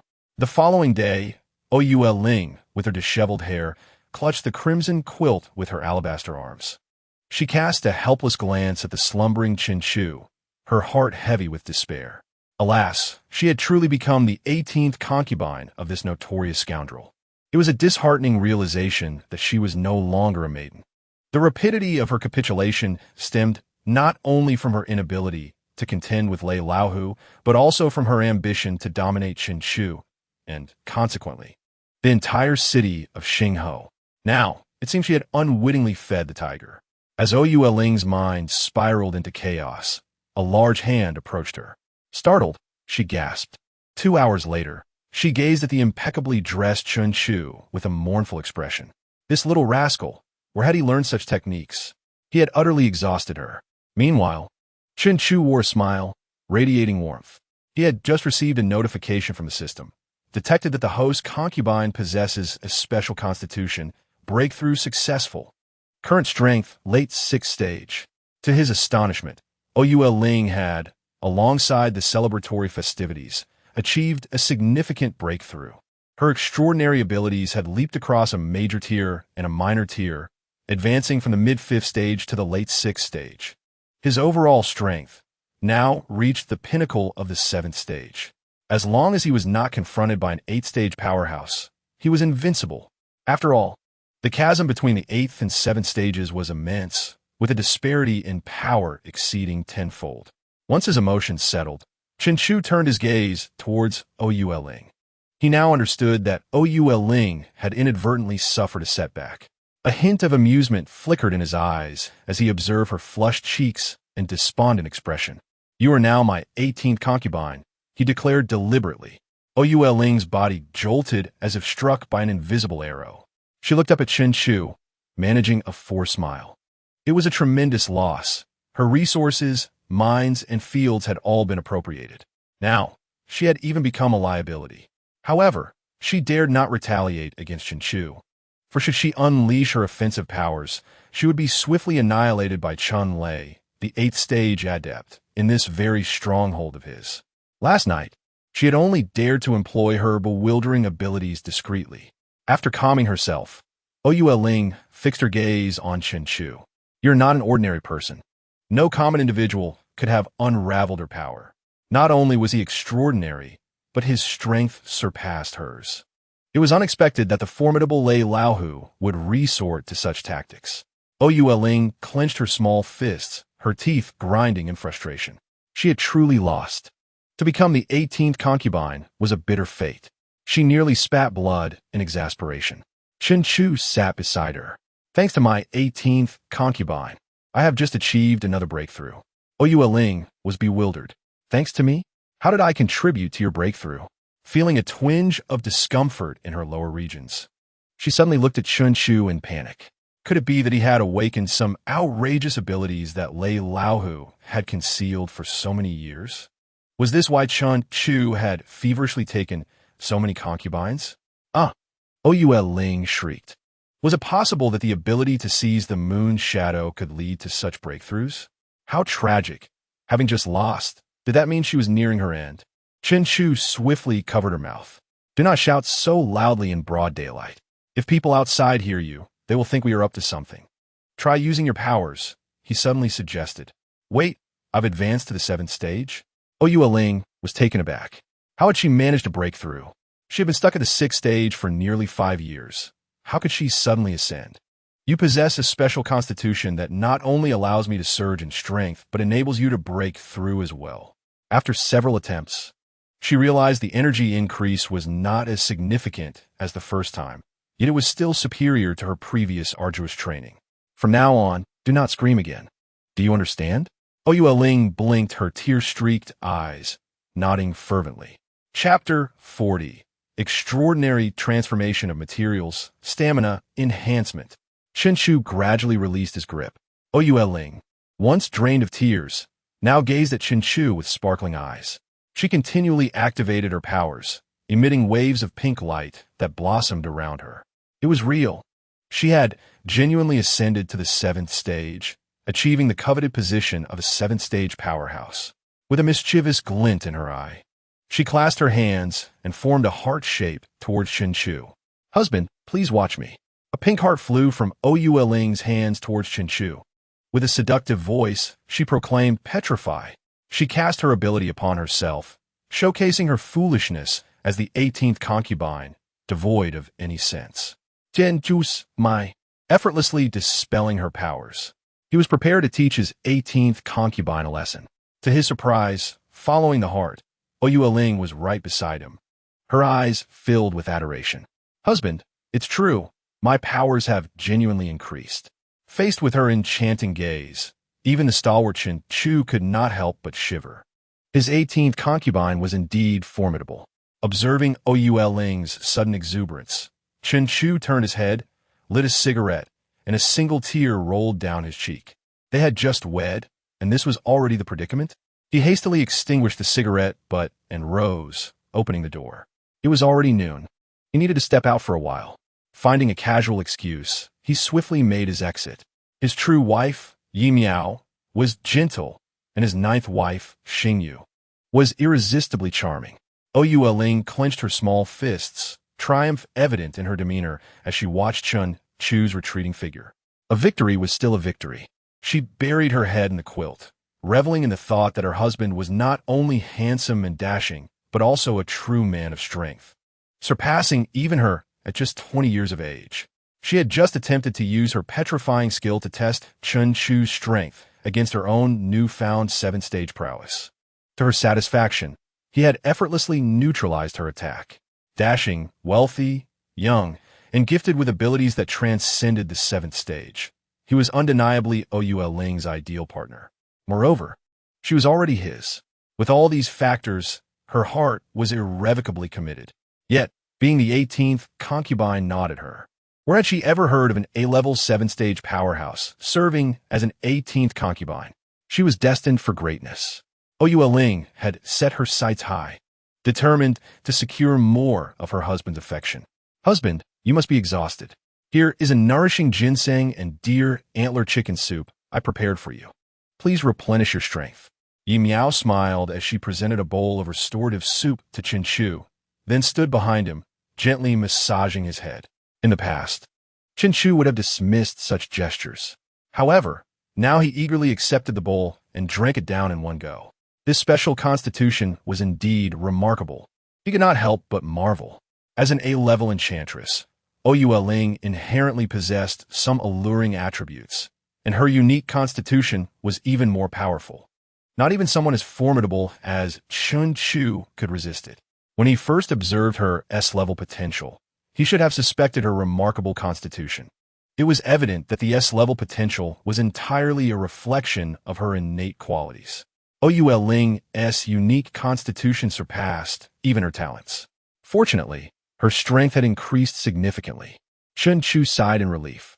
While the proactive Ouyue Ling was indeed powerful, her willingness to engage had also resulted in an abundance of newfound abilities.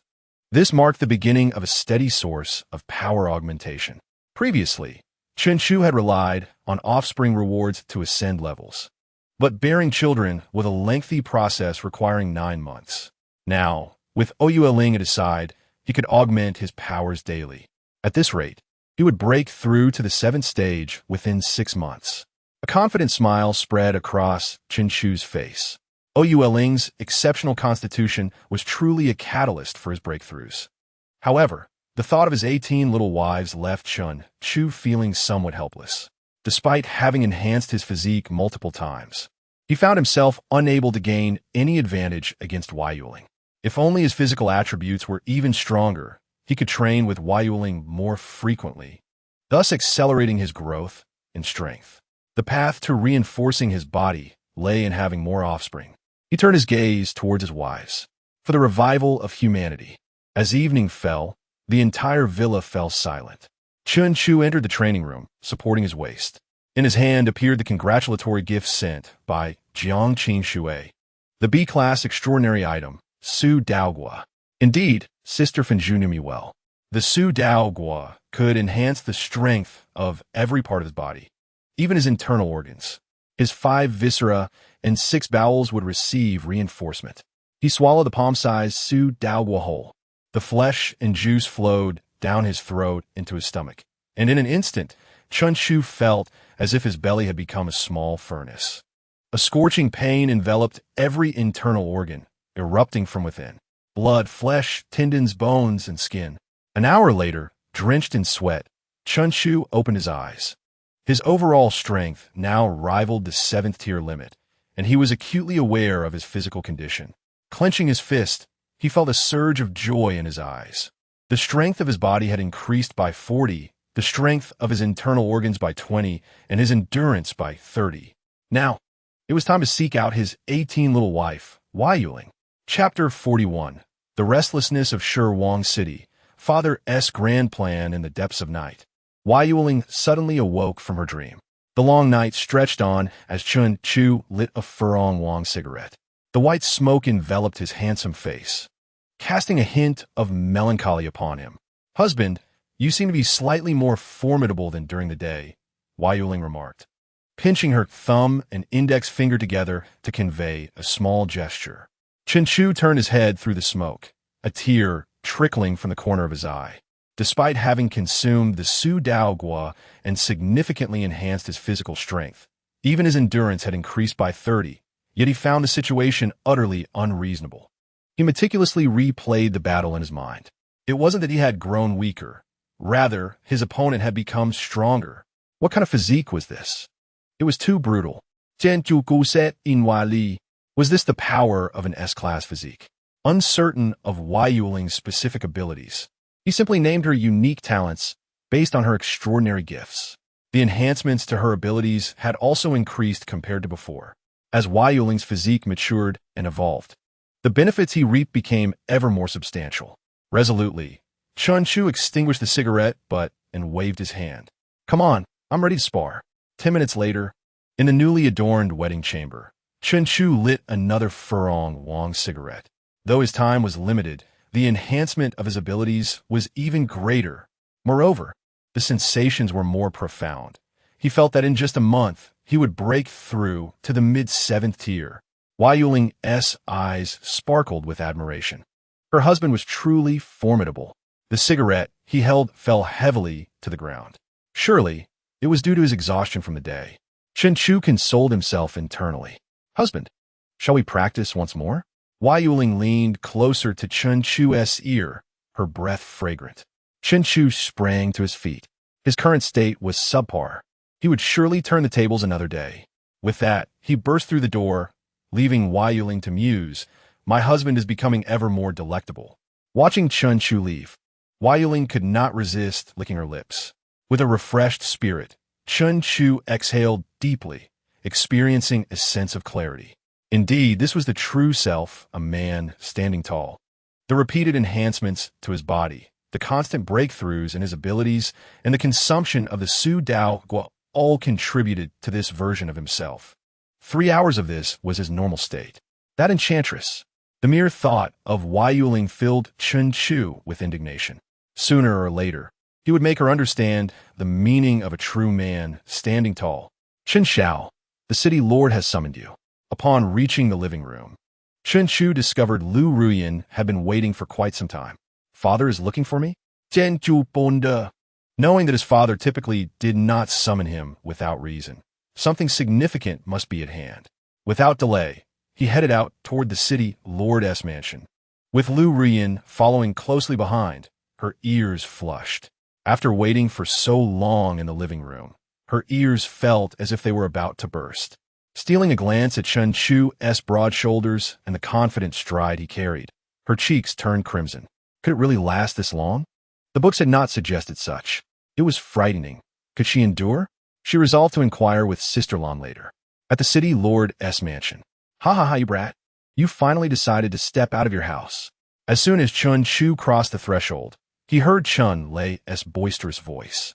Looking up, he saw Chun Lei approaching, followed closely by Jiang Qingshui. "You, boy, put in more effort and produce a few more grandchildren like Han heir to inherit the family business." Chun Lei clapped Chun Chu on the shoulder with a hearty laugh. His son was truly becoming more impressive. Not only had he fathered a multitude of talented grandchildren, but he also maintained his responsibilities well. None of his wives felt neglected. Jiang Qingshui stood to the side, listening to the praises Chun Lei showered upon Chun Chu, and could not help but twitch her mouth, internally scoffing. "He is not responsible. He is simply a lecher. Come, you rascal, since you've established your family, it's only a matter of time before Xingho City is handed over to you. From now on, you'll be involved in all major affairs concerning Xingho City." Chun Chu's heart stirred at this prospect. This was excellent. Understanding all aspects of Xingho City would enable him to better leverage his strength for development. Moreover, he could use this opportunity to subtly reveal his capabilities to his father. He had already acquired all the bullets crafted from Wuyin stone, coupled with his marksmanship. He could now confidently present himself as a B-class 6th-tier extraordinary individual. "Father, what is the matter?" Chun Chu initiated the conversation. Chen Lai gestured, while Jiang Qingshui adjusted her glasses. 300 miles beyond Jianghai City, there have been unusual occurrences in Shirwang City. If something goes awry there, both our families will face catastrophic consequences. Shirwang City. Having lived in Jianghai City for 20 years, Chen Chu was well aware of the notorious Shirwang city. Before the apocalypse, it was the second-ranked city in Province C, originally named Haiban City. However, due to the onset of the Ice Age apocalypse and the resulting zombie outbreak, the entire city fell, overtaken by the Shirwang. Millions of zombies now roamed within, leaving no living creature behind. Over time, survivors began referring to it as Shirwang City. The Shirwang had a strong territorial instinct, which had prevented zombies from straying more than 10 miles from the city for years. However, the recent unrest posed a threat to the two nearest major cities, Lihua City and Xingho City. What tier is the Shirwang? Humanity was no longer the helpless lambs of the past. In this post-apocalyptic world, power reigned supreme, and countless strong individuals had risen. They could indeed contend with zombies and monsters. Chun Lei, with a cigar in his mouth, spoke with unusual gravity. 20 years ago, it was already at the 8th tier. The room fell silent. 20 years ago, at the 8th tier, that was indeed formidable. As Jiang Qingxue had mentioned, should Shirwang City descend into chaos, it would spell disaster for both Lihua City and Xingho City. Sensing the atmosphere grow heavy, Chun Lei chuckled. Though the Shirwang is powerful, the crystal cores in its brain are also valuable. If we can obtain them, I might just ascend to the 9th tier. And while there are many zombies, they also produce abundant zombie crystal cores. Shirwang City is a bomb, but it is also a treasure trove. Jiang Qingxue nodded in agreement. Sister sent me to discuss strengthening cooperation between our two cities. Lihua City will assist Xingho City in constructing underground fortifications and sharing technology. In short, we must overcome the challenge posed by the Shirwang. It is both a crisis and a tremendous opportunity. Chapter 42, Ascending to S. Father S potential is SS. The role of the zombie crystal core is immensely significant for the ability users. It can enhance their powers and assist in skill cultivation. Among the ability users, the zombie crystal core has even become a form of currency. The city of the Corpse King, housing millions of zombies, is also home to a Corpse King surpassing the 8th level. The entire city of the Corpse King stands as a dazzling treasure trove. However, this treasure remains untouched by anyone. Setting aside the formidable Corpse King, the mere thought of a million zombies sends shivers down one's spine. Consequently, ability users typically maintain a considerable distance from the city of the Corpse King. Yet, it has recently become inexplicably restless. The cities of Lihua and Xingho are compelled to take notice. Do we have any assurance? Chen Chu inquired. If there is no certainty, it would be prudent to prepare for a retreat. He possesses spatial abilities which guarantee the safety and security of his family. However, the city of Xingho is, after all, the culmination of his parents' lifetime efforts. Chun Lei grinned widely. Lihua City has recently unearthed a cache of various models of heavy machine guns and artillery shells. With the mountains at our back, we plan to use Earth-type ability users to create a barrier, leaving only a single exit. At that point, low-level ability users will guard the entrance with heavy machine guns while we encircle and eliminate the Corpse King. Should we capture the city of the Corpse King, the entirety of Province C would be ours. That is quite risky, Chen Chu remarked with a slight frown. A million ordinary zombies, if they were to coordinate, as my father suggested, could utilize the terrain to minimize their threat. However, the critical concern is the Corpse King. After reaching the 7th level, ability users ascend to higher realms with each step. Each elevation signifies a transformation in power exceeding tenfold. It is not merely a multiplication of 10. The near tenfold increase in strength can result in a profound metamorphosis of an ability user's capabilities. An 8th level powerhouse, exerting their full strength, can contend with dozens of 7th level ability users.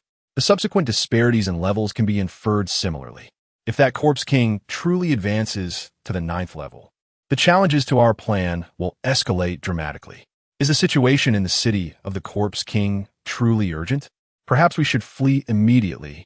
Chen Chu's true thoughts emerged. With his progeny augmenting system, he could simply marry and procreate, ensuring his legacy without taking such risks. Chun Lei interjected with a chilling remark. All other major cities in Province C are watching us. If a mass exodus occurs, they will undoubtedly intercept us. Upon hearing this, Chen Chu's brow furrowed deeper. They were at an impasse. Nevertheless, regardless of the danger, he could utilize his spatial abilities to safeguard his family. We suspect that the unrest in the city of the Corpse King may be the handiwork of other major cities, Jiang Qingshui stated coldly.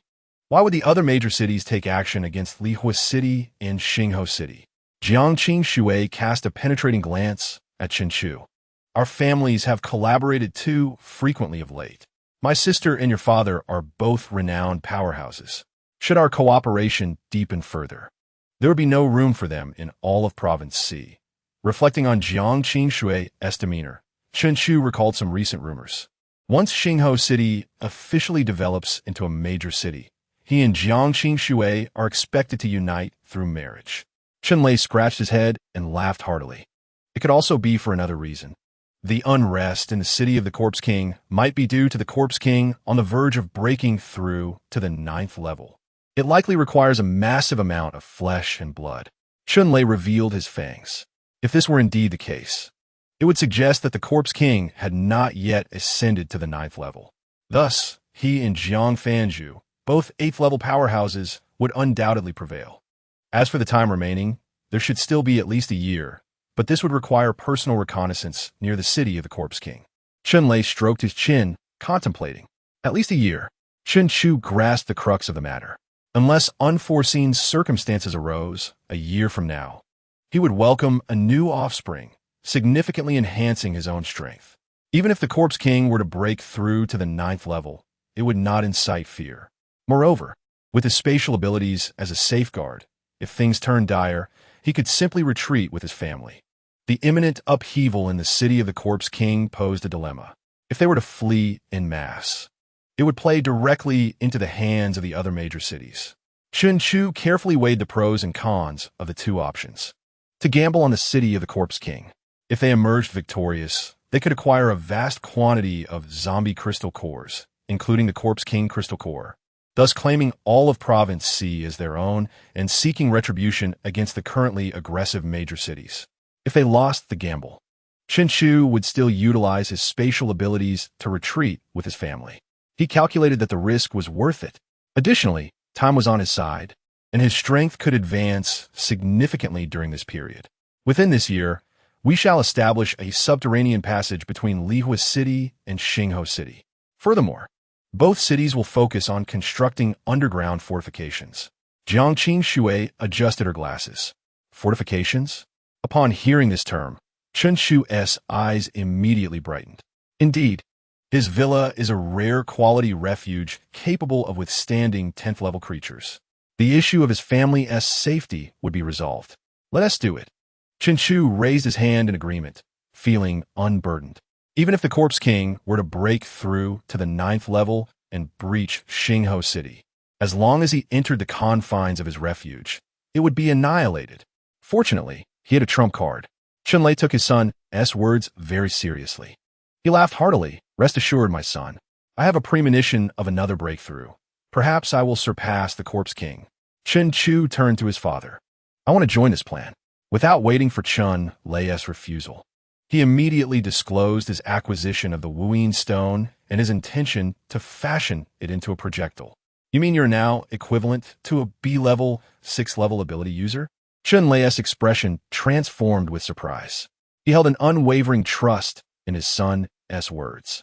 Chen Chu nodded and retrieved the pistol he carried at his waist. Huaping. He casually tossed it back, and the vase shattered upon impact. Chen Lei used lightning to draw the projectile into his hand. Indeed, this projectile restricts ability users. Well done, my boy. You truly have the prowess of a B-level, 6th-level ability user now. Chen Lei's face flushed with excitement. Meanwhile, Jiang Qingshui looked equally astonished. Wasn't he, this rascal, just an ordinary person like herself? How had he suddenly attained the strength of a B-level, 6th-level ability user? Moreover, seeing how elated Lei Laohu was, it was undoubtedly genuine. Jiang Qingshui felt inexplicably aggrieved, being the only one left feeling inadequate. Well done, my boy. In a few days, I will lead a team to investigate the area surrounding the city of the Corpse King. You should join us. A B-level, 6th level ability user is top tier in any ability team in Province C. This journey will also allow them to empty out some resource caches from Huzheng and enhance their strength. Chunlei outlined his plans. To enhance my father's strength? A thought struck Chinchu. Father, have you consumed the Legua? It can augment the strength of lightning-type ability users and has a 1 in 10,000 chance of upgrading 1's abilities. Chunlei slapped his forehead. I have been eating your food every day during this time. With that, he quickly retrieved the Legua from his drawer and swallowed it. Instantly, countless tiny lightning snakes erupted from within him, swirling around his body. Boom! A tremendous rumble echoed within Chunlei. Subsequently, his aura intensified remarkably, and the surrounding lightning snakes became thicker and more agile. After a moment, the lightning subsided. Chunlei opened his eyes and grinned.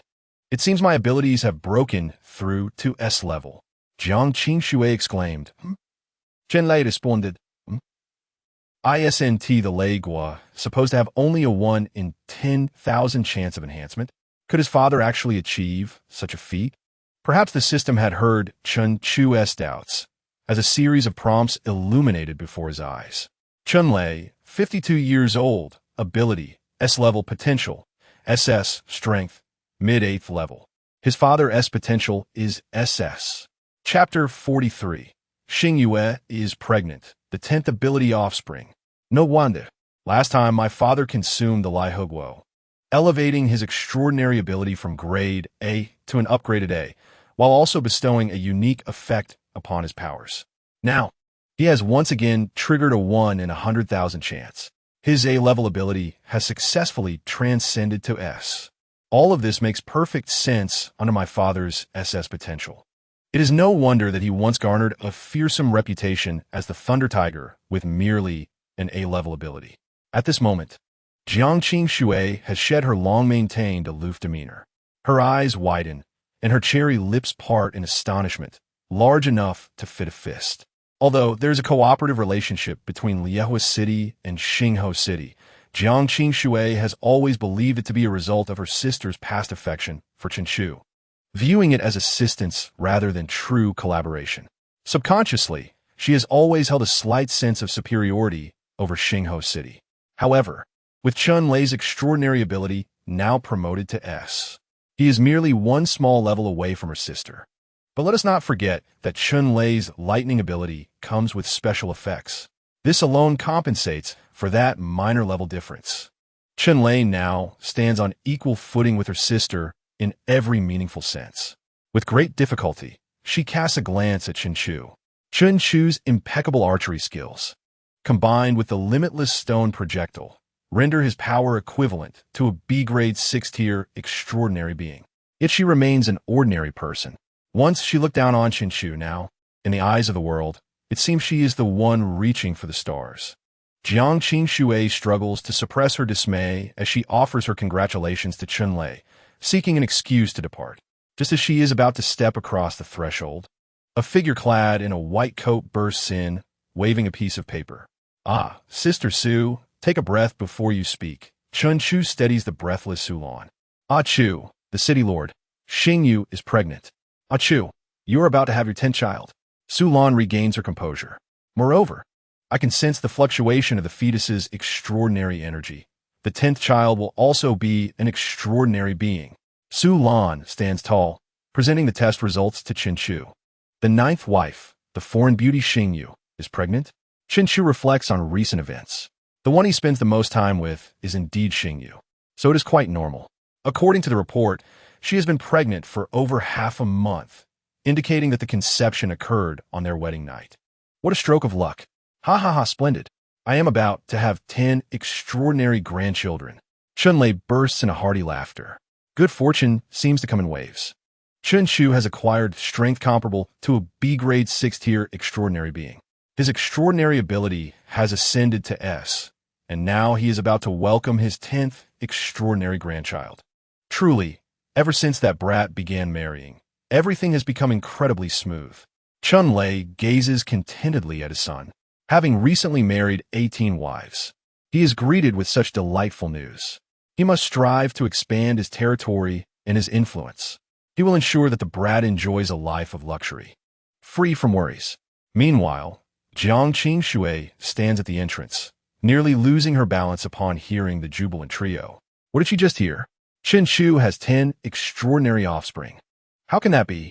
Previously, she only heard of Chen Chu taking 18 wives, but never that he had 10 extraordinary children.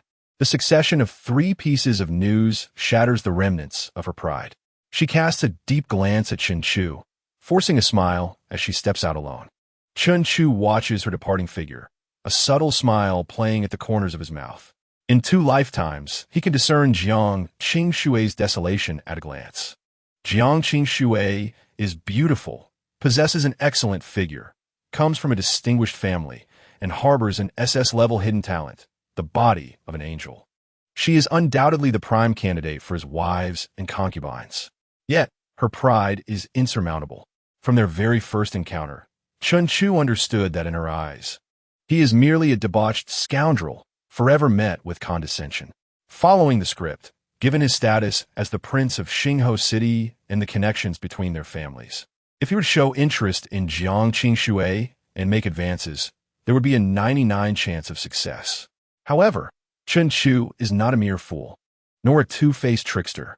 What he desires is to shatter Jiang Qingshue's arrogance, so that she may wholeheartedly submit to him. Otherwise, even if he were to marry her, what difference would it make? Chen Chu has no intention of being a mere pawn. Humanity has always been drawn to strength. Since ancient times, the powerful have occupied more resources, more space, and more opportunities for mating. This reality has been exacerbated in the apocalypse. Now, with his father on par with Jiang Fenju, and himself projecting the strength of a B-grade 6-tier extraordinary being, possessing 18 extraordinary wives and 10 extraordinary offspring, while Jiang Qingxue remains an ordinary person, albeit a capable one, she has yet to awaken her hidden talent. Chen Chu takes one last glance at Jiang Qingshue's silhouette, his resolve firm. She will remain in Xingho City for at least a year, providing him ample opportunities to dismantle her pride time and again. Chen Chu never claims to be a good person, but when it comes to matters of the heart, he wishes to offer the utmost respect and affection. Each of his 18 wives is devoted, showering him with love. Therefore, even Jiang Qingxue cannot be an exception. She cannot escape his grasp. For now, he sets Jiang Qingxue aside and bids farewell to his father, following Su Lan to the medical department to visit Xingyu. As he thinks of his soft, adorable, and stunningly beautiful 9th wife, Xingyu, Chen Chu's mood lifts considerably. His 18th wife, the mischievous Wai Yuling, constantly challenges his pride, while his prospective wife Jiang Qingxue proves to be a source of concern. Yet, it is his 9th wife, the sweet and gentle Xingyu, who brings him the greatest joy. As the saying goes, everything can be forsaken, but a soft and sweet girl must never be abandoned. With this thought, Chen Chu's steps grow lighter. Meanwhile, Su Lan, walking alongside him, is utterly stunned. She has just learned that Chen Chu now possesses the strength of a B-grade 6-tier extraordinary being. While she feels immense joy, a hint of worry creeps in. This year, she will turn 30, while Chen Chu is young and accomplished, with no shortage of beautiful wives. Sudan Bitis Hadip, determined to inquire whether the city lord is recruiting new medical extraordinary beings. If not, she must persuade him to do so. At 30, she feels the pressure of time. Women are often very sensitive about their age. Xingyu, Chen Chu exclaims in delight. Unbeknownst to them, they have already arrived at the medical department. Husband, Xingyu beams, revealing her adorable little tiger teeth, equally surprised. Through their time together, her affection for Chen Chu has deepened, and she wishes to be with him every moment. Upon learning that she is expecting her husband's child, and one with extraordinary potential at that, she nearly faints from happiness. Yet after the excitement, she feels conflicted, realizing that for the next 10 months, she cannot be by her husband's side. Leaning her small head against Chen Chu's chest, she says, "Husband, I won't be able to take care of you for a while." Chen Chu gently brushes her little nose, laughing, "Silly girl." Xingyu looks up at him. "Husband, you're so impressive. My sister should also become pregnant soon." It will be so hard for the concubines without you around. You should prepare to take in more wives soon. Chapter 44. Wives and concubines becoming pregnant in succession. Arrival at the city of the corpse king. Observing Xing Yu's serious demeanor. Chen Chu realizes it must be the influence of his wife, Yi Miao. Now that Chen Chu is marrying and taking concubines, his wife Yi Miao instructs the rules and methods of service prior to their wedding. Coupled with Chen Chu's abundant affection for them, the harem remains harmonious. Of course, aside from the little demon, Wai Yuling, who is full of mischief, Chen Chu felt an overwhelming urge for daily discipline. As it was the only way to quell the tumult within, he resolved to settle the score with you once I ascend to the 7th tier of my abilities and attain an overall strength of the 8th tier. The thought of Yuling tightened his fists. For now, he would endure her arrogance, as he was presently outmatched. The matter of taking concubines would be addressed later. For the moment, he must ensure the well-being of your other sisters. Chen Chu gently pinched the soft, adorable face of Xing Yue. Although he intended to take 10 concubines this time, only little Xing Yue was currently with child. Soon, he would embark on a journey with his father to Shirwang City, and it was time to exert greater effort. As for the initial 8 wives and concubines, Chen Chu noticed that after they bore their first child, the probability of conceiving a second child significantly decreased. Of course, it could also be attributed to the increase in the number of concubines, resulting in a lower average frequency of his attentions. Nevertheless, since they had already borne him a child, Chen Chu would not press the issue. His primary focus remained on the 9 newly acquired concubines. Not only did the new concubines boast a higher probability of conception, but they also possess superior talents, likely leading to offspring of even greater potential. This would, in turn, yield higher quality rewards for him. After all, with such a formidable adversary as the Shirwang looming overhead, he needed to hasten his strength. My dear husband, while you journey with father, you may very well encounter someone who captures your heart, Xing Yue declared, playfully shaking Chen Chu's arm. Moreover, I think Sister Sulan is quite splendid. With a mischievous glint in her eye, Xing Yue leaned closer to Chen Chu's ear. He glanced at the somewhat dazed Sulan nearby, cognizant that the day he would claim her was drawing near. You little rascal, he teased, playfully tapping Xing Yue's little nose. After bidding farewell to Sulan, they strolled back to the villa, their affection palpable. Since Xing Yue was pregnant, it was prudent for her to avoid prolonged exposure outdoors and to rest. Shortly after Chen Chu returned home, a guard from his father arrived with the news that they would depart for Shirwang City in a month. Given the lengthy journey ahead, there was much to prepare. Throughout this month, Chen Chu diligently tended to his concubines and challenged the little succubus, Yuling, each day. The joyous days flew by, and soon it was time to set out for Shirwang City. My husband, please be cautious and stay close to father, Yi Miao advised, wrapping her arm around Chen Chu's. He nodded in acknowledgement, assuring her, do not worry, I shall. Although he now had 18 wives and concubines, his deepest affection remained with his primary wife, Yi Miao. My husband, Xing Yue will miss you, she said, her azure eyes glistening with unshed tears. Calculating the time, she realized she was already 2 months pregnant, her abdomen gently rounded. We shall await your return. The other 16 concubines bid farewell to Chen Chu, reflecting on the joyous times they had shared since their union. The thought of separation weighed heavily on their hearts. Turning to face his concubines, Chen Chu smiled, reassured by the knowledge that the new concubines had all begun to conceive. Of the 10 new concubines, with the exception of Yuling, the other 9 were already pregnant. Before the impending turmoil in Shirwang City, he would welcome 9 children into the world. This thought filled him with immense satisfaction, affirming that his tireless efforts over the past month had borne fruit. However, Yuling, with whom he had invested the most effort, remained unresponsive. Chen Chu gazed at Yuling, who provocatively flaunted her nearly bursting figure, as if to say, I await your arrival. Chen Chu furrowed his brow, then turned to kiss Yi Miao and Xing Yue before heading towards the city gate. Father, when I grow up, I wish to join you and grandfather in conquering territories. Chen Han called out enthusiastically beside Yi Miao. Chen Chu continued walking, nonchalantly extending his pinky finger behind him, signifying a promise. The 17 concubines watched him depart, while Oyi Welling had already vanished, aware that Chen Chu was a cunning individual, disguising his true strength. What was this supposed B-rank, 6-tier power? It was possible that even her father, Lei Laohu, could not contend with him. And perhaps even the Shi Wang would find him a formidable opponent. She understood that Chen Chu's voluntary departure indicated he had his own matters to attend to. My husband, I await your return to deal with me. She licked her lips, fully aware of her own formidable capabilities. She had reached the initial phase of the 7th tier, just a step away from advancing to the mid-7th tier. She anticipated Chen Chu's growth in strength, longing for the thrill of his ultimate defeat. 300 kilometers. This was the farthest distance Chen Chu had traveled since his arrival in this post-apocalyptic world. With Chen Lei's burgeoning strength and the expansion of Xingho City, the Anomaly Squad had also integrated capable members.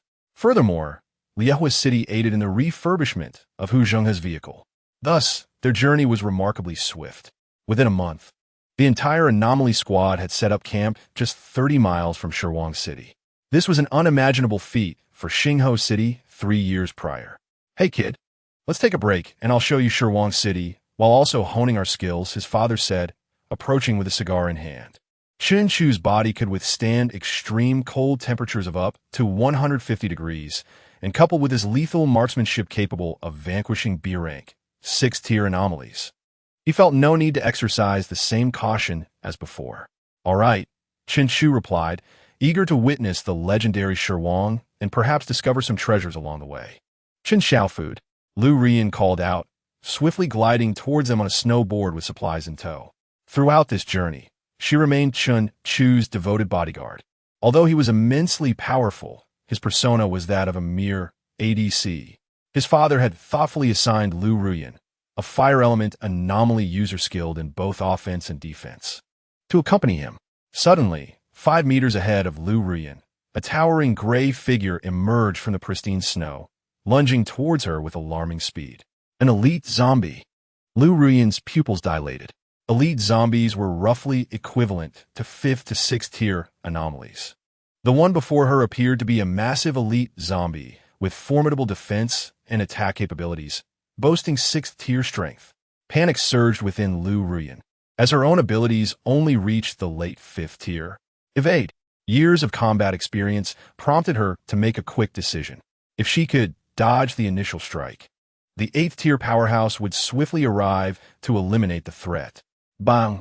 In a flash, a crisp gunshot echoed across the snowy expanse.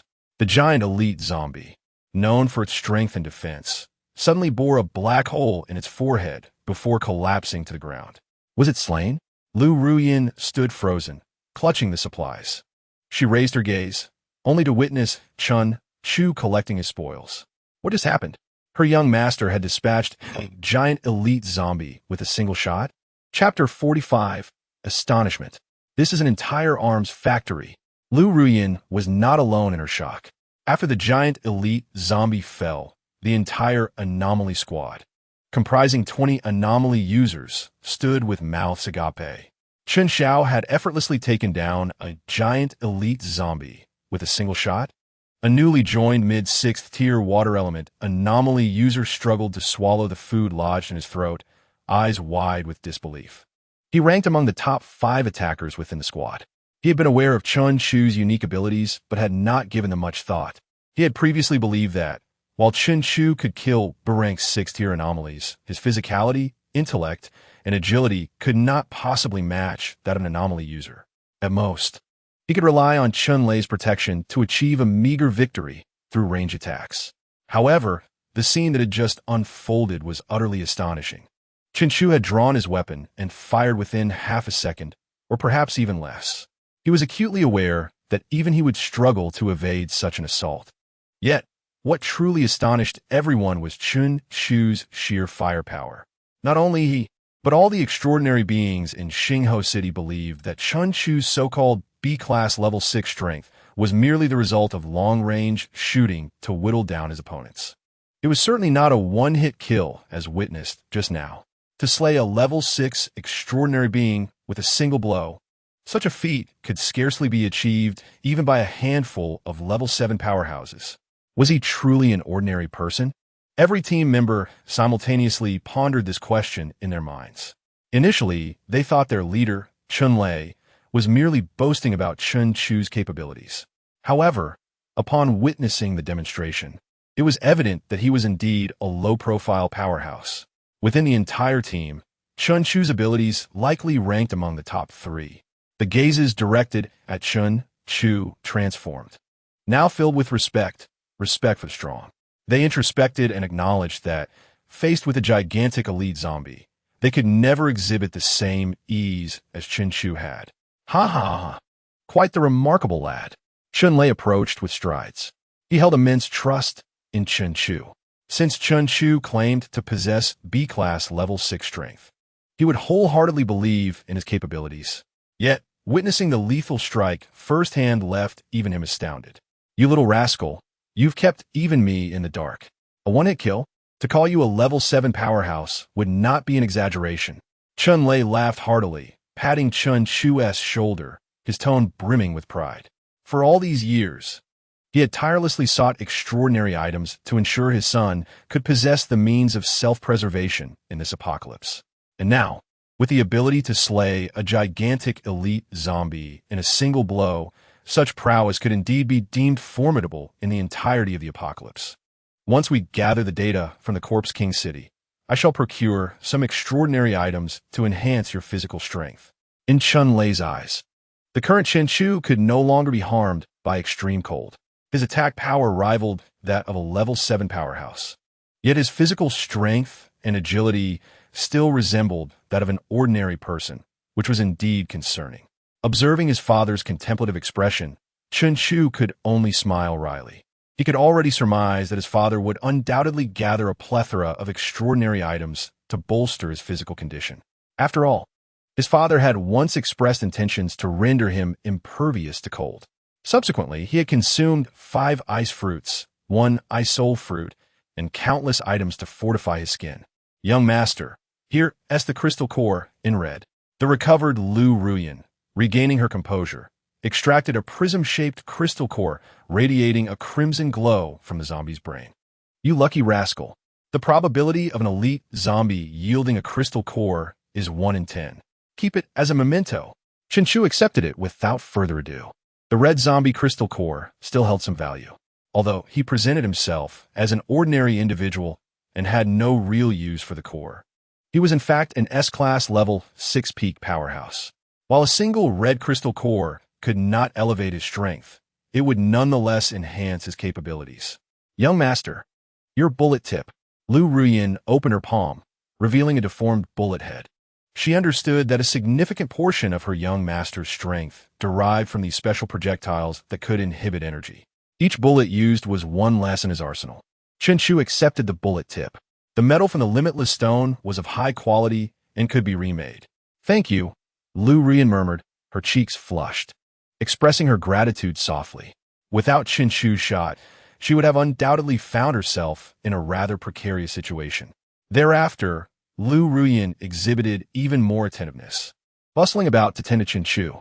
This scene elicited knowing glances and smirks from the team members. Lu Ruyan's previously subtle affections were now laid bare. An hour later, the team concluded their rest. Chun-Lei led Chun-Chu, Lu Ruyan, and 7 other team members toward the Corpse King City. As they progressed, they encountered numerous zombies. The ordinary zombies were swiftly dealt with by the other members of the team. When faced with elite zombies, Chun-Chu dispatched them with a single shot to the head. After yet another pursuing zombie fell, the other team members were left in disbelief. Was this truly an ordinary person? Throughout their journey, this question reverberated in their minds countless times. As an ADC with extraordinary attack power, being able to eliminate gigantic elite zombies from a distance was one thing. After all, while these elite zombies possessed immense strength and high defense, they were slow, making them susceptible to Chun-Chu's ADC attributes. However, the pursuers were the fastest and most unpredictable among zombies, a direct counter to ADCs. Even a level 5 extraordinary being would struggle to track their movements with the naked eye. Yet here was Chinchu, an ordinary person. Just a moment ago, they had barely caught a glimpse of the pursuer's afterimage, and the next second, the pursuer lay gunned down. Meanwhile, Chinchu had already begun to repeat his looting actions. Young Master S' strength undoubtedly ranks second in Xingho City, only surpassed by the captain. This sentiment echoed in the hearts of all team members. They unanimously believed that, even without his father, Chinchu could become a top-tier powerhouse in the apocalypse. Throughout this journey, Lu Rian trailed closely behind Chinchu, collecting zombie crystal cores and reclaiming limitless stone bullet tips. The affection in her eyes was so palpable that even a blind person could perceive it, as if she yearned to devour Chinchu whole. Hush! Suddenly, Chen lay ahead bent down, lowering his voice. We must suppress our breaths and climb this hill to observe the entire situation of Corpse King City. Everyone held their breath. Corpse King City, with its millions of zombies and formidable Corpse King, was no laughing matter. A misstep could result in total annihilation. Chinchu followed the team, holding his breath as they crouched and ascended the hill. Once atop, the entire expanse of Corpse King City unfolded before his eyes. The frost-laden human city teemed with an overwhelming mass of gray zombies, resembling maggots in their dense clustering. They moved sluggishly, some gnawing on human bones while others chewed on the limbs of their own kind. Among them were colossal zombies that could crush a dozen ordinary zombies with a single hand, roaring as they pounded their chests. There were also elusive pursuers darting through the horde, along with tongue-flicking lickers. This grotesque tableau painted a scene more terrifying than hell itself. Perception. Chinchu silently maneuvered past his father, unleashing his powers upon Corpse King City. Their purpose in this zombie city was to ascertain the condition of the Corpse King. As his abilities expanded, a 3D model of the entire Corpse King City continuously formed in Chinchu's mind. However, upon discovering a peculiar building, he sensed something amiss. An abundance of firearms, hundreds of warehouses brimming with various types of weaponry. As his exploration deepened, Chinchu uncovered not only firearms, but also numerous manufacturing machines. Machines designed to produce firearms, cannons, and various military equipment. Chinchu's pupils constricted. It appeared he had stumbled upon a monumental secret. Thus, this Corpse King City had once been an armory before the apocalypse. Chapter 46. The Corpse King and the Blood Demon Tree. Gathering supplies, preparing for battle. Chinchu's pupils constricted. He was no fool. He understood precisely what an armory signified for a faction in the apocalypse. It meant virtually unlimited weaponry. It meant immense wealth. It meant the ability to arm ordinary individuals into a formidable army. It implied a substantial enhancement of strength.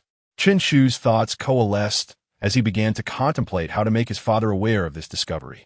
Having been a leader for 30 years in the apocalypse, his father was far more cognizant of the strategic significance of an armory. Father, what is that place? The architecture is so peculiar, unlike anything else. After all, having traversed the apocalypse for 20 years, it was his first time venturing so far from home and witnessing the original form of a human city. The environment of an armory was inherently distinct from other locations, so expressing curiosity was quite reasonable.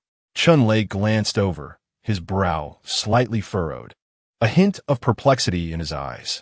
After all, the bustling human cities existed solely in his memories from 30 years ago. It must have been a military camp before the apocalypse, Chun-Lei surmised, as he could only discern the general layout and appearance of the buildings. The original inscriptions had long been obscured by ice and snow. Before the apocalypse, Xiagua was a formidable nation, with military forces stationed in every city. Chun-Lei's face was a canvas of infinite memories. At that time, he was merely 20 years old, a promising military student at the National Defense University. However, the sudden onset of the glacial apocalypse disrupted everything. In his recollections, the bustling human cities intertwined with the grotesque Ji Wang city, teeming with zombies. His gaze regained the coldness and ruthlessness characteristic of the strong in this desolate world. Cursed be this apocalypse, he silently cursed. Bang! Suddenly, amidst the crowd's attention, An explosion erupted from the original military encampment. Several buildings were engulfed in flames, and a multitude of zombies exploded on the spot, transforming into a puddle of green flesh and blood. A roar erupted. A significant zombie riot ensued. A horde of zombies greedily crowded the ground, feasting on the flesh of their kind. "Get down!" Chen quickly commanded his team to lie flat, peering out with only their eyes to observe the situation in Jiwang City. What was that? A colossal machine loomed. Chen Chu continued to lead the way. Just moments ago, he had utilized his spatial abilities to execute a devastating cut through the structures and zombies in the arms factory. Amidst the chaos, several massive machines were revealed. Machines? Chen Lei, a high-achieving student before the apocalypse, had some recollection of such machinery. They were machines used for manufacturing military equipment. A lean, scruffy man with mechanical glasses spoke up. Chen Chu recognized him. He was an elder from Xingho City. He had previously appraised the Xingshi stone and crafted his own infinite stone warhead. Liao Shisan, also known as Liao Gong, was the head of the machinery department. A B-grade ability user with an innate talent for machinery, and at the initial stage of the 6th tier. At that moment, Liao Gong's typically dry, dark complexion flushed with an unusual hue. Typically reserved, he was now animatedly gesticulating. This is an arms factory. Its layout is far more sophisticated than any special forces unit before the apocalypse. This was a strategic arms factory from C Province. Liao Gong hailed from C Province and had been a military enthusiast since middle school when the apocalypse erupted. His words captured Chen Lei's attention. Liao Gong was known to be solely interested in parts. Judging by his reaction, this was undoubtedly genuine. If they could seize Jiwang City and transport these machines back to Xingho City, their power would undoubtedly surge. Chen Lei couldn't help but lick his lips. The value of an entire arms factory was equivalent to his ascension to the 8th tier. Capturing Jiwang City and then taking over the arms factory would ensure C Province was securely in their grasp, enabling them to challenge all powers in neighboring provinces and cities. Xingho City was truly on the verge of prosperity. Jiwang City must be taken. Chen Lei issued a death order, initiating a covert deployment here. From this moment on, they would immediately gather intelligence on Jiwang City, assessing the status of the Jiwang zombie. They aimed to complete this task promptly and return to prepare for battle. Knowing oneself and the enemy ensures victory in every battle. Although the zombies within Jiwang City were numerous, they were predominantly mindless creatures. Their current objective was to discreetly investigate Jiwang City, uncovering the reasons behind the turmoil and estimating the timeline for a complete riot, thus facilitating their future operations. Now, Xingho City had yet another compelling reason to engage in battle. A month later, over the course of this month, a team of 20 ability users tirelessly collected data from various angles within Jiwang City, ultimately creating a comprehensive data model of Jiwang City on their computer while also investigating the condition of the Jiwang zombie. Inside the warm cabin, a frail man with bangs obscuring his glasses placed a notebook before Chen Lei. The screen displayed a bizarre tree constructed from blue data lines. The blood demon giant tree. Chen Lei, having seen the world, understood. Although referred to as a tree, the blood demon giant tree was composed entirely of repulsive flesh and blood, making it a formidable attractor for monsters and zombies. Its potent attack power and peculiar abilities frequently led to the demise of monsters and zombies daring enough to approach. Indeed, someone had thrown a 7th-tier blood demon giant tree into Jiwang City. The words of the bespectacled man sent a chill through everyone present. The blood demon giant tree evolved by consuming flesh and blood. If it absorbed the million zombie corpses within Jiwang City, it would undoubtedly grow into a monstrous entity. Moreover, the blood demon giant tree itself was a bloody creature, a favorite of zombies. If consumed by the Jiwang, it would undoubtedly enhance its strength. "This is nurturing a pestilence," one member of the team couldn't help but exclaim. "Not nurturing a pestilence, but fostering the Jiwang," Chen Lei interjected, his voice low, silencing the group's discussions. The Jiwang had been stuck at the peak of the 8th tier for 20 years. This 7th-tier blood demon giant tree was just enough to loosen its boundaries without allowing it to break through. Thus, Once the Ji Wang digested the blood demon giant tree, it would leave its territory, seeking more flesh and blood. The group fell silent. Without a doubt, as the Ji Wang sought flesh to break through to the 8th tier. The first to suffer would be Liehua City and Xingho City, situated closest to Ji Wang City. However, there was good news. The Ji Wang had yet to break through to the 9th tier. Noticing the somber atmosphere, Chen Lei flashed a grin. In less than 10 months, the Ji Wang would finish digesting the blood demon giant tree. The socially inept IT man adjusted his glasses. This also meant that the complete riot in Ji Wang City would occur in 10 months. With the data collection complete and the Ji Wang's secrets uncovered, there was no time to waste. They would immediately pack up and retrieve all supplies hidden in the vicinity of Ji Wang City by the end of the day. Following that, they would devote themselves to returning to Xingho City within 3 weeks to prepare for battle. Chapter 47. A Bountiful Harvest, 100 Extraordinary Items. The modified giant truck sped through the vast snowy landscape, kicking up countless ice and snow, leaving a long white trail on the ground. There were 3 supply depots left by Huzhenghe near Ji Wang City. Chinchu held up a piece of golden yellow parchment. Huzhenghe was a notorious 7th-tier robber with strength spanning multiple regions during the apocalypse, and his wealth was undoubtedly immense. To his surprise, he had buried 3 supply depots near the infamous Ji Wang City, one of which was a mere 10 miles away. It is worth noting that even before the Ji Wang stirred, the vicinity of Ji Wang City was a no-go zone, teeming with 1 million zombies. Hu Zheng had dared to construct supply depots so close to this forbidden area, displaying audacity. This cunning old fox understood that the most dangerous places often provide the greatest safety, stashing the majority of his plundered supplies near Ji Wang City. Liu Ruyan clenched her fists, recalling the despicable man with a bald head, blind eye, crooked mouth, scarred face, and a limp. The effort he expended to establish supply depots near the Ji Wang City forbidden zone piqued her curiosity about what treasures lay within. Chinchu wore a strange smile.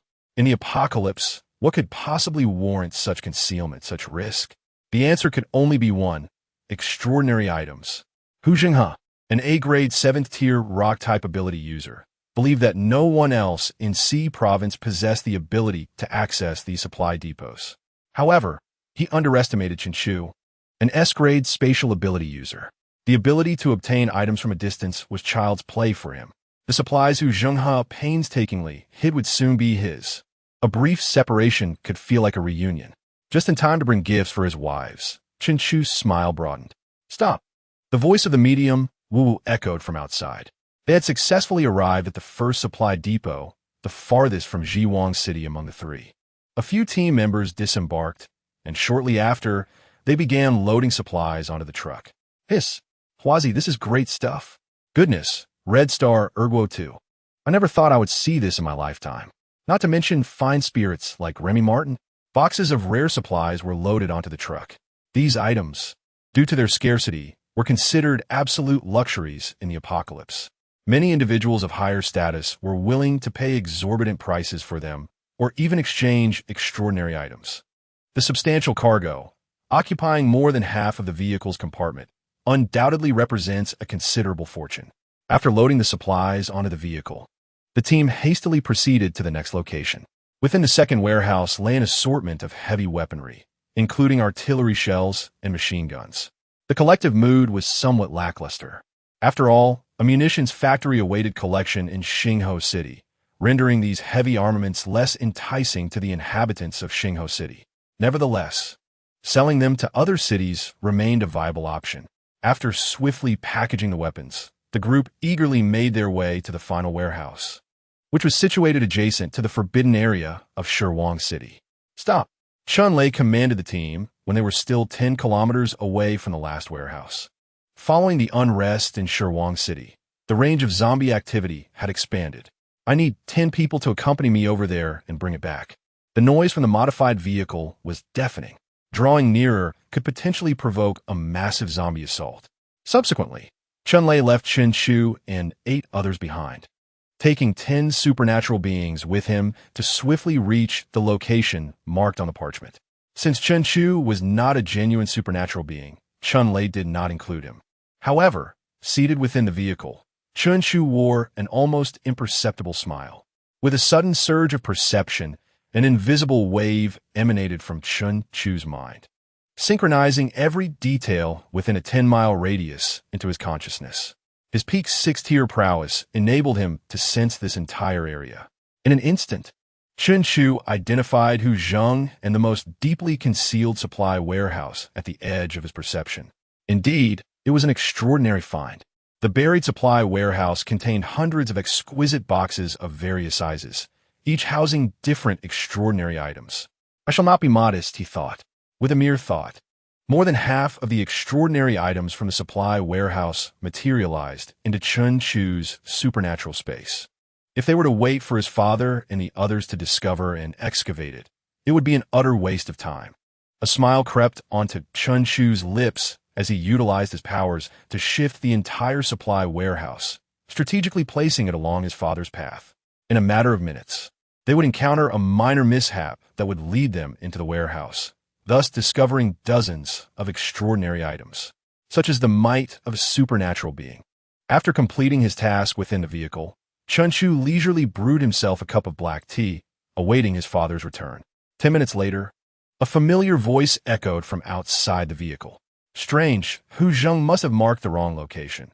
This warehouse is quite close, and I practically stumbled into it. Wu Wu grumbled as he entered the compartment. Following him was a towering figure. Ha ha ha. Son, come eat. Chun-Lei strode towards Chun-Chu, stuffing 5 extraordinary items into his embrace. This, Lu Ruyin and the other 7 supernatural team members gaped in astonishment. Their leader had seemingly fallen into a treasure trove. How generous! 4 C-tier extraordinary items and 1 B-tier, all enhancing physical strength. Indeed, I stumbled into a trove, Wu Wu chuckled, clutching his sore back. He then animatedly recounted the discovery of the supply warehouse to his teammates. Goodness! 50 extraordinary items. Hu Zheng has struck gold, exclaimed a water ability 6th-tier supernatural being, eyes wide with disbelief. Hearing this, Chun-Lei grinned. Now, Xingho City has prospered. He proceeded to distribute the extraordinary items among the team members based on their respective strengths. Thank you, leader. The leader is magnificent. In life, the leader is a man. In death, the leader is a ghost. The team members beamed with excitement, their spirits lifted. Extraordinary items are precious possessions that can instantly enhance a supernatural being's capabilities. Chun-Lei's beaming smile reflected the elevation of the team's strength, which in turn represented the enhancement of Xingho City's power. Moreover, the extraordinary items he distributed were of no use to him, serving instead as a means to win the hearts of his subordinates. He clapped his hands and declared, "A bountiful harvest. Now, let's make haste back to the city and prepare to confront Shirwang City." Yes, the team members, having benefited from the rewards, responded with enthusiasm. Meanwhile, Chun-Chu savored his extraordinary item while sipping black tea, gazing out at the fleeting scenery. His eyes brimmed with anticipation. Having been away for over 2 months, he still required another half-month to return to Xingho City. In total, he had been out for 3 months. He imagined that his pregnant concubines must now be showing. The first to conceive, Xingyu, would soon give birth, making him a father of 10. He eagerly anticipated the rewards from the system. Chapter 48, Offspring 1. 10 Offspring Achievement Unlocked. Family Panel Activated. After consuming the extraordinary fruit, all team members experienced a notable enhancement in their abilities. More importantly, everyone was filled with an electrifying excitement, akin to having been injected with enthusiasm. Thus, the originally planned journey of 3 weeks, or 21 days, was effortlessly completed in just 15 days. The City Lord has returned. The City Lord and the young master are back. The guards atop the lookout tower sounded the welcoming horn.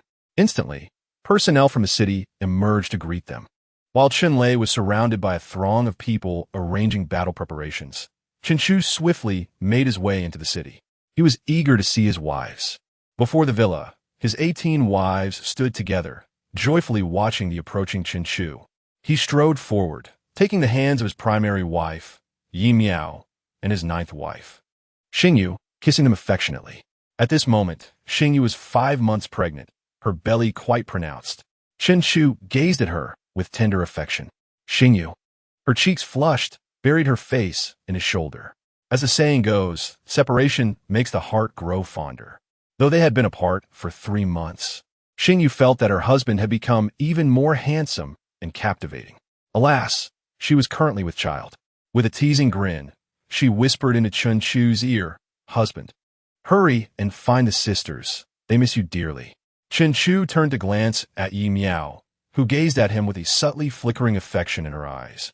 Stirring something within him, he kissed Xingyu's forehead and exchanged an apologetic glance with the other 8 pregnant concubines before leading them into the villa. As for the non-pregnant young Ouyueling, upon seeing Chen Chu's safe return and newfound strength, she retreated to her room alone.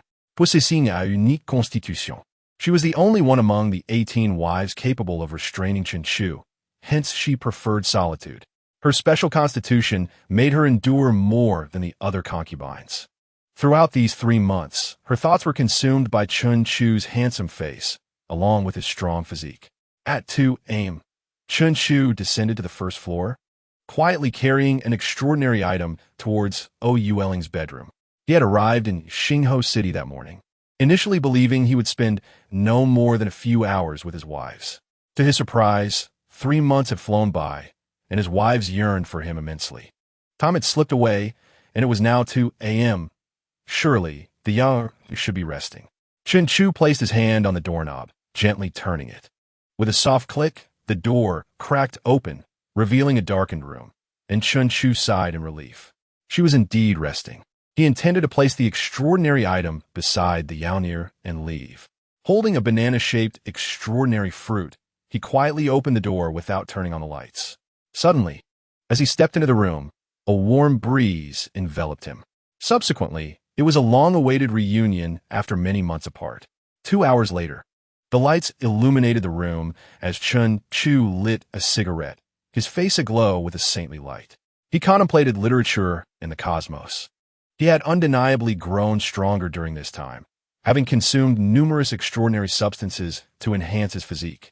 With a physical prowess reaching the pinnacle of the 6th tier, his overall strength now approached the 8th tier, nearly 100 times stronger than that of a 7th tier cultivator. Yet, he remained thoroughly subdued by the enchanting female adversary. A shiver ran down his spine as he recalled his earlier arrival. Her power was truly formidable. As the cigarette burned out, the lights abruptly extinguished. The voice of the little demoness, Ouyueling, echoed once again. "Husband, absence makes the heart grow fonder." However, after being away for 3 months, Chen Chu had repaid a debt that took him 5 months to settle. During this period, he had confined himself to his dwelling, focusing solely on repayment. This dedication propelled Ouyueling into the latter stages of the 7th tier, while he himself brushed against the threshold of the 8th tier. Yet, his extraordinary abilities still languished at the peak of the 6th tier, not yet officially entering the 7th. Today marked Chen Chu's first venture outside since returning to the city. Coinciding with the delivery date of his 9th wife, Xingyu, he anticipated the arrival of his 10th offspring. Outside the maternity ward, Chen Chu and his wives observed as Xingyu was wheeled inside. This time, he refrained from lighting a cigarette to quell his nerves. After all, he was now the father of 9 children, and the once overwhelming anxiety had dissipated, leaving only excitement from the depths of his lineage. More importantly, he was filled with anticipation. The birth of a new child, Xingyu's safety, the rewards from the system, and a swift enhancement of his own powers. As he contemplated the rewards, Chen Chu glanced at his other wives. In addition to Xingyu, who was visibly pregnant, another piece of good news was that Xiao Qiao was once again expecting. His diligent efforts during this time had not been in vain. Now, aside from Xingyu, he had 9 wives with child, 8 of whom were 9 months along and would soon give birth. Next month, he would welcome a true bounty of children. Meanwhile, Xiao Qiao, newly pregnant for 2 months, showed less obvious signs, with her delivery date still a while off. Suddenly, the sound of a baby's cry pierced the air. The red light above the maternity ward illuminated. The door swung open, and Su Lan emerged, removing her ear protection. Her face was radiant with joy. It's a daughter, a lovely mixed-race girl with golden hair and black eyes. Detected the birth of the host's offspring. Rewards have been issued. Please check your notifications. Congratulations, the number of the host's offspring has reached 10, unlocking the 10 children achievement. Achievement unlocked. System upgrade successful. Congratulations, the family panel has been activated. Chapter 49. Fourth daughter Chenyu, S-Class Phoenix. A series of system notifications rang out, almost overwhelming Chenchu. However, having seen much in his life, he managed to suppress his curiosity and entered the maternity ward to visit Xingyu and the child. Husband, Xingyu, drenched in sweat and visibly exhausted, smiled as she cradled the baby, looking up at Chenchu. He approached her, gently stroking her hair, his eyes filled with affection. The once youthful Xingyu now radiated maternal brilliance as she gazed at the child in her arms, as if showcasing the world's greatest treasure. Husband, look, our child. Her large azure eyes sparkled as she continued. The shape of the face and the bridge of the nose resemble mine, while the features between the brows and the eyes are like yours. Xingyu extended her finger, playfully teasing the tiny infant. This child was the embodiment of their union. The baby opened her eyes, gazing at her parents, and let out an adorable laugh. Husband, the baby is smiling. Xingyu grasped Chenchu's arm, and as he beheld the lively glimmer in the newborn's eyes, he was struck with inspiration. He quickly opened the system panel to check the recent reward notifications. Detected the offspring's innate talent. S-Class Phoenix. Advanced three-dimensional rewards issued. S-Class. Only a small tier below his eldest son, Chenhan. This child ranked second in talent among his 10 offspring. No wonder Sulan was able to detect the infant's extraordinary ability concentration shortly after Xingyu became pregnant. Moreover, the child not only opened her eyes, but also smiled right after birth, her hair thick and lustrous. Husband, let us give the baby a name, Xingyu said, her eyes filled with expectation. Chenchu pondered for a moment. Let us call her Chenyu. Chenyu, which means to soar in Chinese. Xingyu carefully pronounced her child's name. Yes, to soar, Chenchu affirmed. With an S-Class Phoenix talent, she would undoubtedly possess immense strength. Fly, little you. Fly out of the snow. Fly out of the apocalypse. Xingyu raised the child high. The laughter of their fourth daughter, Chenyu, resonated throughout the maternity ward. Later, after the exhausting delivery, Xingyu fell into a deep slumber, while the newborn Chenyu was taken by Su Lan for a comprehensive examination. As time passed, Chenchu and his wives strolled back home. Upon returning to the villa, after some playful banter with his wives, Chenchu swiftly entered the training room and opened the system. System upgrade? Chenchu clicked on the notification. System upgrade 20. Afterward, the system will assess the most suitable candidates for concubines within 10 meters of the host, including their physical condition, talents, and appearance. This is excellent.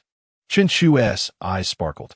With this feature, you would no longer fear missing hidden talents like Jiang Qing Shui. It would make taking wives and concubines much more convenient. What is the family panel? Chenchu clicked to explore.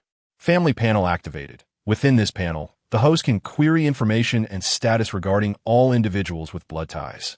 Simultaneously, the family prototype has formed, allowing the host to modify and endow offspring with talents and potential through the family panel. The two notifications left Chenchu wide-eyed. Firstly, the family panel indicated that he was the patriarch. Above him, a line connected to his father, Chenlei, and below, 10 lines linked to his 10 offspring. Is Chenhan about to break through to the third tier? A quick glance revealed an unusual status for his eldest son. Name, Chenhan. Identity, eldest son. Age, 3 years. Talent, S-Class Absolute 0. Potential, SS. Strength, peak of the second tier. Skills, Ice Spike Cooling Slowdown. Status, in the process of advancing to the third tier. Progress, 99. At 3 years old, an S-Class third-tier ability user, Chenchu, who had previously felt quite proud of his own strength, suddenly felt diminished. However, with his offspring's strength increasing, he would receive feedback. This thought lifted his spirits again. His children must grow stronger and better so that his own power could also amplify. Kid, I'll give you time to catch up. Chen Chu smiled as he closed Chan Han's panel, shifting his gaze to the second notification. Through the family panel, he could enhance his offspring's talents or even bestow abilities upon those without any innate gifts. The ability to create ability users out of thin air. Chen Chu's pupils contracted slightly. In the apocalypse, the probability of humans possessing abilities was merely a fraction. Now, he could confer talents upon his offspring, effectively creating ability users from nothing. Henceforth, he would no longer need to worry about his children lacking abilities. How can he endow his offspring with talents? Based on family strength, opportunities are available. Current family strength, level 6. Now, Chen Chu could choose to roll the dice and exchange offspring talents. The current talents of his offspring were satisfactory, so he decided to save up for a more significant opportunity later. The changes following the 10 children achievement were indeed substantial. It has also become increasingly advantageous for me. Chen Chu has disabled the system notifications, the functions of spouse inquiries, offspring status checks, and enhancements to offspring talents have been newly added following the unlocking of this achievement. Once he comprehended these features, Chen Chu set them aside and began to receive his rewards. Reward received successfully. Congratulations to the host for obtaining S-rank physical characteristic healing. Reward received successfully. Congratulations to the host for obtaining advanced 3-dimensional enhancement. The S-rank healing characteristic is now conferred. Without a moment's hesitation, Chen Chu opted for the enhancement. Instantly, every fiber of his being, from flesh to blood, from bones to marrow, from scalp to nails, was engulfed in an unbearable itch, as if countless ants were feasting upon him. Chen Chu gritted his teeth, drenched in sweat, his body trembling. His hair rapidly grew long, only to fall out again. His skin continuously shed, flaked away, and new skin emerged in a relentless cycle for half an hour. The training room was strewn with hair and shed skin and nails. Yet, a wholly revitalized Chen Chu emerged. His height increased from 180 centimeters to 183 centimeters. His physique became more balanced and aesthetically pleasing, and his limbs grew more coordinated, enhancing his combat abilities. His body was adorned with robust, muscular contours, exuding an aesthetic of raw power. His facial features sharpened, becoming even more handsome. Moreover, Chen Chu discovered that his senses, sight, hearing, and touch, had become significantly more acute. Most importantly, his body's healing capacity had improved. With a mere thought, he activated his skill. A deep wound, exposing bone, appeared on his thumb. Miraculously, the wound healed at a visibly rapid pace, scabbing over and returning to its original state in under 10 seconds. Chen Chu's brow furrowed. As long as it was not a fatal injury, his body would fully recover within 10 seconds. Is this the essence of an S-rank physical characteristic? With this ability, his overall strength had ascended to the ranks of an 8th-tier powerhouse. Chapter 50, Strength at 8th Tier. Potential elevated to S. Clenching his fist, feeling the potent vitality coursing through his cells, a smile crept across Chen Chu's lips. The S-rank physical characteristic had successfully propelled his overall strength to the 8th tier. At last, he had reached a level of power comparable to that of his father. What his father accomplished in 30 years, he achieved in 3. His abilities seemed to grow increasingly intriguing. As Chen Chu surveyed his body, he suddenly realized that his extraordinary ability was an S-rank spatial power. In times of peril, he could retreat into a spatial realm, undetectable by others. Now, with the S-rank healing characteristic, any damage not inflicted in a single lethal blow would heal within 10 seconds. He suddenly recognized that his powers seemed to be veering toward immortality. Without speculating on the future, based solely on Chen Chu's current strength, no one in C Province could harm him in the slightest. Even if his father and sister Fenju joined forces, or if he were cast alone into the city of the dead kings, surrounded by 1,000,000 zombies, he would emerge unscathed. Besides the prospect of immortality, there was also his longevity. Each time an offspring was born, Chen Chu received not only tangible rewards, but also various levels of 3-dimensional enhancements. These enhancements included life, talent, and potential. Among them, The increase in life not only fortified his body and deepened his life essence, but also extended his lifespan. Although Chenchu was unaware of the exact increment in longevity with each enhancement, he could ascertain that his lifespan increased alongside every elevation in his three-dimensional attributes. It was a mysterious sensation and state. His abilities progressed toward immortality, while his life extended toward eternal youth. Perhaps as he continued to grow stronger, one day he might truly achieve everlasting life. The combination of immortality and formidable power is divine. A profound sense of anticipation surged within Chenchu. System: claim three-dimensional rewards. Without hesitation, the eager Chenchu immediately accepted the advanced three-dimensional rewards obtained at the birth of his fourth daughter, Chenyu. Congratulations, host. Advanced three-dimensional rewards claimed successfully. Advanced Life Enhancement 1, Advanced Talent Enhancement 1, Advanced Potential Enhancement 1. A trio of intoxicating sensations spiraled from the soles of his feet to the crown of his head. Subsequently, he felt the energy of his extraordinary abilities surge wildly. The energy coursed through his meridians and internal organs, ultimately converging into his dantian. Accompanied by a gentle sound reminiscent of water droplets falling into the sea, a brilliant blue light flashed across his form. Chenchu opened his eyes, a confident smile gracing his lips. His extraordinary abilities had finally breached the 7th tier. Host panel name: Chenchu. Identity: Clan Leader. Age: 21. Talent: S-rank Spatial. Potential: S. Physical characteristics: S-rank Healing, Divine Consciousness, 5 zombie virus resistances. Strength: early 7th tier. Skills: Basic Spatial Skills, Elite Martial Arts, Elite Marksmanship, 36 styles of fist and foot. After the system upgrade, the panel featured some additional functions. However, Chenchu still focused primarily on talent, potential, and strength. His talent remained at S. A single advanced three-dimensional enhancement was insufficient to elevate it to SS.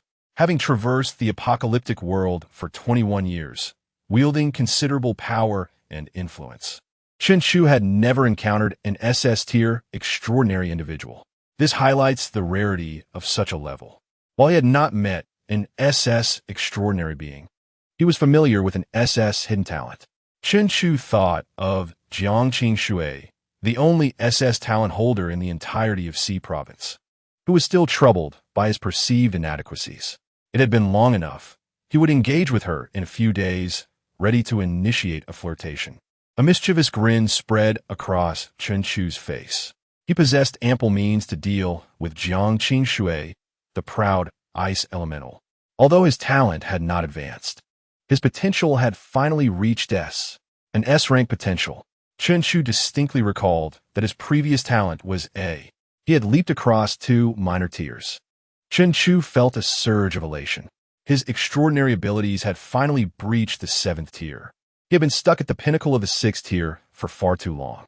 Over the past year, the concentration of his powers had steadily increased, even surpassing that of 8th tier extraordinary individuals. Yet, his rank remained at the 7th tier. This time, he had finally succeeded in breaking through. The accumulated energy, nearly solidified, surged through his meridians like fish returning to the sea. It raced madly through the expanding pathways, repeatedly washing and strengthening Chenchu's body. It was not until an entire hour had passed that the energy settled. His overall strength now likely resided at the late 8th tier. Chenchu had a clear grasp of his overall power. In 3 years, he had surpassed his father's strength. He had now become the ace of Xingho City. Next month, with 8 wives set to give birth, he should be able to advance to the 9th tier. No matter how formidable the Zombie King was, he would ultimately not breach the 9th tier. Even if the Zombie King achieved that rank 6 months from now, Chenchu would not remain idle. With the arrival of his 8 offspring, his strength would experience a substantial enhancement. Absent any unforeseen circumstances, he would undoubtedly reach the 9th tier. Once he attained that level, he was confident that, with his abilities, he would be invincible among peers. The issue with the Zombie King seemed to have been resolved. Chenchu exhaled in relief. His growth and strength surpassed that of the Zombie King. However, as a man, he must not become arrogant due to his increased power. A man must confront challenges head-on. A resolute light shone in Chen Chu's eyes. He had already made up his mind. He would meet challenges with unwavering determination. With a mindset of assured victory, Chen Chu emerged from the training room, resolutely making his way toward the chamber of the enchanting Ou Ling. The wind rustled, and the waters of the Yi River turned cold. "Ah, my lord." In the stillness of the night, Ou Ling was once more roused from her slumber. 18 Sister, how come your dark circles are so pronounced? In the restaurant the following noon, Yi Miao gazed curiously at Ou Ling, who was the most formidable among them. Typically, her visage radiated warmth, her complexion vibrant and dewy. Yet today she bore the marks of fatigue, her eyes shadowed by exhaustion, having slept well into midday. "It's nothing. I practiced extensively last night and went to bed quite late," she replied, her tone laced with a hint of irritation. With a furtive glance at Chen Chu, who occupied the seat of honor, Ou Ling's thoughts drifted. This little scoundrel, how had he suddenly become so formidable last night? Chen Chu, with a countenance brightened by good fortune, savored an array of exquisite delicacies. Despite having faced the highest number of defeats in a single day, he discovered that his healing ability transcended mere wound recovery. It enabled him to rapidly regenerate anything his body had lost. This newfound strength had made him formidable the previous day. Often insufficient, he found solace in the idea that he could now somewhat restrain the little enchantress. "My husband, why do you only consume meat? You should eat more vegetables for a balanced diet," Yi Miao gently urged as she served him some salad. Chen Chu looked up, his gaze falling upon the petite figure of Ou Ling, who was now even more withdrawn. "It's fine. I wish to supplement my protein intake," he chuckled. Ou Ling's head drooped further at his words, hastily finishing her bowl of congee before making her exit. In response to her sister's concerns, she gritted her teeth and declared, "Recently, I have felt a surge within me, as if my physique is on the verge of a breakthrough. Soon, I shall be able to vanquish all foes." After uttering this, she strode directly towards the basement, where various training rooms awaited her.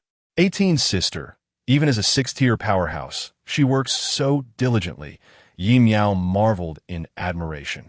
Meanwhile, Chen Chu felt a sudden weakness in his legs. If the little enchantress were to attain a breakthrough, how could he possibly contend with her?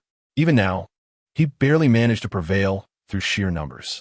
Should her capabilities enhance further, he might find himself once again overwhelmed. It was clear that he could not afford to relax. He must continue to bolster his strength. He set his sights on the 8 concubines who were soon to bear his offspring. He mused. "Next month, I shall welcome 8 new heirs. My power will surely increase significantly. Even if the enchantress's abilities improve, what could she possibly achieve against me?"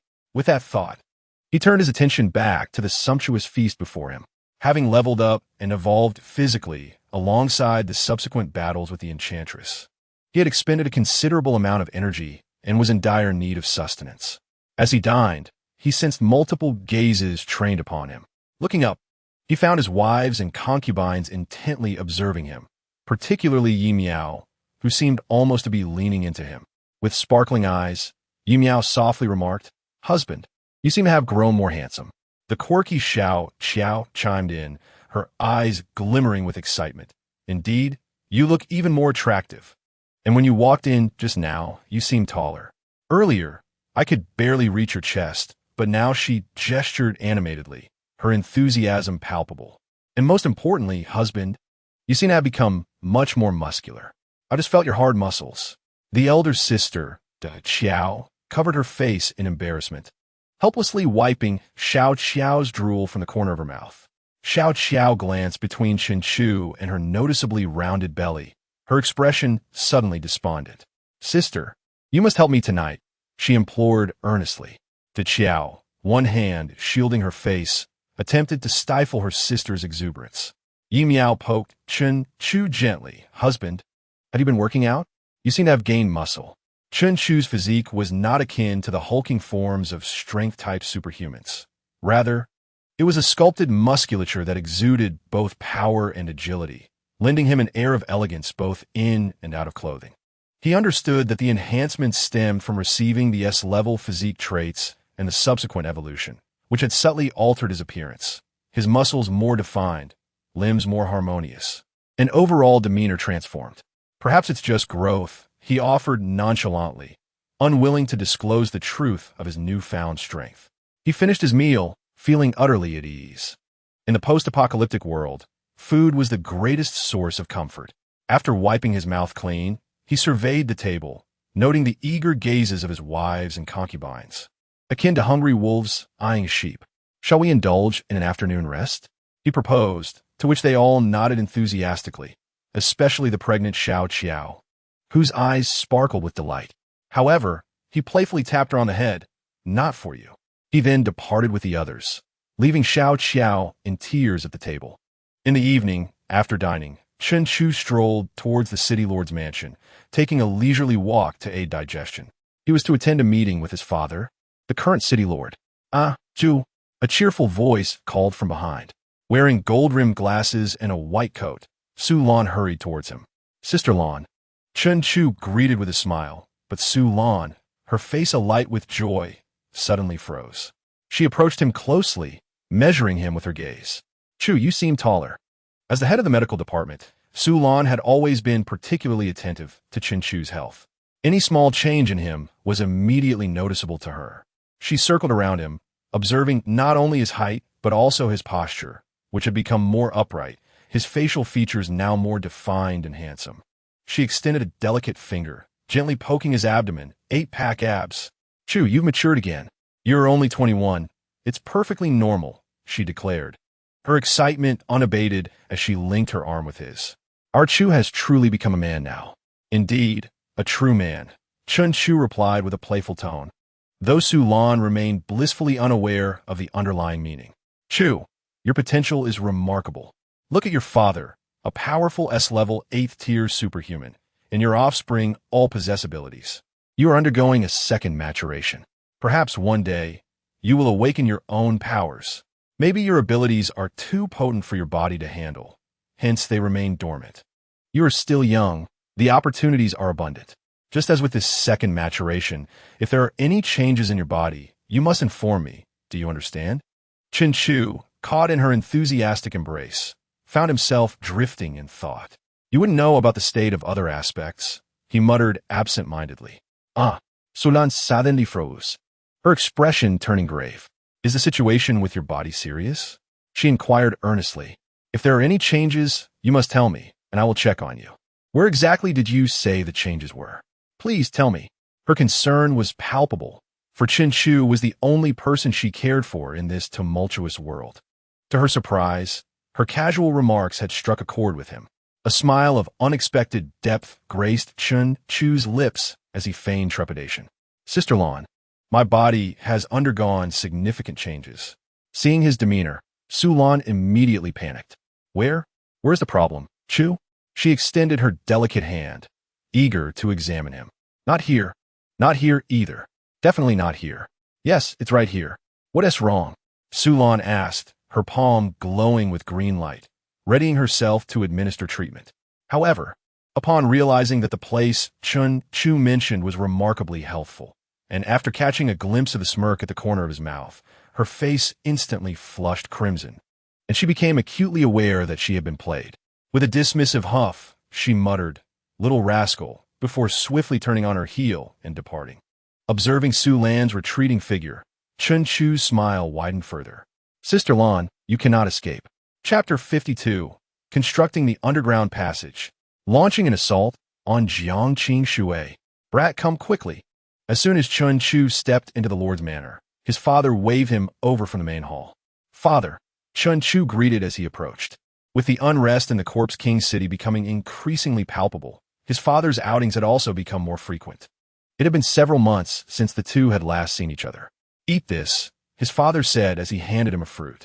Chen Chu looked down to find an apple-sized fruit, its surface shimmering with golden light.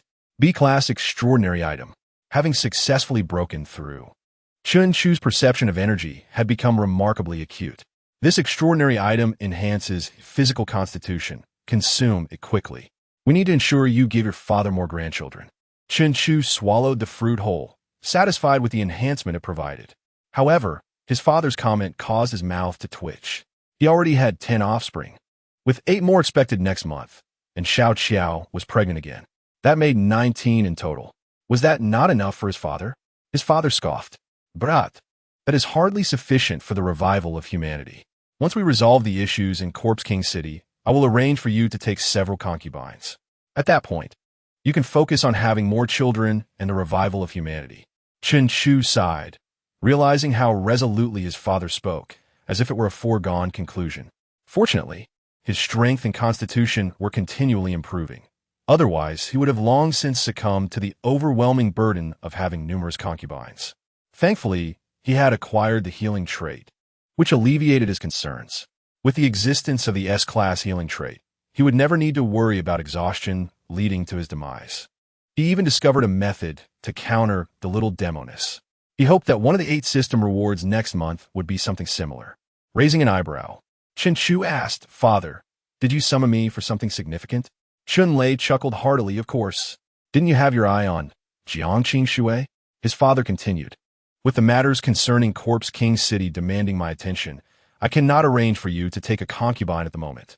Thus, I want you to spend more time with Jiangqing Shui. It will facilitate our 2 cities' future union." Having said this, Chun Lei lowered his voice. It would have been simpler to seize her directly, but given our cooperation with Lihua City and their willingness to consider a union, we cannot resort to force. Just treat it as a normal courtship. Young men your age were doing the same before the apocalypse. Chen Chu felt a shiver run down his spine as he listened to his father earnestly propose the idea of abducting Jiangqing Shui, seizing the sister of an S-class, late-stage level 8 powerhouse, capturing the overseer of a colossal city, snatching an SS-class hidden talent. His father certainly was growing more audacious. Jiangqing Shui, huh? Very well. I happen to have some free time, Chen Chu replied, a chilling smile creeping across his face. It was high time to give Jiangqing Shui a few shocks and then officially reel her in. Oh, my foolish little wife. The proud visage of Jiangqing Shui floated through his mind, and Chen Chu's villainous smile deepened.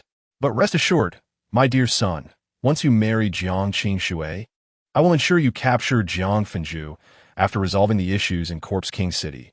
Once I successfully ascend to level 9, an S-class concubine will surely bear the strongest descendants. Chen Chu regarded his father's serious demeanor and couldn't help but nod in agreement. In his father's eyes, his status and identity were infinitely elevated. He never considered whether the seemingly ordinary son could match the towering figure of the overseer of a vast city. However, it was undeniable that an S-class, late-stage level 8 fire user and an SS-class hidden talent, both strikingly beautiful in their unique ways, were perfectly suited to become his concubines. Lord Chun, you summon me? Jiangqing Shui entered, dressed in a silver-trimmed suit with a frosty expression. Upon noticing Chen Chu's presence, her face momentarily stiffened before returning to its composed state, although she subconsciously lowered her head slightly. This subtle detail made Chen Chu smile, for the seeds he had sown previously were beginning to take root. Ah, little Jiang, have you not been overseeing the construction of the underground passage between our 2 cities? How is it progressing? His father inquired. Jiangqing Shui averted her gaze from Chen Chu and adjusted her glasses. The Earth-type superhumans from both cities, in collaboration with the construction team, have completed more than half of the work. We will surely finish before the unrest in Corpse King City escalates. Wonderful. I intend to send this brat to assist you as an overseer, Chun Lei declared. Jiangqing Shui frowned. This is not only my decision, but also your sister's. Very well. Take him along to familiarize yourselves. I have other matters to attend to. After issuing his orders, Chen Lei focused on the map laid out before him, ignoring the others. Jiangqing Shui stood frozen for a moment, finally mustering the resolve to approach Chen Chu. Chen Chu, let us go, she said, turning to leave. Chen Chu raised an eyebrow. So, the proud Ice Queen is prepared to sink beneath the waves? He followed behind her, hands clasped behind his back, as they made their way to the underground passage. This was quite an impressive endeavor. Inside the underground passage, Chen Chu, Jiangqing Shui, and several superhuman bodyguards sat in a transport vehicle, heading toward the end. Once this underground passage is completed, it will significantly enhance the economic trade, resource exchange, and personnel movement between our two cities. Furthermore, it will bolster our resilience against natural disasters and monstrous sieges, Jiang Qingxue explained, maintaining her gaze fixed ahead, unwavering. Though they sat side by side, Jiang Qingxue never once glanced at Chenchu during her explanation. Suddenly, the right wall of the transport vehicle erupted, and an ugly underground beast charged towards them. However, it was swiftly dispatched by the surrounding superhuman bodyguards. After all, one was the precious son of Chen Lei, the Thunder Tiger, and the other was the younger sister of Jiang Fenju, the Fire Phoenix. The bodyguard assigned were naturally top tier, with none below B-class level 6. After a moment of silence, Jiang Qingxue chose to continue explaining to Chen Chu. Since her sister had agreed to let him participate in the construction of the underground passage, she felt it was her duty to provide insights. There are numerous challenges in constructing the underground passage, one significant obstacle being the unpredictable appearances of underground beasts. We cannot ascertain which direction has fewer beasts or weaker ones, which prolongs the construction process. The engineering team must exercise extreme caution every day. Chen Chu lounged back, cradling the back of his head with his hands, casually surveying his surroundings. As he concentrated, an invisible wave of energy emanated from his mind, painting a clear picture of the entire underground landscape within a 10-mile radius in his mind. While others could not perceive what lay beyond the soil, it posed no problem for him. Afterward, he could expedite the engineering team's progress. As Chen Chu contemplated this, he noticed a tremor emanating from Jiang Qingxue's body beside him. Turning to her, he observed her maintaining her composed demeanor, yet beneath her loose dark suit, she was subtly trembling. She was frightened, afraid of the earlier underground beast. Chen Chu quickly made a connection. Didn't Fenju mention that Jiang Qingxue had psychological trauma from childhood due to monsters? He gazed at Jiang Qingxue, who was feigning calmness, and a mischievous smile crept across his lips as he devised an amusing plan. Just at that moment, an elite-grade underground beast emerged within Chen Chu's perceptive range. Chen Chu cast a glance at Jiang Qingxue, his eyes brimming with mirth. "Oh, my foolish future little wife." Chapter 53. The elite-grade underground beast and the misguided Jiang Qingxue. 5 kilometers away from their location, an elite-grade underground monster lay in slumber. Elite grade generally corresponds to the abilities of humans at the 5th to 6th tiers. Chen Chu sensed that this beast possessed a formidable aura, stronger than the crawlers and lickers he had previously slain in the Corpse King City. Its strength was likely equivalent to a peak 6th tier ability user. This one is it. Chen Chu swiftly enveloped the underground beast with his abilities. His overall power was comparable to that of a late-stage 8th tier, making it a trivial matter to deal with a peak 6th tier creature. Move. The powerful spatial abilities activated, instantly relocating the slumbering elite-grade underground beast to beneath the moving vehicle. Roar. The awakened beast erupted in fury, breaking through the soil and charging directly towards the vehicle. Protect the young master. Protect the supervisor. The sudden turn of events caught both parties of ability bodyguards off guard. Fortunately, they were sufficiently powerful and possessed ample combat experience. Before the enraged beast could break through the earth and collide with the vehicle, they leaped out, taking Chen Chu and Jiang Qingxue with them. "Young master, are you all right?" The leader of the bodyguard team expressed his anxiety, fearing for even a single hair on Chen Chu. If anything happened to him, it would cost him his head. "Ie fine." Chen Chu casually waved his hand, turning to Jiang Qingxue, who had jumped to the other side. "It's an elite-grade underground beast." The bodyguard leader furrowed his brow tightly. Equivalent to a peak 6th tier, the underground beast, ablaze with rage, emitted energy that made its power easily identifiable. "Eyes? What are you doing? How could you not detect such a large elite monster in advance?" The bodyguard leader chastised angrily. The 6th tier peak ability beast was on par with him, but defeating it would be quite a challenge. The so-called eyes referred to the team member responsible for observing the surroundings. This type of member typically possessed abilities sensitive to energy fluctuations, allowing them to sense danger ahead. even if they could not identify what lay beneath the surface. Yet now, the eyes were filled with innocence. By the heavens! With both Chen Chu and Jiang Qingshui aboard, he exerted his abilities to their utmost. He feared even the slightest misstep. However, this underground beast seemed to have materialized out of thin air. You will be held accountable later. The leader cursed, drawing his weapon and adopting a combat stance. Protect the supervisor. After issuing the command, he confronted the underground beast. Chen Chu observed with arms crossed from the other side, noting Jiang Qingshui's trembling hand beneath her suit sleeve. Chen Chu's gaze turned playful. The first step of the plan succeeded. My foolish future little wife, welcome to the game. Bam! Another loud noise erupted as the earthen wall behind Jiang Qingshui exploded. A grotesque, long-tailed lizard beast emerged from the dust. Elite grade. The ability users protecting Jiang Qingshui's eyes bulged in astonishment. What is happening today? So many elite-grade underground beasts. Normally, they wouldn't encounter even one in a month. Eyes, don't let your guard down. The deputy leader shouted angrily, gritting his teeth and rushing forward. This creature was decent, at the late 6th tier, comparable to the deputy leader. The eyes positioned beside Jiang Qingshui were nearly in tears. It was truly. These underground beasts appeared out of nowhere. Their abilities were almost exhausted. Eyes, the captain and deputy captain will struggle to extricate themselves in a short time. You must remain vigilant. The other team members regarded him with concern. If another late 6th tier or peak 6th tier monster were to appear, it would be quite troublesome. Yes, the eyes were resolute, bloodshot, veins bulging as they sensed the slightest rustle in the surroundings. Meanwhile, Jiang Qingshui, guarded closely by the bodyguards, kept her head down, her body rigid, fists tightly clenched. Can she hold on for 2 more instances? Chen Chu was somewhat astonished. Jiang Qingshui proved to be more resilient than he had anticipated. You two, go assist Li Hua City. Chen Chu's bodyguard leader commanded his team members. Although he was the strongest, his primary duty was to protect Chen Chu, so he could not leave casually. However, the underground beasts always targeted those from Li Hua City. They had to lend assistance regardless.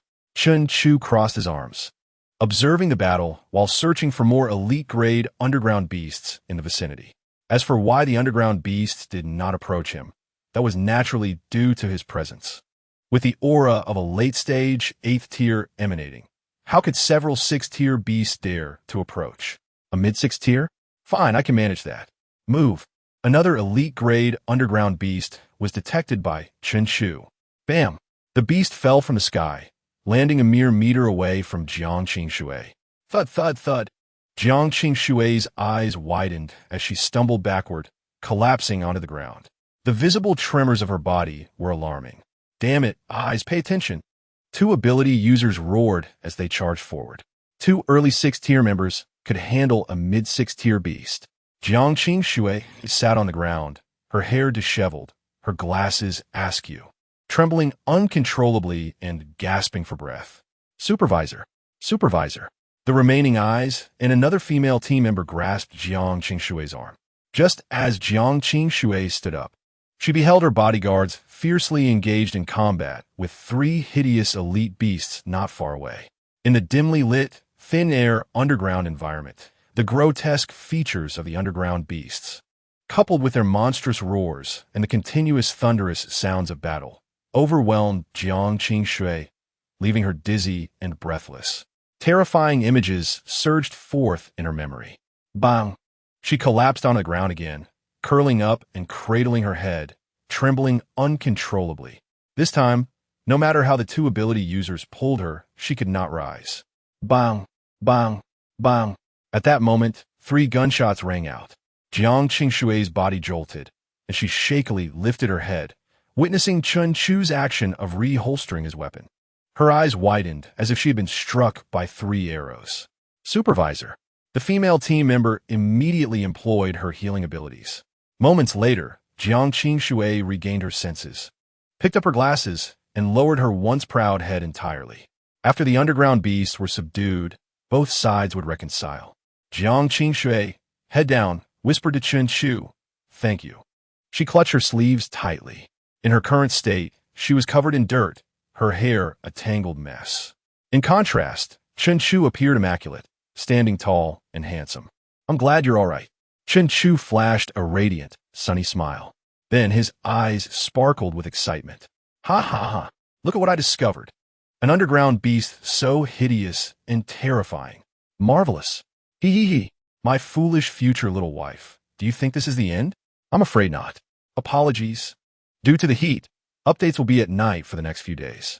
Chapter 54, Arriving at the Underground Passage, Jiang Qingshui's Breakdown. The elite-grade underground beast that Chen Chu discovered was grotesquely astounding.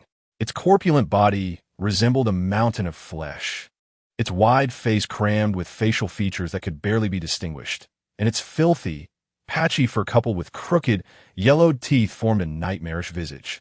This amalgamation startled even Chen Chu when he first sensed it. When this creature appeared before Jiang Qingshui, bam. Ha ha, let us see if you can endure it. At this point, Jiang Qingshui's trembling had begun to subside gradually. Yet, she remained with her head bowed, her hands clutching the sleeves of her small suit, soiled with mud. Chen Chu's eyes flickered as he used his extraordinary abilities to temporarily envelop the exceedingly grotesque underground beast. Before a storm arrives, the sea often lies in tranquil stillness. True calamity frequently descends on a serene afternoon. Presently, Jiang Qingshui, though frightened to the point of losing her composure, unable to maintain her usual proud demeanor, must first lower her guard a little, regaining some semblance of calm before she could be decisively defeated. Ha ha ha! A smile curled at the corners of Chen Chu's mouth. With his face smeared, he decided to wipe it clean. Chen Chu extended a pristine handkerchief towards Jiang Qingshui, adorned with an angelic smile. Jiang Qingshui, still looking down, stretched out her rigid hand. The contrast between the immaculate handkerchief and her hands, caked with yellow dirt and black mud, was striking. Her body stiffened as she grasped the handkerchief tightly, her grip firm, although she appeared calm on the surface. Her hands scrubbed vigorously, again and again, until they reddened and bore traces of blood. Captain, Chen Chu had dispatched the elite-level anomalous beast with 3 precise shots. The guards of Lihua City returned promptly to Jiang Qingshui's side. Captain, are you all right? The captain inquired anxiously. Iem me fine, Jiang Qingshui nodded mechanically. Yet the pressure of her scrubbing increased. Thank you, Chen Xiao. The captain of the guard expressed his gratitude earnestly to Chen Chu. Stories of Chen Chu's sharpshooting, where he decimated elite zombies in the city of Corpse Kings, had circulated widely in Lihua City and Xingho City. Witnessing it firsthand today was nothing short of shocking. Even a beast that posed a challenge to himself, Chen Chu managed to dispatch with a single shot. Indeed, Chen Xiao is a prodigy, unmatched within the 6th tier due to his remarkable marksmanship. The captain, a man of genuine character, held immense respect for those stronger than himself, especially for the savior of lives. Chen Chu sensed the sincerity in the captain's words. We are allies, and in times of adversity, it is only right to lend a hand, he replied with a smile. Chen Xiao's righteousness. The captain's eyes sparkled. Having heard of the illustrious reputation of the prince of Xingho City, Chen Chu, he was now struck by his extraordinary presence. Wanggu, have a medics tend to Qingshui. Chen Chu instructed his captain. Yes, the captain immediately dispatched a team member to apply healing skills to Jiang Qingshui. The captain of Lihua City expressed his gratitude once more. At this moment, the general was indeed in need of treatment after such a fright. Captain, it's a crystal core. One of the team members approached the captain with the monster's crystal core. Without hesitation, the captain accepted it and handed it to Chen Chu. Chen Xiao, this is your trophy. You delivered the fatal blow, so it rightfully belongs to you. Chen Chu note that 3 red crystal cores were nothing to quibble over. Soon after, the 2 groups set off once more. The slight tremors in Jiang Qingshui's body gradually subsided, yet she maintained her silence, head bowed. The guards protecting her exchanged glances. Bewildered by the sight of their usually dominant and proud captain, the sister of the city Lord Jiang Fanju, now nearly burying her head into her chest. This was an unsettling sight for them. Meanwhile, Chen Chu's focus was not on her, but rather engaged in a lively conversation with the captain of Lihua City's guard. Chun Xiao possesses an exceptional physique, a mere ordinary person who has managed to dominate the 6th tier. If he were to awaken his abilities, even if they were ordinary, his accomplishments would be immeasurable. The captain's praises pierced through Jiang Qingshui's heart like an invisible arrow. Just 2 years prior, Chun Chu was merely a wastrel, no different from herself. Yet how had he now ascended to become a pinnacle 6th-tier powerhouse? Rumors have been circulating throughout Jianghaishi that the son of the ordinary man, Thunder Tiger Chun Lei, had practiced marksmanship for 20 years and had now emerged as a 6th-tier strongman, unmatched in his tier. With an 8th-tier powerhouse, Chun Lei, and the first of the 6th tier, Chun Chu, Xingho City was bound to surpass Lihua City. These words cut into Jiang Qingshui's heart like a knife daily. She believed that the reason Xingho City could surpass Lihua City was precisely because she was an ordinary person. Thunder Tiger is an 8th-tier powerhouse, and her sister is also an 8th-tier powerhouse. Lihua City became a colossal stronghold long before Xingho City. Why then would Xingho City surpass Lihua City? Upon reflection, the distinction between the two cities boiled down to herself and Chun Chu. It must be because Chun Chu is the strongest in the 6th tier, while she is merely an ordinary person terrified of even the lowest tier underground beast. She felt like a burden to her sister. Jiang Qingshui's head lowered further, her hands wrinkling the fabric of her sleeves. She only wished to assist her sister. Why must she be a burden? This had been true in childhood, and it remains so now and will continue into the future. Chen Chu, keenly aware of the soft sounds of someone weeping beside him, discreetly glanced over. Jiang Qingshui was curled up, her head buried in her chest, trembling slightly, suppressing her emotions. It was only due to his perceptive skills that he managed to notice. Chen Xiao, your marksmanship is nothing short of extraordinary. I must learn from you someday, he said. Their engaging conversation had transformed them into brothers. This remark caught Jiang Qingshui's attention. Chen Chu is also an ordinary person. His prowess stems from his marksmanship. Perhaps she could do it too. Jiang Qingshui finally saw a glimmer of hope. If only she could have Chun Chu teach her marksmanship, she would no longer be a burden to her sister. However, asking a former wastrel to teach her felt daunting. Yet for her sister's sake, and considering their seemingly fated connection, a flicker of hope ignited within her, prompting her to sit up slightly straighter. The fear that had enveloped her began to dissipate, and her trembling body gradually calmed. Chen Xiao, Captain, we have arrived. The transport vehicle came to a halt. The group disembarked, revealing the end of the underground passage before Chen Chu. However, before he could examine it closely, a sound erupted from the earth. Boom! A small beast with a sharp beak burst forth from the ground, landing just 10 centimeters in front of Jiang Qingshui. It leaped, confronting her face to face. Jiang Qingshui, lost in thought about how to approach Chun Chu to learn marksmanship, was momentarily stunned, her eyes wide with disbelief. This was the 4th time today. Boom! A gunshot rang out as the small beast emerged, still motionless when it was struck down. Chen Chu had a habit of aiming for the head. The bullet found its mark, exploding the creature's skull, splattering blood, flesh, and brain matter all over Jiang Qingshui's face. Her once exquisite visage was now half covered in crimson. Blood splattered on her silver-rimmed glasses and hair, rendering her appearance grotesque. She stood frozen, eyes wide open, pupils constricted to pinpricks, revealing a sea of white. Unconsciously holding her breath, she trembled, the veins on her pale neck bulging. Captain! Captain! The guards rushed forward. Jiang Qingshui, already shaken, now faced this shocking turn of events. Chen Chu raised his pistol, locking eyes with Jiang Qingshui from a distance. He could distinctly sense that she was teetering on the brink of collapse. She was in dire need of a shoulder to lean on. The future little wife, how pitiable. Chen Chu's heart softened. The recent incident with the small beast was truly not his fault. It had been an unfortunate accident. Boom!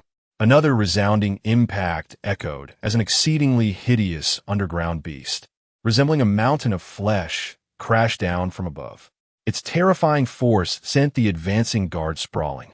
It landed squarely before Jiang Qingshui. its repugnant visage and foul odor looming just 10 centimeters away. The beast lowered its head, gazing at the trembling Jiang Qingxue, and let out a fearsome roar, unleashing decades of rancid breath and green saliva all over her. Once again, a crisp gunshot echoed. The grotesque head of the sixth-tier underground beast exploded, spewing forth a nauseating green liquid. With a thunderous crash, it collapsed to the side, revealing the petite figure of Jiang Qingxue. At that moment, she was splattered with blood, brain matter, and the vile green liquid, rendering her almost unrecognizable. The hideous mound of flesh that had descended from above caused her to shatter emotionally. Unable to contain herself any longer, she trembled uncontrollably, tears streaming down her face, crying until she struggled to breathe. She looked at Chenchu opposite her, tears flowing like a fountain, and choked out loudly, "Chenchu, please teach me how to shoot. I want to survive." A smirk curled at the corner of Chenchu's mouth. "Hee hee, now that's more like it, my foolish little wife." Chapter 55, Jiang Qingxue Surrenders, Digging for Doomsday, or, "Will you really teach me how to shoot? Have you thought it through? You won't think I'm stupid, will you? Maybe I will.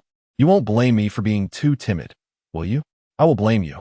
After cleaning herself up, changing into a fresh outfit, and resting for a moment, Jiang Qingxue dashed in front of Chenchu, bombarding him with questions.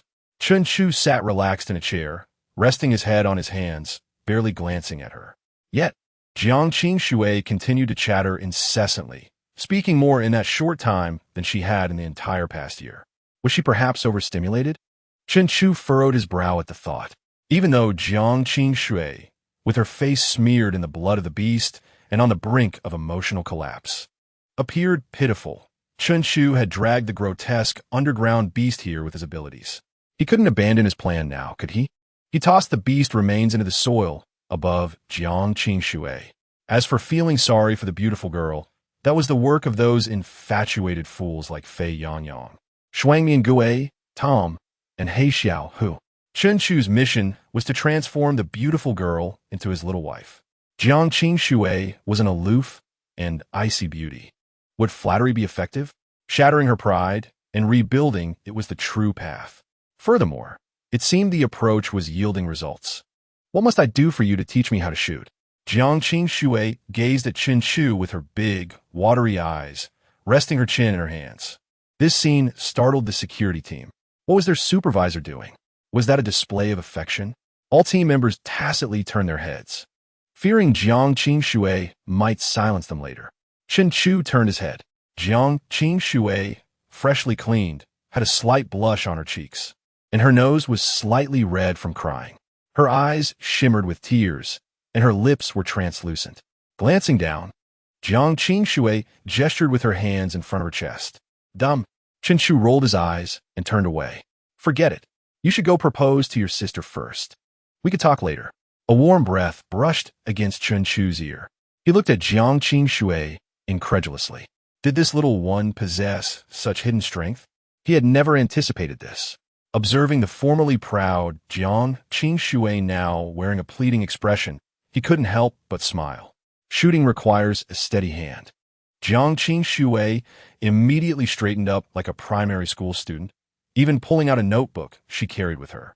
"Now you give me a shoulder massage." Jiang Qingxue looked puzzled. "Not learning? Then forget it." Chenchu closed his eyes and began to rest. A pair of delicate, white hands gently pressed against his shoulders from behind, applying a light pressure. "Teacher, how does it feel?" Jiang Qingxue inquired cautiously. "Chenchu Gasu, note that it's average." "Teacher, please teach me." Jiang Qingxue's voice fell. Chenchu produced an apple from somewhere and began to munch on it. "You lack talent, being below average. Without effort, there will be no results." "Teacher, I am willing to work hard." Jiang Qingxue clenched her fist.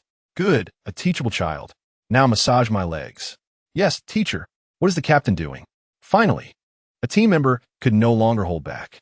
After finishing his cigarette, the captain spoke after a long pause. "Perhaps it's role-playing?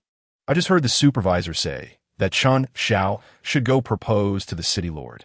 Could it be that they..." Upon hearing this, everyone suddenly understood. No wonder they were so intimate. It turned out they had mutual feelings for each other all along. Their astonished gazes quickly transformed into a charged atmosphere.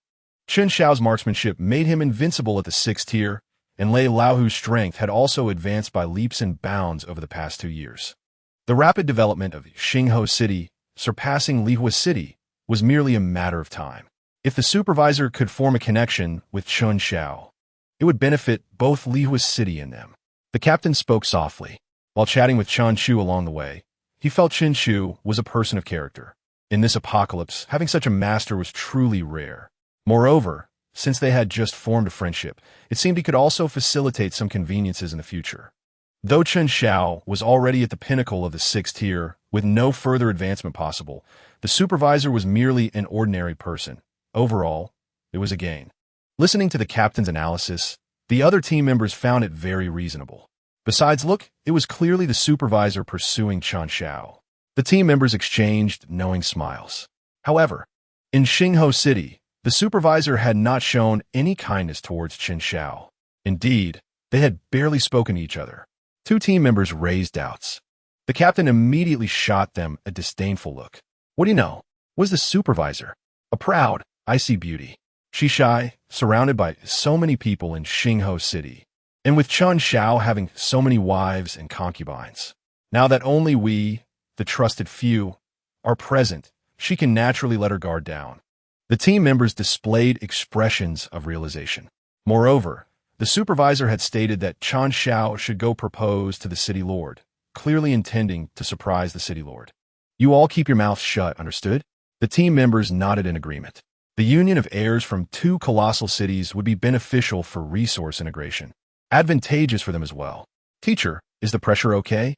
Jiang Qingshui wiped the sweat from her forehead with her wrist. Chen Chu, with his eyes closed, nodded slightly. He was employing his perception abilities to scan the surrounding environment. This was the view within the underground passage. Earth-type ability users and the construction team were measuring which direction to continue advancing. This was a significant issue. As Chen Chu had been commissioned by his father to take charge, it was only natural for him to take action. Moreover, his original purpose for coming here was to expedite the construction of the underground passage and to explore whether they could find valuable resources underground. As for winning over Jiang Qingshui, that was merely a side task. Even if he hadn't come to the underground passage, he had plenty of ways to achieve his goals. Given the current circumstances, it was an unexpected delight. His perception continued to expand. Chen Chu meticulously observed every inch within the reach of his abilities. Energy was rapidly depleting. Within a 10-kilometer radius centered on himself, even a 3D model of the thick soil layers was swiftly constructed in Chen Chu's mind. Soon, an irregular solid pulsating with energy appeared within his perception. This was Doomsday, or Chen Chu immediately opened his eyes. The last time he felt something similar was with the Star Stone. What would it be this time? In the background, he noticed many good brothers sending gifts, and he expressed gratitude to them all. He no longer needed to scavenge for bottles outside to gather money for meals. Without further ado, all details were in the text. Thank you, everyone. Chapter 56. S-Class Extraordinary Item. 8th Tier Guardian Beast. With a thought, a gleaming black ore appeared in Chen Chu's hand. This was Yao Stone. Chen Chu was thoroughly familiar with this material, as the outer wall of his residence was entirely crafted from Yao Stone. Yao Stone, a B-Class Doomsday ore, has primary characteristics of thermal insulation. When crushed and applied to items, it effectively demonstrates this property. It is a strategic material in the Ice Age apocalypse, indispensable in nearly every city. 3 years ago, my father envied other large cities for their discovery of Yaoshi. Little did we anticipate that today it would be our turn in Xinghe City. A smile graced Chen Chu's face. Although Yaoshi is merely classified as Grade B, its utility in the Ice Age apocalypse is immense. It facilitates the construction of shelters on the ground, the modification of post-apocalyptic vehicles, and the insulation of precision instruments. After all, the external temperatures in this frozen world are perilously low. Many items, once brought to the surface, become utterly unusable. For instance, standard firearms, when exposed to such conditions, have their components freeze, rendering them inoperable. While those with abilities can envelop their weapons in their energy, ordinary individuals, like Chen Chu, must rely on firearms crafted entirely from Yao Shi. Furthermore, any vehicles operational on the ground predominantly utilize Yao Shi for their construction. This underscores the critical importance of Yao Shi. If we secure a substantial amount, Xinghuo City could significantly bolster its strength before the impending onslaught of the Corpse King. Both Xinghuo City and Liehua City have been scouring the land, seeking and purchasing Yao Shi for the inevitable confrontation with the million-strong horde of zombies. Although the Corpse King can be contained by my father's Jiang Fanju, the sheer number of zombies below presents a formidable challenge. Amassing a significant quantity of Yao Shi would undoubtedly tilt the odds in our favor. However, the location of this Yao Shi vein has reached the limits of our psychic detection, necessitating the extension of the passageway to ascertain the vein size. This aligns perfectly with my intentions, as it would also expedite the progress of the engineering team. Chen Chu promptly exited his temporary quarters and made his way towards the construction team stationed at the end of the site. Jiang Qingshui, diligently stretching her legs, noticed Chen Chu's departure and quickly followed suit. The members of the escort team exchanged glances, uncertain whether to follow or not, ultimately deciding to accompany them. If the two masters were to conduct business, it was best that they kept their eyes averted, for any misstep could cost them their heads. "Young master, you've arrived," exclaimed Zhao Gang, the Earth Element ability user and team leader of the underground construction crew at Xinghuo City, now at the late stage of C rank. Chen Chu nodded lightly in response. "Why hasn't the construction commenced after such a long wait?" Chen Chu inquired directly. Having been present for quite some time, he observed the crew gathered without any sign of commencing work. Zhao Gang explained that they were assessing the soil layers, evaluating the risk of collapse, and investigating potential monsters. He wore an expression of regret, admitting that his subordinates lacked sufficient strength and would require additional time. Chen Chu scanned the area with no hesitation and directed Zhao Gang towards a specific direction. "Proceed from here. There's no need to change direction for 10 kilometers." Zhao Gang was taken aback. Constructing an underground passage was no simple task. Extensive evaluations were necessary daily, involving Earth Element users, psychics, geologists, and others. Now, a mere ordinary person was casually pointing our direction, although Zhao Gang, being a trusted aide of Chun Lei, understood how his superior indulged Chen Chu. The gravity of the situation was not to be taken lightly. "Are you not going to hurry?" Chen Chu remarked, uninterested in providing further explanations. Having utilized his perception skills, he was confident that this direction posed no issues and would indeed lead to the Yao Shi vein. Seeing Chen Chu's resolute demeanor, Zhao Gang promptly affirmed, "Yes." As a loyal subordinate of Chun Lei for decades, he had been instilled with unwavering loyalty to Chen Chu. Even if Chen Chu commanded him to ascend a mountain of blades, he would not flinch. Teacher, Jiang Qingshui had caught up, panting heavily. Having yet to awaken her innate abilities, she remained an ordinary person. "What else needs to be done? Please give me your command, I implore you." After a brief pause, she earnestly spoke. Chen Chu replied, "Simply massage my shoulders. Free labor is labor not to be squandered." The once proud Jiang Qingshui now found herself giving herself a shoulder massage, an experience that brought her immense delight. "Yes, teacher," she responded earnestly. Just as she rolled up her sleeves, preparing to assist, an urgent shout erupted from behind. A muscular, white-bearded elder rushed forward, his face contorted with rage. "Supervisor, Chen Chu from Xinghuo City is recklessly interfering with our construction team, casually directing us to proceed without any basis. Is this a child's play?" Professor Wang, a B-rank Earth Element ability user from Liehua City, and an early-stage 6th-rank practitioner, had been a professor at a geological university before the apocalypse. He was one of the leaders collaborating with Jiang Qingshui on the underground passage. Fiery rage emanated from his eyes as he glared at Chen Chu. Throughout his life, he despised others meddling in his field of expertise. Having dedicated 30 years to studying Blue Star before the apocalypse and another 30 years post-apocalypse, awakening his Earth abilities, how could he tolerate a brash young man guiding him? What did he know about geology? Absolutely nothing. Not even the legendary Lei Laohu could sway him. "Supervisor, you must mediate," Professor Wang turned his gaze to Jiang Qing.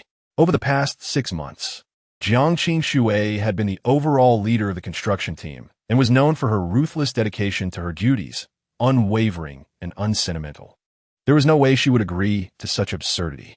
After speaking, Professor Wang shot Chun Chu a disdainful glare, as if to say, "You should retreat to your nest and focus on your own affairs."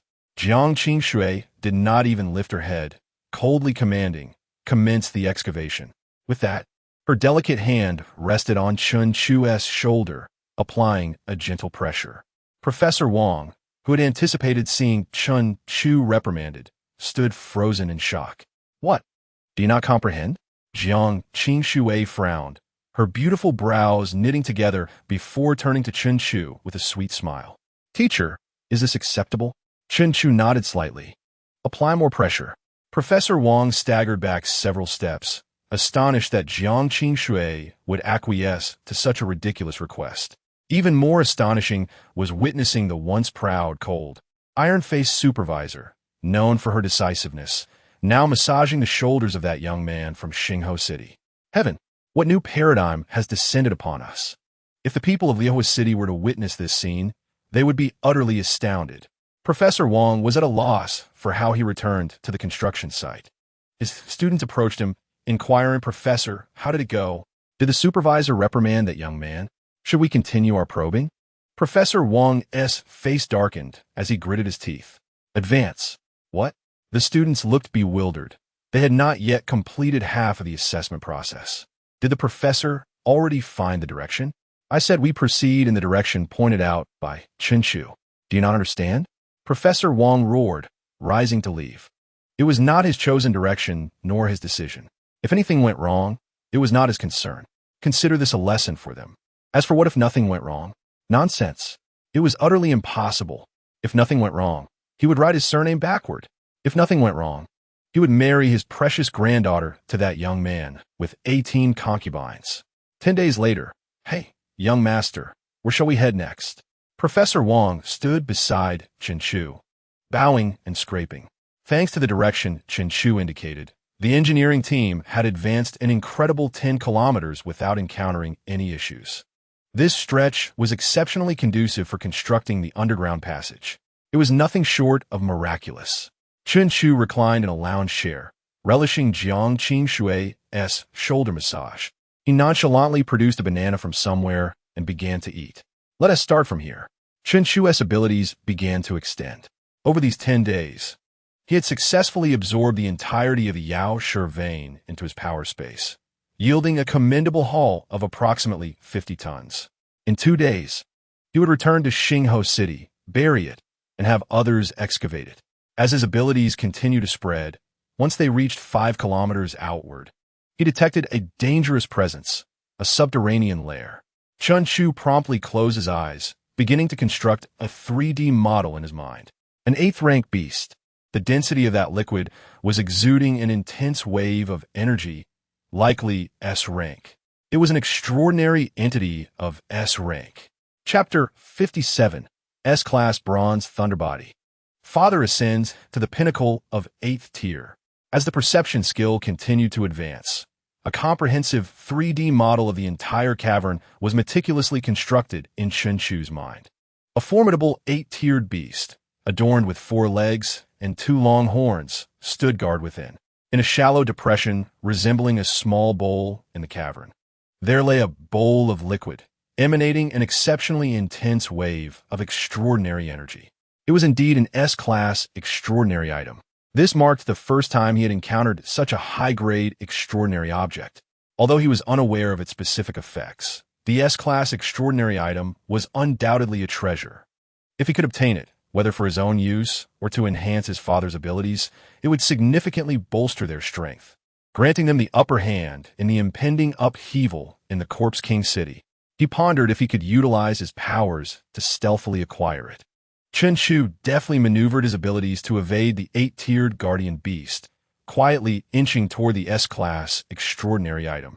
However, the moment his skill made contact with the bowl of extraordinary liquid, the guardian beast, which had been resting with its eyes closed, suddenly opened them.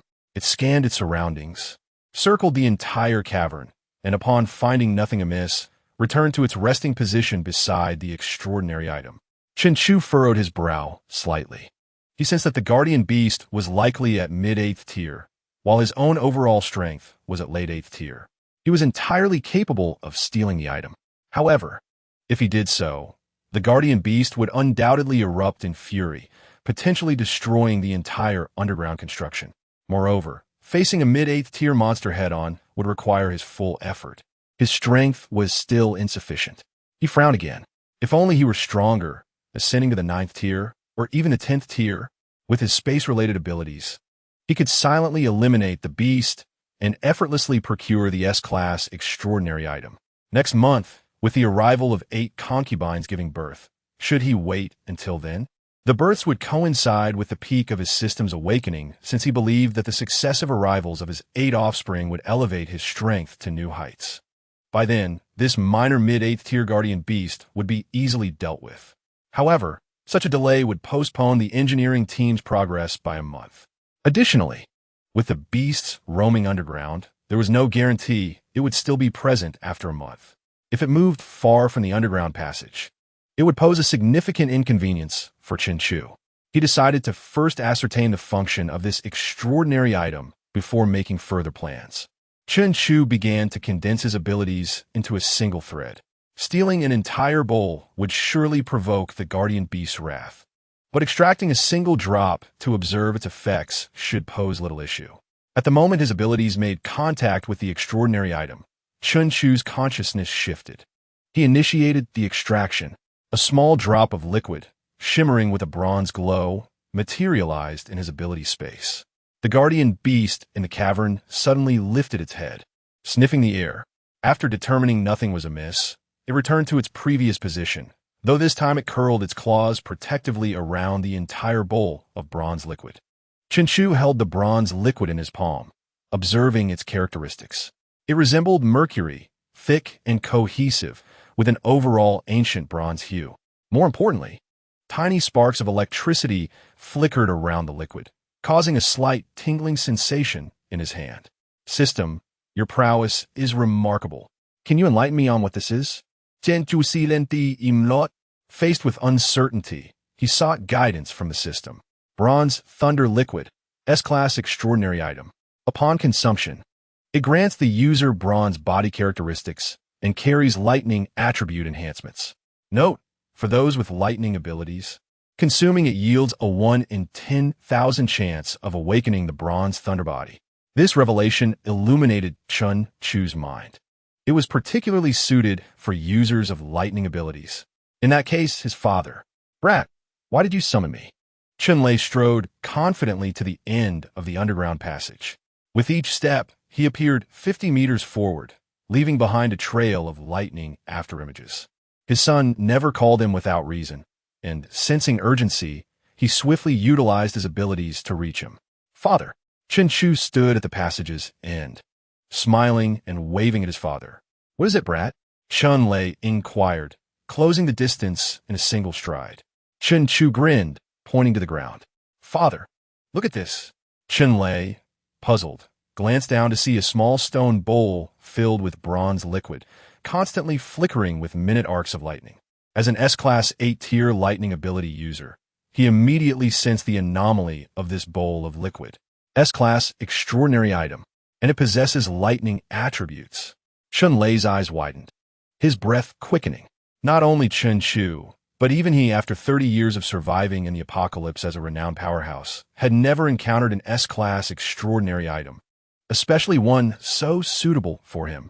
Amidst his joy, his keen battle instincts detected an incredibly furious energy approaching from beneath the earth, accompanied by a powerful tremor beneath his feet. The approaching entity's strength rivaled his own. Father, drink it now. Chen Chu lifted the bronze thunder liquid to Chen Lei's lips. His trust in his son was unwavering, regardless of his circumstances.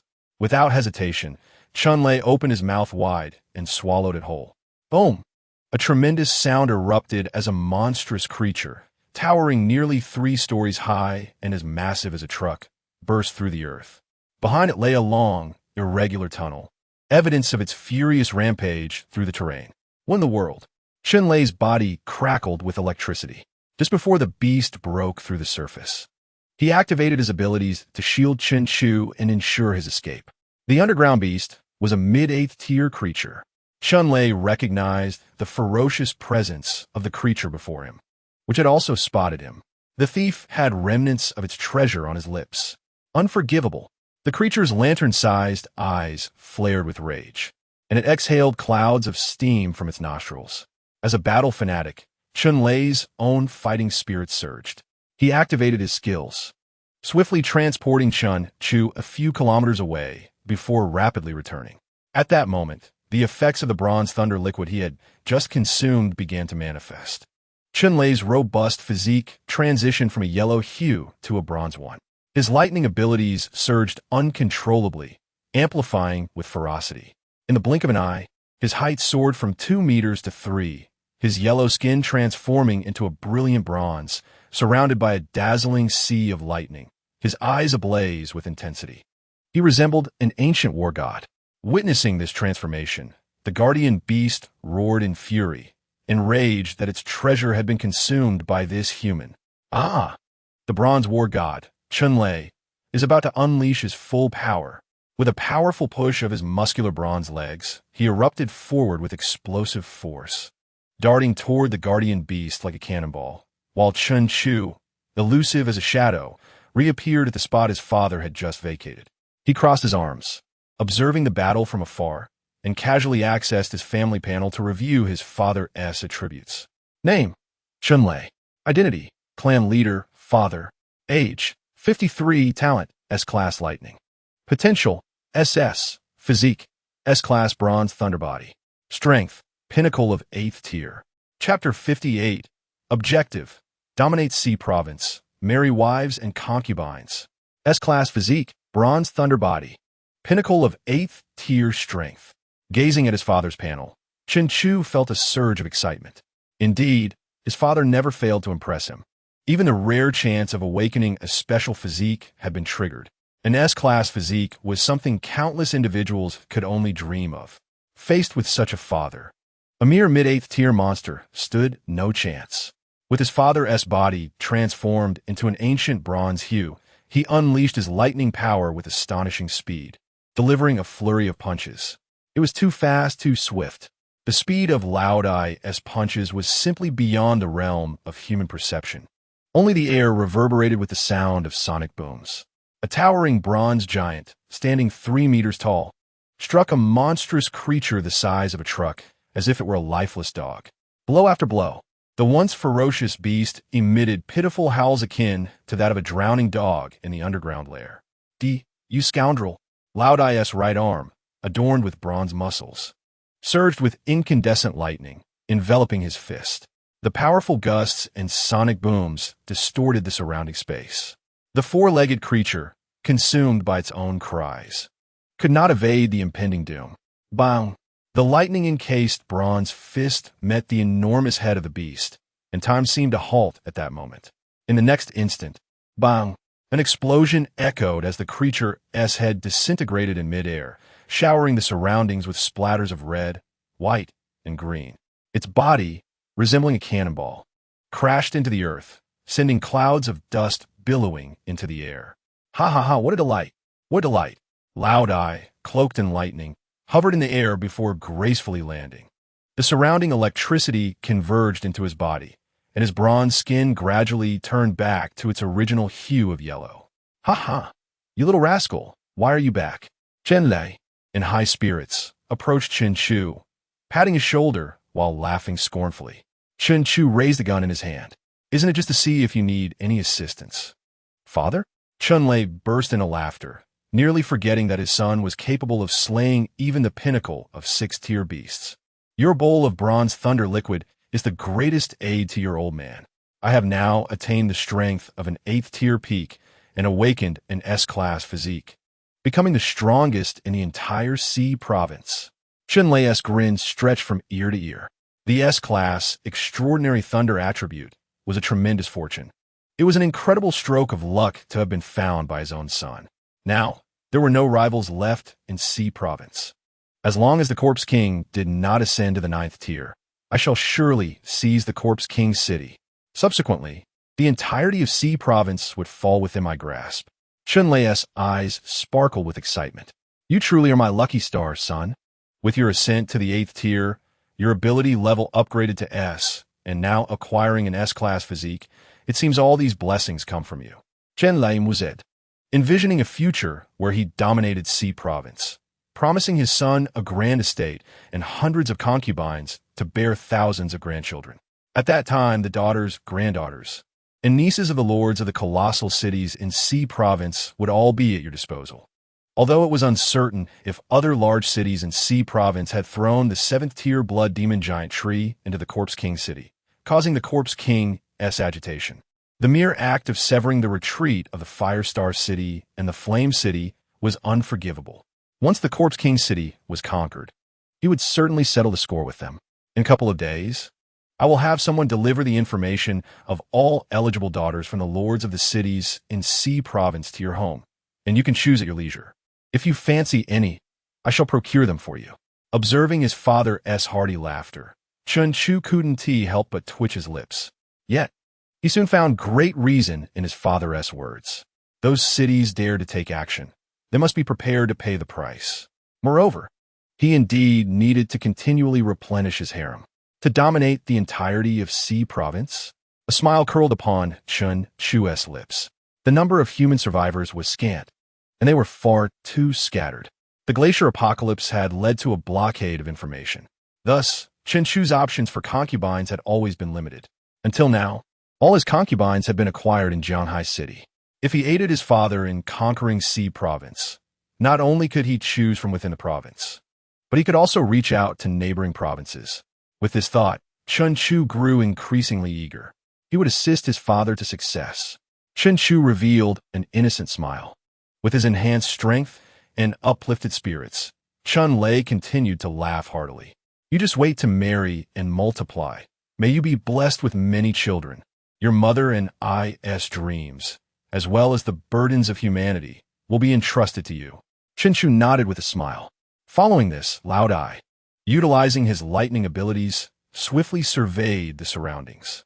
After confirming there were no dangers, he dispatched people to collect the monster's carcass. This was an 8th tier, mid-level creature, and its body was filled with valuable resources. You stay underground for now, do not wander. The Corpse King should be close to digesting the blood demon giant tree, and a horde of zombies is making its way toward Jianhai City. Before departing, Chun Lei earnestly instructed. His strength had significantly increased, and he needed to formulate a new battle plan. Chun Chu readily agreed.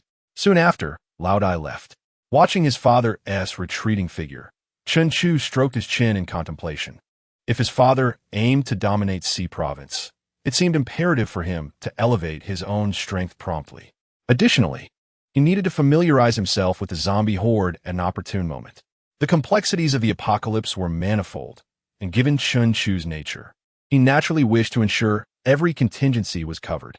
Such a significant undertaking as dominating a province required ample preparation. Fortunately, his concubines would soon be in labor. Chun Chu calculated the days, intending to return to Firestar City before the time approached.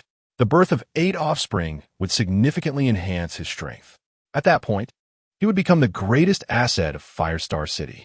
Young Master Chun, you have summoned Lord Chun ahead of time to deal with this 8th tier monster. Otherwise, our engineering team would have faced total annihilation. My admiration for young Master Chun is as boundless as the flowing river, Professor Wong, nearing his 70s. Through these days of interaction, he had been utterly astounded by Chun Chu. The speed of the engineering team had increased by more than tenfold, and they encountered no unexpected incidents. Today, they were even able to anticipate the assault of an 8th tier monster, which was simply miraculous. Chun Chu wore a peculiar expression. Of course, it was miraculous because of my efforts. Young Master Chun, the matter I mentioned to you these days? Professor Wong rubbed his hands, gazing at Chun Chu. No way. Chun Chu flatly rejected. Teach Professor Wong how to discern soil layers? Would he bestow upon him spatial abilities? Professor Wong was not his son. How would he grant such gifts? Professor Wang grew anxious. He had been utterly captivated by soil layers. After the apocalypse, the entire blue star underwent transformation. The emergence of apocalypse minerals and various extraordinary powers had overturned his pre-apocalypse knowledge system. Now that a genius had finally appeared before him, he could not afford to miss this opportunity. Professor Wang stood firm, biting the bullet as he resolved to make a significant decision. Young Master Chun, I have a granddaughter, beautiful and with considerable talent. Upon hearing this, Chen Chu regarded Professor Wang with newfound seriousness. You old rascal, why didn't you mention this sooner? Chapter 59. The underground passage is completed, testing the zombie horde. Young Master Chun, it's done. 10 days later, as the last layer of soil collapsed, a bright light appeared before everyone. On the opposite side of the passage stood the guard team of Flame City, who had been waiting there for months. This location was the terminus of the originally planned passage. From this point onward, a convenient underground route connected Flame City and Firestar City, situated 100 kilometers apart. The collaboration between the two cities became even more robust, significantly enhancing their capabilities to respond to natural disasters and monster sieges. Finally, it was completed. It had been 10 long days. Chen Chu counted the days. In approximately 3 days, the first of his 8 pregnant concubines would give birth. He needed to return within 3 days. In the past, unless Chen Chu used his spatial abilities, it would have been impossible. However, now, there were emergency express vehicles within the underground passage between the two cities, capable of returning to Firestar City within 24 hours. Teacher, let us go out. I'll host you in Flame City. Jiang Qingshui sweetly stood beside Chen Chu, speaking gently. In the past 20 days, under the tutelage of Chen Chu, she has made significant progress in her marksmanship. She firmly believes that as long as she continues to strive diligently alongside her mentor and heed his guidance, there will come a day when she, too, can master formidable shooting skills and reach his level. At that time, she will stand shoulder to shoulder with the extraordinary, no longer a burden to her sister. Upon hearing this thought from Jiang Qingshui, Chen Chu merely shrugged. It is self-evident that he possesses an elite level of marksmanship rewarded by the system. His understanding of shooting has reached a remarkable height. Spending nearly a month mentoring someone and witnessing improvement is hardly surprising, especially since Jiang Qingshui is already quite capable. However, her belief that she is lacking, instilled by his daily remarks, has led her to doubt her abilities. Thus, every small progression she makes becomes a tremendous encouragement, naturally bolstering her self-confidence. Delegating the subsequent affairs of the passageway to Professor Wang and Zhao Gang, Chen Chu accompanied Jiang Qingshui towards the Lord's mansion of Lihua City. This was his first visit to the residence of his sisters Jiang Fanzhu and Jiang Qingshui. However, due to the impending chaos in the zombie city, Jiang Fanzhu was not present at the mansion. Along the way, Jiang Qingshui continuously perused the documents handed to her by the guards. Information transmission in the IC apocalypse has proven difficult, and she has been largely uninformed about the happenings in Lihua City over the past year. As the overseer of Lihua City, upon her return, it is imperative that she swiftly acclimates herself to the current situation. The two walked side by side in silence until they reached the entrance of an opulent villa entirely constructed from radiant stone. With a sharp clap, Jiang Qingshui closed the documents and handed them to a nearby attendant. Have you finished reading? Jiang Qingshui shook her head. Not yet. It can wait until we have entertained you, master. She then gestured towards Chen Chu, inviting him in. Upon entering the villa, he immediately noticed that the temperature was above freezing, making it entirely comfortable for any ordinary person. If he recalled correctly, even a structure made entirely of radiant stone should not be capable of maintaining such warmth. It must be Huojing, Jiang Qingshui murmured as she poured water for Chen Chu. Huojing? Jianju Zaowen. Is it a type of apocalyptic mineral? Huojing is formed when fire-type extraordinary beings infuse vast amounts of energy into depleted crystal cores or beast cores, allowing it to continuously emit warmth. Understanding dawned upon Chen Chu. It was astonishing that the energy-draining cores possessed such a capability. Jiang Qingshui placed the water before him, wearing a rather strained smile. My sister is an S-class 8th tier fire-type extraordinary being and is not afraid of the icy apocalypse. However, for my sake, she has expended considerable resources to acquire radiant stone to construct this residence. Moreover, she consumes vast amounts of energy monthly to replenish the huijing to ensure I can live comfortably.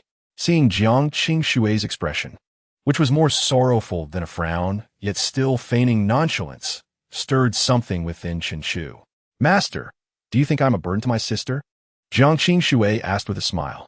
Observing her, Chen Chu discerned the struggle she faced. He opened his mouth, almost without hesitation, and candidly replied, in your current situation, that is indeed the case.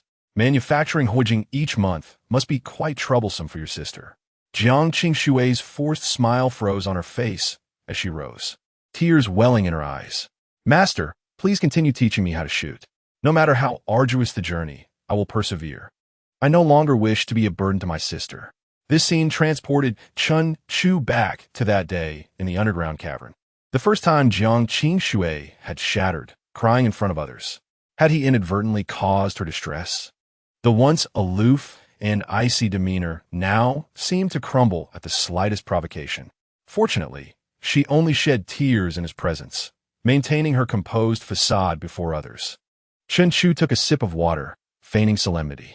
Your innate talent is indeed the least remarkable I have encountered. Ordinary practice may yield little effect for you. Jiang Qingshui, her eyes glistening with tears, looked at him imploringly. Master, please devise a new training plan for me. I beg you. Chen Chu considered her request and replied, Are you familiar with yoga? Your flexibility and strength are lacking. From this day forth, dedicate an hour each day to practice. I know. Among the supplies discovered in Lihua City were yoga training videos from before the apocalypse. Jiang Qingshui exclaimed, her face lighting up with excitement. Although she was uncertain of the benefits of yoga, she was willing to embrace any effort that could enhance her marksmanship and allow her to stand alongside extraordinary beings. Master, I will train diligently, and I request that you personally evaluate my progress. Chen Chu smiled, his demeanor warm and encouraging. Of course, I shall personally assess your training results. After savoring a meal prepared by Jiang Qingshui at the Lord's Mansion of Lihua City, the delicious flavors nearly caused Chen Chu to swallow his tongue. Nonetheless, he offered a few critiques, observing Jiang Qingshui's disappointed expression.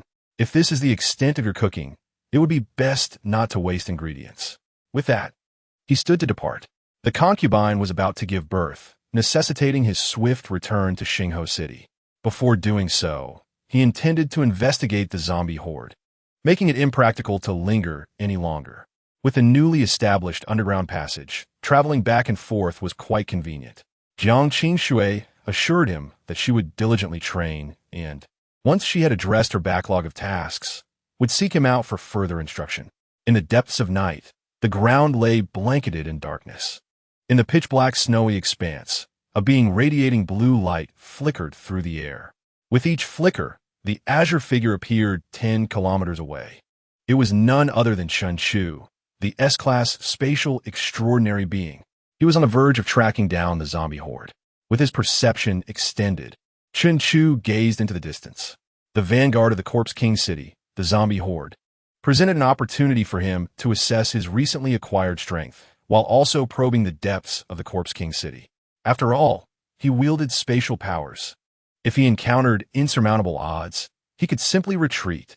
In the dark of night, resounding booms echoed as Chen Chu, enveloped in blue extraordinary energy, propelled himself through the air, creating sonic booms with each step while remaining suspended mid-air. This was a skill he had grasped after achieving elite-level physical prowess. As his physical attributes and extraordinary abilities continued to evolve, Chen Chu grew increasingly adept at utilizing this skill. With further enhancement of his strength and control, this ability could be executed silently. He named this skill Yuebu.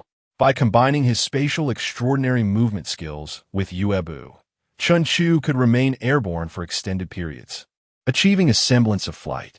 This direction, Chen Chu's perception was ever alert. He had already keenly discerned the presence of a large group of sluggish, dark-spirited creatures 10 kilometers to the west. With a resounding boom, he vanished from his location. 10 kilometers away. As he momentarily shifted to this new position, he entered the extraordinary space. Zombies are notoriously sensitive to sound, and the sonic boom from Uebu would undoubtedly incite their frenzy. Now, with his spatial powers reaching the pinnacle of the 7th tier, he could remain in the extraordinary space for up to 10 hours while utilizing perception skills to monitor the external environment. Is this the zombie horde? In the dark, snowy night, fierce blizzards ravaged the earth. A seemingly endless horde of zombies advanced slowly through the snowy night, extinguishing all life in their wake. There were approximately 100,000 of them. Chen Chu, observing from within the extraordinary space, felt a chill run down his spine. Although he had witnessed the million-strong army of the Corpse King City, it was his first time observing such a vast multitude of zombies at such close proximity. Their gray skin, emaciated bodies, and the emotionless gray orbs that housed pupils the size of mung beans were particularly unsettling. Within the 100,000-strong zombie legion, ordinary zombies feared the elite zombies such as the lickers, butchers, and crawlers. The elite zombies, in turn, were commanded by a frail zombie clad in armor, bearing a long weapon and riding a zombie warhorse stationed at the heart of the legion. Chen Chu furrowed his brow. This frail zombie appeared to possess intelligence. A terrifying prospect for a creature born of the undead. Silently, Chen Chu manifested in the air. This time, he opted not to employ the moon step, but allowed himself to fall freely. He extended his hand. Bang! The boundless bullets, enveloped in his supernatural energy, shot towards the intelligent zombie. Roar! The intelligent zombie caught the bullet with its hand and let out an enraged roar directed at Chen Chu's position. The 100,000-strong legion immediately shifted direction, charging towards him. Dodge! Upon witnessing hundreds of rapid pursuers bearing down on him simultaneously, Chen Chu swiftly entered the realm of his supernatural space. This zombie legion was formidable. Based on his observations, their strength was average, yet they were exceedingly difficult to eradicate. Even if Chen Chu unleashed 100 kilograms of boundless bullets, he could hardly slay 1/10 of them. If he were to unleash all his abilities and engage in battle, it would exhaust him without allowing him to eliminate the entire 100,000 zombies. This was precisely why his father and the others opted to utilize the terrain to their advantage against such resilient, numerous, and infectious beings. Perhaps natural disasters were the most suitable method of extermination for them. In the darkness, 2 flickers of blue light flashed, and Chen Chu materialized 20 kilometers away. He looked up at the snow-covered mountain before him, a mysterious smile curling at the corners of his mouth. The space-based supernatural ability could instantly transport inanimate objects into the supernatural realm. The mountain was also an inanimate object, was it not? With a flicker of blue light. The next moment, the mountain vanished. At an altitude of 10,000 meters above the zombie legion, Chen Chu was enveloped in a thick layer of supernatural energy. Even he found it somewhat challenging to endure the frigid heights of the glacier apocalypse. Disaster descends. A smile curved on Chen Chu's lips. Subsequently, an irregularly shaped mountain appeared beside him and began to fall freely. Sparks erupted across the mountain's surface. After several dozen seconds, Chen Chu heard a tremendous crash from below. With a flash of blue light, he materialized at the site of the mountain's impact. Observing the remaining 15 zombies, he exaggeratedly remarked, "Oh dear. The resistance of blizzard weather is notoriously difficult to calculate, and the meteor's landing point was somewhat off. My apologies for your suffering." The surviving zombies shrieked in madness and fled. Moments later, 5 meteorites, each emitting sparks, descended from the heavens, creating deep craters upon impact. The once dreaded zombie legion of Jianghai City was obliterated. Simultaneously, 200 kilometers away from the site of the zombie annihilation, in Xinghua City, Chen Chu appeared. For a powerful space manipulator, a distance of several hundred kilometers was but a matter of a few breaths. The 100,000 zombies had likely generated around 10,000 zombie crystals. Quite impressive. Gazing at the piles of various colored zombie crystals stacked like small mountains within his supernatural space, Chen Chu felt elated. These crystals were sufficient for him to reach the 10th tier. Moreover, he had discovered a method to completely counteract 1,000,000 zombies. This was a solid plan. Once he dispersed the supernatural energy enveloping his body, Chun Chu teleported to a spot just a few hundred meters from his home. This area had been specifically designated by his father for him. No one would intrude, and he need not worry about being discovered. It had been over 20 days since he last saw his wives, and the pregnant concubines were soon to give birth. He felt a surge of anticipation. With a light-hearted stride, Chun Chu made his way home. Husband. Upon seeing Chun Chu's sudden return, Yi Miao set down her book, her expression filled with surprise. Chun Chu embraced her warmly. I missed you all. As soon as the passage was completed, I rushed back. What about the others? Yi Miao's eyes sparkled with happiness. The 8 younger sisters are about to give birth. They've already been sent to the medical department for care. The other sisters are in the entertainment hall and gym on the 3rd underground level. I will go fetch them. Chun Chu held her back. No need. Just you is sufficient. Chun Chu spent 2 delightful days enjoying a rare moment alone with his wife, Yi Miao. He then hurried to the medical room to attend to the 8 concubines who were about to give birth. Over the following half-month, the concubines successively delivered, and Chun Chu welcomed his 8 new children. Name, Chun Shun. Identity, 7th son. Age, 0. Talent, B-level toxic mist. Potential, B. Name, Chun Wu. Identity, 8th son. Age, 0. Talent, B-level martial arts master. Potential, B. Name, Chun Pang. Identity, 9th son. Age, 0. Talent, B-level multiplication technique. Potential, B. Name, Chun Lai. Identity, 10th son. Age, 0. Talent, A-level fire element. Potential, A. Name, Chun Jin. Identity, 11th son. Age, 0. Talent, B-level wind element. Potential, B. Name, Chun Lei. Identity, 5th daughter. Age, 0. Talent, B-level solar steel. Potential, B. Name, Chun Ci. Identity, 6th daughter. Age, 0. Talent, B-level spikes surge. Potential, B. Name, Chun Ling. Identity, 7th daughter. Age, 0. Talent, A-level revival wind. Potential, A. Chapter 61. New talent. S-level gravity. Promotion, 9th tier peak. The newly born 8 offspring. 5 sons and 3 daughters. 7th son, Chun Shun. 8th son, Chun Wu. 9th son, Chun Pang. 10th son, Chun Lai. 11th son, Chun Jin. 5th daughter, Chun Lei. 6th daughter, Chun Ci. 7th daughter, Chun Ling. Chun Chu's progeny surged from 10 to 18. Furthermore, the 8 newly born offspring possessed commendable talents, with the lowest being B-level. Notably, there were 2 A-level talents, A-level fire element from 10th son Chun Lai and A-level revival wind from 7th daughter Chun Ling. Perhaps it was due to his increasing strength that these concubines, selected by his father from across Jianhai City, were all B and C tier. Gazing at the attribute panels of his 8 offspring, Chun Chu felt immense satisfaction. If this trend continued, his progeny could potentially form a compendium of abilities in the apocalypse. However, this was advantageous. The more diverse the abilities of his offspring, the more complete the family would become. The 10th son represented fire in the glacier apocalypse, and he was A-level, while the 7th daughter possessed the rare wind element. They would help the family fill the gaps in their original capabilities. During these days, Chun Chu remained in the medical department, tending to his wives and awaiting the births of his children. Now that all 8 concubines had delivered, he finally breathed a sigh of relief. After bringing his wives back home from the medical department, Chun Chu immediately retreated to his training room and accessed the system. Detected host offspring. 8 rewards obtained. 8 random rewards, 2 intermediate 3-dimensional rewards, 6 low-level 3-dimensional rewards. The rewards for his 8 offspring marked the highest accumulation of rewards Chun Chu had ever experienced. Eager to enhance his strength, he virtually hesitated not at all and promptly chose to claim them. First, he received 8 random rewards. Congratulations, host, you have obtained 10 toxic immunity, physical trait. Congratulations.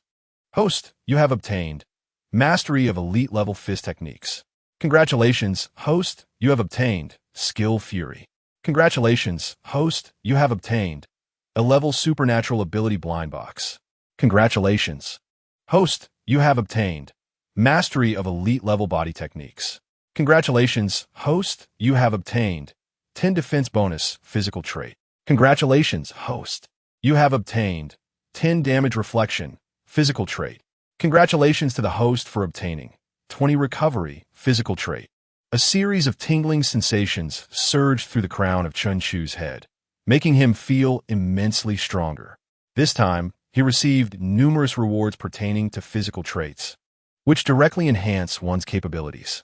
After his body absorbed these rewards, Chunchu directed his gaze toward the A-grade ability blind box. He had only encountered the ability blind box among the novice rewards, and his spatial ability was also derived from it. A dual-gifted individual? Upon opening this blind box, Chunchu would acquire a second innate talent, thus becoming a dual-gifted being. An A-grade talent is quite commendable. However, he still had 8-dimensional enhancements available to elevate his ability level. With a smile, Chunchu promptly claimed the ability blind box. A black vortex immediately manifested before him, and a large, multicolored die, adorned with question marks on all 6 sides, appeared in front of the vortex. Without hesitation, Chunchu cast the die. The colorful die tumbled before finally settling. A card emerged from the die, depicting countless flaming meteors plummeting toward a planet.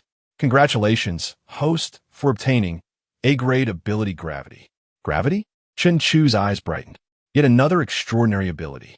After completing the acceptance, Chunchu turned his attention to a cola can on the titanium alloy table beside him. His gaze locked onto it, and his brow furrowed slightly. The can was instantly crushed as if under immense pressure. Was the gravity level first tier?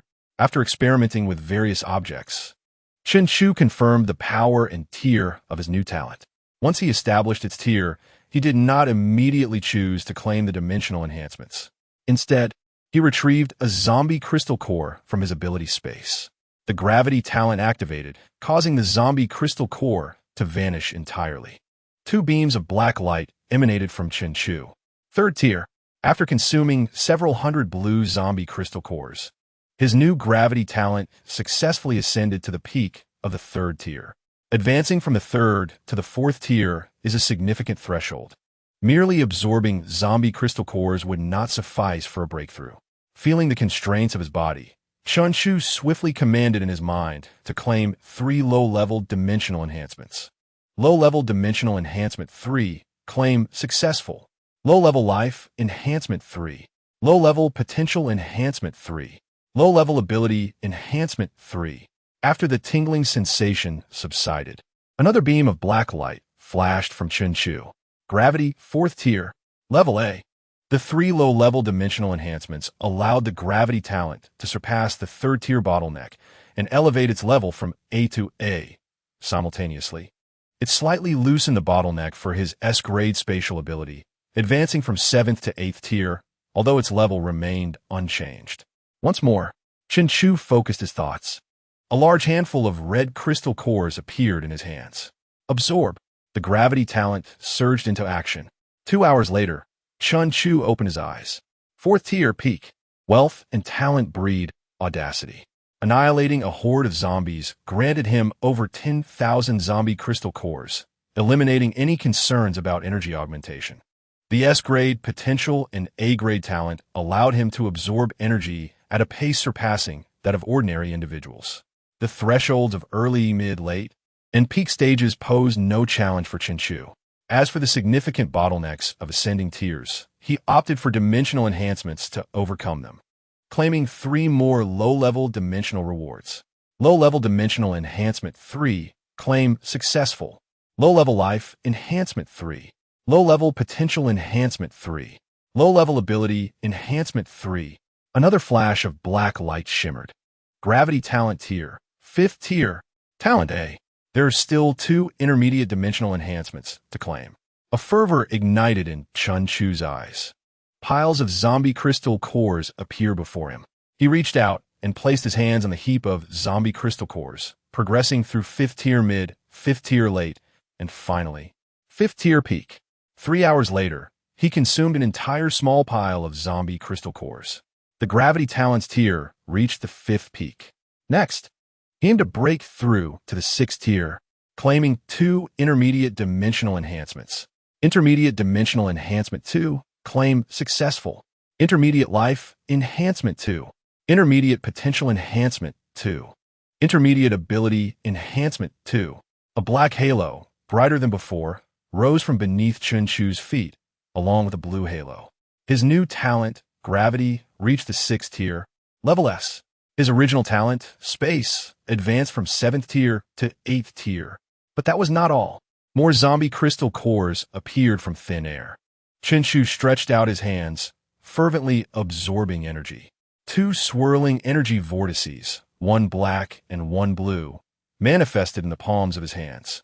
Gravity ability, 6th tier mid, 6th tier late, 6th tier peak. Space ability, 8th tier mid, 8th tier late, 8th tier peak. 3 more hours passed, and Chunchu opened his eyes, exhaling a long breath of white mist. He felt an unprecedented surge of power, as if he were on the verge of exploding with strength. Opening the Host Attribute panel. Host Attribute panel name, Chunchu. Identity, Clan Leader. Age, 21 years. Talent, S-grade spatial, freezing, S-grade gravity. Potential, S. Physical traits, S-grade healing, divine sense, 15 toxin immunity, 10 defense enhancement, 10 damage rebound. 20 body recovery. Strength, S-grade spatial ability, 8th tier peak, S-grade gravity, 6th tier peak. Skills, basic skills of spatial talent, basic skills of gravity talent, elite level body techniques, elite level marksmanship. Elite level fist techniques, elite level body techniques, berserk, 36 styles of fist and kick. Chunchu observed the changes in the panel data. In addition to the newly acquired ability, physical traits, and skills, the 5 points of zombie virus immunity merged into the 10 points of toxin immunity, resulting in 15 points of toxin immunity. Moreover, the S-grade potential was elevated to S. His original spatial talent ascended from 7th tier peak to 8th tier peak. Chunchu attentively sensed the substantial changes in his body. Compared to before claiming the rewards, his strength had likely multiplied several dozen times. Prior to claiming the rewards, his overall strength was at 8th tier peak. Now, it was at least 9th tier peak, or perhaps even stronger. Chapter 62. The Zombie King City is secure. Yi Miao is pregnant. Overall strength, 9th tier peak, achieved. An unprecedented sensation of power surged through his body.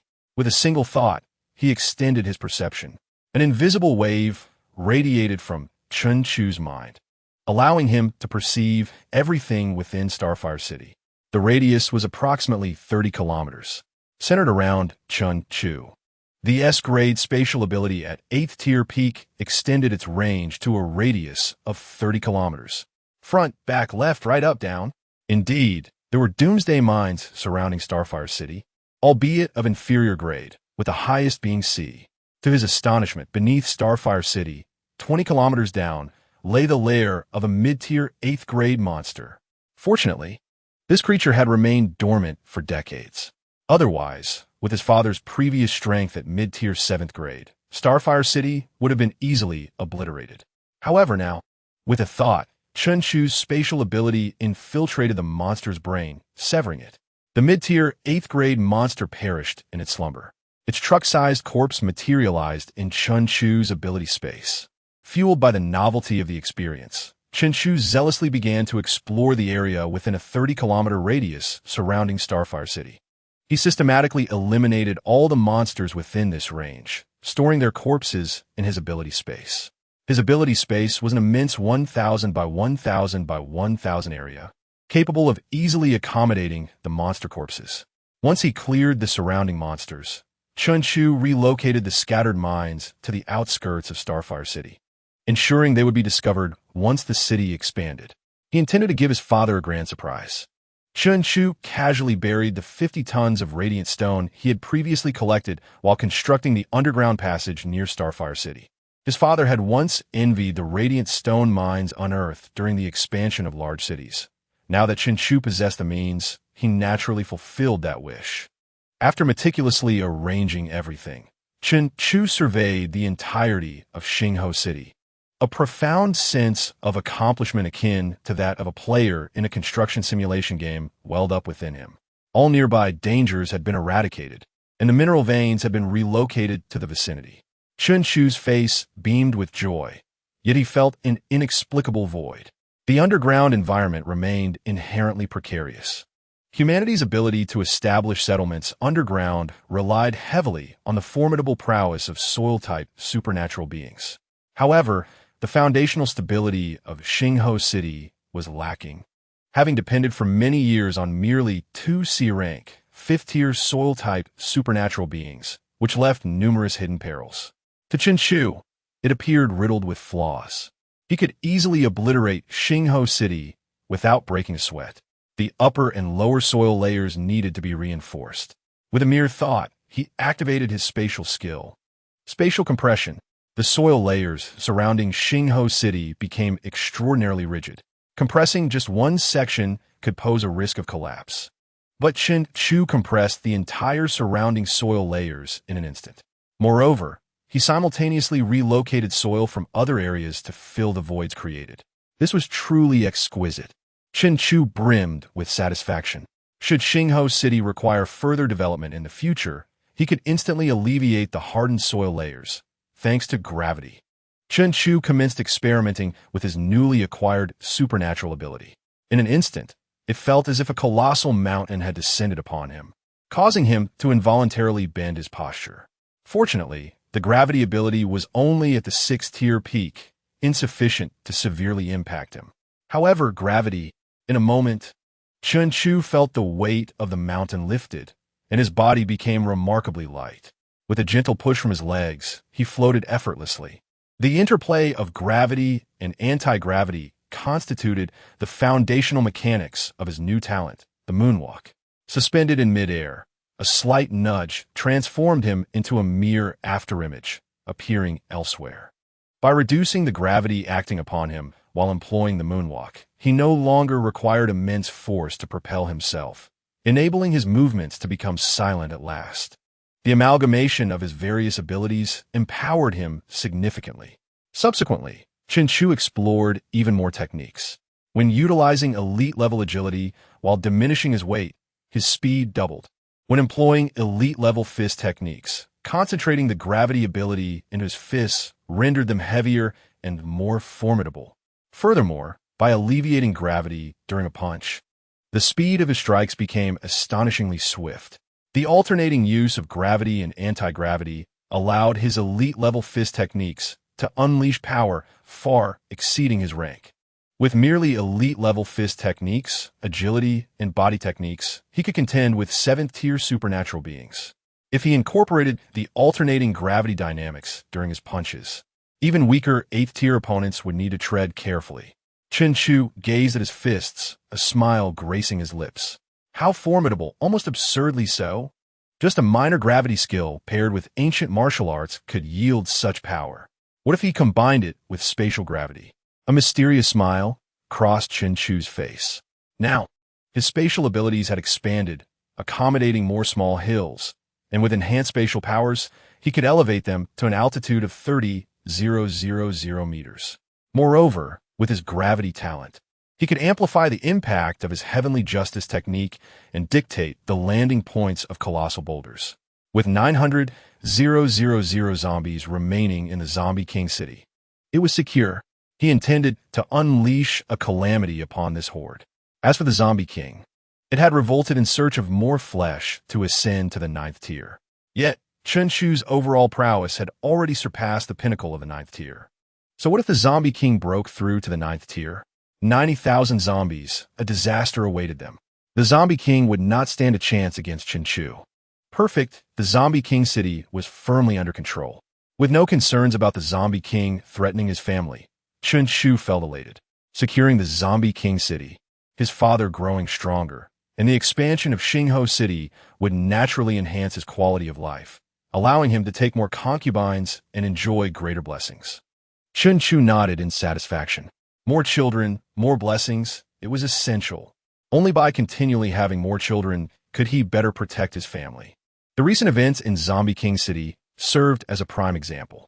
After an indeterminate duration, he decided it was time to emerge. The rewards had been received.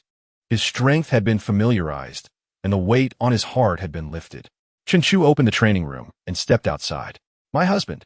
As soon as he exited, Chen Chu's gaze fell upon his wife, Yi Miao, whose face was etched with worry.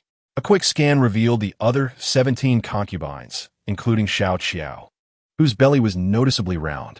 They had clearly been waiting for a considerable time. Husband, you have been inside all day, and it frightened us, Yi Miao said, approaching and taking his arm. Chen Chu felt warmth in his heart as he reached out to ruffle Yi Miao's hair. Observing the concerned expressions of his concubines, each marked by dark circles under their eyes, he felt an unexplainable urge. He comforted each of them one by one, persuading them to retire for the night. In the end, only his wife Yi Miao remained, who stifled a yawn. Husband, since you are well, then I. Chen Chu grasped her, a smile spreading across his face. You're not allowed to leave. When was the last time we had a moment alone? Yi Miao paused for a moment. Wasn't it just the day before yesterday? A week later, on the eve of the Zombie King City uprising, both Xingho City and Liehua City entered a state of full alert, with all personnel prepared for battle. On this day, Chen Chu accompanied Yi Miao as they exited the medical department. Yi Miao held onto Chen Chu's arm with one hand, while gently caressing her abdomen with the other. She looked up at Chen Chu with eyes full of happiness. Husband, after more than 3 years, I am finally pregnant with your child. Why the delay in updating? Ha ha! I have been waiting for a push to break 4000. I have been writing for so long without ever breaking 4000, which might not mean much to other authors, but it is a personal milestone for me. Thank you to all my good brothers and supporters. Chapter 63. Child King Chen Han. A rare family gathering. Although Chen Chu had a total of 18 wives and concubines, the deepest and closest bond was undoubtedly with his primary wife, Yi Miao. Yi Miao was beautiful, gentle, and generous. Many affairs within their household were managed by her, making her an invaluable partner to Chen Chu. With her presence, the harmony among his concubines flourished. Naturally, Chen Chu was overjoyed at the news of Yi Miao's pregnancy after a hiatus of over 3 years. He promptly organized a banquet at home, generously showcasing various supplies that had long vanished in the apocalypse. Of course, he did not forget his father. Chen Lei, upon receiving the invitation from his son, promptly set aside all affairs to attend. In his own words, no matter how grand Zombie King City is, can it compare my grandson? Can it rival my little grandsons? Come here, Xiao Han. Let Grandpa give you a hug. As soon as he entered, Chen Lei seized his 3.5-year-old eldest grandson, Chen Han.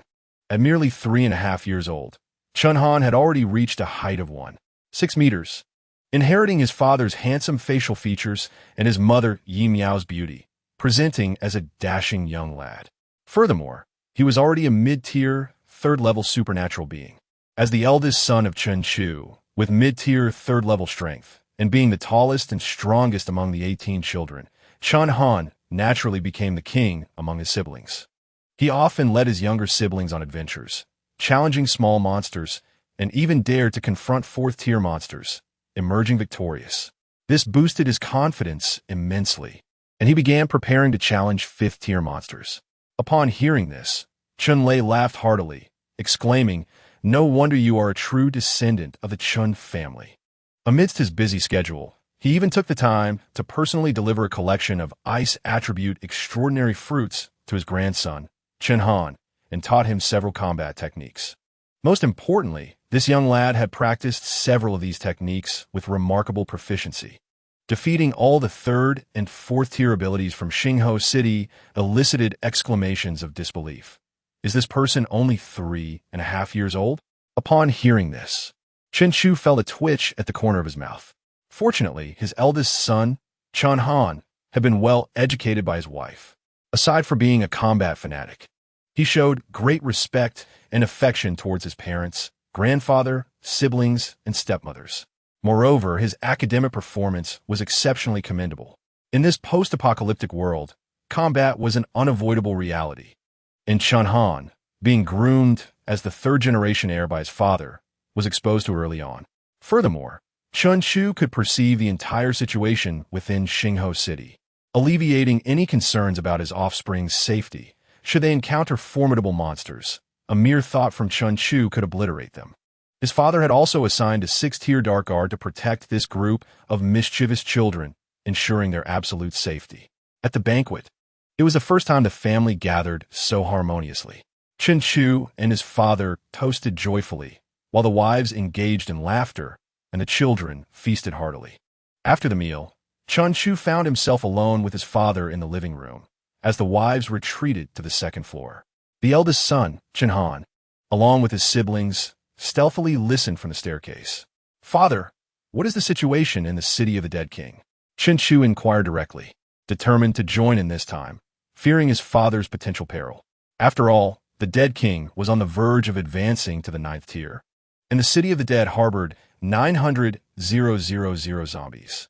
His father, puffing on a cigar, revealed that he had received intelligence indicating that the previously tumultuous city of the dead had suddenly fallen silent. Consequently, he and Xiao Jiang decided to lead a team to the city of the dead tomorrow. Chen Chu nodded. For the past 6 months, the city of the dead had been continuously expanding its operational scope, recently dispatching a legion of 100,000 zombies, clearly preparing for a full-scale assault. However, this sudden quietude signified something unusual. The dead king had completed the digestion of the blood demon giant tree and was about to break through to the 9th tier. The million zombies were poised to exit the city imminently. Strangely enough, the zombie legion dispatched by the dead king had encountered a natural disaster, resulting in their total annihilation. In this apocalyptic world, calamities were incessant. Even the undead were not exempt. It seemed the dead king had lost contact with the zombie legion, thus hastening his progress. Fortunately, they had already prepared in advance. The demise of the zombie legion was beneficial to them. Chunlei raised his fist, resembling a sandbag, its ancient bronze hue shimmering with dazzling lightning. "After consuming that bronze thunder liquid you discovered, my strength has multiplied several times. And I also absorbed that purple beast core from the guardian beast. The odds of victory in the city of the dead are significantly in our favor." Purple beast core? Chen Chu's mind stirred as he retrieved 2 purple beast cores of varying sizes and handed them to Chunlei. "I obtained these from the monsters surrounding Xingho City not long ago. How did you manage to get these?" Chunlei's eyes widened in astonishment. "With these 2, my power could increase by 1 or 2 tiers. These purple beast cores are only found on 8th tier monsters." Chen Chu scratched his head, explaining he had unearthed them while overseeing the construction of the underground passage, thinking they were visually appealing and opting not to discard them. Since they were beneficial to his father, he decided to present them as a gift. "By my word, you truly are a blessing to me." Chunlei accepted them with a broad smile, fully trusting his son's words. Chen Chu reciprocated with a smile, stating, "Father, I wish to accompany you to the city of the dead tomorrow." Initially, Chen Chu anticipated his father's disapproval and was prepared to reveal more of his strength to persuade him. However, to his surprise, his father nodded in agreement without hesitation.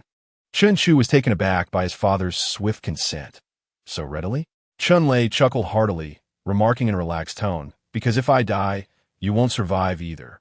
Indeed, if his father perished, the dead king would surely plunge Jianghai City into chaos. Additionally, other colossal cities were eyeing them covetously. After this, he would have to settle accounts with those old men.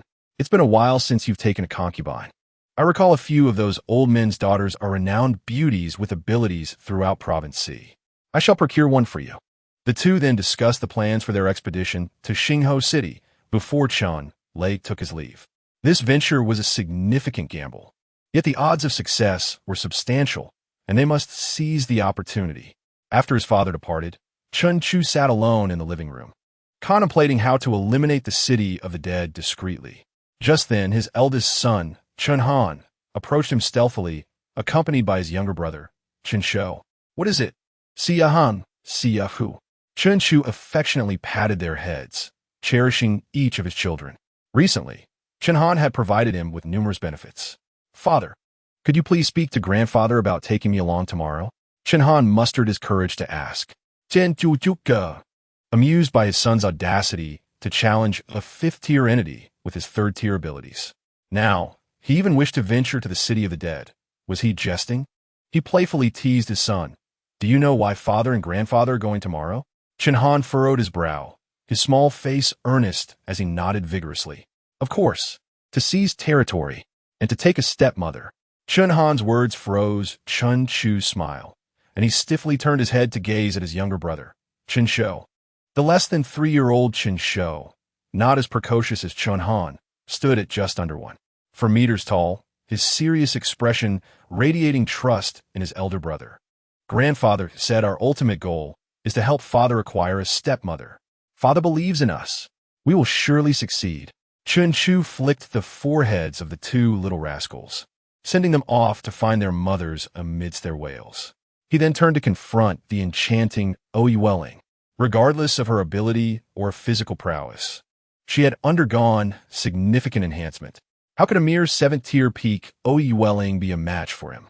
The opportunity for vengeance had arrived. The next day, husband, are you all right? Oyi Welling looked at Chen Chu, who bore panda-like eyes, with concern laced with a tinge of tenderness. This made Chen Chu feel a surge of blood rise in his throat. Has your physique evolved? Chen Chu, trembling against the wall, queried. Wuyuding nodded excitedly. Yes. What do you think, husband? Impressive, right? Chen Chu's body shuddered. This enchantress, no, this sorceress. Husband has also grown significantly stronger. I have already broken through to the 8th tier. This revelation stirred something within Chen Chu. If his strength had increased, would the power feedback that Oyi Welling received also amplify? An 8th tier ability user was already among the top tiers of strength in Province C. How could Oyi Welling's method of enhancing her power be so extraordinary? Her physique was remarkably potent. Every time afterward, I feel warm all over, and my strength increases. Especially after you have grown stronger, that warmth has intensified, enabling me to directly break through to the 8th tier. Oyi Welling expressed her delight. An 8th tier? This is truly an 8th tier powerhouse. The renowned Thunder Tiger and the legendary lord of Lihua City, Jiang Fanju, are merely 8th tier as well. She had never dared to dream of achieving this. Yet now it seemed so effortlessly attainable. How fortunate to have you as my husband. Wu Yuding beamed. Of course. She was not foolish enough to continue challenging Chen Chu with her abilities. After this period of interaction, she regarded him as unfathomable. What was the city of the dead? What were the millions of zombies? And what was the dead king advancing to the 9th tier? None could rival her husband alone. As for her, she would continue to be her husband's little enchantress, his little succubus. Husband, will this trip to the city of the dead take long? Wu Yulin inquired. Chen Chu shook his head. I am uncertain. It should not take too long. When the meteor strikes, it shall obliterate all the zombies. Then, utilizing the gravitational anomaly to disrupt the zombie king, I will covertly aid my father and ultimately employ spatial powers to dismember the foes. This should resolve the matter. Should it not? It ought not to take long, I presume. Chen Chu furrowed his brow in contemplation. This was the strategy he had devised after an entire night of reflection. I must go as well. Oyi Ling leaned closer to Chen Chu's face. I do not wish to be separated from my husband. My strength has grown considerable. I implore you, dear husband, please allow me to accompany you. She blinked her large, watery eyes, raising her hands to her chest, adopting an endearing, helpless expression reminiscent of a small kitten. Chen Chu affectionately ruffled her hair. All right, let's go together. With him by her side, Oyi Ling would be shielded from any harm. Moreover, as an 8th tier powerhouse, it was not prudent to confine her underground indefinitely. Thank you. My husband, you are the best. Oyi Ling planted a kiss on Chen Chu's cheek, her face flushing with a foolish grin. You little rascal. Why are you back so soon? I thought you would bid farewell to your daughters-in-law for a while longer. In the city lord's mansion, Chen Lei gazed at Chen Chu as he entered, somewhat surprised. Chen Chu chuckled nonchalantly. It is merely a zombie king-s city. I shall return swiftly. No need for farewells. Ha ha ha. Chen Lei laughed heartily, patting Chen Chu's shoulder while surveying the crowd. See, he is undoubtedly my offspring. This must be Xiao, oh right? Looking at Oyi Ling behind Chen Chu, Chen Lei furrowed his brow, recalling her surname after some contemplation. His father was rather careless and had a poor memory. He vaguely remembered Oyi Ling due to her impressive combat abilities. Having met her father, Oyi Ling gracefully bowed. Chen Chu informed Chen Lei of Ou Ling's desire to accompany him. Chen Lei offered no objections or questions regarding his son's decision. Ha. I recall Xiao O is a peak 6th-tier elite, stronger than many in my own abilities team. Ou Ling smiled gently. You flatter me, father. Simultaneously, she wrinkled her adorable little nose at Chen Chu, as if to say, my husband, am I not also well concealed? Chen Chu chose to ignore her playful gestures. It was not yet the time to reveal their true strengths. Old Lei, a voice rang from outside the city lord's mansion. In the next moment, Jiang Funju, the lord of Lihua City, appeared clad in fiery red battle armor, accompanied by Jiang Qing, who wore silver-rimmed glasses and a loose-fitting women's suit, exuding an icy demeanor that suggested a desire for solitude. Xiao Chu, you are here as well, Jiang Funju exclaimed with surprise. Chen Chu stepped forward and embraced Jiang Funju lightly. Sister Funju, it has been a while. Jiang Funju looked Chen Chu up and down with delight. Xiao Chu, you have grown taller and more handsome. Chen Chu smiled Dao acknowledging that his physique had indeed become increasingly refined due to the recent enhancements in his physical attributes. Teacher, the previously aloof Jiang Qing, resembling a glacier, immediately bowed her head upon seeing Chen Chu, crossing her arms over her chest, and approached him, flustered as if a shy girl confessing her feelings. Chen Chu responded softly, then shifted his gaze back to Jiang Funju. After years apart, Jiang Funju had matured significantly, exuding an alluring charm. Meanwhile, Jiang Qing, left on the sidelines, furrowed her brows, biting her lower lip, her expression conflicted. Oh no. Teacher must have noticed my recent lack of training progress and is upset. Jiang Funju, having exchanged pleasantries with Chen Chu, then focused her attention on Ou Ling beside him. The beauty before her caused even Jiang Funju to momentarily pause. More importantly, there was an enchanting aura about her that was captivating to both genders. Greeting, Sister Funju, ou Ou Ling replied sweetly. Sister Funju, this is my 18-year-old concubine. Ou Ou Ling, Chen Chu introduced candidly. Jiang Funju's lips parted slightly in surprise. 18 concubine? With a suppressed smile, Jiang Funju shook Ou Ling's hand. Hello, 18 sister. Ou Ling's body stiffened as if struck by an invisible arrow. She let out a soft sigh, resigned to this characterization. Chapter 65. Competing for Jiang Funju? The mysterious aura beneath the Zombie King's city. Chen Lei stepped forward, puffing on a smoking cigar as he exited the city lord's mansion. Fire Phoenix, are you ready? Jiang Funju had come to accompany Chen Lei and others on their expedition to the Zombie King city. In the Ice Age apocalypse, the combatants were primarily supernatural beings. The combined forces of Xingho City and Lihua City numbered approximately 700. Moreover, an underground passage between the two cities facilitated their joint expedition. Given that Xingho City was closer to Jianghai City and nearer to the Zombie King city, it was determined as the departure point. All preparations are complete. Several supernatural teams have already rendezvoused with the teams from Xingho City and are awaiting at the city gate. Chen Lei gestured grandly, then let us set off immediately. Is Jiang Qing also going? At this moment, Chen Chu suddenly interjected. Jiang Qing has yet to awaken. She is merely an ordinary person. How could she join? Jiang Funju sighed softly. She insists on seeing me off. In such a grand battle, everyone was acutely aware of the risks involved, with a significant likelihood of casualties. A separation now could very well lead to an eternal farewell. Yet, in this damned apocalypse, where could one find an absolutely safe haven? Without fighting, one would only await death. Chen Chu frowned slightly. Jiang Qing was his designated concubine. He could not allow any mishap to befall her. As a colossal city, Lihua City was rife with dangers. If any unforeseen incidents occurred while the supernatural teams from both cities were out, Jiang Qing would be the first to suffer.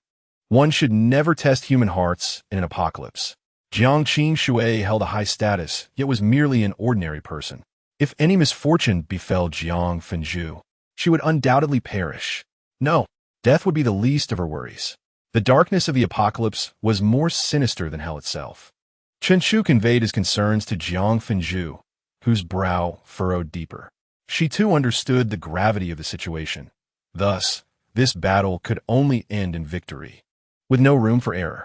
Even the slightest mistake could incite chaos within the city, should news of the zombie king's city gaining the upper hand spread. Jiang Qing would instantly become the greatest target. Addressing Jiang Fengzhu's apprehensions, Chen Chu promptly proposed, "Let Jiang Qing stay at my residence.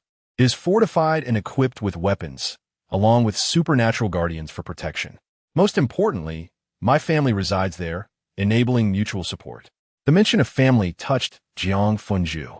Although she had arranged for supernatural guardians to protect Jiang Qing, the presence of family offered a deeper sense of security. They had grown up together, relying on each other, being each other's sole family. With her departure, it left only her sister behind. Jiang Fengzhu gazed intently at Chen Chu, noticing the striking resemblance to his mother, and softly replied, "I fear Qing Shui may not agree." Chen Chu smiled reassuringly, "Leave it to me." He then called Jiang Qing Shui aside. "Teacher," Jiang Qing Shui said, somewhat anxious, "remain in Xingho City, go to my home, and wait until the battle concludes." Chen Chu stated coolly in a commanding tone. Jiang Qing Shui bowed her head, silent for a long moment. After much hesitation, she finally spoke, "Teacher, I beg your forgiveness. I cannot obey this order. Lihua City is my sister's hard work, and with her absence, I must protect it." Chen Chu frowned, casting a critical glance at her. "Protect? You, an ordinary person, what can you do other than hinder us? You wouldn't dare confront even a low-tier beast, and yet you speak of protection? Is it your meager marksmanship that qualifies you for such a role? Because of you, your sister was worried before her departure. Do you comprehend the significant impact this has on our battle? You ought to stay at my home and refrain from causing further chaos. Your sister is already burdened and exhausted handling these matters, and she cannot afford to spend additional time and energy looking after you. Are you truly so inconsiderate?"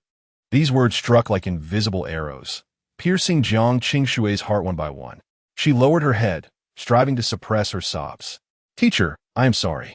I did not intend to practice my marksmanship poorly, nor did I mean to cause my sister worry." Chen Chu waved his hand, signaling for someone to escort her to his home. He then approached Jiang Fengzhu with a smile, saying, "Sister Fengzhu, it's all taken care of. My residence is a top-notch sanctuary, capable of withstanding beings of the 10th tier. Absolutely secure." Jiang Fengzhu's mouth slightly agape. She found it hard to believe. Her once proud younger sister was actually bowing her head before Xiao Chu and listening to his words. The light in Jiang Fengzhu's eyes sparkled. "Xiao Chu, you and Qing Shui truly make a perfect match. My sister is finally willing to make friends. I can finally rest assured, and it could not be better that it's you. Let's set forth." With matters resolved, Father Chen waved his hand and led the team into the wilderness. Destination: the city of the Corpse King. "Darling, do you fancy Sister Fengzhu?"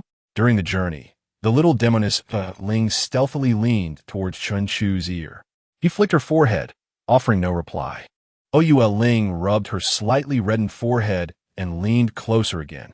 "Darling, you must quickly enhance my abilities so I can take her as my 19th wife."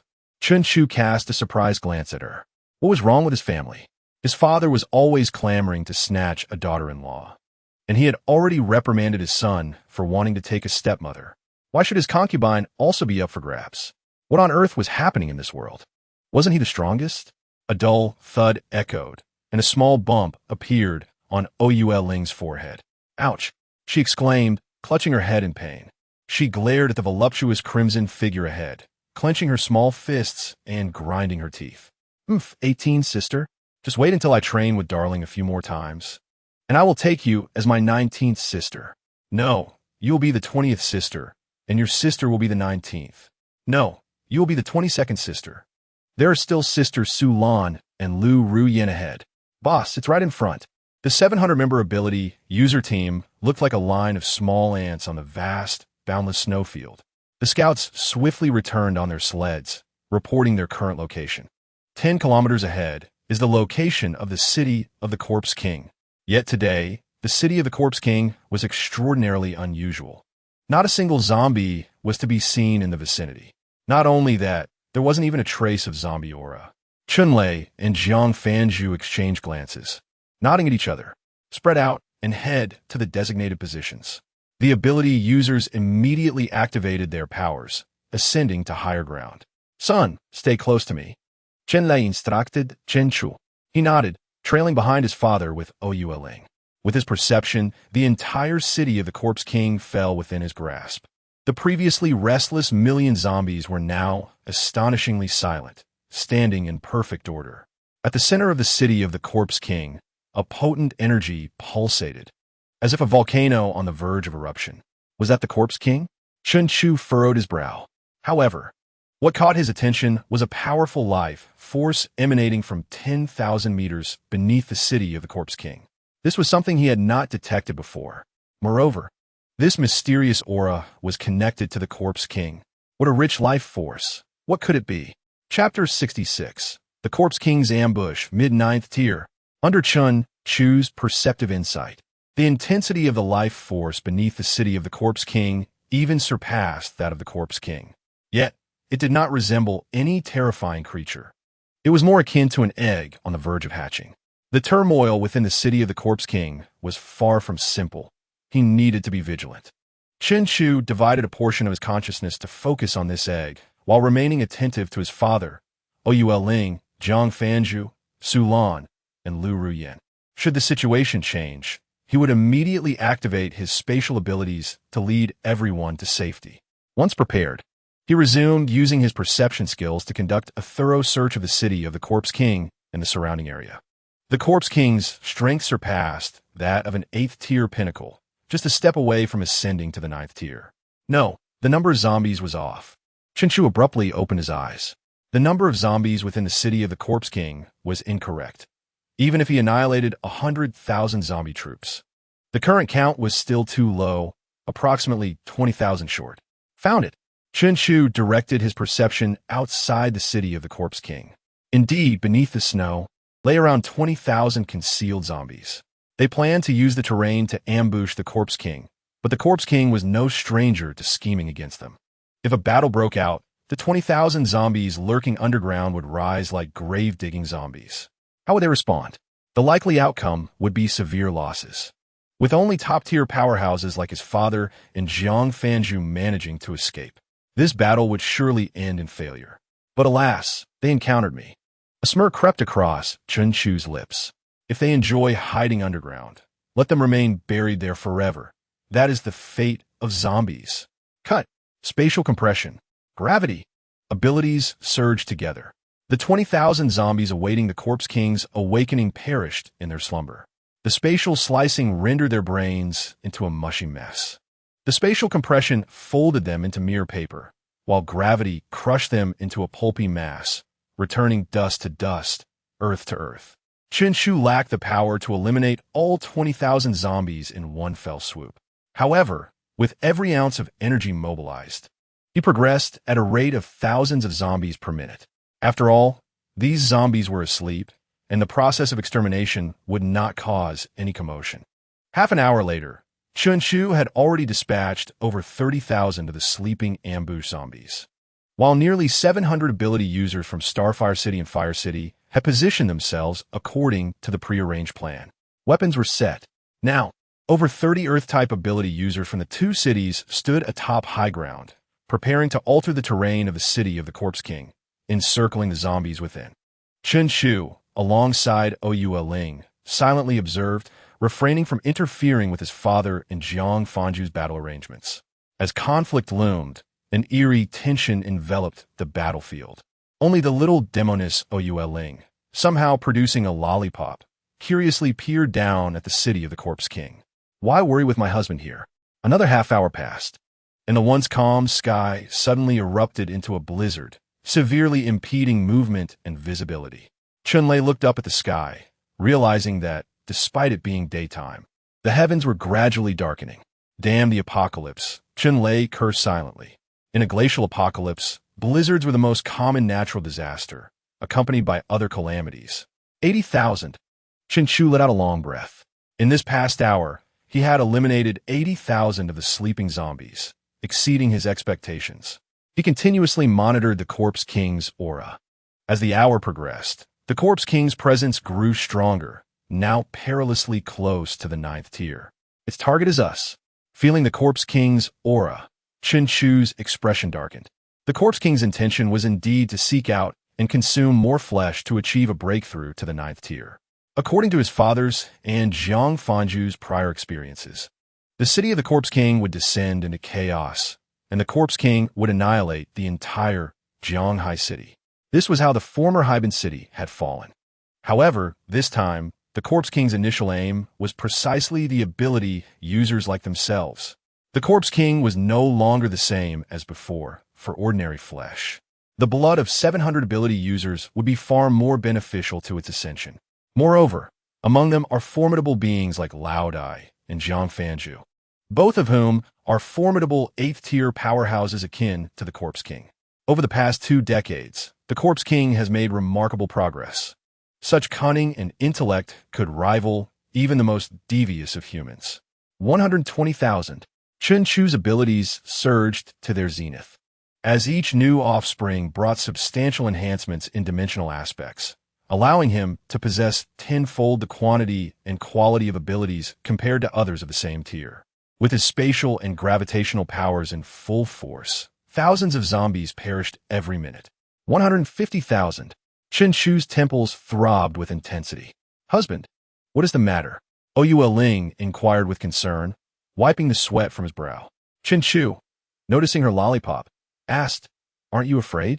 At that moment, the sky loomed dark and foreboding, with blizzards swirling chaotically and the ominous heartbeat of the Corpse King resonating from the city.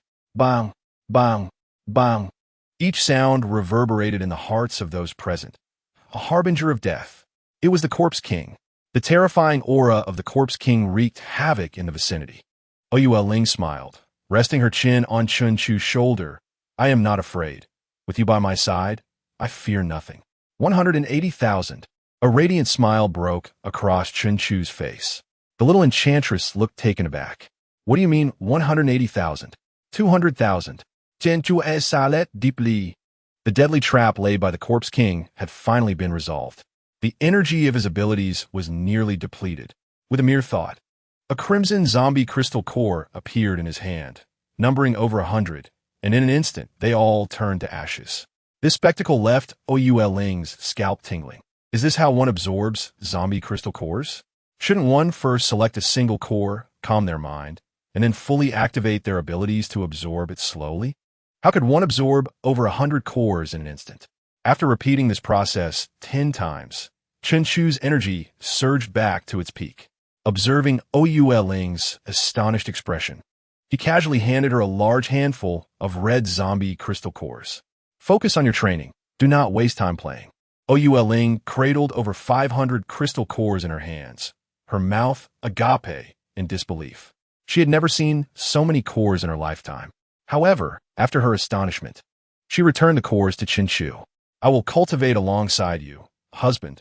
It will be more effective, and there is no need to waste them." Chen Chu gazed at her delicate features, a shiver coursing through him as he nearly forgot her terrifying constitution.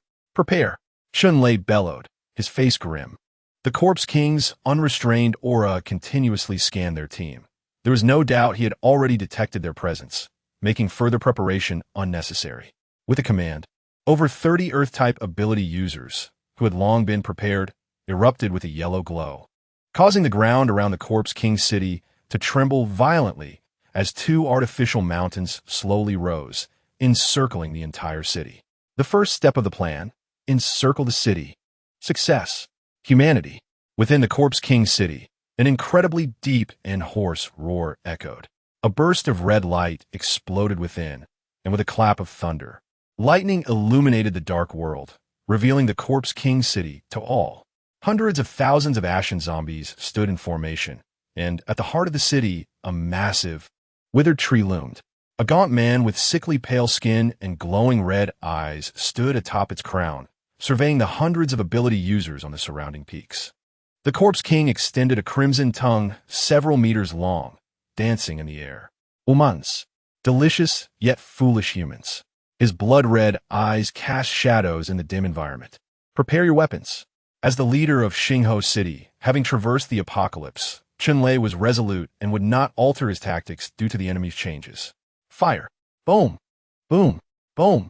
Special shells, empowered by ability, users rained down upon the Corpse King's location. In the dark environment, amidst the relentless blizzard, it was impossible to ascertain the damage inflicted upon the Corpse King. Crack! Another clap of thunder illuminated the world momentarily, revealing a massive hand composed of thousands of densely packed zombies that shielded the Corpse King from the artillery fire. Subsequently, the ashen zombies began to pile up, forming a humanoid figure. In mere moments, a colossal zombie arose, its body composed of countless writhing, howling zombies tearing at one another. Yet Chen Chu sensed the danger it presented. Peak 8th tier. The Corpse King was at the peak of the 8th tier, and the zombie giant was at the same level. But that was not the end. Behind the blood-eyed Corpse King, fleshy wings dripped with blood sprouted, and, as they flapped, the Corpse King landed steadily amidst the zombie giant, allowing the writhing masses to engulf him. The Corpse King's form gradually vanished, while the aura of the zombie giant soared. 9th tier. The zombie giant, infused with the Corpse King's essence, had actually surpassed the peak 8th tier, reaching the 9th tier. And that was still not the end. The humanoid zombie giant, composed of tens of thousands of zombies, suddenly opened its eyes. Identical to the Corpse King's, they glowed blood red, casting a massive dark red shadow in the air. The aura of the zombie giant surged again. Mid-9th tier. The overwhelming, terrifying presence ravaged the entire Corpse King city.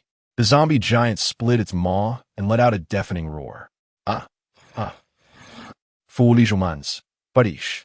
The Corpse King, controlling the zombie giant, gestured grandly, summoning the zombie horde buried deep outside the city. He desired these delectable morsels of flesh. Not a single one could escape. He wanted foolish humans, seasoned with fear, would become even more delicious.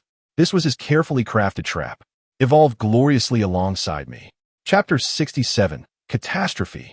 The arrival of calamity. The oppressive and suffocating presence of the mid-9th tier, the roar of the zombie giant, the dim and oppressive atmosphere, and the blizzards relentlessly striking their faces. Today felt like a quintessential day of demise. The ambitious crowd seemed destined to be buried here. Loud I turned, revealing a radiant smile. So, it seems we are destined to perish. How could they resist against the mid-9th tier? Moreover, it appeared the Corpse King had also set up a surrounding horde outside. Liang Luo, Ji Luo, and the end had come. After struggling in the apocalypse for 33 years, they were finally to meet their end here. Chun Lei seethed with resentment. The other major cities in province C were fortunate. If he, Lei Laohu, survived, he would not only claim their daughters, nieces, and granddaughters for his son, but even their wives. Chun Lei raised his hand, his 2-meter frame instantly towering to 3 meters, his entire form transforming into bronze. A bronze war god, crackling with electricity, emerged. Even in death, he would fight. This was his survival code in the apocalypse. Lei Laohu, how remarkable! In such a short time, you've advanced to the peak of the 8th tier, Jiang Fanju remarked with a smile. As the strongest in Jinghaishi, she certainly had her own means. From her ample back, a pair of fiery wings unfurled, lifting her into the sky. Jiang Fanju's power continued to ascend, and she too reached the peak of the 8th tier. Fire Phoenix, you are impressive as well, Chun Lei replied. He then extended his hand, summoning a long staff wrapped in lightning. Crafted from S-grade starstone, or this weapon would amplify his strength by approximately 50% after his ascension to the peak of the 8th tier. Jiang Fanju smiled, her body trembling as she hovered in midair. Her outer coat exploded, revealing a complete fiery red battle armor beneath, along with a beautifully crafted golden bow slung on her back. She effortlessly drew the bow, conjuring a flame-imbued energy arrow. Whoosh, whoosh, whoosh. The arrows flew in rapid succession. Each arrow carries the formidable force of an 8th tier peak strike. This bow and arrow are undoubtedly extraordinary. Chen Lei laughed artily, proclaiming, "Ah, let us battle fiercely before the end." Jiang Fanju turned her head, scrutinizing Chun Chu's brows and eyes. A gentle smile graced her lips as she remarked, "Little Chu, dear sister will not witness your wedding with Qing Shui." The old man revealed a toothy grin at Chen Chu, saying, "Son, dying together is the best conclusion I have ever envisioned. Alas, it is the little grandsons who will suffer." Chun Lei's previously boisterous laughter turned somewhat bitter. Shortly thereafter, two figures, one clad in white and the other in red, dashed towards the city of the Corpse King. "Young master," at some point, Lu Rian appeared before Chen Chu. Her expression was untroubled, devoid of any lingering conflicts. She had intended to express her feelings to the young master upon their triumphant return, but it seemed that opportunity had slipped away. "Young master, if there is a next life, I would be content to be one of your concubines, seeking only a fragment of your affection to find fulfillment." Upon finishing her words, tears welled in Lu Rian's eyes. "Aju, sulan ap do text lao." Her demeanor calm and composed, even adorned with a sweet smile. As a doctor, she understood that life is merely a journey from birth to death, especially in this apocalypse. It felt entirely natural for her to link arms with Chen Chu. "What a pity that I did not marry my Achu sooner." She sighed. "What a pity I did not become your wife earlier." With that, she stood on her tiptoes and placed a kiss on Chen Chu's cheek. Chen Chu observed the tearful Lu Ruyan and the serene Su Lan. He gently embraced both ladies, an act that unleashed a torrent of tears from Lu Ruyan, who clung to him tighter. Meanwhile, Su Lan beamed with a radiant smile. Dying alongside, Chu could be deemed a form of happiness. Uyuding, with a lollipop in her mouth, tilted her head, gazing at the three, pointing towards Su Lan and Lu Ruyan. 19th sister, 20th sister. Is a mid-stage 9th tier truly so terrifying? Jianju Su Denli spoke. Su Lan and Lu Ruyan were momentarily taken aback. Chen Chu's sudden inquiry left them puzzled. Indeed, the mid-stage 9th tier was formidable. Just moments ago, they had been enveloped by the ominous aura of the Corpse King, rendering them immobile. Chen Chu released the two, wearing a radiant smile. Is the Corpse King truly so fearsome? At that moment, the dim sky was pierced by the descent of numerous colossal fireballs. Chen Chu stood at the precipice of the mountain, the city of the Corpse King teeming with zombies behind him, while above, massive meteors blazed with flames. This magnificent backdrop elevated Chen Chu to an almost divine stature, his sunny, handsome smile leaving an indelible impression on the hearts of the three women. Even Oyi Welling, who had anticipated her husband's intervention, was astonished, dropping her lollipop without realizing it. Meteors! How terrifying! A calamity has descended. Chapter 68. Capturing the City of the Corpse King. Pink crystal core, green flesh. Dozens of flaming meteors plummeted towards the city of the Corpse King, shattering the gloomy sky and illuminating the earth, completely exposing the city that had been shrouded in darkness. The grotesque red-eyed zombie giants surged forth like a tide, with hundreds of thousands of zombies swarming out of the city. At this moment, all beings engaged in life and death struggles ceased, gazing at the meteors above. The sheer potential energy carried by the falling meteors was beyond the capacity of these ability users and zombies to withstand. This was the might of a natural disaster.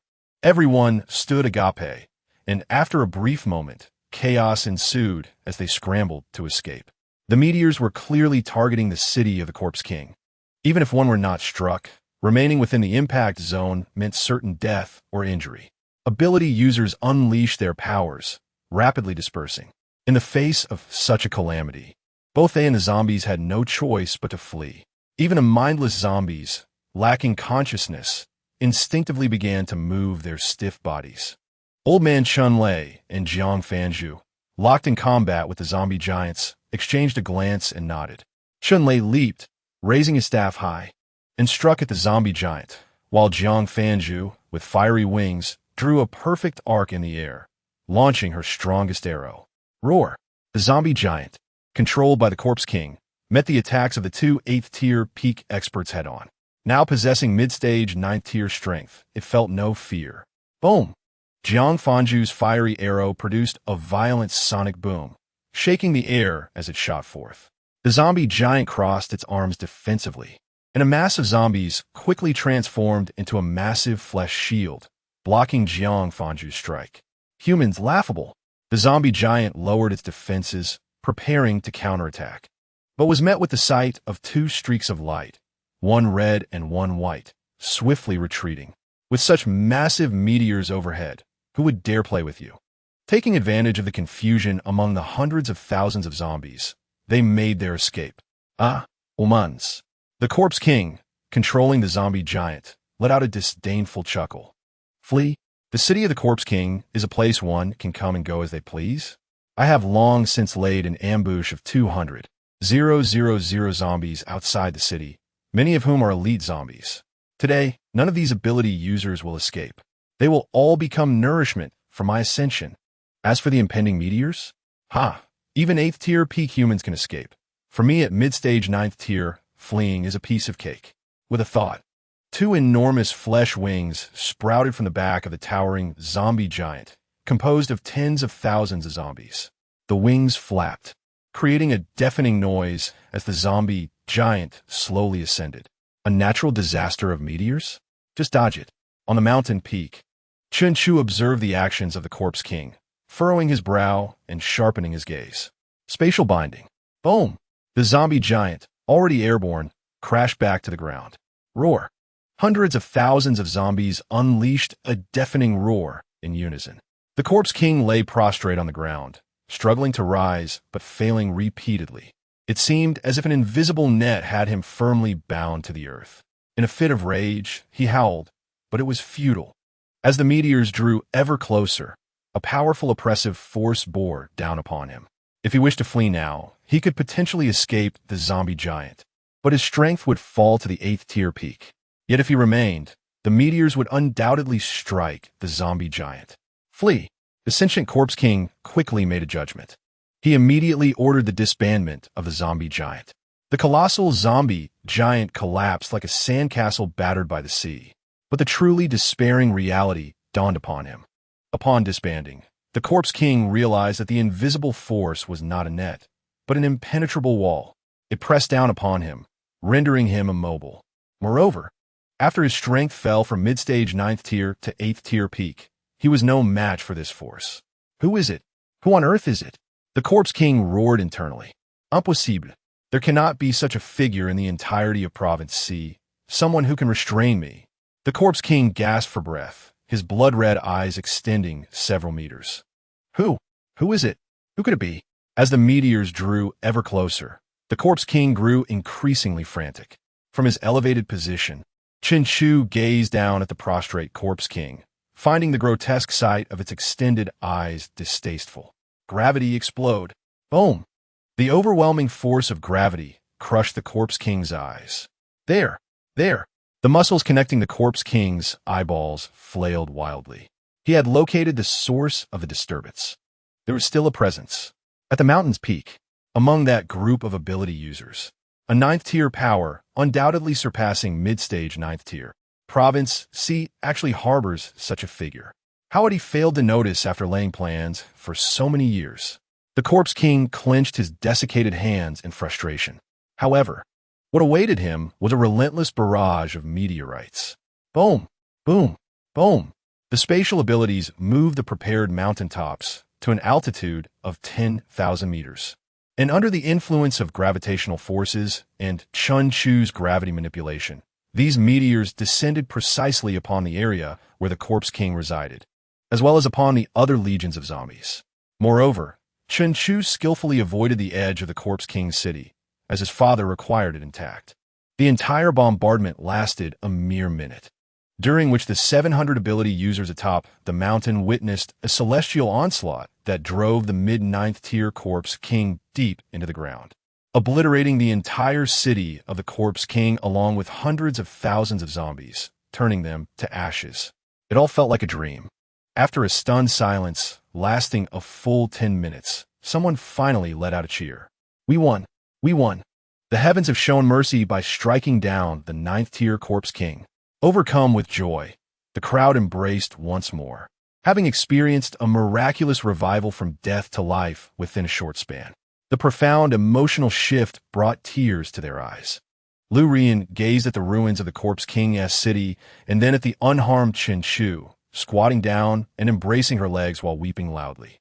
Thank goodness we were still alive, all of us. In stark contrast, Sulan, who faced death with remarkable calmness, was now overwhelmed with tears of joy after narrowly escaping. Without uttering a word, she turned and wrapped her arms around Chunchu's neck, offering him a passionate kiss. This time, she was determined to become Chunchu's wife, and no one could stop her. Among all, the most astonished was the little enchantress Oyueling.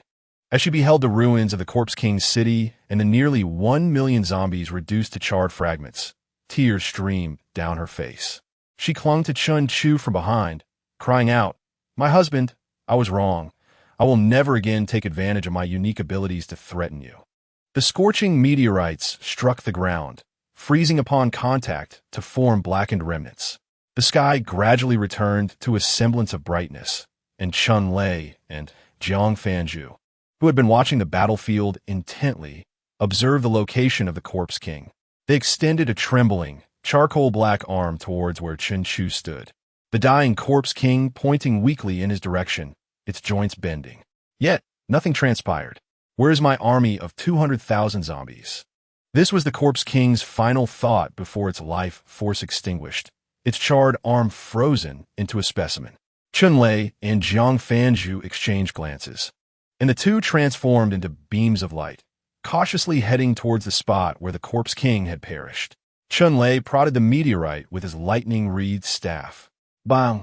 The meteorite, reduced to a height of merely 2 men by atmospheric friction, was sent flying. Below lay a deep pit, filled with charred bodies and fragments, making it impossible to discern the Corpse King's remains. However, 2 objects shimmered with undeniable brilliance. One was a fist-sized zombie crystal nucleus, rich purple with specks of pink, and the other was a piece of gelatinous green flesh that wobbled enticingly. "Is this the pink crystal nucleus?" Jiang Fanju picked up the peculiar zombie crystal nucleus, while Chun Lei examined the green, jelly-like flesh. "What is this?" Chapter 69, Life Polyp, Attribute Crystal Nucleus. Father advances to the 9th tier.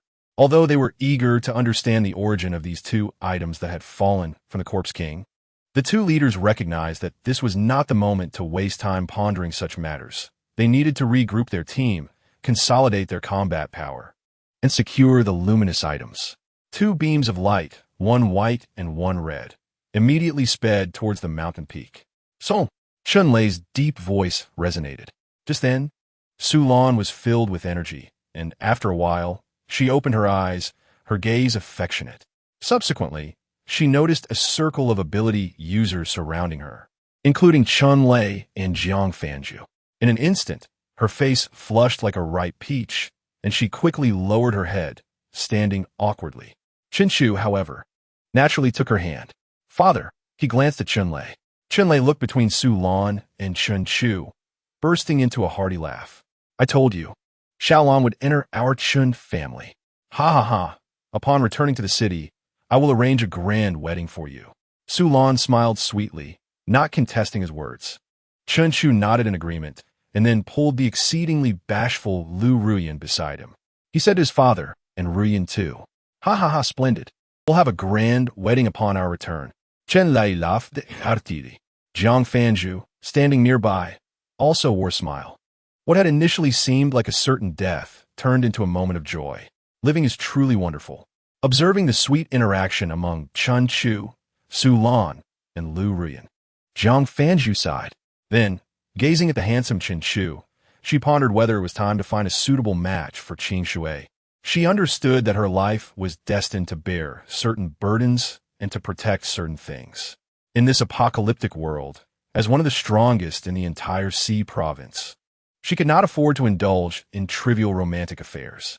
Perhaps only a man capable of shielding her from all storms and winning her heart could stir her emotions. Regrettably, decades had passed, and such a person had never appeared. She had always been the conqueror in Xi province, never having been conquered by anyone. "Father, have the zombies been dealt with?" Chen Chu asked knowingly. Chunlei pulled out the green, jelly-like flesh.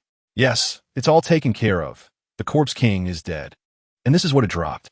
"We conquered the Corpse King's city. This calamity was truly bizarre. Those meteorites seemed to have navigation, only striking the zombies, and we inexplicably emerged victorious. However, in this cursed world, with the emergence of the Ice Age apocalypse, the arrival of doomsday minerals, and the appearance of extraordinary zombies and ability users, nothing seemed surprising anymore. The humans who had survived the apocalypse for 33 years had a high tolerance for the unknown. After all, as disasters and mysterious creatures struck without warning, those with weak hearts had long perished. Thus, no one questioned anything. Only Oyueling, standing in a corner, pulled out a lollipop and murmured softly, "My husband is truly terrifying." Jelly meat? Chen Chu gazed curiously at the quivering piece of jelly-like meat in his father's hand. He immediately inquired within his mind. Life polyp has a 0.1 chance of occurring within a 9th-tier organism, can assist the consumer in elevating their current life tier. Commonly used for breakthroughs. What a remarkable item. Chen Chu's eyes brightened at the information. Isn't this akin to a life enhancement in his dimensional upgrades?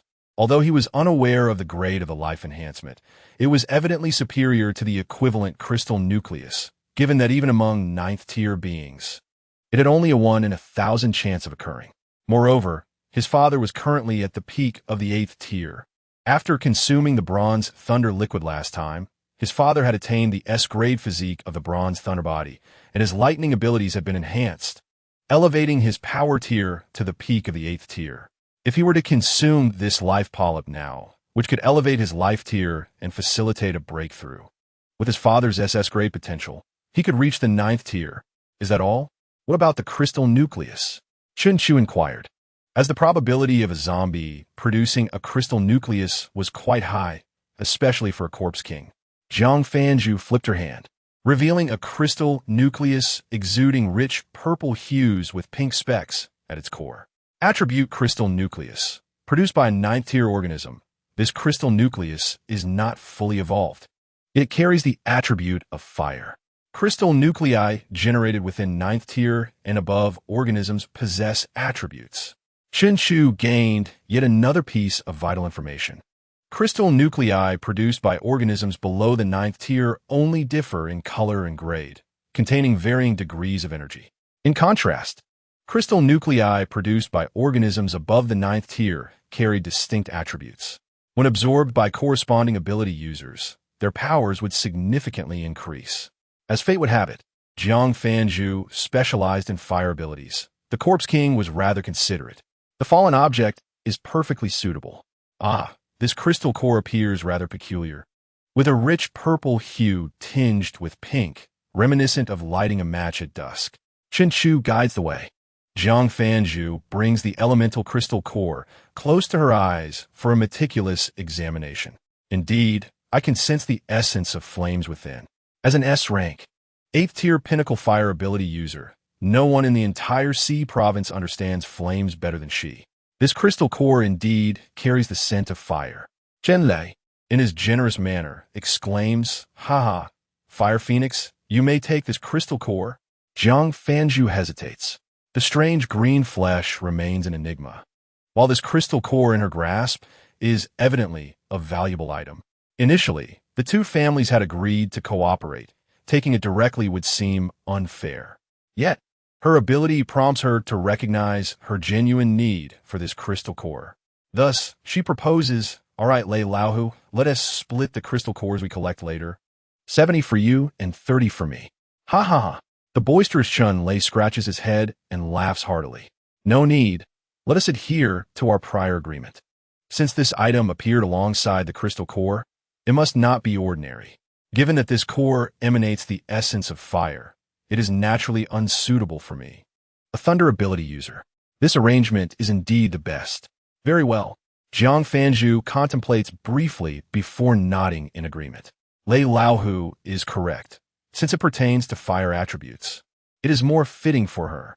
Furthermore, given Lei Laohu's character, he would not accept any alteration to their established agreement.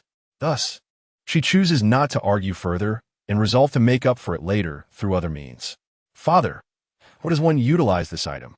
Zhenju Ingui, pointing at the life essence flesh. Father examines it closely from various angles. "I'm not certain. It simply exudes a strong life force. Since it is meat, should we just eat it? Chun Lei slaps his forehead, looking at Chen Chu as if he were a genius. Indeed, consume it. You truly are a prodigy like your mother. Upon hearing his son's suggestion, Chun Lei promptly swallows a whole. This scene leaves the surrounding ability users aghast. Is it really that casual? At the very least, one should take it back to the city for testing, allowing the ability users to examine it properly. Hey, this father and son duo are both bold in their own ways. Just as everyone is astonished, Chun Lei suddenly transforms into the visage of a bronze war god. A blinding sea of lightning engulfs him, and the ability users feel Chun Lei's aura continuously escalating, with the sound of a water droplet echoing. A massive white light ring ascends from the sea of lightning. Following this, a terrifying aura blankets the entire mountain peak. 9th tier. Lei Laohu has ascended to the 9th tier. While typing, I learned that the goddess married during her youth, causing my mindset to crumble and my thoughts to become chaotic as I penned these 2 chapters, resulting in a delayed update. Chapter 70, Armory. Tens of thousands of zombie crystal cores. S-rank white flame bear eggs. 9th tier. This is a level that has never been seen throughout C Province. In a frozen apocalypse, blizzards, magnetic anomalies, and glaciers manifest, posing humanity's greatest dangers. Not only the resistance against extreme cold, but also the more significant issue of information blockage and behavioral constraints. Humanity is confined underground by relentless blizzards. An ordinary person may only know those within the same survivor camp throughout their lifetime. The social circles of ability users are largely limited to their city. Figures like Chun Lei and Jiang Fanju, being top-tier ability users, may have interacted with users from nearby cities, yet they would rarely meet face-to-face for many years. As for users from other provinces, they have never encountered one another. Each survivor camp has been transformed into an independent world by natural disasters.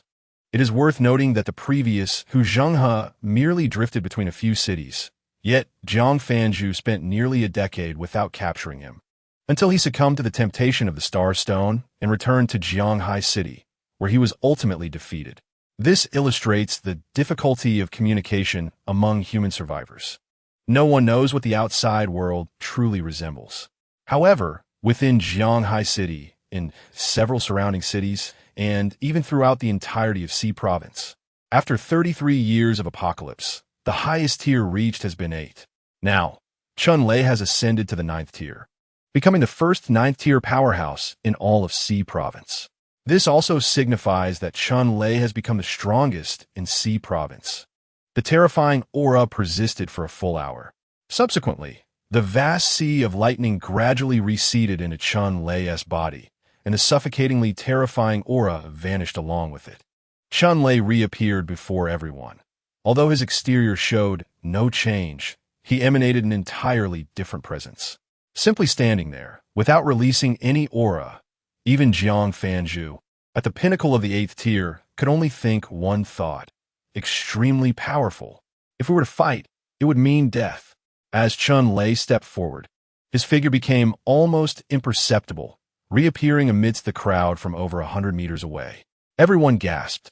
It is universally acknowledged that thunder ability users possess strong attacks and rapid speed. Yet, Chun Lei's current speed resembled instantaneous movement. Even Jiang Fanju's pupils constricted. She could only perceive a fleeting shadow. The gap between the 8th and 9th tiers is indeed vast. After Chun Lei's ascension concluded, he patted Chun Chu on the shoulder. Son, your suggestion proved to be wise.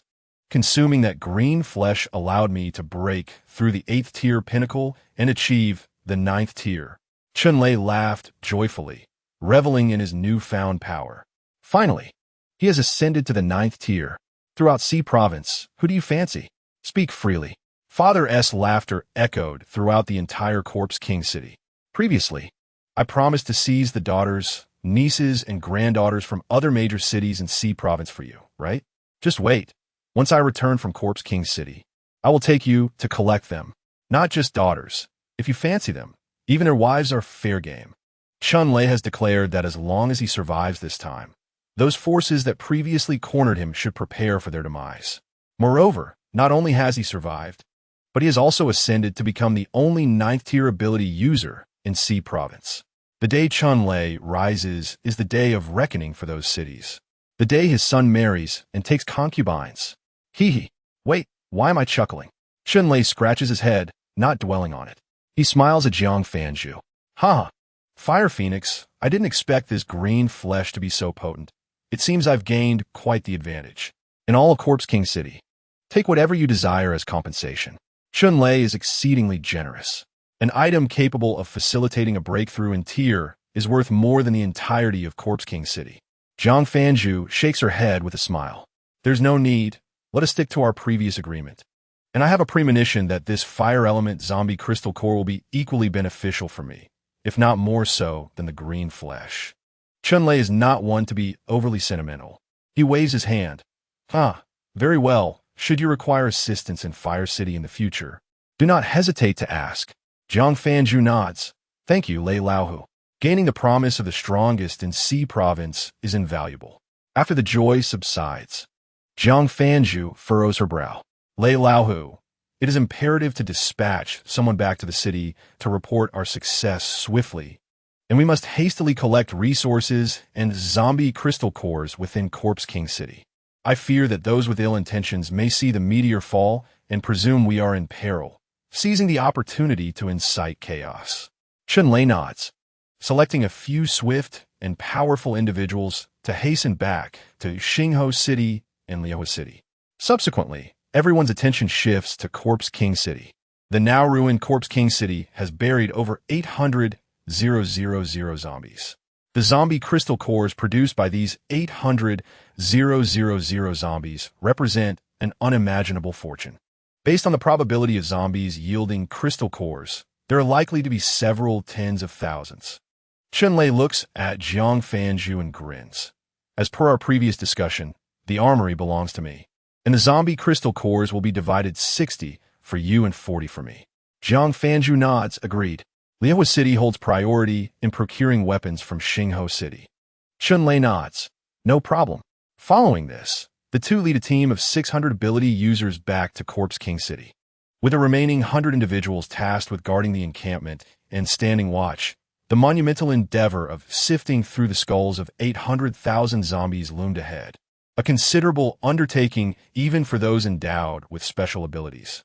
In addition, an assessment of the munitions factory and a thorough exploration of the entire Shirwang City were essential, requiring at least 5 days.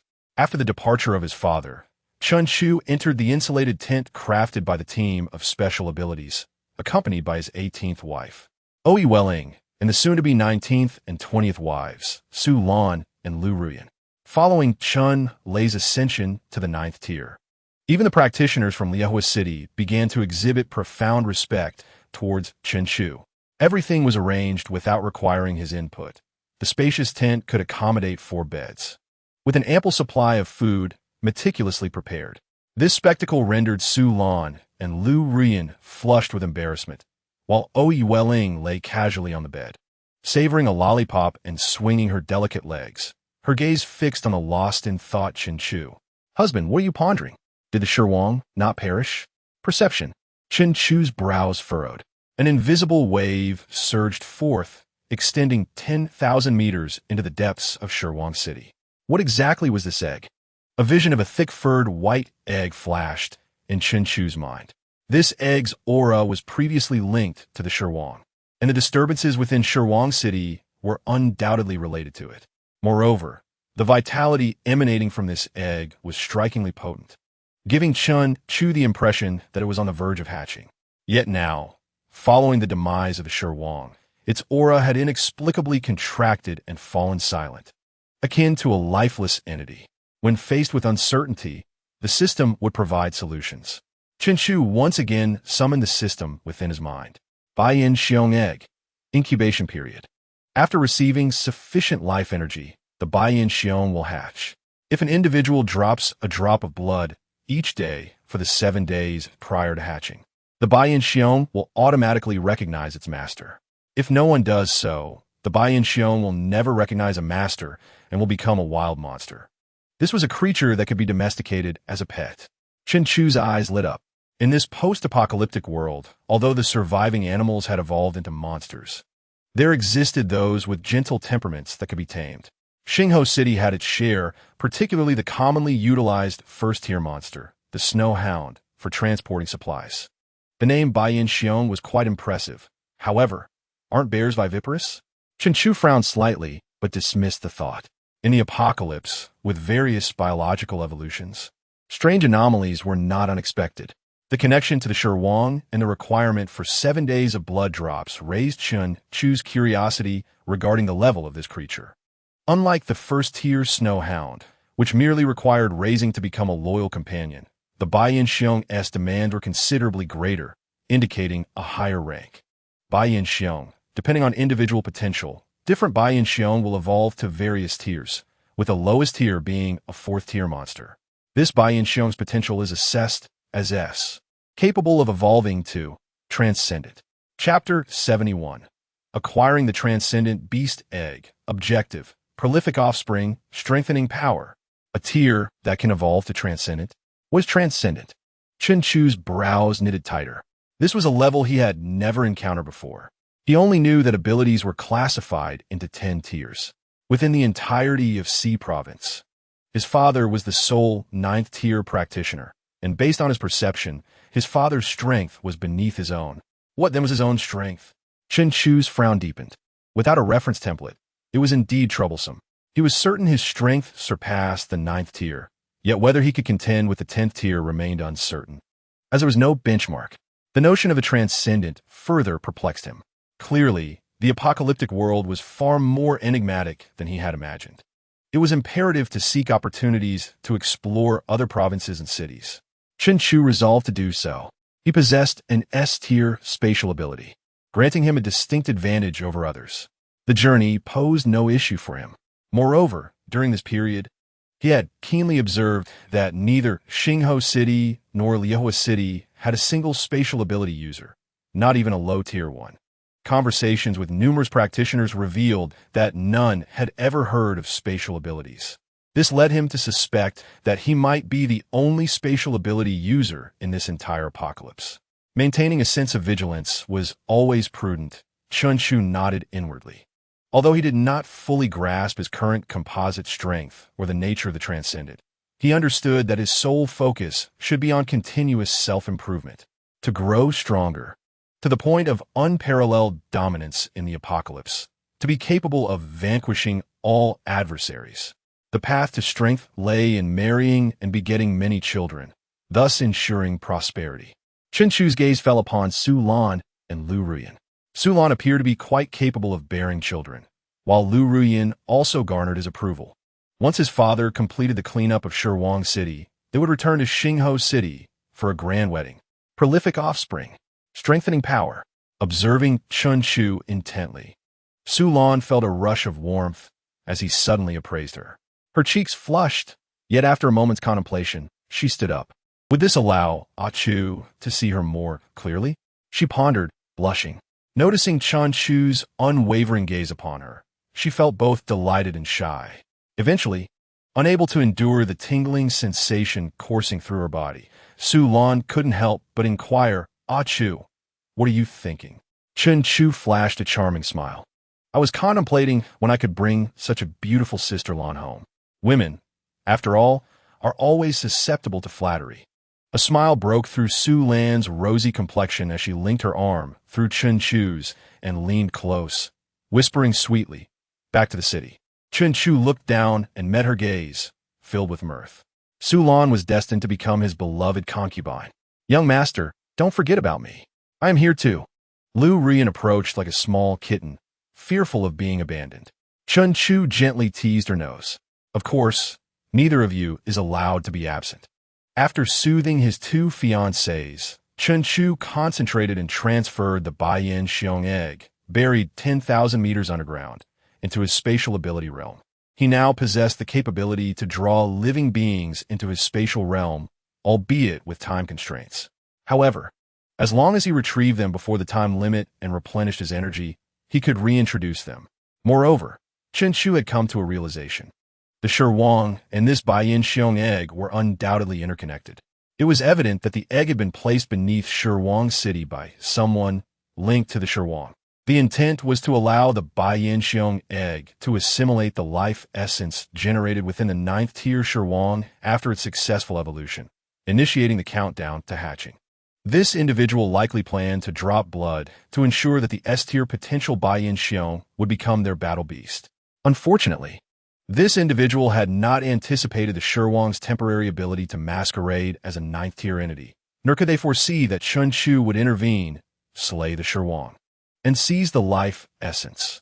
Now, even the Baiyin Xiong egg, buried 10,000 meters underground, was to be retrieved. The Shirwang's upheaval was related to the Baiyin Xiong egg, and since it was planted by this mysterious individual, it stood to reason that this individual was an adversary of both Xingho City and Liehua City. After all, had they not intervened, the Shirwang would have turned Jiang Haishi into a hellscape. The mantis stalks the cicada, unaware of the aureole behind. This mysterious individual had prepared extensively for the contract with the Baiyin Xiong, only to find themselves outmaneuvered. Regardless, the mysterious individual was an enemy, and should they discover their plan had failed, they would ultimately trace it back to Xingho City and Liehua City. It was wiser to seize the egg first and enhance his own strength. At this point, Chun Chu could ascertain two things. First, the mysterious individual was powerful. Otherwise, they would not have orchestrated such an elaborate scheme. Second, the mysterious individual was not from C Province, as no one here possessed such capabilities. It seemed a formidable foe was on the horizon, and he needed to elevate his strength swiftly. Jian Mu said, to bolster his power, he would pursue marriage and progeny, ensuring prosperity. Currently, he remained at Shirwang City, awaiting his father's completion of the collection of zombie crystal cores. Thus, spatial ability. Chun Chu's abilities began to manifest, allowing him to relocate the zombie cores to more conspicuous positions. This way, the members of his team would merely need to bend down to collect them, enabling him to hasten back to the city for his grand wedding. Whether it was to take Su Lan as a secondary wife, diligently cultivate his power, or ensure prosperity through numerous offspring, all these matters were of utmost urgency. Meanwhile, at the edge of Province C, amidst the boundless expanse of snowfields, a tall and stunning girl suddenly halted. With a resounding thud, a 3-meter-tall, white-furred giant bear, following closely behind her, inadvertently collided with her. The girl remained unfazed, while the bear was sent tumbling away. She stood with her arms crossed, her breathtaking visage adorned with confusion. My pet seems to have vanished. This cannot be. The location I had designated for my pet was clearly a dead city, inhabited only by low-level zombies. According to my arrangements and the items I left behind, it should have been sufficient for that Corpse King to advance to the 9th tier within a year. Subsequently, my pet would devour the Corpse King and enter the final stages of its hatching process. I was supposed to return just in time. Why then? Is my pet's aura absent now? She was certain that in this newly traversed area of Province C, no extraordinary beings existed. How could anyone discover a beast egg 10,000 meters underground, let alone sever the connection with her? The girl's brow furrowed deeper. First, I must complete this mission, and then I shall return promptly. I have left a mark on the beast egg. I need not fear losing it. Clenching her fists, she acknowledged that while she longed to return immediately, this mission took precedence. At that moment, she resolved to uncover the identity of the scoundrel who dared to meddle with her pet. 2 days later, with Chun Chu's covert assistance, the team swiftly collected the crystal cores from 800,000 zombies. The yield of over 40,000 cores from the Corpse King City was quite high compared to the scattered zombies in the wilderness. The amassed cores would suffice for the consumption of all ability users in Xingho City and Liehua City for decades. This represented an immense fortune. Additionally, the arms factory at the edge of Corpse King City had been thoroughly explored, perhaps due to its significance as the most important arms factory in all of Province C. Or perhaps because it had been overrun by zombies since the apocalypse, it had been continuously worn down by the relentless assault of the undead. Fortunately, most of the factory's equipment remained operational, with only a few small, intricate parts damaged. as long as the engineers in the city could replicate them using apocalypse materials. The factory would be restored. Thus, Xingho City would be able to produce its own weapons, alleviating concerns over depletion. In the future, suitable candidates could be selected from among the ordinary populace to form an armed guard, significantly bolstering the city's strength. Simultaneously, Xingho City could become the largest arms dealer in all of Province C. After all, the probability of extraordinary beings emerging is relatively low. For instance, combined, Xingho City and Liehua City have a fixed population nearing 200,000, yet there are only about 700 ability users. Therefore, weaponry remains of paramount importance, whether for external threats or internal strife. Furthermore, even lower-tier ability users remain vulnerable to firearms. With an entire arms factory at their disposal, Xingho City's capability to defend against monstrous sieges and enemy incursions has been greatly enhanced. Naturally, their offensive capabilities have also seen considerable improvement. Iolila Rusko. I thought we would be delayed for at least a week, but we resolved it in just 2 days. It seems the heavens are determined to see you wed swiftly. Let us return to the city and prepare for your grand wedding, Chun Lei declared, as he waved his hand to pack up the 40,000 zombie crystal cores along with essential machinery from the factory, leading the team back to the city. Having left Xingho City and Liehua City vulnerable for so long, the probability of trouble was high if they did not return soon. However, Chun Chu remained unperturbed. Before departing, he had specifically instructed all his concubines not to leave their residence until his return. They had always obeyed him, ensuring they would remain indoors.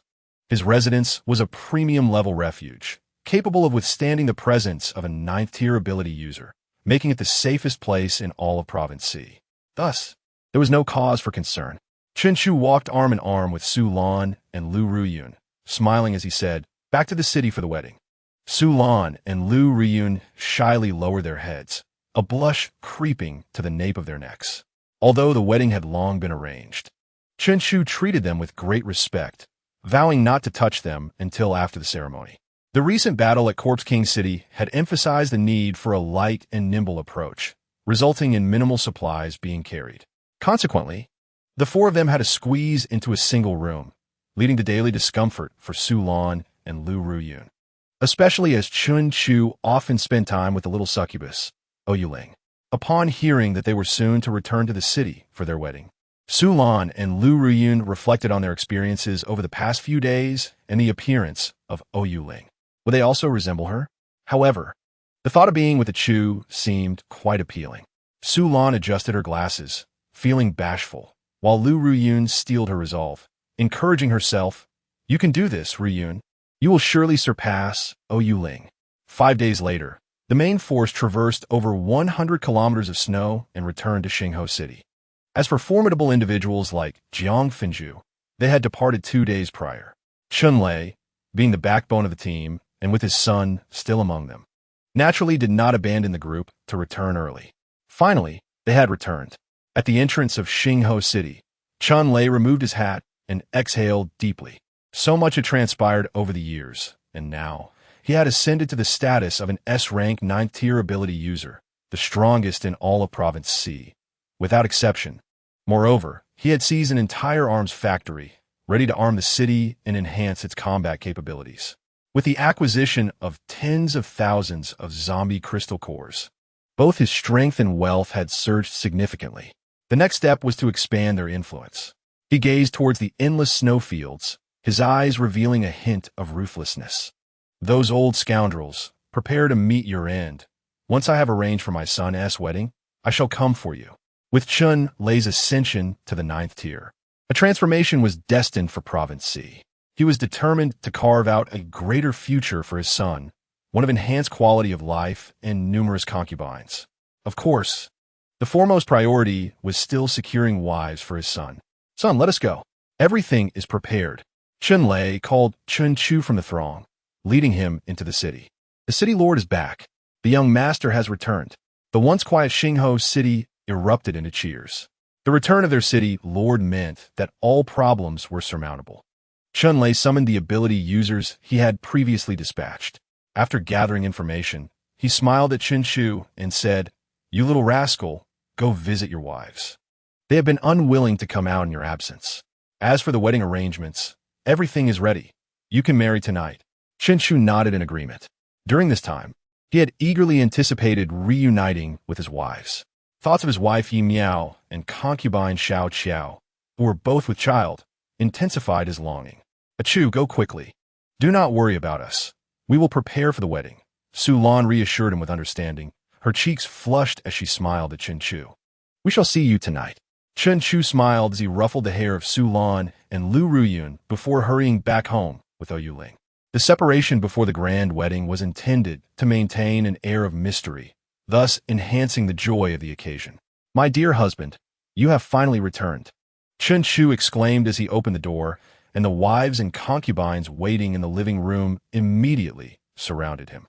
His wife, Yi Miao, was already showing signs of pregnancy, while Xiao Qiao's belly was quite pronounced, indicating that she would soon give birth. "I am back, and all is well." Chen Chu embraced his long-concerned concubines. Indeed, nothing felt better than the warmth of home. "Teacher, how is my sister?" After catching up, Jiang Qingshui mustered her courage to ask. Chen Chu nodded. "Sister Fenju is doing well. She has gained much from this journey." This reassurance brought a sigh of relief to Jiang Qingshui, for she held her teacher's words in utmost trust. "Stay for a few days. Sister Fenju will come over soon. Today is the day of my grand wedding with Su Lan." Upon hearing this, the concubines cheered in delight, reveling in the triumph of their husband securing Su Lan as his own. "In that case, let's not reminisce today," said the whimsical Xiao Qiao. They had missed Chen Chu dearly during his absence. Chen Chu gently pinched her cheek. "You are about to give birth. What stories can we share?" Xiao Qiao winced, rubbing her face while holding her elder sister to Qiao's hand.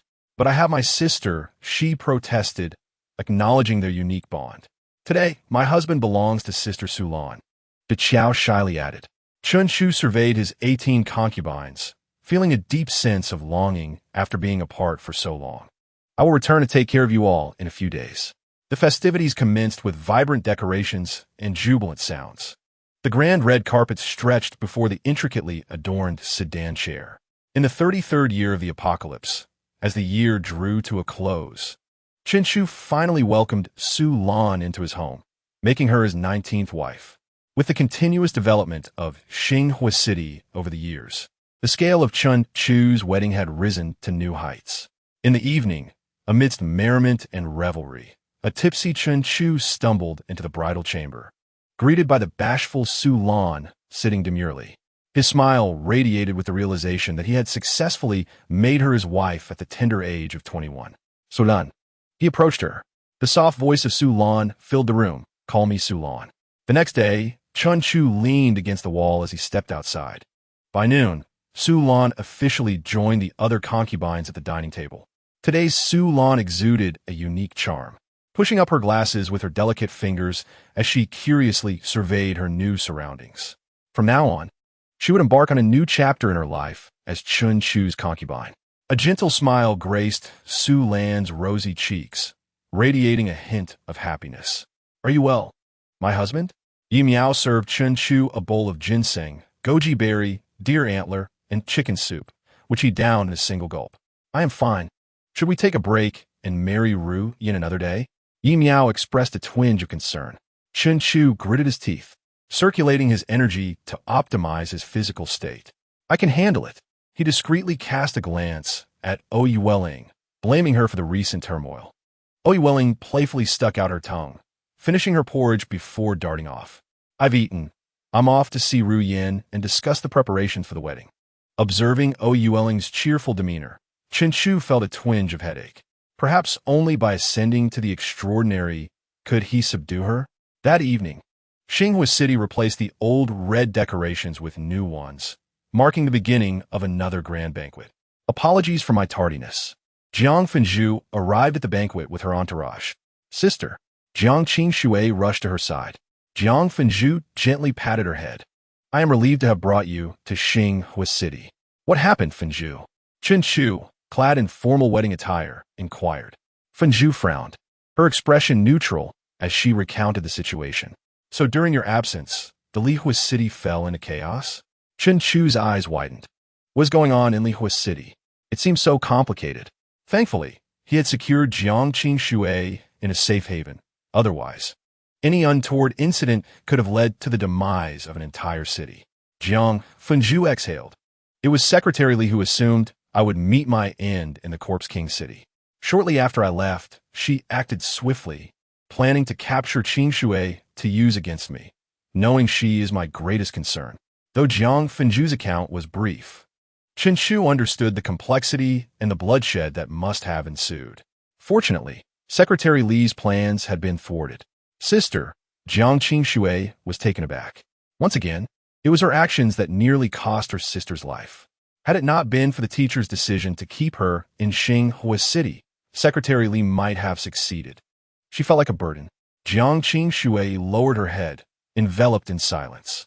Chen Chu, unusually, refrained from chastising her, sensing the profound sorrow within her. His future concubine deserved protection. Any external threat would meet with fatal consequences. This time, Secretary Li was simply unfortunate to perish at Jiang Fenju's hands. Stealing a glance at the silent Jiang Qingshui, Chen Chu felt exasperated. Fool, you possess SS-level talent, the most radiant presence in all of C Province. Yet, he withheld these words. The absence of awakened talent meant she was perceived as talentless. What could he do to awaken Jiang Qingshui's abilities? Chen Chu furrowed his brow, originally intending to coax her into becoming a concubine before addressing this matter. But it seemed the time for exploration had come. Otherwise, Jiang Qingshui might truly deteriorate.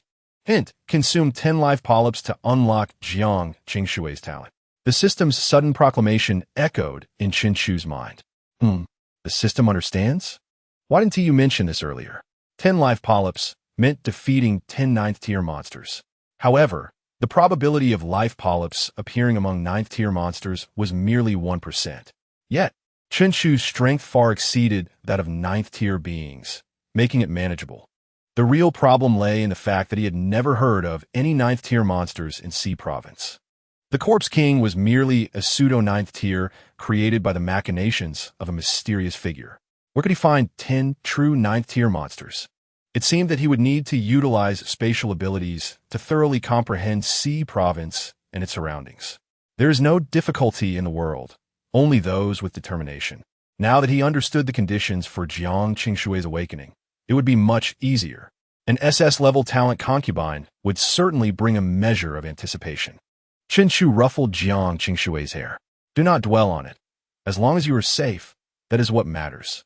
Jiang Qingshui was taken aback by the sudden gesture, instinctively curling her neck as she exhibited a charming expression reminiscent of a kitten being petted. This scene left Jiang Fenju utterly astounded. How could her proud, aloof sister, who kept people at bay, exhibit such behavior? There must be something unusual. Jiang Fenju observed Chen Chu and Jiang Qingshui, her eyes sparkling with intrigue. This seemed like an excellent choice. Perhaps she should lend more support to her sister. Sister Fenju, your place is beside my father. I will now go to fetch the bride. The auspicious hour had arrived. After exchanging pleasantries with the others, Chen Chu strode towards the bride, Lu Ruyan. Today marked the day of his grand wedding with Lu Ruyan. In the evening, within the bridal chamber, Chen Chu was taken aback. Where did you find such attire? Lu Ruyan's cheeks flushed slightly. During the city expansion, we unearthed a warehouse. It must have belonged to a clothing store swallowed by the earth during the apocalypse. My husband, do you like it? Chen Chu swallowed hard. The following day, in the dining hall, Chen Chu beamed at his impeccably arranged 20 wives and concubines. In the midst of the apocalypse, family always provided the greatest sense of happiness. His gaze turned to Lu Ruyan, his smile widening further. Previously, one could only hear tales of fire elementals, who in the apocalyptic world of glaciers, are quite the coveted beings. Chen Chu always believed this was due to their ability to preserve body warmth for those on the brink of death. It wasn't until last night that Lu Ruyan spoke a phrase which allowed him to perceive fire elementals from new perspective. That phrase was, "Would you care to try a temperature of 40 degrees? Inexplicably, Chen Chu thought of Jiang Fanju, the most formidable fire elemental in the entirety of C Province. Rumors had it that she had developed her abilities to an astonishing height. Just the thought of it sent a shiver down his spine. Simultaneously, Chun Chu vowed to himself, Sister Fanju must be wed. Xiao Qiao, if it is inconvenient for you. There is no need for you to come to the restaurant personally. I shall have someone deliver your meal to your room. Qin Chu spoke. Noticing Xiao Qiao's slight movements hindered by her approaching delivery, Xiao Qiao pouted, expressing her desire to dine with her husband. Qin Chu chuckled. Then afterward, I shall go to your room to eat with you. Yay! Xiao Qiao exclaimed, raising her hands joyfully, revealing her small canine teeth. As his wife and concubine, she certainly deserved his affection. After dinner, within the villa, an unexpected guest arrived. Jiang Qing entered through the front door, carrying a large suitcase and sporting a sweet smile. Teacher, I will be residing at your home from now on to diligently learn marksmanship. I hope for your kind guidance. She added, by the way, I have brought numerous yoga tutorial DVDs. I shall strive to train hard. Please take care of me, teacher. Chapter 74. Xiao Qiao gives birth. A-class demon tentacles. Beneath the bright lights of the doorstep, a youthful and beautiful girl beamed like a flower. Everything appeared so splendid. Yet, Chun Chu found himself bewildered. How was it that he was unaware of Jiang Qingshui's intention to stay with him? Son, your father, in collaboration with the Fire Phoenix, has brought Jiang Qingshui home for you. You must seize this opportunity to ensure we have a fine grandson soon. Chun Lei's hearty voice echoed from outside. Upon opening the door, Chun Chu beheld Jiang Qingshu, blushingly gazing at her toes while holding her suitcase. He stood frozen in shock. Clearing his throat, Chun Lei quickly composed himself and remarked, Where is Xiao Han? I want to check if he has recently made any breakthroughs to the 4th tier. This remark only deepened Chun Chu's helplessness. Father, Xiao Han is not yet 4 years old. The transition from the 3rd to the 4th tier is a daunting challenge. Many individuals with lower ranks and limited potential remain stuck at the 3rd tier for their entire lives.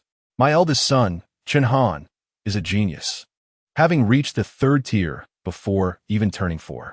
Xiao Han and Xiao Shou are over there at the border, searching for little monsters, Chen Chu pointed outside. I can guess that. Chun Lei chuckled as he turned to leave. Before departing, he addressed Jiang Qingshui, Little Jiang. Feel free to stay in Xingho City as long as you wish. Consider it your home.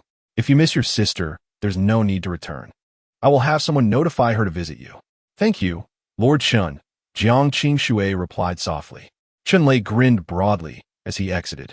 Jiang Qingshui kept her head down, her face flushed, feeling as if she were about to be wed. Chen Chu shook his head and called to his concubine, Xingyu. Please assist her in selecting a room.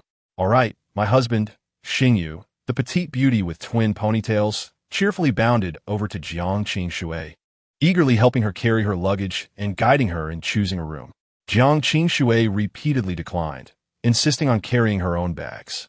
However, as an ordinary person, she could hardly compete with Xingyu, who was at the peak of the 5th tier. Observing Jiang Qingshui's shy demeanor as she followed Xingyu, Chun Chu nodded slightly. Jiang Qingshui was his chosen concubine.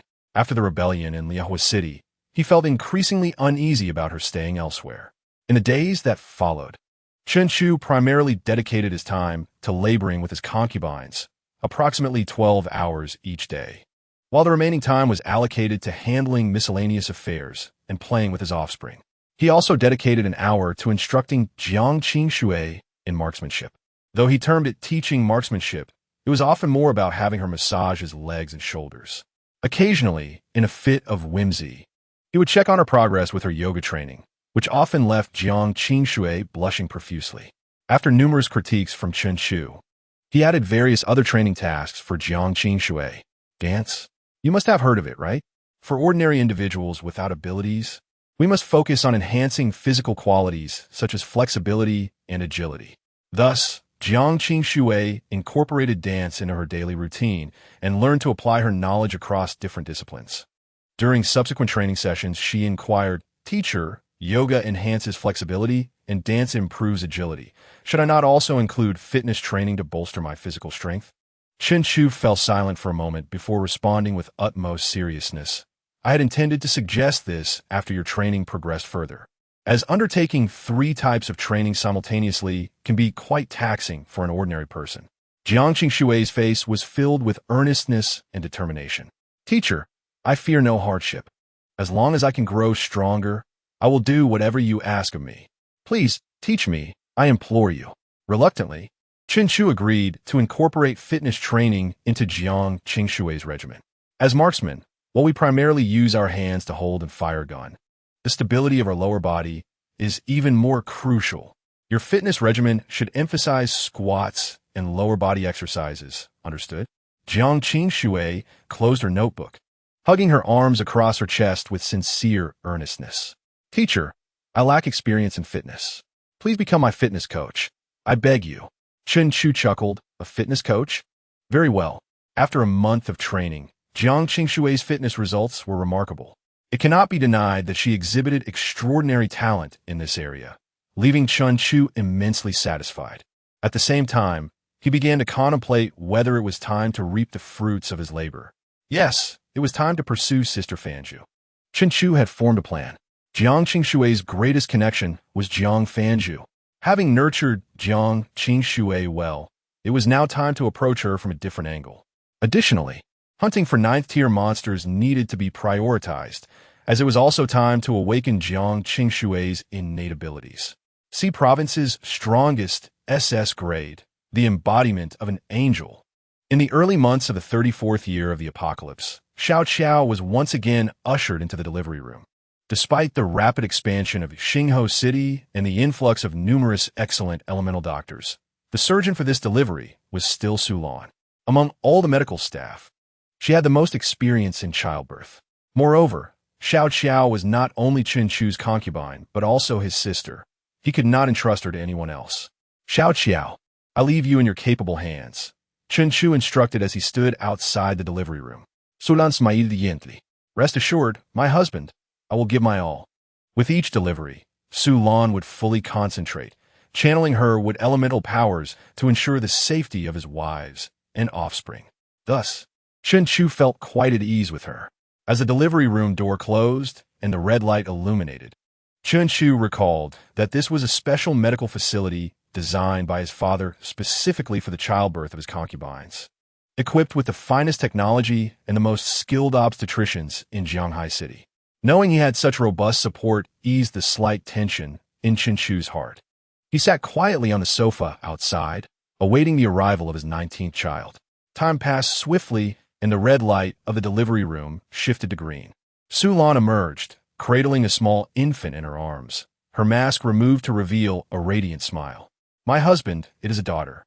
Chen Chu stepped forward to receive the tiny babe. At the moment of contact, he acutely sensed an unusual aura emanating from the child, an unsettling darkness. Just then, the system chimed in. Host Offspring Detection 1, Talent, A-Level Demon Tentacle. Host Rewards Received, Random Item X1, Intermediate Dimensional Enhancement X1.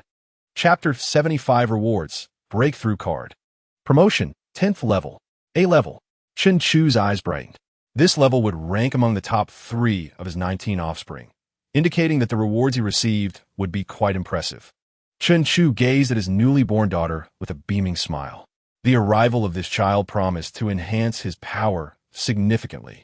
As Chen Chu smiled, his daughter mirrored his expression with her round, sparkling eyes. Yet, inexplicably, he perceived a mischievous glint on the face of this newborn. He recalled his daughter's talent of the demon tentacle, the first occurrence of a dark attribute among his offspring. However, Chen Chu did not dwell on it too much. With his firstborn, Chun Han, being a formidable presence, his own mental resilience had considerably strengthened. After all, it was merely an impish expression. It is worth noting that Chun Han spoke immediately upon birth. Casting his thoughts aside, Chen Chu strode into the delivery room, approaching Xiao Qiao. Xiao Qiao was the first among his concubines to bear him a second child, and her previous pregnancy had been with twins. They now had 3 children together.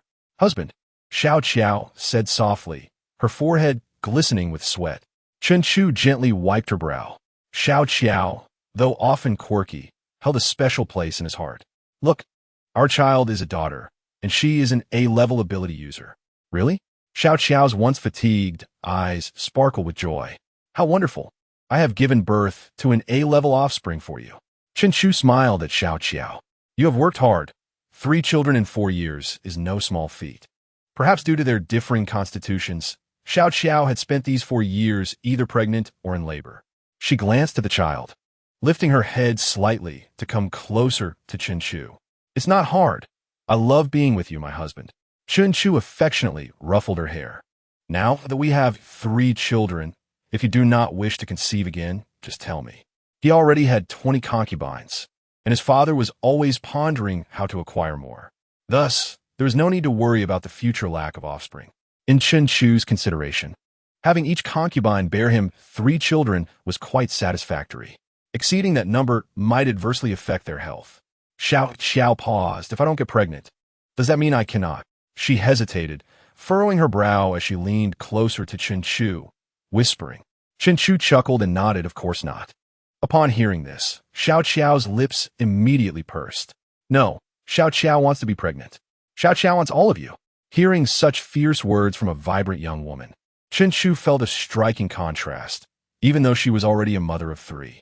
He gently pinched Xiao Qiao's nose, laughing, all right. I merely wanted to provide you with a choice. I do not wish for you to suffer too much. Xiao Qiao giggled, her youthful face displaying a surprisingly mature expression. It's not hard. It's always my husband who has it tough. Ouch. Chen Chu lightly flicked her forehead with his finger. You just gave birth. Do not dwell on such trivial matters. Xiao Qiao rubbed her head. No, Xiao Qiao is in good health. I am fine now and can go home with my husband. Not yet. You need to rest for a few days, Chen Chu began, but Su Lan entered at that moment. Although Xiao Qiao could be playful in front of Chen Chu, she knew he would ensure she listened to the doctor. She lay back down, somewhat disheartened. Well then, that's a good girl, Chen Chu said, tousling her hair. Xiao Qiao's eyes twinkled as she leaned closer to Chen Chu. Husband, are you going to see sister today? Seeing her pleading expression, Chen Chu nodded in agreement. Xiao Qiao excitedly reminded him of numerous details. Finally, she reluctantly watched him leave. Having just given birth, she needed to undergo recovery treatment from Su Lan, and the newborn also required a thorough examination. The child's name, Chen Mo, was decided by Chen Chu and Xiao Qiao in the delivery room. Chen Mo, the 8th daughter, at their villa within the training room. Name, Chen Mo, identity, 8th daughter. Date of birth, year 34 the apocalypse, February 1st. Talent, a level demon tentacle. Potential, SO. The panel displayed new changes. Chen Chu noticed that the age field in the offspring attributes had shifted to date of birth, clearly recording the child's date of birth. This was a relief. Chen Chu had previously worried he might forget his children's birthdays as they multiplied. He had even contemplated creating a child birthday record manual. After all, every year on his birthday, his father would prepare an extravagant gift for him and celebrate citywide. Now that he had become a father, he could not afford to forget his children's birthdays. With the system keeping track, it was much more convenient. Closing the offspring panel, Chen Chu claimed the system reward. Claim successful. Congratulations to the host for obtaining Breakthrough Card.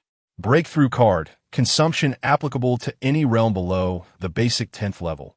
Easily breakable. A breakthrough card? Chen Chu raised an eyebrow. Although it was a one-time consumable, it seemed remarkably powerful. Did this not imply that he could easily reach the 10th level?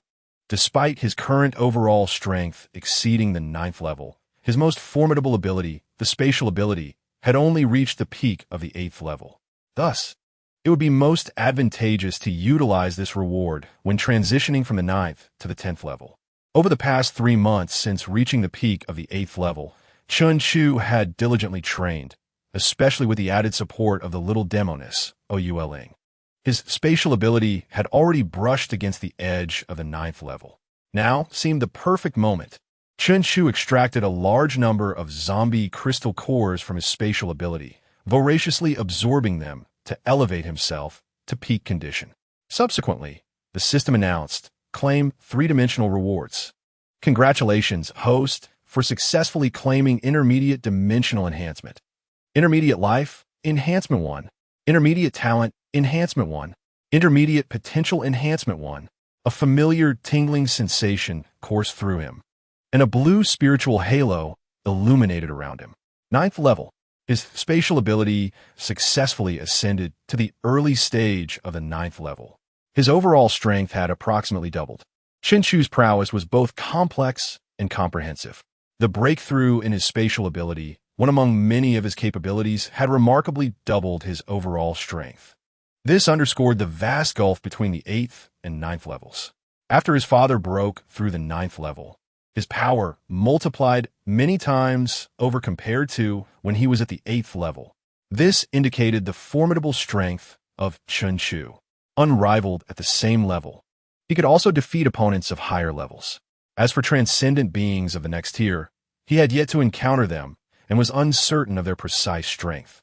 Exhaling a long breath, Chen Chu found himself surrounded by zombie crystal cores. He then activated his spatial ability vigorously, generating 2 deep blue energy vortexes in his palms. Early stage of the 9th level, late stage of the 9th level. 2 hours slipped by in an instant. And Chen Chu's strength reached the optimal state of the late stage of the 9th level. Yet, he felt he was still a fraction short of the peak. Only by achieving the peak of the 9th level could he use the breakthrough card to attain the 10th level. Just as Chen Chu furrowed his brow, contemplating seeking out the little demoness, Ouyue Ling, to further enhance his abilities, the cold, mechanical voice of the system echoed. Detection of host's eldest son, Chunhan, has successfully broken through the foundational 4th level, granting the host a feedback of power. A soft sound reminiscent of a water droplet echoed. Chen Chu, previously stagnating in the late stage of the 9th level, felt his spatial ability stir and successfully ascended to the pinnacle of the 9th level, brushing against the threshold of the 10th level. He harbored the sentiment that ascending from the 9th to the 10th level was an exceedingly arduous barrier. If he were to cultivate on his own, it was uncertain how long it would take to break through. Without the slightest hesitation, Chen Chu flipped his hand, revealing a dark card that appeared in his grasp. He activated the breakthrough card. Boom! A resounding explosion reverberated within the training room, as a colossal, deep blue spiritual ring rose from beneath Chen Chu's feet, casting a brilliant blue hue that filled the space. Spatial ability, 10th level. It was achieved. Chapter 76, Sulanis Prignats. The expansion objective of Xinghuo's city. Within the expansive training room, the deep blue energy of the ability surged forth, tearing apart spatial vortices. Gradually, the overflowing energy began to converge back into Chen Chu's body, and the torn spatial vortices slowly restored. Once the space returned to complete tranquility, Chen Chu opened his eyes, and 2 brilliant blue beams shot forth from them. Following this, Atirifayin Oha Unfjoled. This was the presence of a 10th level powerhouse. If he were to return to 2 months prior, facing the mid-9th level Corpse King, Chen Chu would no longer need to go through the trouble of binding it with spatial power and gravity, nor utilize meteors to eliminate it. With merely a thought, his spatial ability could shatter the Corpse King's skull, reducing its brain to pulp. This was the disparity of levels. As he reigned in the terrifying aura and concealed the brilliance in his eyes, Chen Chu restored his mundane appearance. According to his previous plan, upon reaching the 10th level, he would no longer need to hide, proclaiming himself as the strongest in Xi Province. However, the emergence of some extraordinary beings complicated matters. He had even taken their egg. Thus, it was prudent to bide his time, enhance his strength, and reassess the situation later. His present strength was formidable, not merely that of a simple 10th level ability user. He believed he could stand his ground against the extraordinary. Of course, the paramount factor was that Chen Chu possessed spatial abilities. Extraordinary beings? The world annihilation is of no concern to me. I can still retreat into the spatial realm with my family, living elegantly. With the breakthrough of spatial abilities to the 10th level, the spatial realm expanded to a size of 5,000 by 5,000 by 5,000. Moreover, Chen Chu discovered he could alter the dimensions of space at will, though the total volume remained constant. His duration within this realm increased significantly, allowing him to stay for 10 days at a time. This revelation sparked a thought within Chen Chu. As his strength grew, the time he could remain in the spatial realm would lengthen. Did this imply that one day he could possess his own secluded haven? In that case, regardless of how formidable the opponent was, if they were at their peak, he could retreat into the space. If they were in decline, he could confront them head-on. Contemplating this, a smile crept upon Chen Chu's lips. It seemed quite appealing. Whether facing adversaries or fleeing, continual enhancement of strength was essential. Chen Chu's resolve solidified. The means to elevate his strength lay in diligent cultivation, putting in effort and reaping rewards. With his mind set, he strode out of the training room and swept up the engrossed Yueling in a princess carry. He then turned to Qiao and remarked, "You are up for the second half." The following day, in the dining hall, Chen Chu, feeling invigorated, devoured a palm-sized lobster, enveloping it with sauce before consuming it. Meanwhile, Yueling, with her little tiger teeth, wielded a fork, mashing her food into tiny pieces. Darn it, I ended up drawing even this time. It seems I must continue to enhance my physique, or else my husband will grow stronger and bully me. Where is Qiao? Is she not up yet? Ye Miao, with her pregnant belly, earnestly counted the individuals at the table. Xingyu raised her hand, saying Qiao just fell asleep. Upon hearing this, everyone understood the situation.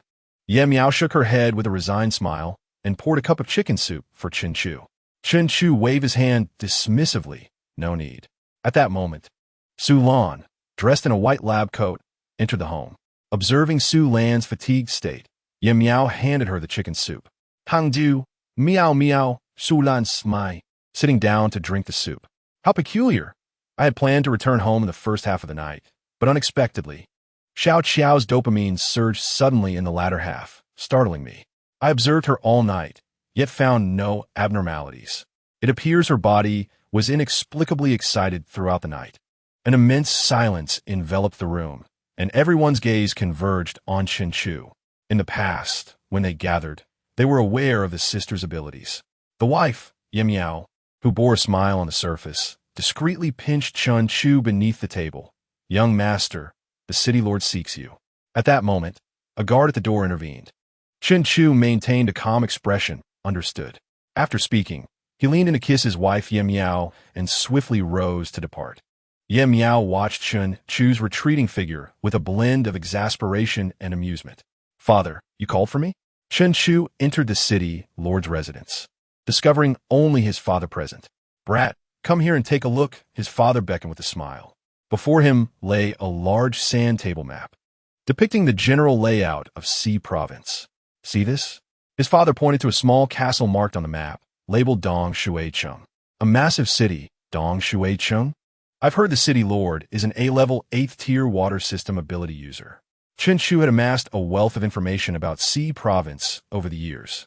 Yes, the city lord of Dong Shuicheng, Ao Dong, wields water system abilities and boasts formidable offensive power in the post-apocalyptic world, Chen Lei affirmed. Thus, Dong Shuicheng is renowned as a significant city in C province. Chen Chu nodded. "So Dong Shuicheng was one of the cities prepared to intercept our retreat?" "Dianju Inguit." In the apocalypse, strength dictated respect. Grudges must be avenged. If others dared to attack you, failing to retaliate would lead to disdain, and one would lose their voice, allowing anyone to trample upon them. Since Ao Dong dared to strike at his city and family, Dong Shuicheng was destined for destruction. The substantial enhancement of his strength instilled Chen Chu with confidence. "Ha ha, not at all," Chen Lei chuckled, scratching his head. "That old rascal Ao Dong did not join the coalition against us. However, he happens to have an A-level wood system daughter, rumored to be quite attractive, and intends to seize her to make her your concubine." Chen Chu responded, while Chen Lei patted him on the shoulder nonchalantly. "The other major cities are too distant, making travel difficult. Dong Shuicheng is conveniently close to us. If we aim to dominate C province, whether early or late, we must take action. Let us start with Dong Shuicheng. First, we'll secure you a concubine, then push outward from there." Chen Lei decisively waved his hand. Chen Chu wholeheartedly approved of his father's choice. As the family expanded, their influence must also grow. With his own safety net, there would be no issues. However, Chen Chu had one concern. "Father, are you sure Ao Dong's daughter is beautiful?" An A-level wood system sounds promising. If she is a great beauty, that would be even more perfect. Chen Chu envisioned his 20 concubines, each possessing unique beauty. Unbeknownst to him, he had developed a taste for the finer things. Chun Lei chuckled. Rest assured, that family is renowned for its handsome men and beautiful women. Ao Dong's daughter, that pretty boy, will surely satisfy you. This journey will be approximately 300 kilometers, a lengthy one. We will set off in a month, so prepare yourself. Chen Chu nodded, all right. He then stepped out. This journey's duration remains uncertain, and during this month, I must cherish the moments with my wives and concubines. The two newest additions, 19th concubine Su Lan and 20th concubine Lu Ruyan, have captured my attention for the past month. I have dedicated 12 hours each day to nurturing these relationships.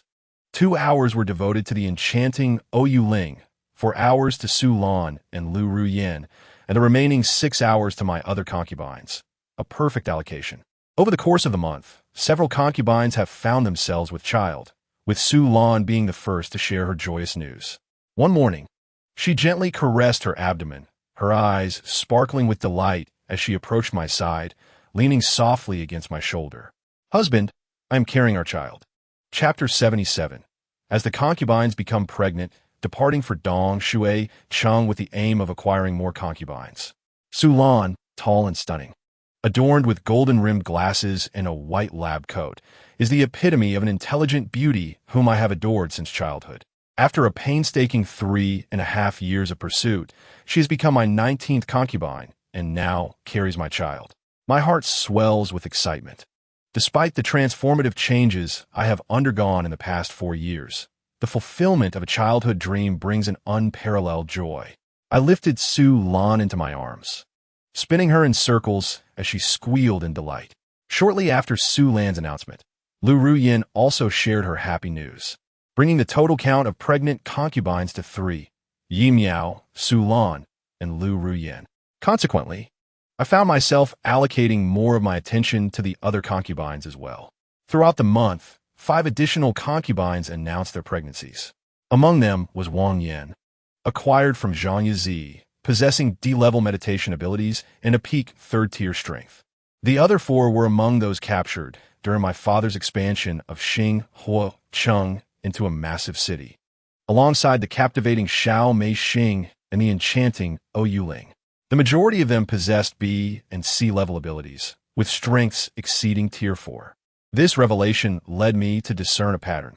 It seemed that the higher the ability level and strength of the concubines, the more readily they became pregnant. I inquired about each concubine, discovering that the 5 acquired from Zhang Yizi possessed the lowest abilities and strengths among my 20 concubines. They reported feeling a warmth within them after each encounter, which seemed to enhance their strength. Now, all 5 have reached peak 3rd-tier strength, just a step away from breaking into Tier 4. I pondered deeply.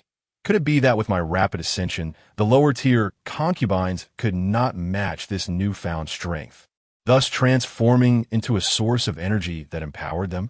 It became clear that future acquisitions must prioritize high-quality concubines to continue the trend of fertility and prosperity. I arrived at a conclusion. I would not dismiss my 5 weaker concubines. If I could empower them, I would elevate their strengths to match my own. Consequently, I devoted substantial time to nurturing the 4 weaker concubines, while Wang Yin, being pregnant, could not improve her strength. A month later, just before departing for Dong Shui Cheng, all 4 concubines stepped into Tier 4.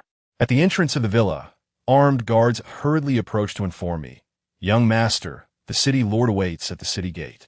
Ready for departure? I nodded. Understood. Please wait a moment. Today marks the day of our journey to Dong Shui Cheng, a distance of 300 kilometers, which is considerable in the ice apocalypse. Husband, during your absence, we shall diligently cultivate our abilities, and when you return, we will undoubtedly be stronger. The 4 concubines said tearfully.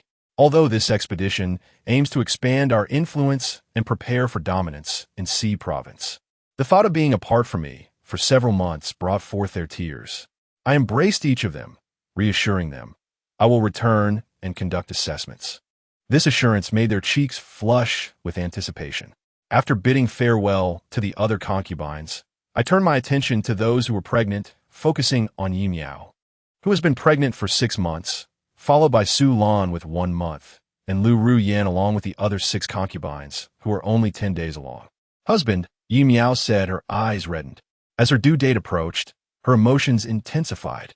Yet she understood that my father and I were expanding our influence to provide better lives for our family. She bit her lip, stifling her tears. I will wait for your return. My heart warmed as I embraced her, kissing her forehead. I will return before you give birth. Really? Yi Miao looked up, her eyes sparkling with joy. With 3 months left until her delivery, I nodded with a smile. She buried her head in my embrace, inhaling deeply. I will wait for you at home. I won't go anywhere. After parting from Yi Miao, I approached Su Lan and Lu Ruyan. Su Lan, having seen much of the world since childhood, smiled gently. I will take good care of the home, my Ah Chu. Ah Chu. It has been a long time since I heard that name. I responded with a knowing smile. Ruyan will also patiently await your return, young master. Lu Ruyan added, her eyes glistening with tears. In the past, she had always been by my side to protect me, but this time was different. You must call me husband, not young master, I teased, tugging at her soft cheek. After bidding farewell to my wives and concubines, I reminded them to seek refuge in the villa should any danger arise. My villa is a premium-grade sanctuary stocked with ample supplies. They will be safe there. I then followed the guards to the city gate, unaware that a figure was stealthily trailing behind me. Oh, you Jie, where are you going? The charming Xiao Meixing inquired. Oh, Yu Ling, who had quietly approached the door, turned around awkwardly. She extended her hand, a pink glow emanating from it. I apologize. I happened to break through to the 7th tier and would like to accompany my husband. Upon hearing this, I turned to her.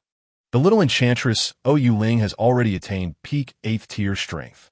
Excluding the hidden boss that is me, her strength ranks just below my father's. This revelation brightened Xiao Meixing's eyes. Husband, I want to go too, she exclaimed, raising her hand, her tone sweet. I have also broken through to the 6th tier. The 6th tier is considered elite within the massive city and would be a key player even among my father's forces. Furthermore, Xiao Meixing possesses a unique light-based ability that combines healing and attack, making her particularly effective against zombies. Since she is not pregnant, she can accompany us without hindering our progress. I nodded in agreement. Very well, you may come along. Yu Ling's formidable strength and unique constitution make her an irresistible companion, while Xiao Meixing's vibrant presence is sure to uplift spirits. Unbeknownst to me, Jiang Qing Shui, standing at the staircase, also had reddened eyes, knowing she would only hinder my progress at this moment. I stepped out of the villa with the voluptuous little enchantress, Yu Ling, and the bouncy golden-haired Xiao Meixing. Upon exiting, a heavily armed guard squad surrounded the villa, providing comprehensive protection. Clearly, the acquisition of that armaments factory has yielded excellent results. I also sensed 3 additional presences of abilities around the villa, 7th-tier protectors dispatched by my father. In the realm of Qijia, the pinnacle of prowess resides within Xingho City. The guardian accompanying Chun Chu spoke with a thunderous voice. Rest assured, young master, aside from the arrangements made by the city lord, the lord of Liehua City will also provide assistance during this period. The safety of the young ladies and young masters will remain uncompromised. With the care of Sister Fenju, I can relax. Chun Chu nodded in agreement. Thus, they could now set forth towards Dongshui City to seize the A-class Wood Element Ability Wielder, A.O. Qing. Chapter 78, Coal Mines, Iron Mines, Abundant Harvest. An endless expanse of snowfields, the despair of extreme cold, a suffocating sea of white. It had been over half a month since leaving Xingho City, yet they were still en route. In this glacial apocalypse, a distance of 300 kilometers posed a significant challenge, even for ability wielders. On this journey, Chun-Lei brought along 300 ability users, a number surpassing many large cities combined. This endeavor was an assault on a city, naturally requiring their utmost effort. They also carried various weapons, equipment, and provisions sufficient for 300 individuals for 3 months, which contributed to the slowing of their pace. Within a modified carriage, Chun-Lei pointed to the map for Chen Chu. We are here, and Dongshui City is here. It will take us approximately 10 more days to arrive. Chen Chu, bored, nibbled on an apple. Traversing through the extreme cold of the snowfields was significantly more challenging than adrift on the boundless sea. Chunchu initially believed that, based on their previous speed in attacking the Corpse King city, they could cover the 300 kilometers in 15 days. However, due to the vast distance between the two locations, it was difficult for the spirit medium to ascertain the route perfectly. Thus, they were often zigzagging, leading to increased distance and delay time. Seizing the opportunity while his father meticulously studied the map, Chunchu discreetly slipped away to the restroom. The so-called restroom in the carriage was merely a cramped space. Waste was expelled through pipes, then frozen and shattered into powder, ensuring environmental protection, green practices, and pollution-free conditions. With a gentle hum, Chunchu utilized his spatial abilities. Instantly, he appeared in the open sky. The azure glow of his spatial power enveloped him, expanding his senses. As a level 10 ability wielder, he could extend his perception up to 100 kilometers. The 3D model in his mind aligned with the map of Province C. Subsequently, he immediately plotted the shortest and safest route. This path not only had simple terrain and fewer monsters, but also offered some apocalyptic plants to replenish the team. In the next moment, Chunchu returned to the carriage restroom. Stepping out, he encountered the spirit medium who had completed the reconnaissance mission for the day. Reporting to his father, "Oh, you mean that by taking this route, we can reach Danshui City in just 8 days?" Chen Lai exclaimed, pleasantly surprised. "Yes, City Lord." The spirit medium Wu nodded. "Excellent." Chen Lai waved his hand, drawing a route on the map and handing it to the guard. "Take this to Shaosong and follow this path." Chunchu smiled as he accepted it. "I'll take it. It's a good chance to stretch my legs." His father nodded. "Good. Traveling in the wild can be tedious. Just hold on a little longer. You'll soon have your concubine." Chunchu chuckled and turned towards the front of the carriage. Driving in a glacial apocalypse required skill, and Shaosong, mentioned by his father, was the most capable technician in Xingho City. "Master Song, here is today's route. We will follow this from now on, with no further changes." The focused Shaosong immediately reached out to take the map upon seeing Chunchu. "All right, young master. I apologize for the inconvenience. I cannot greet you while driving, but I promise to make it up next time." To his surprise, the honest, burly man could also crack jokes. Chunchu smiled, placing 2 oranges before him, then patted his shoulder as he left. Mission accomplished. Chunchu modified the route, estimating they could reach Danshui City in only 5 days. He then proceeded to the second carriage, which was divided into 2 sections.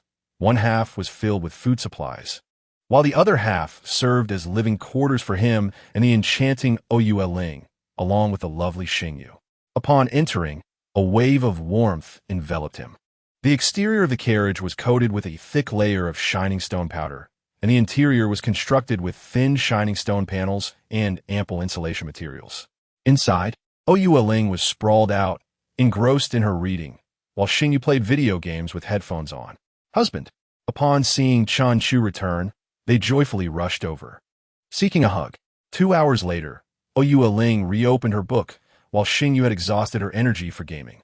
Finally, Chunchu found a moment to share good news. "We will arrive at Danshui City in 5 days." "Hooray! Xingyu has never been to such a faraway place." Xingyu exclaimed, her trembling hands filled with excitement. "Hooray! Soon, we will have the 21st sister, while the Fire Phoenix can only be the 23rd sister," Ouyue Ling remarked, surprising everyone. Chunchu playfully smacked her head.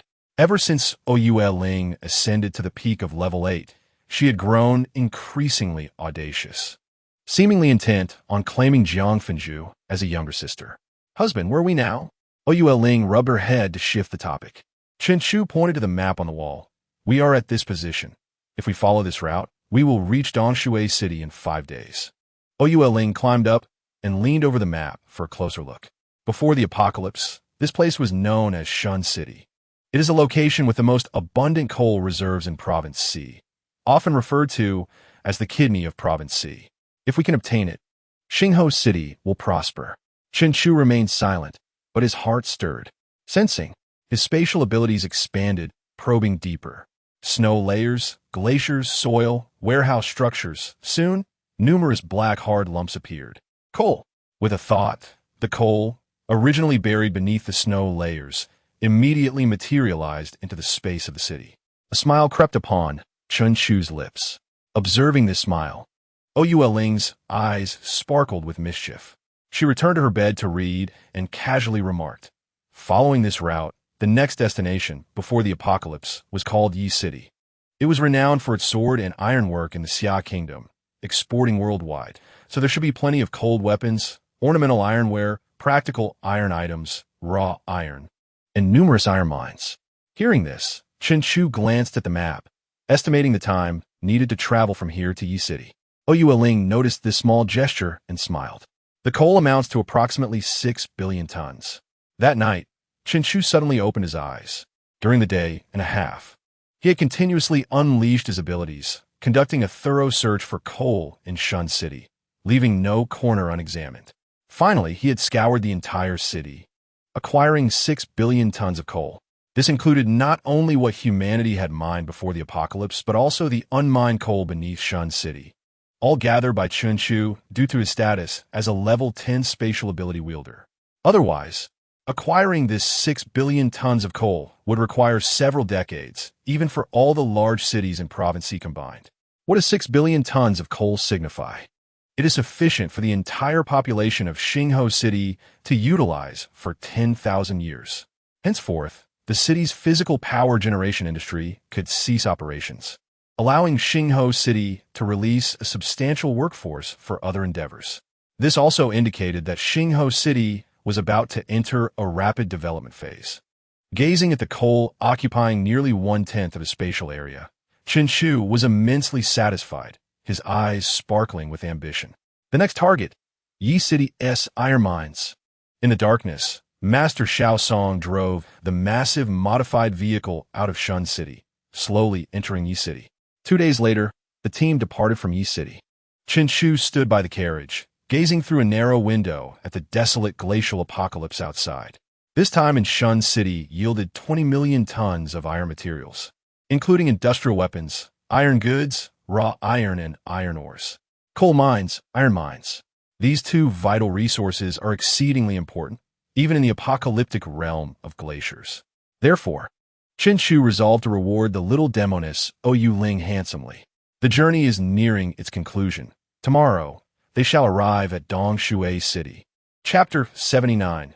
Capturing Dongshui City, a grand wedding tonight. On the following day, as dawn broke, Chen Chu sensed the modified vehicle gradually slowing down. He roused Ouyue Ling and Xingyu. The three donned their attire and exited the room, proceeding to the first carriage. The old man was puffing on a cigar that emitted thick smoke. "Why are you up so early, you little rascal?" Chen Chu surveyed the surroundings, noting the preparations of the Xingho City backbone. "Are we almost there?" The old man chuckled. "Indeed, I never expected it to take only 5 days instead of 8.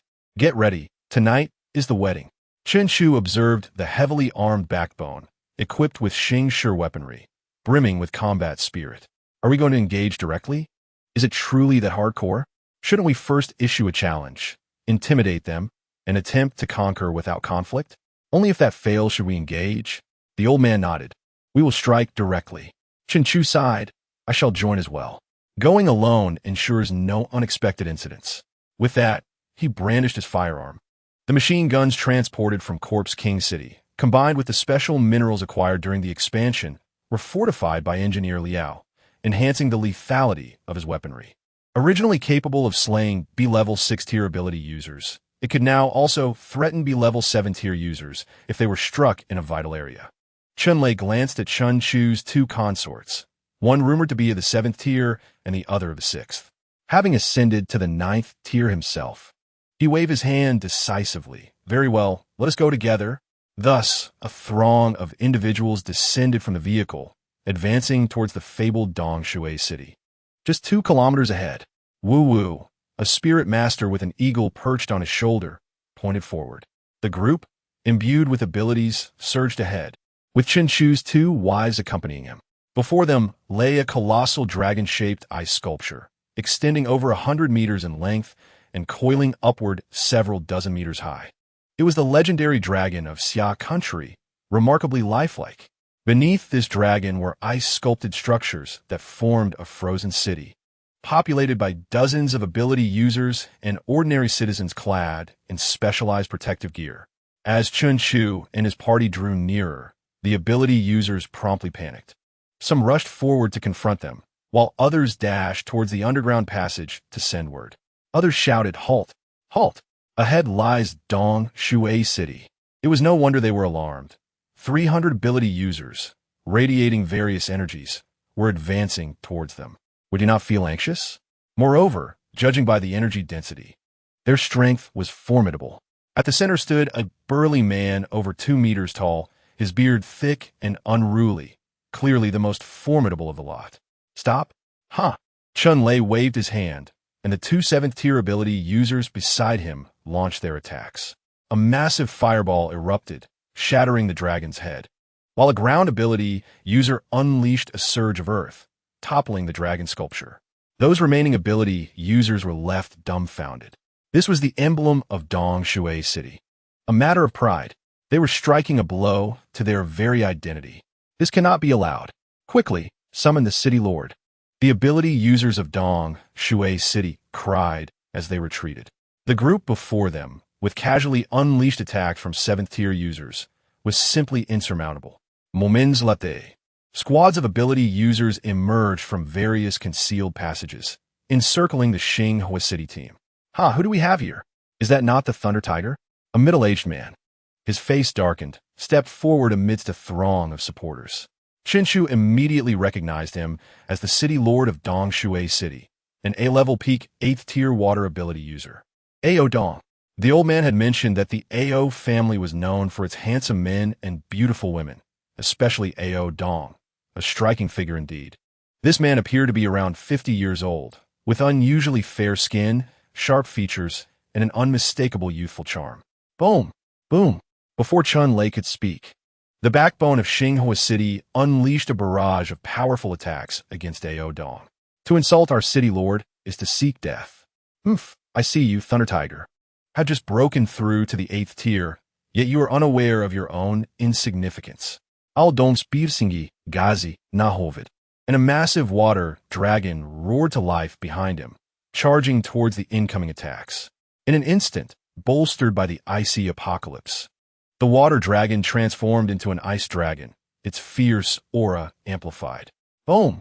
With a single skill, Ao Dong effortlessly neutralized a dozen incoming attacks. Chun Lei raised his hand, signaling for his subordinates to hold their ground. "Water Dragon King, I come today to discuss a union between your daughter and my son." Al Dong, irritated at being confronted at his doorstep, was understandably displeased. Despite being a renowned peak 8th-tier master, he had only recently heard of Chun Lei's breakthrough. He accepted the notion of the strong overpowering the weak. But to have the weak invade his territory and destroy the symbol of Dong Shui City was akin to an affront to his dignity. "Ha, Union! Thunder Tiger, if you do not deliver Xinghua City to me today, I shall turn your joyous occasion into a funeral." With this declaration, tension mounted between the two factions. Chen Chu's expression shifted. Simultaneously, Ao Dong suddenly felt a terrifying aura enveloping him, causing his legs to weaken as if he might collapse. The usually domineering Chun Lei, however, displayed little reaction, merely smiling. "Water Dragon King, I have come to speak of a union between our families." Ao Dong scanned his surroundings, questioning whether the terrifying aura had merely been a figment of his imagination. However, upon hearing Chun Lei's intention to negotiate a marriage, he erupted into a fit of laughter. "Ha ha ha! Thunder Tiger, are you out of your mind? Your useless son, a lecher with dozens of concubines, believes he can wed my pure and intelligent daughter? What a fantasy!" Ao Dong's exaggerated laughter echoed, joined by the laughter of the Dong Shui City ability users. Chun Lei's smile faded. Ao Dong pointed accusatorily. "What? Are you displeased? Do you wish to engage in battle? Come, I'm not afraid of you." Boom! A thunderous clap resounded. No one witnessed the moment it occurred. But Chun Lei had traversed the distance of 100 meters and stood before Ao Dong in an instant. In Ao Dong's incredulous gaze, Chun Lei stomped his foot, driving Ao Dong's head into the snow. With each subsequent kick, he continued to pummel him. "You dare insult my son? You must be tired of living. Silence. An overwhelming silence enveloped the scene, punctuated only by the sound of Chun Lei's thunderous kicks and Ao Dong's muffled gasps as he lay half-buried in snow. The other ability users from Dong Shui's city dared not move, paralyzed by an unfathomable terror that pressed down upon them, a fear they had never experienced before. Meanwhile, the ability users from Xinghua City had their weapons trained upon them. Unbelievable. All these hundreds of ability users were armed with Xing sure weapons. Despite being of the same tier, the Xinghua City users exuded a far more potent energy and higher concentration of abilities. What was happening? Had the ability users of Xinghua City been feasting on extraordinary fruits and drinking crystal cores like water? Boom! Boom! Boom! The explosive sounds echoed for a full 10 minutes before Chun Lei finally ceased. He beckoned to Chen Chu, "Son, come, you take a turn." Under the gaze of hundreds of ability users, Chen Chu extended his leg. Boom! The sound resembled that of a mere mortal's kick, yet Ao Dong's convulsing form suddenly stilled. Chen Chu, bewildered, thought, "Is he so weak? I merely employed my 6th-tier gravitational ability." Chun Lei spat, then grasped Ao Dong's hair, yanking his head out of the snow. Originally a striking figure with a prominent hairstyle, a fair complexion, and sharp brows, Ao Dong now resembled a pitiful creature. His hairstyle had collapsed. His face bore bruises akin to that of a swine, and blood streamed from his visage.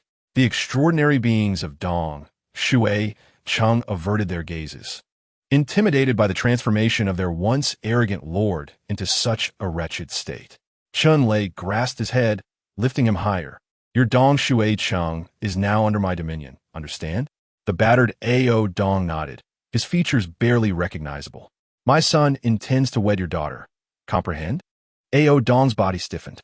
With a resounding slap, Chun Lei's mighty hand, crackling with electricity, struck his face, causing one side to swell visibly. "Do you understand?" The defeated Ao Dong trembled, tears streaming down his cheeks uncontrollably. It appeared he had made a monumental decision, nodding heavily. "Ha ha ha!" Chen Lei laughed heartily, dragging Ao Dong along as he called out, "Let us proceed. Tonight, my son celebrates his marriage." Cheers erupted at the gates of Dong, Shui, Chung. Chapter 80. The concubine Chen Lei, accompanied by Ao Dong, with Chen Chu and 2 concubines in tow, marched onward. The extraordinary beings of Xinghua Chung escorted the residents of Dong Shui Chung, and with Chen Lei, a 9th-tier force, none dared to retaliate. As they traversed the underground passage, a vast subterranean world unfolded, revealing Ao Dong's obsessive cleanliness through the architectural layout of Dong Shui Chung. The premises were impeccably arranged, resembling a series of meticulously aligned squares. The inhabitants of Xinghua Chung scrutinized Dong Shui Chung, while the latter returned the gaze with equal curiosity. Suddenly, a sharp voice shattered the tranquility of this underground realm. "The Lord is here. That lifeless creature is our Lord." This proclamation stirred chaos, plunging Dong Shui Chung into disarray. In a world ravaged by the apocalypse, a city being breached was a grave matter. Death was merely a triviality compared to the numerous fates worse than death. Citizens scattered in panic, seeking refuge in shelters. At this moment, several fully armed squads, wielding riot shields, cautiously approached. "The guard. It's the guard." Some citizens glimpsed a glimmer of hope. The guard served as the city's military force, equipped with an array of weaponry. "Release our lord and do not advance another step, or you shall face our firepower," commanded the front line. With that, several rocket launchers emerged from behind the shields. The rocket launchers were formidable weapons, capable of suppressing even some 6th-tier extraordinary beings. However, Chun Lei waved his hand, and dozens of speed-type extraordinary beings surged forward, disarming the guard effortlessly. Despite the warmth of the subterranean environment allowing heavy weapons like rocket launchers to function optimally, the speedsters thrived underground, surpassing their capabilities in the frigid surface world. In this realm, they were true superhumans. In mere moments, the guard lay defeated, bruised, and battered on the ground. Consequently, chaos engulfed Dong Shui Chung as the once dominant military force had been vanquished with such ease. Listening to the cacophony of cries and chaos, Chun Lei frowned slightly. He then unleashed his aura without restraint. A ninth-tier powerhouse. Even extraordinary beings struggled to remain steadfast under such an overwhelming presence, let alone ordinary folk. In an instant, the entirety of Dong, Shui, Chung felt as if a gun were pressed to their heads. When faced with genuine terror, humanity does not scream in outrage. Suddenly, silence enveloped Dong, Shui, Chung. Chun Lei amplified his voice with his powers. I am Chun Lei, the Lord of Xing Hua Chung. You may address me as Lei Lao Hu. I assure you, I shall not harm you, provided you remain silent. Upon uttering these words, Chun Lei transformed into a towering, 4-meter-tall, bronze-eyed war deity before the multitude. His bronze skin radiated with incandescent light, crackling with electricity. With a thunderous punch, he struck a nearby rock, leaving behind a charred crater. Everyone knows that I, Lei Lao Hu, am a reasonable man. Chun Lei addressed the citizens of Dong, Shui, Chung. Thus, you too must be reasonable. Just moments ago, I had a discussion with your lord, and now Dong, Shui, Chung belongs to me. Henceforth, you are all under my wing. The entirety of Dong, Shui, Chung fell into a hushed silence. Chun Lei continued, Tonight, my son shall wed Ao Dong's daughter, Ao Qing. You are to line up and re-register your personal information. We shall celebrate my son's nuptials together. As his words echoed, a tentative voice emerged from the crowd. Long live. Instantly, Dong, Shui, Chung erupted with a tidal wave of voices. Long live Chun Lei. Long live Lei Lao Hu.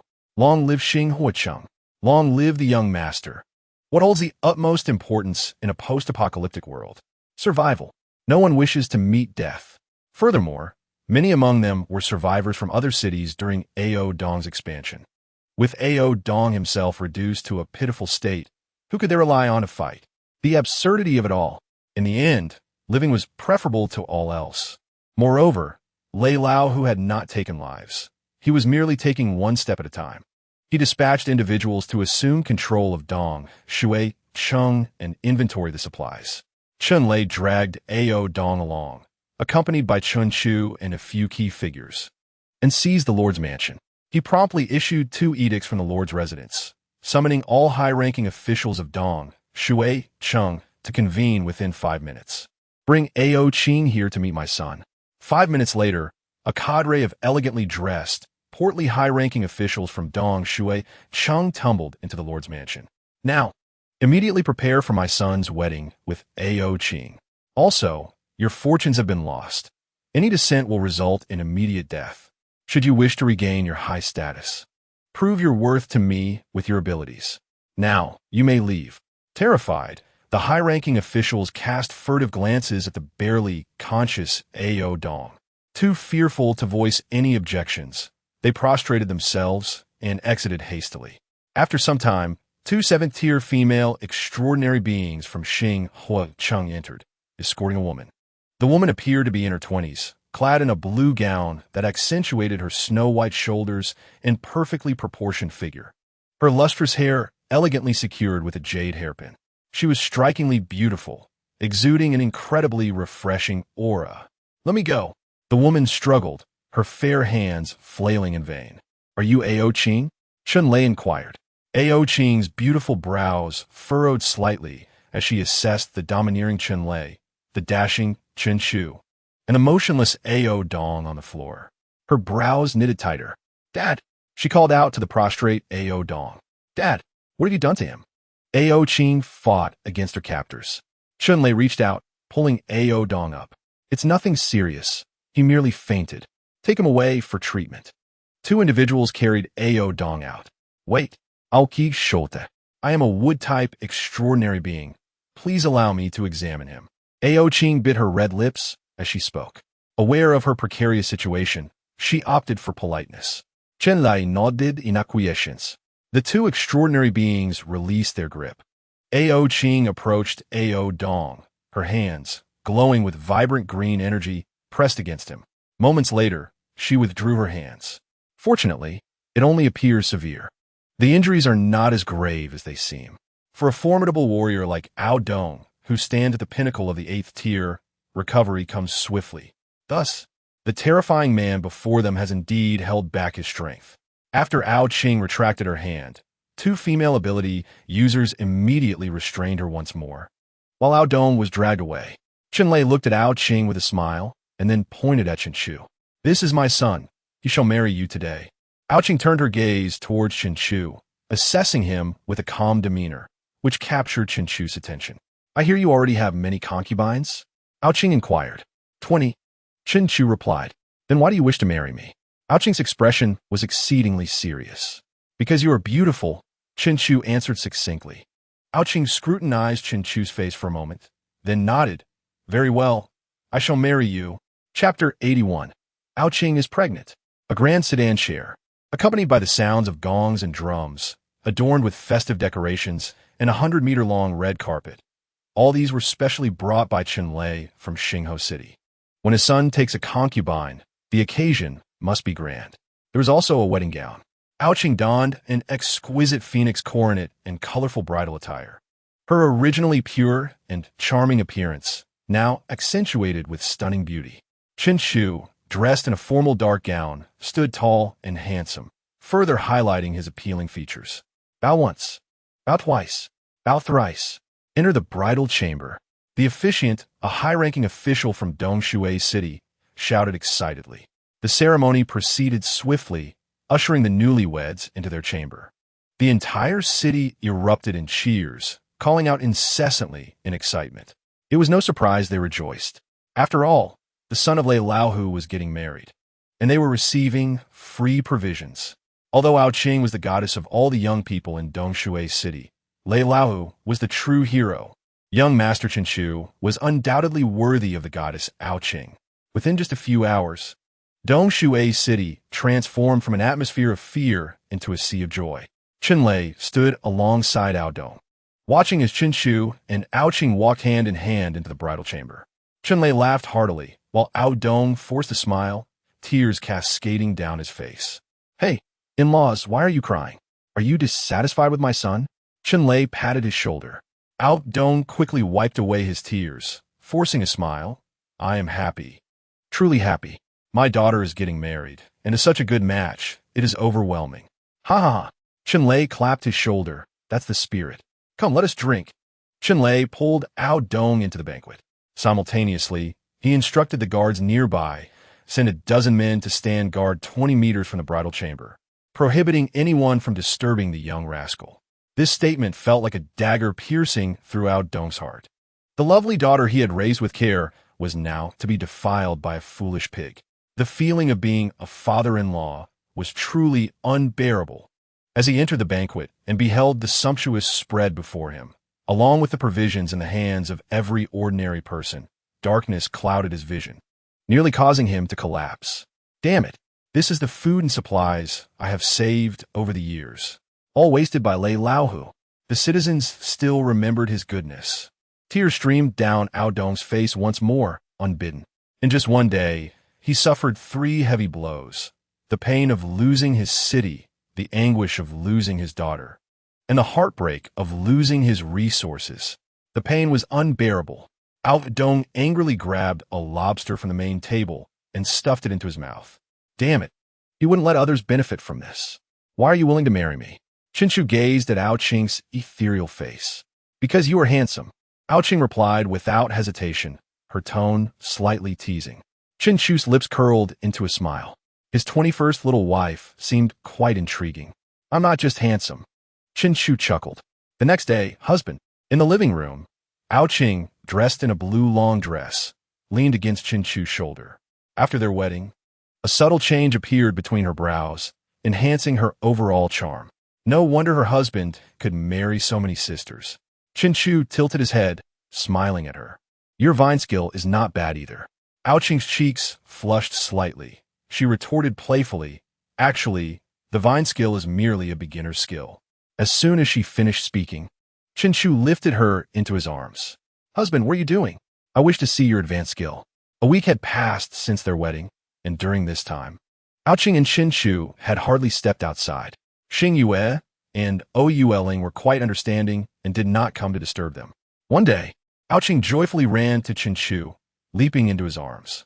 After 10 minutes, Ouching finally found her voice, excitedly sharing the wonderful news. Husband, I am pregnant with our baby. Really? Chinchu was equally astonished. Although they had been quite diligent lately, he had not expected her to conceive so quickly. Yes, husband. Our little baby. Ouching took his hand and placed it on her abdomen. As an A-grade 6-tier wood ability user, her perception of life forces was exceptionally strong, allowing her to sense the new life within her without needing any tests. Moreover, in this week, their bond had deepened rapidly through their day and night together. Chinchu was not only handsome, but also treated her with kindness, providing warmth and the sweetness of love. Furthermore, Chinlei did not behave like other ruthless individuals who would wreak havoc upon invading other cities. Instead, he used his formidable methods to dismantle the previous power structures within Dongshui City, collapsing small factions and establishing new rules, thereby placing the entire city under his command. Husband, Ouching relished the feeling of clinging to Chinchu. She playfully said, "Your 21st little wife is pregnant and can no longer take care of you. You should let my 2 sisters move in." Chinchu gently flicked her nose. "All right, it is just the right time to inform your father and bring him joy." Ouching's beautiful eyes sparkled brightly. "And tell my father, he has always pampered me since I was young. He will surely be delighted to know I am pregnant." Chinchu agreed. "Okay." In the Lord's mansion, Chinlei's hearty laughter echoed widely. "Ha! My family has been passed down for 8 generations, and now, with this rascal, we shall branch out. Wonderful, wonderful, ha!" As he spoke, he pulled out an extraordinary fruit from his pocket. "Someone, take this to my dear daughter-in-law." "Hey, in-laws, why are you bleeding?" Chinlei observed Ao Dong, whose mouth was stained with blood. Ao Dong glared, struggling to wipe the blood from the corner of his mouth. "It's nothing. My breath got disordered. I shall adjust it when I return. Farewell." Ao Dong immediately stood up and left.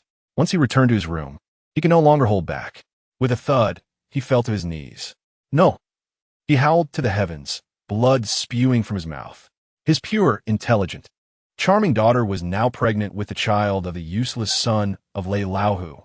His cherished daughter, the cabbage he raised, was truly defiled by a pig. Heaven! Oh, heavens! Just let me die. Moreover, that extraordinary fruit just sent by Lei Laohu was from his own storeroom. Damn the Qin family. Not a single good person among them. All bad seeds. In the bridal chamber, the little beauty Xing Yue and the little enchantress O Yueling rushed over upon receiving the news. It had been an entire week. They missed their husband terribly. "Husband," Xing Yue cried, rushing into Chinchu's embrace. "I missed you so much." "I missed you too." Chinchu stroked her little head. "You are the 21st sister." O Yueling's gaze turned to Ouching, delight lighting up her expression. "I have met the elder sister." Ouching greeted. "Ha ha ha." O Yueling laughed heartily, hands on her hips. "I have finally become an elder sister." The previous chapter's ending has undergone some modifications. Chapter 82. The emergence of 9th-tier monsters. The hatching of extraordinary beast eggs. O Yueling assumed the demeanor of an elder sister, gently stroking Ao Qing's little head. Although there were 2 concubines in Chunchu's household who had entered after her, one being Chunchu's childhood friend and goddess of youth, Su Lan, and the other being his longtime personal guard, Lu Ruyan, she clearly could not assert herself as the elder sister before them. Originally, she had intended to cultivate Jiang Qingshui as the 21st sister. Unexpectedly, Chinchu married Ao Qing first. However, this was fortuitous. Ao Qing had come to know Chinchu later than she did, thus establishing her rightful position as the elder sister. Ao Qing smiled slightly and sweetly called out, "Sister." The smile on O Yueling's face broadened. "Sister, should I prepare a gift for my niece or nephew?" Ao Qing pointed to her belly. O Yueling's expression froze as she burst into laughter. It seemed that her 21st sister was not as easily deceived as she appeared. Nevertheless, having been caught in this situation, O Yueling promptly produced an extraordinary item, a B-rank extraordinary object, a wood spirit fruit. "Consider this a gift from your sister." Being a peak 8th-tier powerhouse and having once served as the lord of a large city, O Yueling's resources were certainly substantial. "Thank you, sister." Ao Qing replied with a sweet smile as she accepted the wood spirit fruit. Noticing that the 3 concubines were becoming familiar with one another, Chinchu spoke up. "All right, No need to stand. Come, have a seat. The three women followed him into the living room and sat down. Oyi Welling took a seat beside Ao Qing and gently poked her little belly. Sister Qing, you are so fast. How impressive. Ao Qing's cheeks flushed. Perhaps it's because I am a wood-type extraordinary user. Thus my life energy concentration is inherently stronger than that of ordinary users. Indeed, Xingyu said, momentarily taken aback before realizing Sister Sulan is also exceptionally fast. Ao Qing looked at Oyi Welling and asked Sister O, did you have a son or a daughter before? I heard that my husband has many children. This question caused Oyi Welling's expression to stiffen. And Chen Chu also looked at her curiously. It seemed that Oyi Welling had never been pregnant. He had not paid much attention to this matter due to the numerous concubines. Logically, the person he had spent the most time with was Oyi Welling. She possessed talent, potential, and strength that were closest to his own. So how could this be?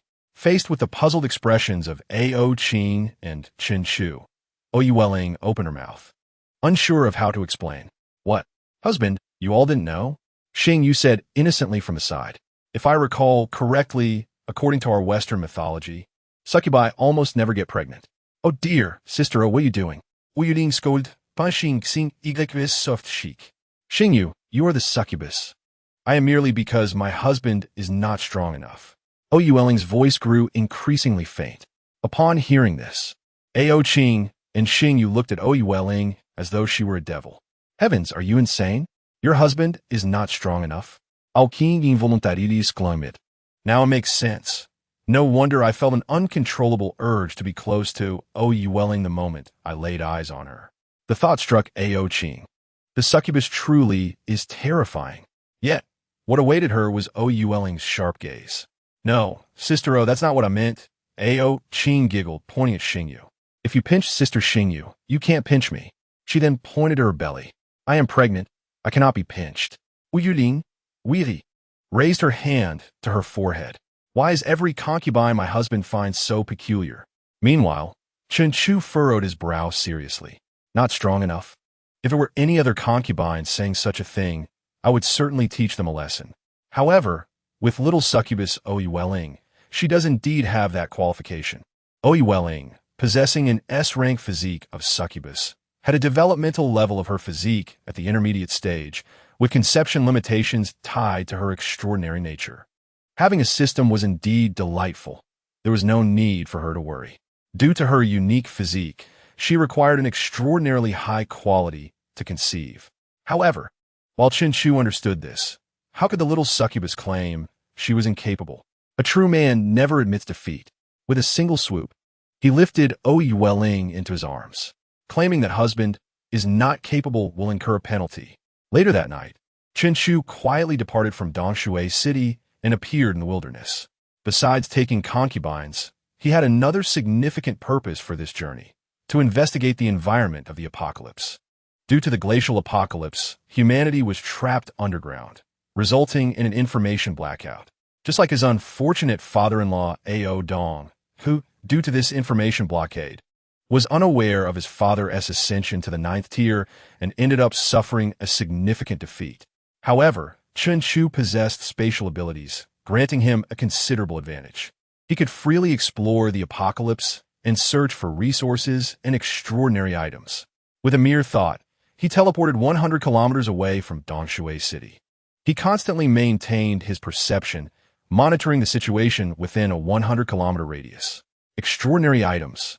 Several uniquely scented fruits appeared within his exploration range. With another thought, the extraordinary fruits materialized in his ability space. B-rank cold rice fields. After a few leaps, Chen Chu found himself in an unfamiliar location. However, the vast expanse of cold rice fields before him brightened his eyes. B-rank cold rice fields not only allowed rice to mature faster and yield more, but also contained extraordinary energy. It was a most coveted food among extraordinary users. Take it. With a single thought, the 10 acres of B-rank cold rice fields were extracted by Chen Chu, leaving behind a massive pit. Star stone mines, radiant stone mines, gold mines, extraordinary fruits. Within Chen Chu's expansive space, a multitude of items continuously flowed in. This was the rightful way to unleash his extraordinary abilities. Looking at the piles of various resources in his extraordinary space, Chun Chu beamed with joy. It was an incredible bounty. Extraordinary fruits, 300 pieces. Various mines, 40. Cold rice fields of all ranks, 10. In the span of this short time, the resources Chun Chu collected were already comparable to those needed for the ascension of a giant city like Xingho City. He envisioned the great surprise he would present to his father. Chun Chu's smile widened. He knew his father would be delighted with these resources, allowing for better expansion. It was time to return. Chun Chu estimated the time. Just as he spread his perception and prepared to teleport, a violent presence emerged within his sensing range. Had a creature just broken through? It was the 9th tier. Chun Chu's eye sparkled. With a flash of azure light, Chun Chu vanished from his location. 80 kilometers away. Amidst an endless frozen stone forest, a colossal ice-blue serpent, 60 meters long and covered in frost, roared to the heavens. It exhaled a white breath, instantly dropping the temperature of the entire area by 50 degrees. A chilling minus 200 degrees. This place had become an absolute danger zone. 9th tier? Chun Chu appeared in this location. The newly ascended giant serpent lowered its head, its vertical pupils filled with a murderous aura.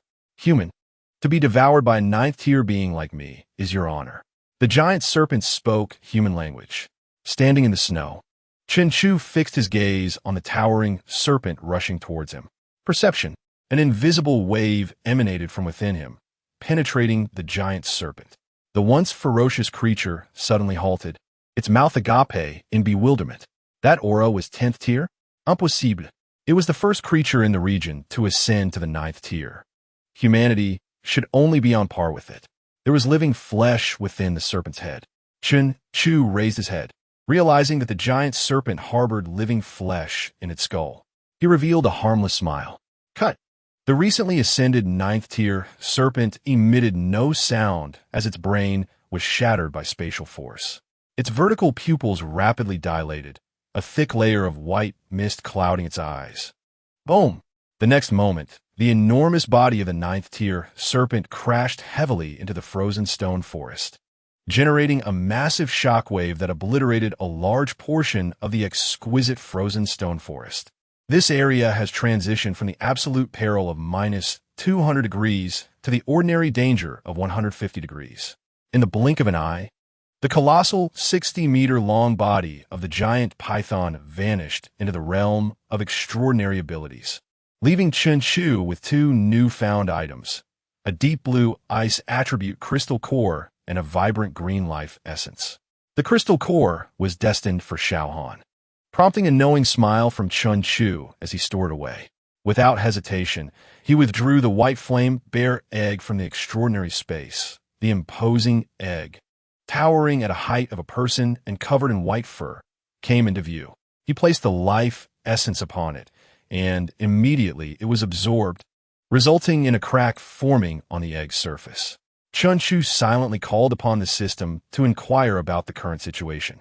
White flame bear egg, potential S, currently in the gestation phase, expected to hatch in 10 months. Please ensure to drip blood for acceptance 7 days in advance. 10 months until it breaks free? 10 to note that? Indeed, it was worthy of becoming a transcendent creature, albeit complex. Very well, he would wait for those 10 months. After placing the cracked egg back into the extraordinary space, he stepped forward into the frozen stone forest before him. If his memory served him well, such high-level creatures typically housed valuable treasures within their lairs. Thousands of miles away, within a cave, a stunningly beautiful girl, who had been sleeping atop the fluffy and warm white flame bear, suddenly opened her eyes. That little thief has appeared. Chapter 83. S-Class Extraordinary Item. A-Class or Vein. Potential upgrade to S. Gravity talent at 8th tier peak. A-Class Extraordinary Item. Frozen fruit. Gazing at the vine before him adorned with 10 ice-blue, frost-laden fruits, Chun Chu's eyes sparkled with excitement. Truly, it was a monster capable of ascending to the 9th tier, just as he had detected its aroma and entered its lair. Such remarkable treasures lay before him. 10 pieces of A-class fruit. Who wouldn't covet them? Along with the vine. Chen Chu stored the entire plant into the extraordinary space and proceeded into the vast, dark serpent den ahead. The deeper he ventured, the more pungent the scent of snake permeated the air, overpowering even the extreme cold. Eventually, he reached the end, and in the pitch-black surroundings, 5 round, golden glimmering fruits caught his eye. S-Class Extraordinary Item. Chen Chu's heart leaped with joy. Indeed, there were splendid treasures here. He had always believed that even the 8th tier monsters found in the underground caves could yield S-Class Bronze Thunder Liquid.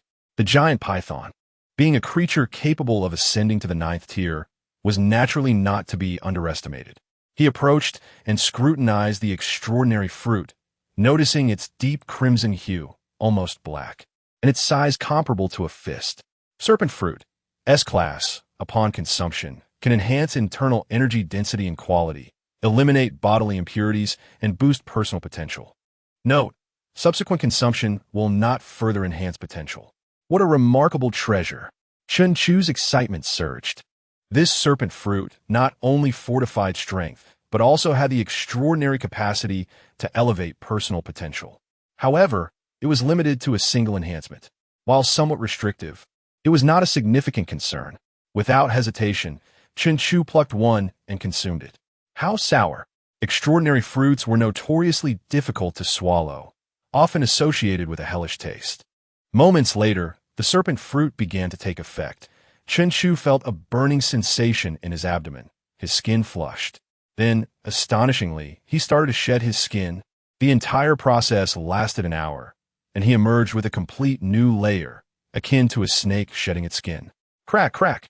After the shedding, his bones made a series of popping sounds. Taking a deep breath, Chen Chu exhaled a cloud of white vapor. How refreshing! This sensation was akin to an ordinary person who had labored throughout the day, receiving a full-body massage in the evening. He felt as though he were immersed in a warm spring, enveloped in comfort. The extraordinary energy, previously enhanced through dimensional elevation, experienced yet another boost, and the barriers of his gravity ability felt remarkably loosened. Chen Chu surveyed his body. In truth, the gravity ability's barriers had already begun to loosen during his previous dimensional enhancement. He had been so focused on elevating his spatial ability to the 10th tier that he had not paid much attention.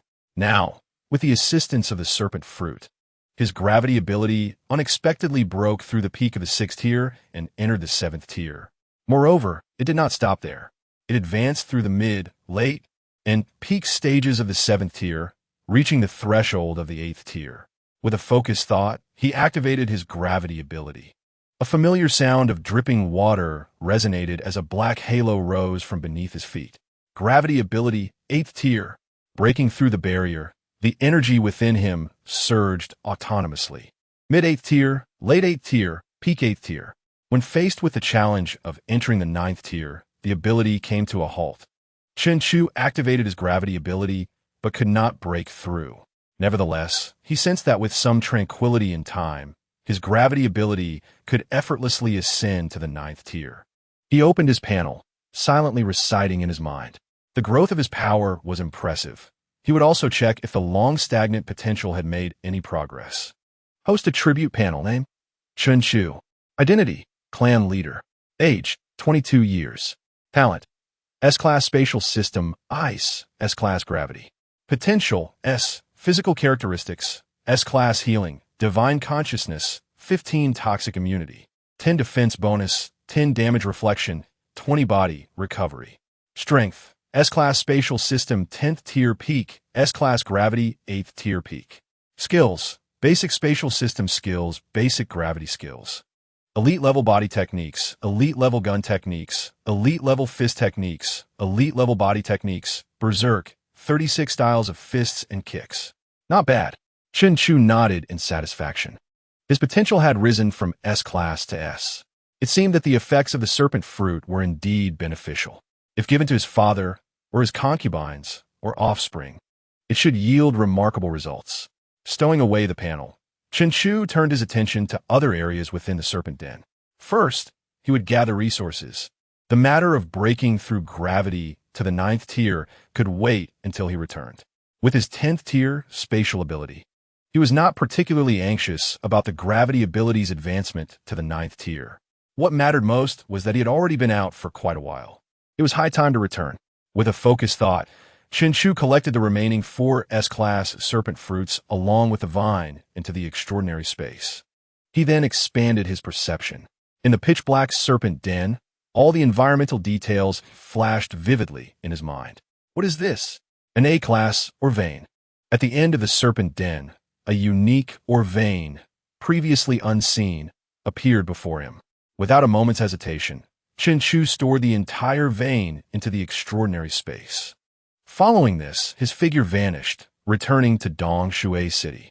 He had a grand surprise in store for his father. Chapter 84. Scanning for a new concubine, S-Class Transcendence. In Dongshui City, within the bridal chamber, Chu emerged from the bathroom, just in time to see Xingyu stretching languidly in the bedroom. The bright light filtered through her clothing, accentuating her alluring figure. A faint smile graced Chu's lips as he entered and deftly closed the door behind him. 2 hours later, wow. Fish soup. Wow. Chicken soup. Wow. Lobster. Wow. Vegetables. Wow. Such large and fresh fruits. At the dining table, Ao Qing's eyes sparkled. As the daughter of the lord of a massive city, she had certainly not been deprived of such delicacies. Yet even for her, these exceedingly rare resources were allotted only in limited quantities each month. This one meal alone, with its abundant spread, already surpassed her 5-year quota. It was truly extravagant. Hence her astonishment. Xingyu served her a bowl of chicken soup. The beverage is delightful, and the meat is exceptionally tender, reminiscent of being freshly slaughtered. Chu smiled as he gazed at Ao Qing. With his concubine expecting, it was only natural to procure some nourishing delicacies. However, having been preoccupied with nurturing their relationship over the past few days, he had neglected to retrieve quality provisions from the spatial warehouse. The items within his warehouse were preserved in a state of temporal stasis, ensuring their absolute freshness. Indeed, Xingyu was correct. These ingredients were freshly butchered, and the vegetables and fruits were just harvested. Such treasures are rare in the post-apocalyptic world. Ao Qing savored the chicken soup, her eyes sparkling with delight at the array of dishes before them. In this dire era, food is an invaluable asset, especially when it is of such exquisite quality. Even Xingyu and Ou Ling, who had dined on these delicacies multiple times, transformed into eager little kittens. Chu observed the 3 with a smile, then discreetly extended his senses to survey the entirety of Dongshui City and its surroundings. He had several mineral veins at his disposal and contemplated the necessity for his father to remain here while longer to build his reputation and firmly establish control over Dongshui City. Thus, he decided to bury some mineral veins around the city to expedite development and bolster his father's strength. Suddenly, he detected 2 peak-level 8th-tier creatures sleeping within a cavern, only 80 kilometers from where his abilities had just begun to spread. Without hesitation, he swiftly dispatched the 2 creatures, storing their remains within the spatial realm. Marveling at Ao Dong's good fortune for having camped in this location for so many years without encountering these monsters. Otherwise, Dongshui City would have been annihilated long ago. Besides these 2 creatures, numerous others of varying sizes and levels were present, prompting Chu to frown as he cleared them out. However, his frown deepened further. It was one thing to have an abundance of monsters surrounding Dongshui City, but the scarcity of resources was concerning. After searching for a considerable time, he managed to find only a small vein of iron ore. Chu shook his head with a sigh. Regardless, Dongshui City was now his own. He then buried over 20 veins of star stones and radiant stones in the vicinity. Now, a mere strike would yield glimmering ores flowing forth like honey. After completing this task, Chu turned his attention to the A-grade mineral vein he had discovered in the Serpent Cavern. Ice Spirit Crystal, born from the end of the glacial apocalypse, containing abundant pure energy, level A. An upgraded version of the crystal core? Chu stared at the description in astonishment. The more he explored the apocalypse, the more he realized its complexities. There existed a mineral capable of replenishing energy, and it was pure. It is essential to note that the crystal cores found within the heads of zombies and monsters were the first energy source discovered by humanity, to cultivate abilities. However, these were often tainted with a mix of chaotic sense, blood, and a murderous aura. This was a realization Chun Chu had come to after experiencing three-dimensional enhancement, as each enhancement helped him eliminate the impurities absorbed from the crystal cores. With this item, his father's strength should rapidly increase. Chun Chu had already determined how to utilize the Ice Spirit Crystal. He could purify the energy within himself through three-dimensional enhancement. In contrast, his father, having traversed the apocalypse from before to now, had disregarded any side effects in his pursuit of strength, for he had a family to protect. The only path was to grow stronger, relentlessly stronger. In the apocalypse, who had time to ponder impurities or chaotic auras? It was absurd. Was he to practice health preservation in this dire era? Chun Chu contemplated how to present the snake fruit and ice spirit crystal to his father. Just then, a familiar, boisterous voice resonated from outside. "You rascal, I have come to see you." Chun Chu, accompanied by his 3 concubines, rose to greet him. "Father." Chun Chu looked at his father, whom he had not seen for several days. Chun Lei laughed heartily as he approached. "Ha ha, my rascal has not brought shame to our Chun family." As he spoke, he produced a beautifully crafted small box and pressed it into Chun Chu's arms. "Here, a remarkable fruit to enhance your physique." Following this, Chun Lei approached Ao Qing, nodding in satisfaction. "Good, you are quite impressive." He then presented a similar small box to her. "Thank you, father." Ao Qing accepted graciously. Chun Lei then retrieved 2 additional boxes from his coat pocket, handing them to Ou Ling and Xingyu. "You both have one too. Wow, a luminous attribute, extraordinary fruit." "Thank you, father," Xingyu exclaimed with joy. The luminous attribute, extraordinary fruit, was exceedingly rare. "Thank you, father." Ou Ling accepted the small box, sensing the enchanting aura emanating from within. Chun Lei always exhibited great care for his family, selecting the most suitable gifts for each. Just then, Ao Dong, following closely behind Chun Lei, suddenly broke into a fit of coughing. "Ah, Dad, why are you spitting blood?" Ao Qing exclaimed in surprise, recalling that her father had fully recovered just days ago, having only sustained minor injuries. Ao Dong wiped the blood from the corner of his mouth, forcing a strained smile. Despite his cheerful demeanor, his teeth were stained with blood. "It's nothing. I've been feeling the need to break through lately, and my energy has been somewhat erratic. Just need to adjust a bit." "Oh, that's good." Ao Qing nodded. She reached out to examine Ao Dong's body, confirming that indeed, his energy was unsettled. She moved to the area around his heart. "Oh, Dong grimaced," rubbing his chest while casting a dark gaze at Chun Lei's retreating figure. "Damn it, Lei Laohu, you've given away all my resources." He then turned to his obedient daughter, Ao Qing, and noticed her hair, now tied up, and the added maturity in her features, which caused his heart to ache. The blood that trickled from the corner of his mouth darkened. "My precious daughter, my little cotton jacket, the little cabbage I raised since childhood, ruined." Unbeknownst to Ao Qing, she lovingly caressed her still flat abdomen, her eyes radiating maternal warmth. "Father, I am expecting my husband's child. From now on, Qing is all grown up, and you can rest assured." Suddenly, a shattering sound echoed ominously. Father, what happened to you?" Ao Qing cried out in panic, seeing Ao Dong collapse. "Quick, someone call a doctor." As she summoned help, her hands glowed green as she employed wood-based healing techniques. "Father, even if you wish to break through to the 9th tier and reach the same level as grandfather, there is no need to rush. You nearly cause yourself harm. What if something happens and you can't meet your grandchild when they are born? How pitiful would that be?" At the Dong Shui City Medical Department, Ao Qing's expression was one of reproach, her tone filled with concern.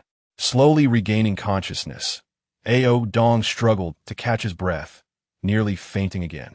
The grandfather of Lei Laohu's useless son's child? He spat out another mouthful of blood, causing Ao Qing to panic further. Moments later, Ao Dong emerged from the medical department with a grim expression. Such minor injuries were insignificant for a peak 8th-tier powerhouse like him. A little adjustment to his energy would suffice.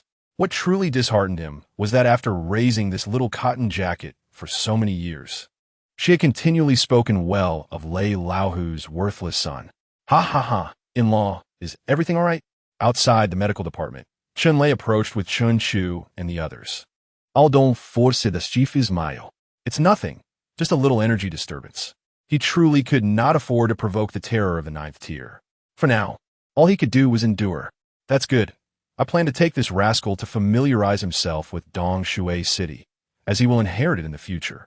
Ao Dong glared at Chun Lei as if he were a ghost, thinking to himself, is Lei Laohu out his mind? Handing over 2 massive cities to an ordinary person to inherit? He had initially thought Lei Laohu was merely a brutish man, but now he realized he had a few screws loose. Ao Dong became increasingly convinced that he needed to rescue his little cabbage from this dire situation. Yes, the time to act is now.